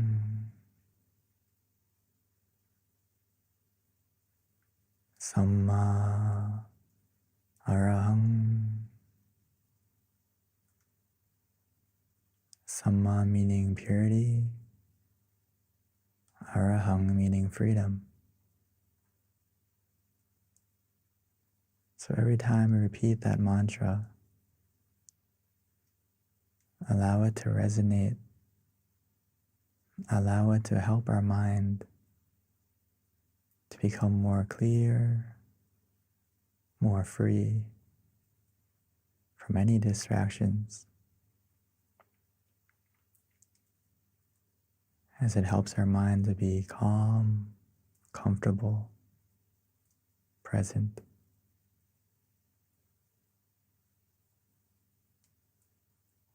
Or some of us may enjoy to visualize, especially tonight. We can imagine the full moon, however small, however big. We can imagine the moon shining, even though it's not clear, as long as it helps you to be calm and comfortable. It's not about the clarity of the image that we imagine. It's about the feeling. We can imagine it anywhere, any way, as long as it feels easy, feels relaxing.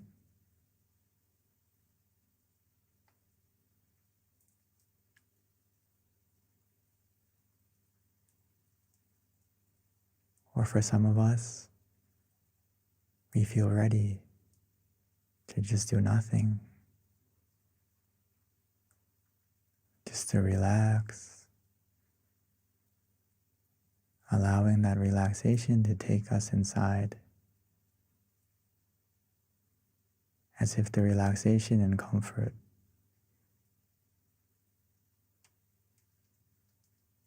is carrying us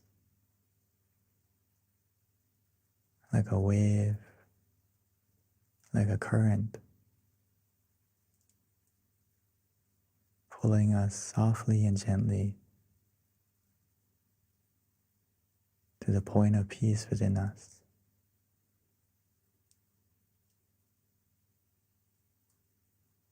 Within us, we all have a point of peace,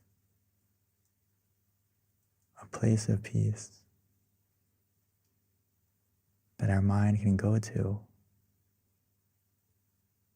that our mind will go to automatically and naturally, as long as we maintain the feeling of relaxation of both body and mind. Our mind will go to the center of the body, the place of peace within us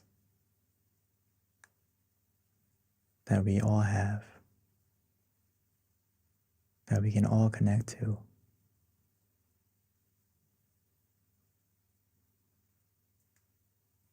It's located within us. at the center of our abdomen, 2 finger widths above the navel.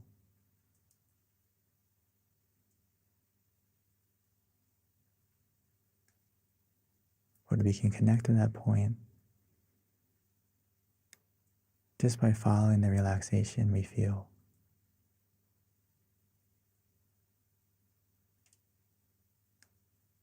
The relaxation of both body and mind will be our guide.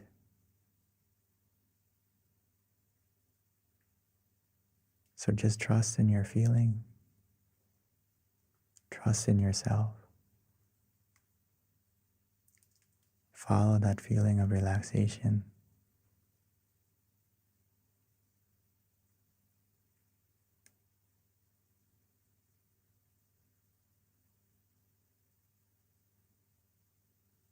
As long as we stay in balance, where we feel calm and content, comfortable and relaxed, our mind is becoming clearer. Our mind is becoming brighter. As bit by bit, gradually and naturally, our mind will heal itself. The negativity, the darkness of our mind, the clouds, they will begin to fade and disappear, leaving our mind full of happiness, full of brightness, full of positivity, as we'll be able to find our own full moon shining within us.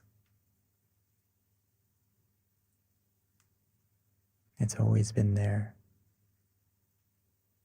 waiting for you to look within, calmly, comfortably, relaxingly.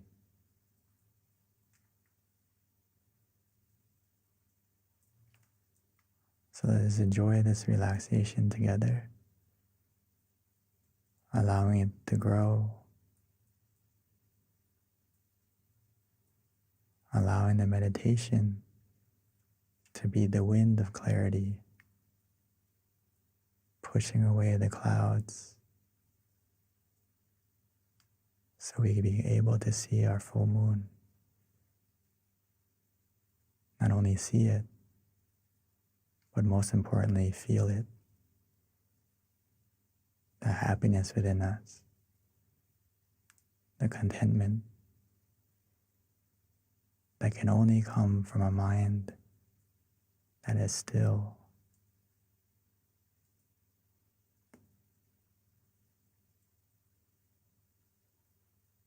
So let's enjoy the meditation together in silence.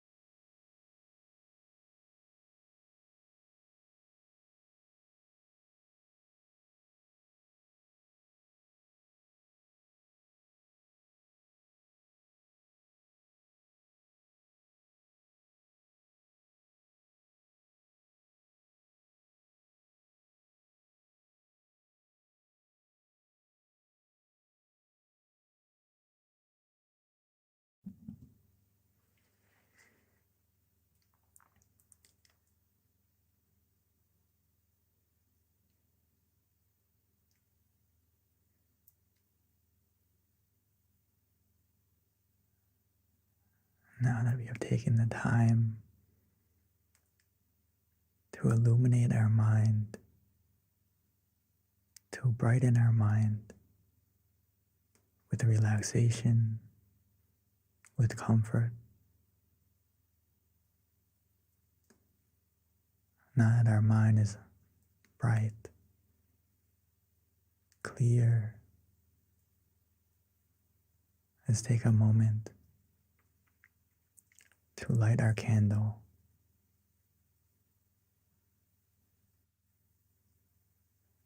Now that we have found our light within, with the positivity that we feel. And once we've lit it, we can slowly and gently close our eyes and continue to meditate.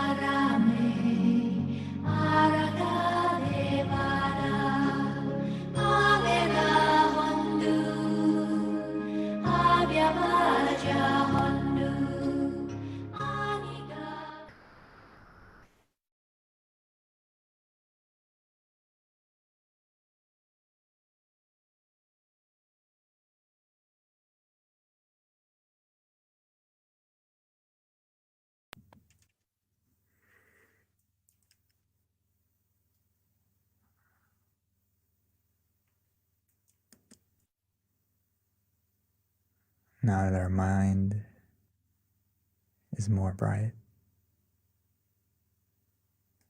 now that we lit the candle on the outside as well on the inside, every moment that we feel calm, we feel relaxed, our mind becomes more pure, more positive. We have taken the time to fill our mind with the brightness of peace, of relaxation, of positivity. Every moment that our mind is still, it creates a brightness, a positivity within us.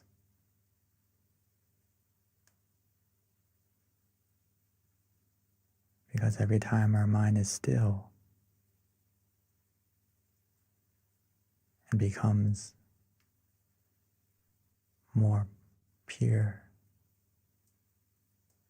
It stops the greed, it stops the anger, it stops the delusion. So now that we have taken the time to fill our mind with positivity, with brightness, let's take a moment to share it, to spread it, to send it.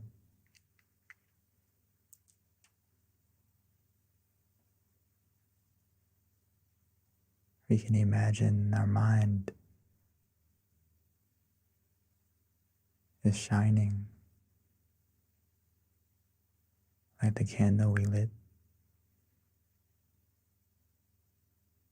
And we can spread our positivity, our love and kindness, our good intentions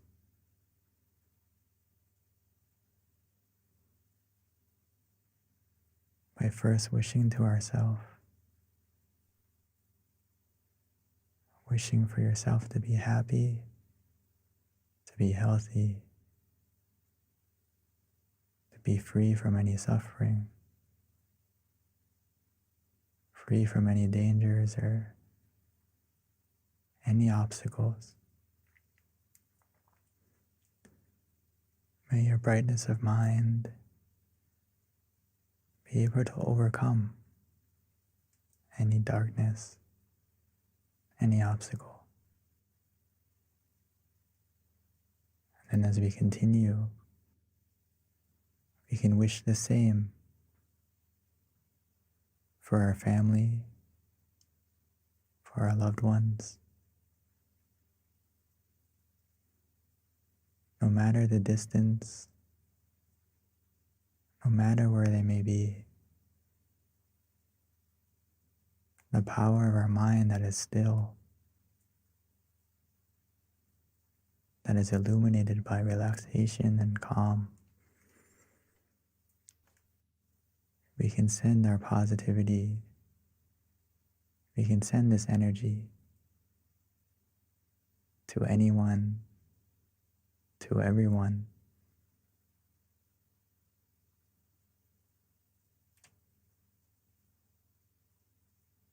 So take a moment to wish, to spread your love and kindness. Like the full moon shines its brightness to everything, to everyone.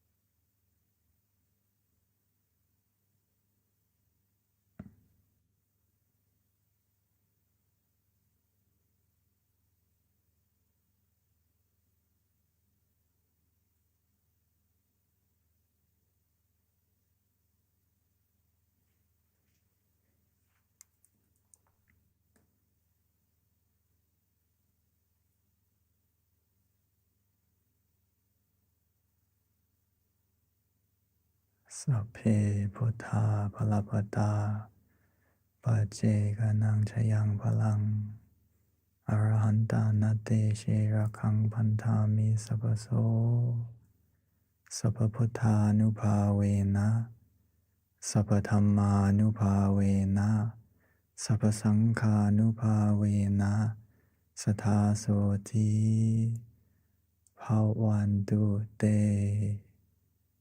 By the power, the positivity generated within us from our meditation and from all the good things we have done that we can remember, that we can recall, or that we can't recall. May all that positivity bless our life to be more bright, to be more positive in every way. And when we are ready, we can slowly and gently open our eyes.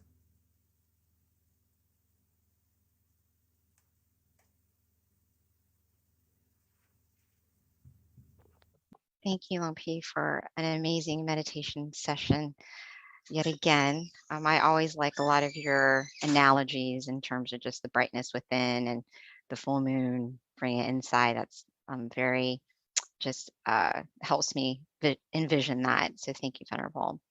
So before we transition to Q&A, a couple of announcements. Our next full moon meditation is going to be on July 13th, which is a Wednesday of next month. So please mark that on your calendar. Again, the next full moon meditation is going to be on the 13th of next month. Please invite your friends and family to join us. Please definitely check it out online, tamagayameditation.org. This is where you can find out about our other centers, various online meditation classes that we offer, which is in person. We've got a couple of centers. Actually, all of our centers are open at this time. So definitely visit your local center. You can just look at the locations to find out the center nearest you. Azusa has a couple of events going on as well. So check out their website, peacepointmeditation.com. Chicago has online courses, and so does Georgia. We have classes every Wednesdays from 7 to 8:30 and Sundays at 12:15. One other thing, MindGem, if you haven't downloaded it yet, please do so. We are available on iOS and Android. This is a great way to stay in touch with us and get notifications on our upcoming Zoom sessions, on our upcoming full moon sessions. We also have Zoom sessions as well on the calendar that you can check out on our website. In addition, it's really nice to have the app because you do have a selection of some of our amazing teachers. We have over 100 audio tracks as well that you can listen to in terms of guided meditation at the convenience of your home. So please download it if you haven't already, MindGem on iOS and Android. And then one other thing, we have something that we're doing that's going to get us exposure.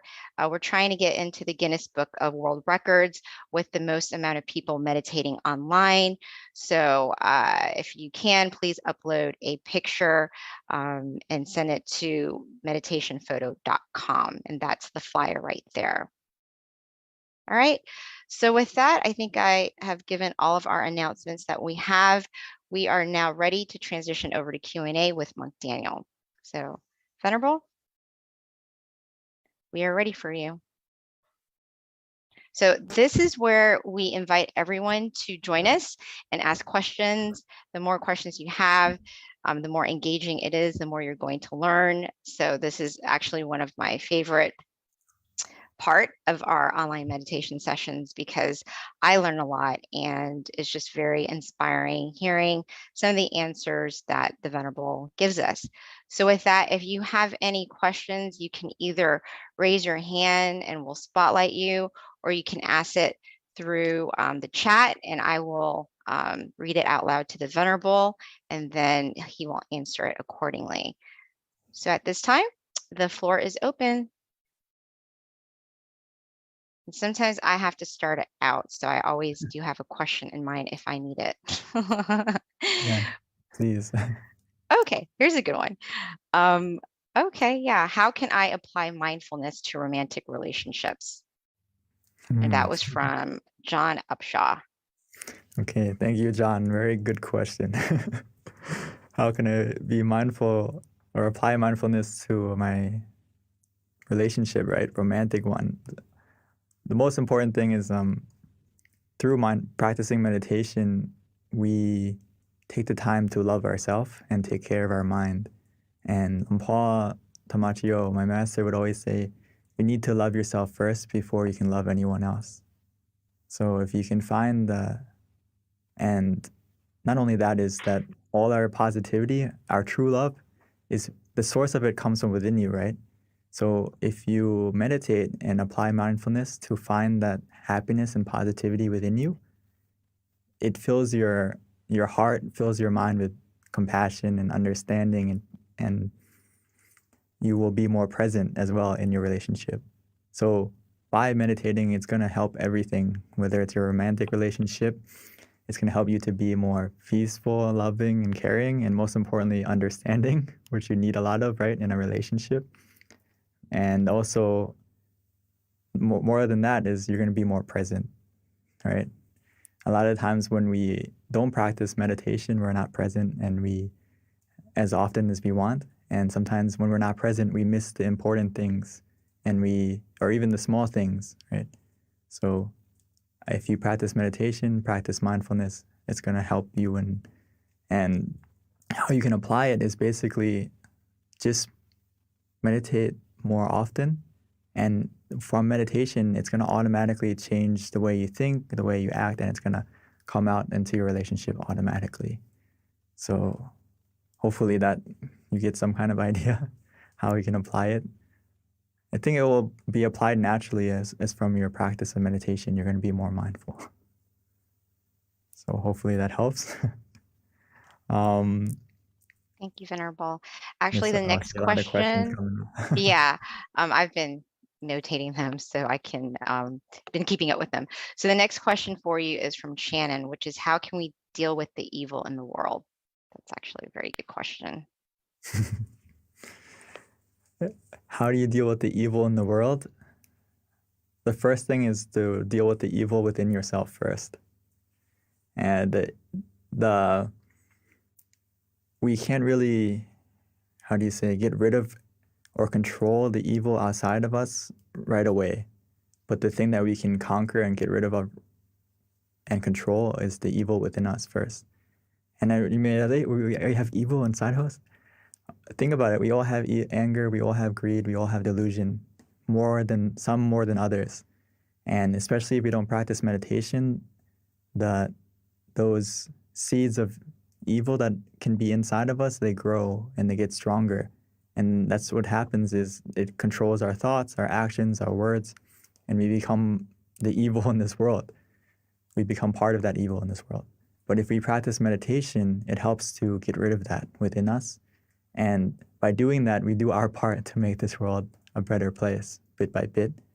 And how we're going to deal with the evil now is that once you have that purity within yourself, you have that positive mind, your brightness of mind can overcome and help to be that barrier or filter to deal with the evil in the world.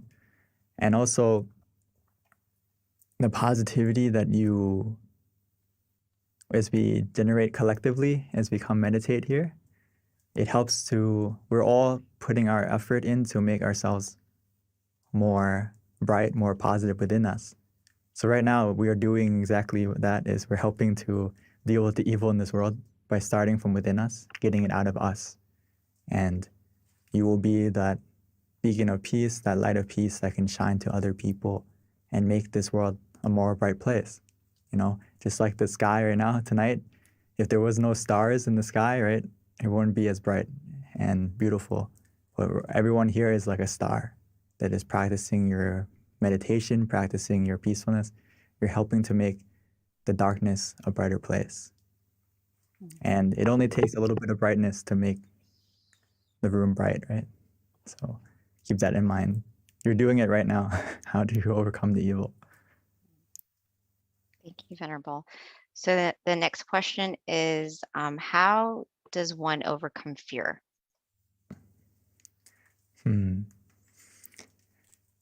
Fear, my my Paul and also some of my teaching monks, they would always say that if your mind is in the right place, there's nothing to fear.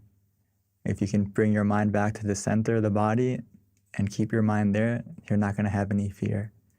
So I think the first step is to conquer your mind and bring your mind back to that point of peace within you. And you're not going to be scared of anything because you have that peace of mind within you. It's kind of like you are the eye of the storm, right? You're the calm in the middle of the chaos, and you can connect to that. And if you continue to meditate, you can be able to harness that calm, and you can harness that peacefulness, because I like the quote I saw before that inner peace isn't about having everything to be, peaceful and calm, but it is being able to remain peaceful and calm in any situation. So we can attain that from meditation, and you're not going to be scared of anything anymore, because the scariest thing, you know what the scariest thing is? Your mind is your mind that's influenced by greed, anger, and delusion. That's more scary than anything in this world, because it will make you do things that you will regret. So if you can come back and take over your mind, control your mind, and be in control, you have nothing to fear anymore. Thank you, Lumpy. So the next question is by Ashtari, and the question is, how can meditation help us to take better care of the earth and all beings? It's actually so important, actually. It's weird, like, how can me meditating help to change the world? But if we don't deal with the root of, as you can think about it this way, it's hard for people to really consider the world and want to make the world a better place if their mind isn't clean and bright, if their mind isn't free from that greed, anger, and delusion. It's very hard to want to fix the world if people don't want to even fix themselves. So if, for example, if people in power or people who have the ability to, make policies, make change, we have to help each other to change ourselves first from within, so that they can get rid of the greed, anger, and delusion, and they can make the right decisions to make the world a better place, and it's also to make the world and the environment a better place, right? So first, similar to the other answers, is start from yourself and encourage others to meditate too, because that will directly and indirectly help to make this world a better place in every way, whether it's the environment and not just like the physical environment, but also the atmosphere would be better from everyone meditating together. Mm-hmm. Thank you, Venerable. And then here's a question from Sumana. And Sumana had a very calm session today, but hasn't felt like this Sumana actually has gotten happiness yet. And the question is, what should I do? So I had so much calm with this session, but I haven't gotten happiness yet. What should I do? Oh, it's okay. As long as you feel neutral, that's already successful meditation. So if you feel calm, that's a little bit more better than neutral. It's also good. Whether you feel neutral, you feel calm, the happiness in meditation, it's a subtle happiness. It starts from a subtle happiness. It's not like a overwhelming, like blissful happiness right away where you're just shining and beaming with happiness. It slowly gets to that point. As long as the key thing is to be content with that calm that you feel. And sometimes what happens to a lot of us,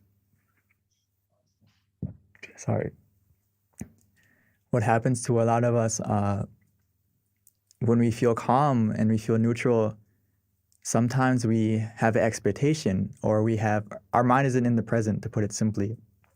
Our mind goes to the future expecting something more, or wanting something more to happen, or why is anything happening yet? So if you feel that way, we have to come back to the present and just be content with that feeling of calm. And if you can stay content, that calm is going to slowly bring the happiness. It's going to come automatically. So you don't need to go searching for the happiness. When is it going to come? it will come as long as you stay content. And just ask yourself, are you truly in the present, or are you thinking of, why am I not there yet? Where is the happiness? If you're thinking that way, that means your mind is in the present. So you just have to come back, and to help you to stay content or to help you get off those thoughts, you can use the mantra, or you can visualize to keep your mind present. And the calm will change to the happiness slowly. Actually, you'll be quickly if you can stay content truly. If the key is about being content with what you have and not worried about what's missing. So sometimes we fall into that trap where we're like, hey, I am calm, but I kind of wish, like deep down inside, that it was more calm than this. And actually, we're already in a good spot, but our mind thought that way. And if we find it thinking that way, no problem. Just come back and use the mantra until you forget about wanting something else. Or use visualization to bring your mind back. Hopefully that helps. Thank you, Venerable. All right, we've got lots of questions, Venerable, so I think we're going to keep you busy until the end. So, and this next question is an interesting one. I'd like to hear how you respond to it too. And it's from Sylvia. And the question is, when we are born, we do have a destiny already, correct? Can we change any actions or events in this destiny through meditation, and how? This is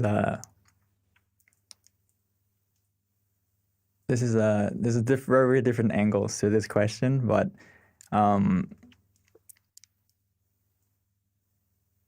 we can change. There are certain things that we have a destiny to have happen because of the things we've done in the past that we can remember or not.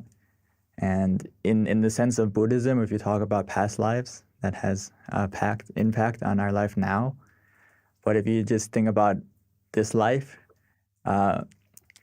we have control of our destiny in the sense of we can't undo the things that we did in the past, but we can make the future, we can decide the steps we're going to take now by the present. So if you meditate, it's going to help you to make the right steps in the right direction because you become present. And when you meditate and make your mind clear and bright, it's obviously going to help you to make the right steps. You're going to know for yourself what's the right thing to do from the clarity of your mind. But a lot of times when we don't meditate, we don't have that clarity. We don't have the wisdom within us to do the right thing. Because a lot of times we are clouded or we are cluttered or we're distracted by, our mind is scattered, our mind isn't still. So if you want your destiny to get better, we can change it by what we do now. And the first thing to do is to make sure that your mind is clear and bright. So that can help you to make the decision now, to make yourself better or to do the right decision now. And that's why Paul would always say, if you make your mind clear and bright from what you do now. And yeah, hopefully, I think that's basically the main sense of it. I don't want to go into much super detail, but I think you can control your destiny, and I know you can control your destiny and change it from what you do now, from your purity of mind. Thank you, LP. That's always, I can see how that can be a complicated answer, but I really like your input on that. Okay, we've got plenty of questions. So are you ready for the next one, Venerable? Yeah. Okay. All right. So the next question is, we've got a person who's planning on becoming a monk. So the question is, I'm planning to become a monk. Do monks have evil in them too? When you are a monk and hopefully you have no evil in you, then how do you deal with the evil in the world? Can meditation stop this evil? I think I kind of talked about it a second ago, is that do we have evil inside of us? I would say everyone has evil inside of us. And it's a thing that's kind of like it's buried in our mind. It's imprinted in our mind, and that's why we have to cultivate our mind and look after our mind by meditation. so we can get rid of that evil and eliminate it from your mind, which can only be done through meditation. So I like the quote from Lompa Tata. He said that being a monk or being this robe doesn't make you holy. Your actions make you holy. So, and also Lompa would say that only through meditation can you purify your mind. And it's a good thing, and I rejoice in your decision to become a monk, even for a short time or a long time or however long you are, because you have more time to meditate. You have more time to cultivate your mind, to get rid of the evil in your mind and eliminate it, which it's a ongoing battle that you have to deal with. Just like everyone in this world, we have to maintain our mind and look after our mind as deeply as we can. And as we meditate more deeply, it's going to bit by bit uproot that evil from within you until it's gone. But as long as we haven't reached the full state of, enlightenment, as we say in Buddhism, it's always there. But we can always keep it at bay by meditating. And eventually it will go away and it won't be in control of you anymore. So, yes, by meditating, you fight the evil within yourself and also help to fight the evil in this world. And there's no way you can fight the evil in this world if you haven't conquered it within yourself first. So I think you're making the right steps to become a monk so you can help in this battle, not only for yourself, but also for everyone in the world. And you can, once you get it, you can share the knowledge to meditate. So you can, that what we're doing right now, everyone here is helping to fight that evil. Yeah. Venerable, that is like so powerful when, you put it that way in terms of we have to conquer ourselves first in terms of the evil. And then, that's how we can help the world. And that's why it's like, it just makes, when I've had my teachers in the past mention that we are born to meditate, and it's a little extreme, but, when you start meditating more and more, you understand why that's the case and how powerful meditation can be, and how if we really want to help the world, truly, it's through like peace of mind, because that's where all the problems are, is within human mind. And that's why, we've been doing this every month, because we're trying to like get that and spread that inner brightness to everyone. So, this is only a natural plug on July 14th to definitely try to invite friends and family to learn about meditation or be more committed, because, if we really care about the world and humanity, this is how we do it. I think it connects to Kunyai, our great master Anand. She would say that you have to look at yourself, whether you have enough positive energy, or in Thai we say bun, right? We have enough positive energy within us to help someone else. And a lot of times it's about helping yourself first so you can help others. And it's something that is a good thing, like to have the idea you want to help everyone, but if you haven't helped yourself first, you haven't conquered the greed and delusion in your mind first, it's very hard to go helping someone else.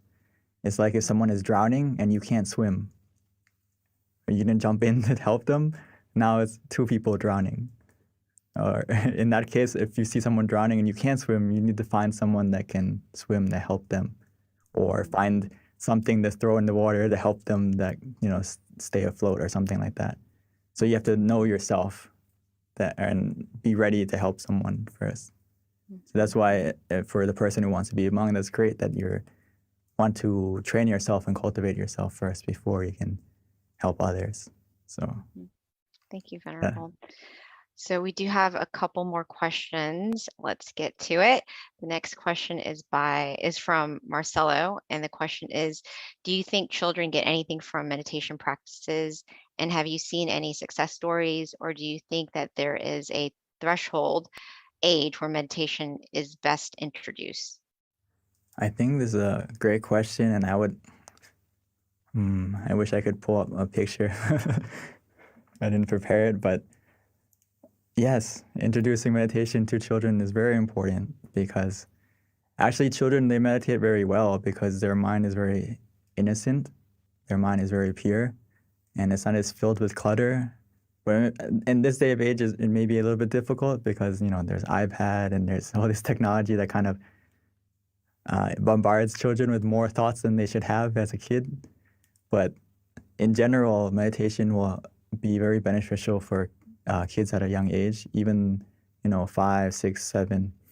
Maybe they can't sit as long as we can, but even those brief moments of where they can still their mind, they meditate very well. Even just for a brief moment, it matters. And the reason why I'm sitting here now is because I was introduced to meditation as a kid. And actually, a lot of people in this room, as well as one of the monks, a lot of the monks here, I've met before as a kid, and I'm here because before they introduced me to meditation, before they were a monk, they were a lay person, and they invited me when I was 7 to come and meditate. And I never thought it would lead me to here, but things happen for a reason. So I think, the sooner you introduce kids to meditation, it can really set them in a good way, especially knowing how to deal with stress and knowing how to, learn how to conquer their mind at a young age, I think is a huge tool and ability that will help them in their whole life, what they can do. Mhm. And it's so cute when you see little kids meditating and how peaceful they are. It's so adorable. I love seeing that. We actually have younger kids come meditate sometimes as well, and it's always very refreshing to see. So, Venerable, the next question is from Deb, and this is kind of a long question, but I notice since I understand what peace feels like, my body is very sensitive when I feel any bit of stress or lack of confidence. How do I quickly calm myself to get back into that state of confidence and peace?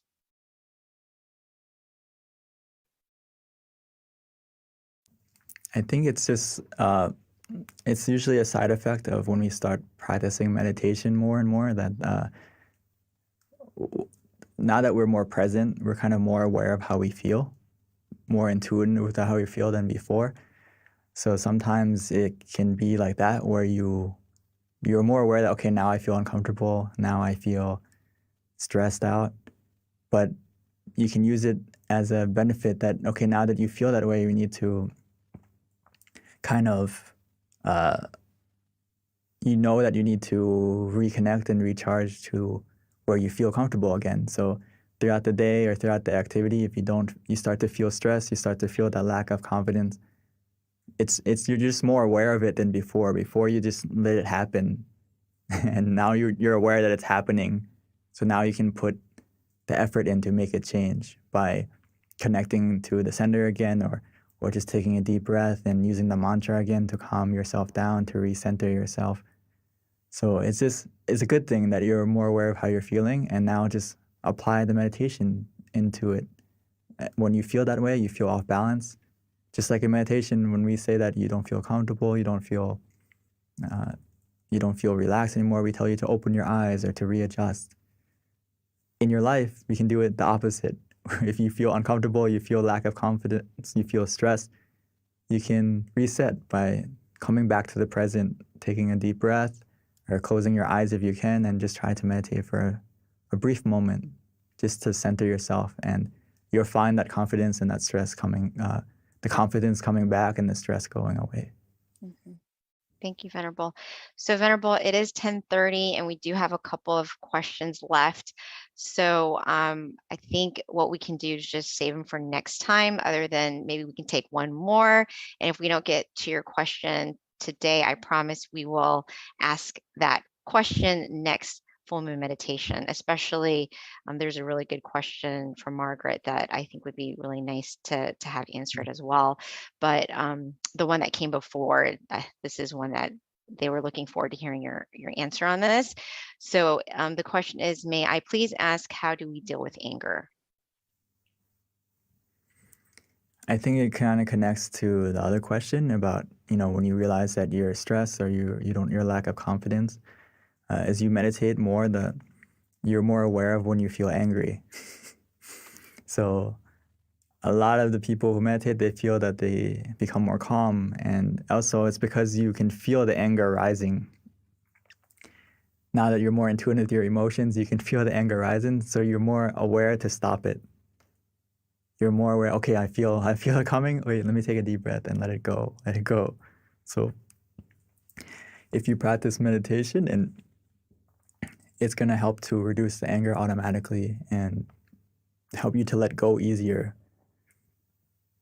So I think it goes hand in hand with practicing meditation, that it will automatically, you'll be able to realize yourself that you're angry. And then now that you're angry, we need to kind of change the focus, because your mind can only focus on one thing at a time.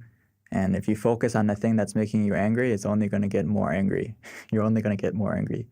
But if you change your focus to like the mantra, or you change the focus to visualizing Lumbu, Lumpur, or the crystal ball, the sphere, whatever you want to do, just to take your mind off of the anger.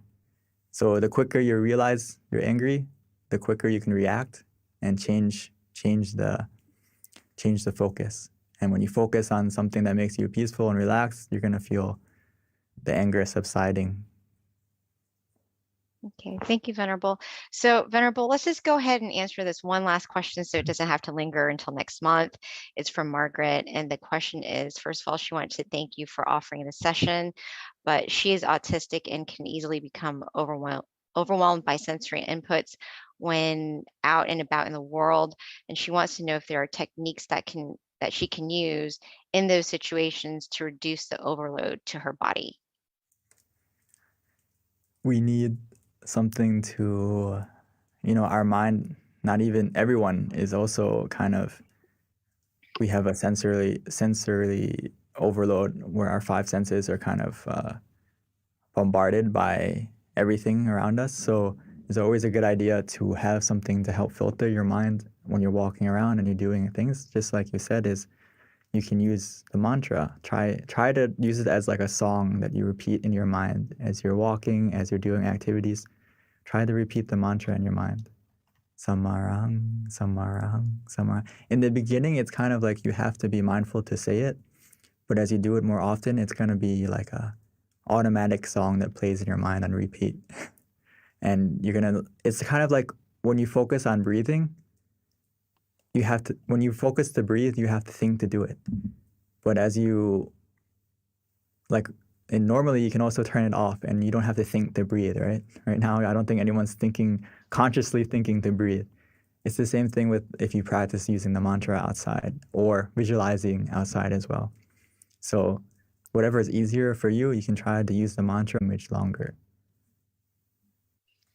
All right, thank you, Venerable. And just to wrap things up, we do have a picture from our Venerable who's actually running the slides of him having kids meditate that, we want to share to you. But correction on the full moon meditation for next month, it is the 13th, which is on a Wednesday. So there he is right there with the little ones meditating. So yeah, it's never too early to train your children, family, friends, nieces, nephews to start incorporating meditation into their life.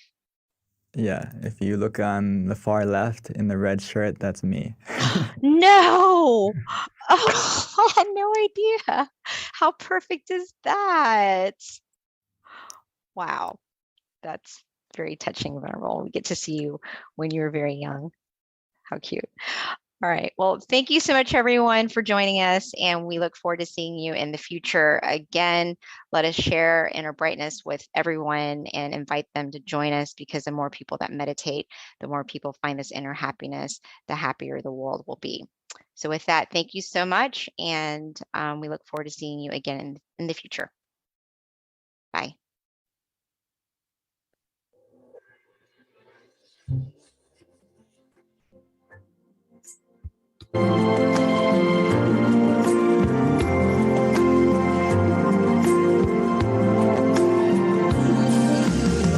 Let's come together to open and do whatever to 'cause it's time for everyone to join hand in hand.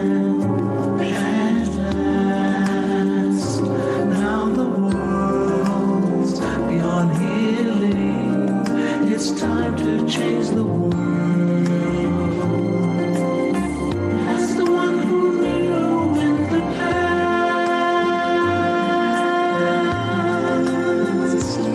in this period of our time, we will see before we depart this world. Everyone must join hand in hand to change the world from darkness to brightness, from suffering to happiness,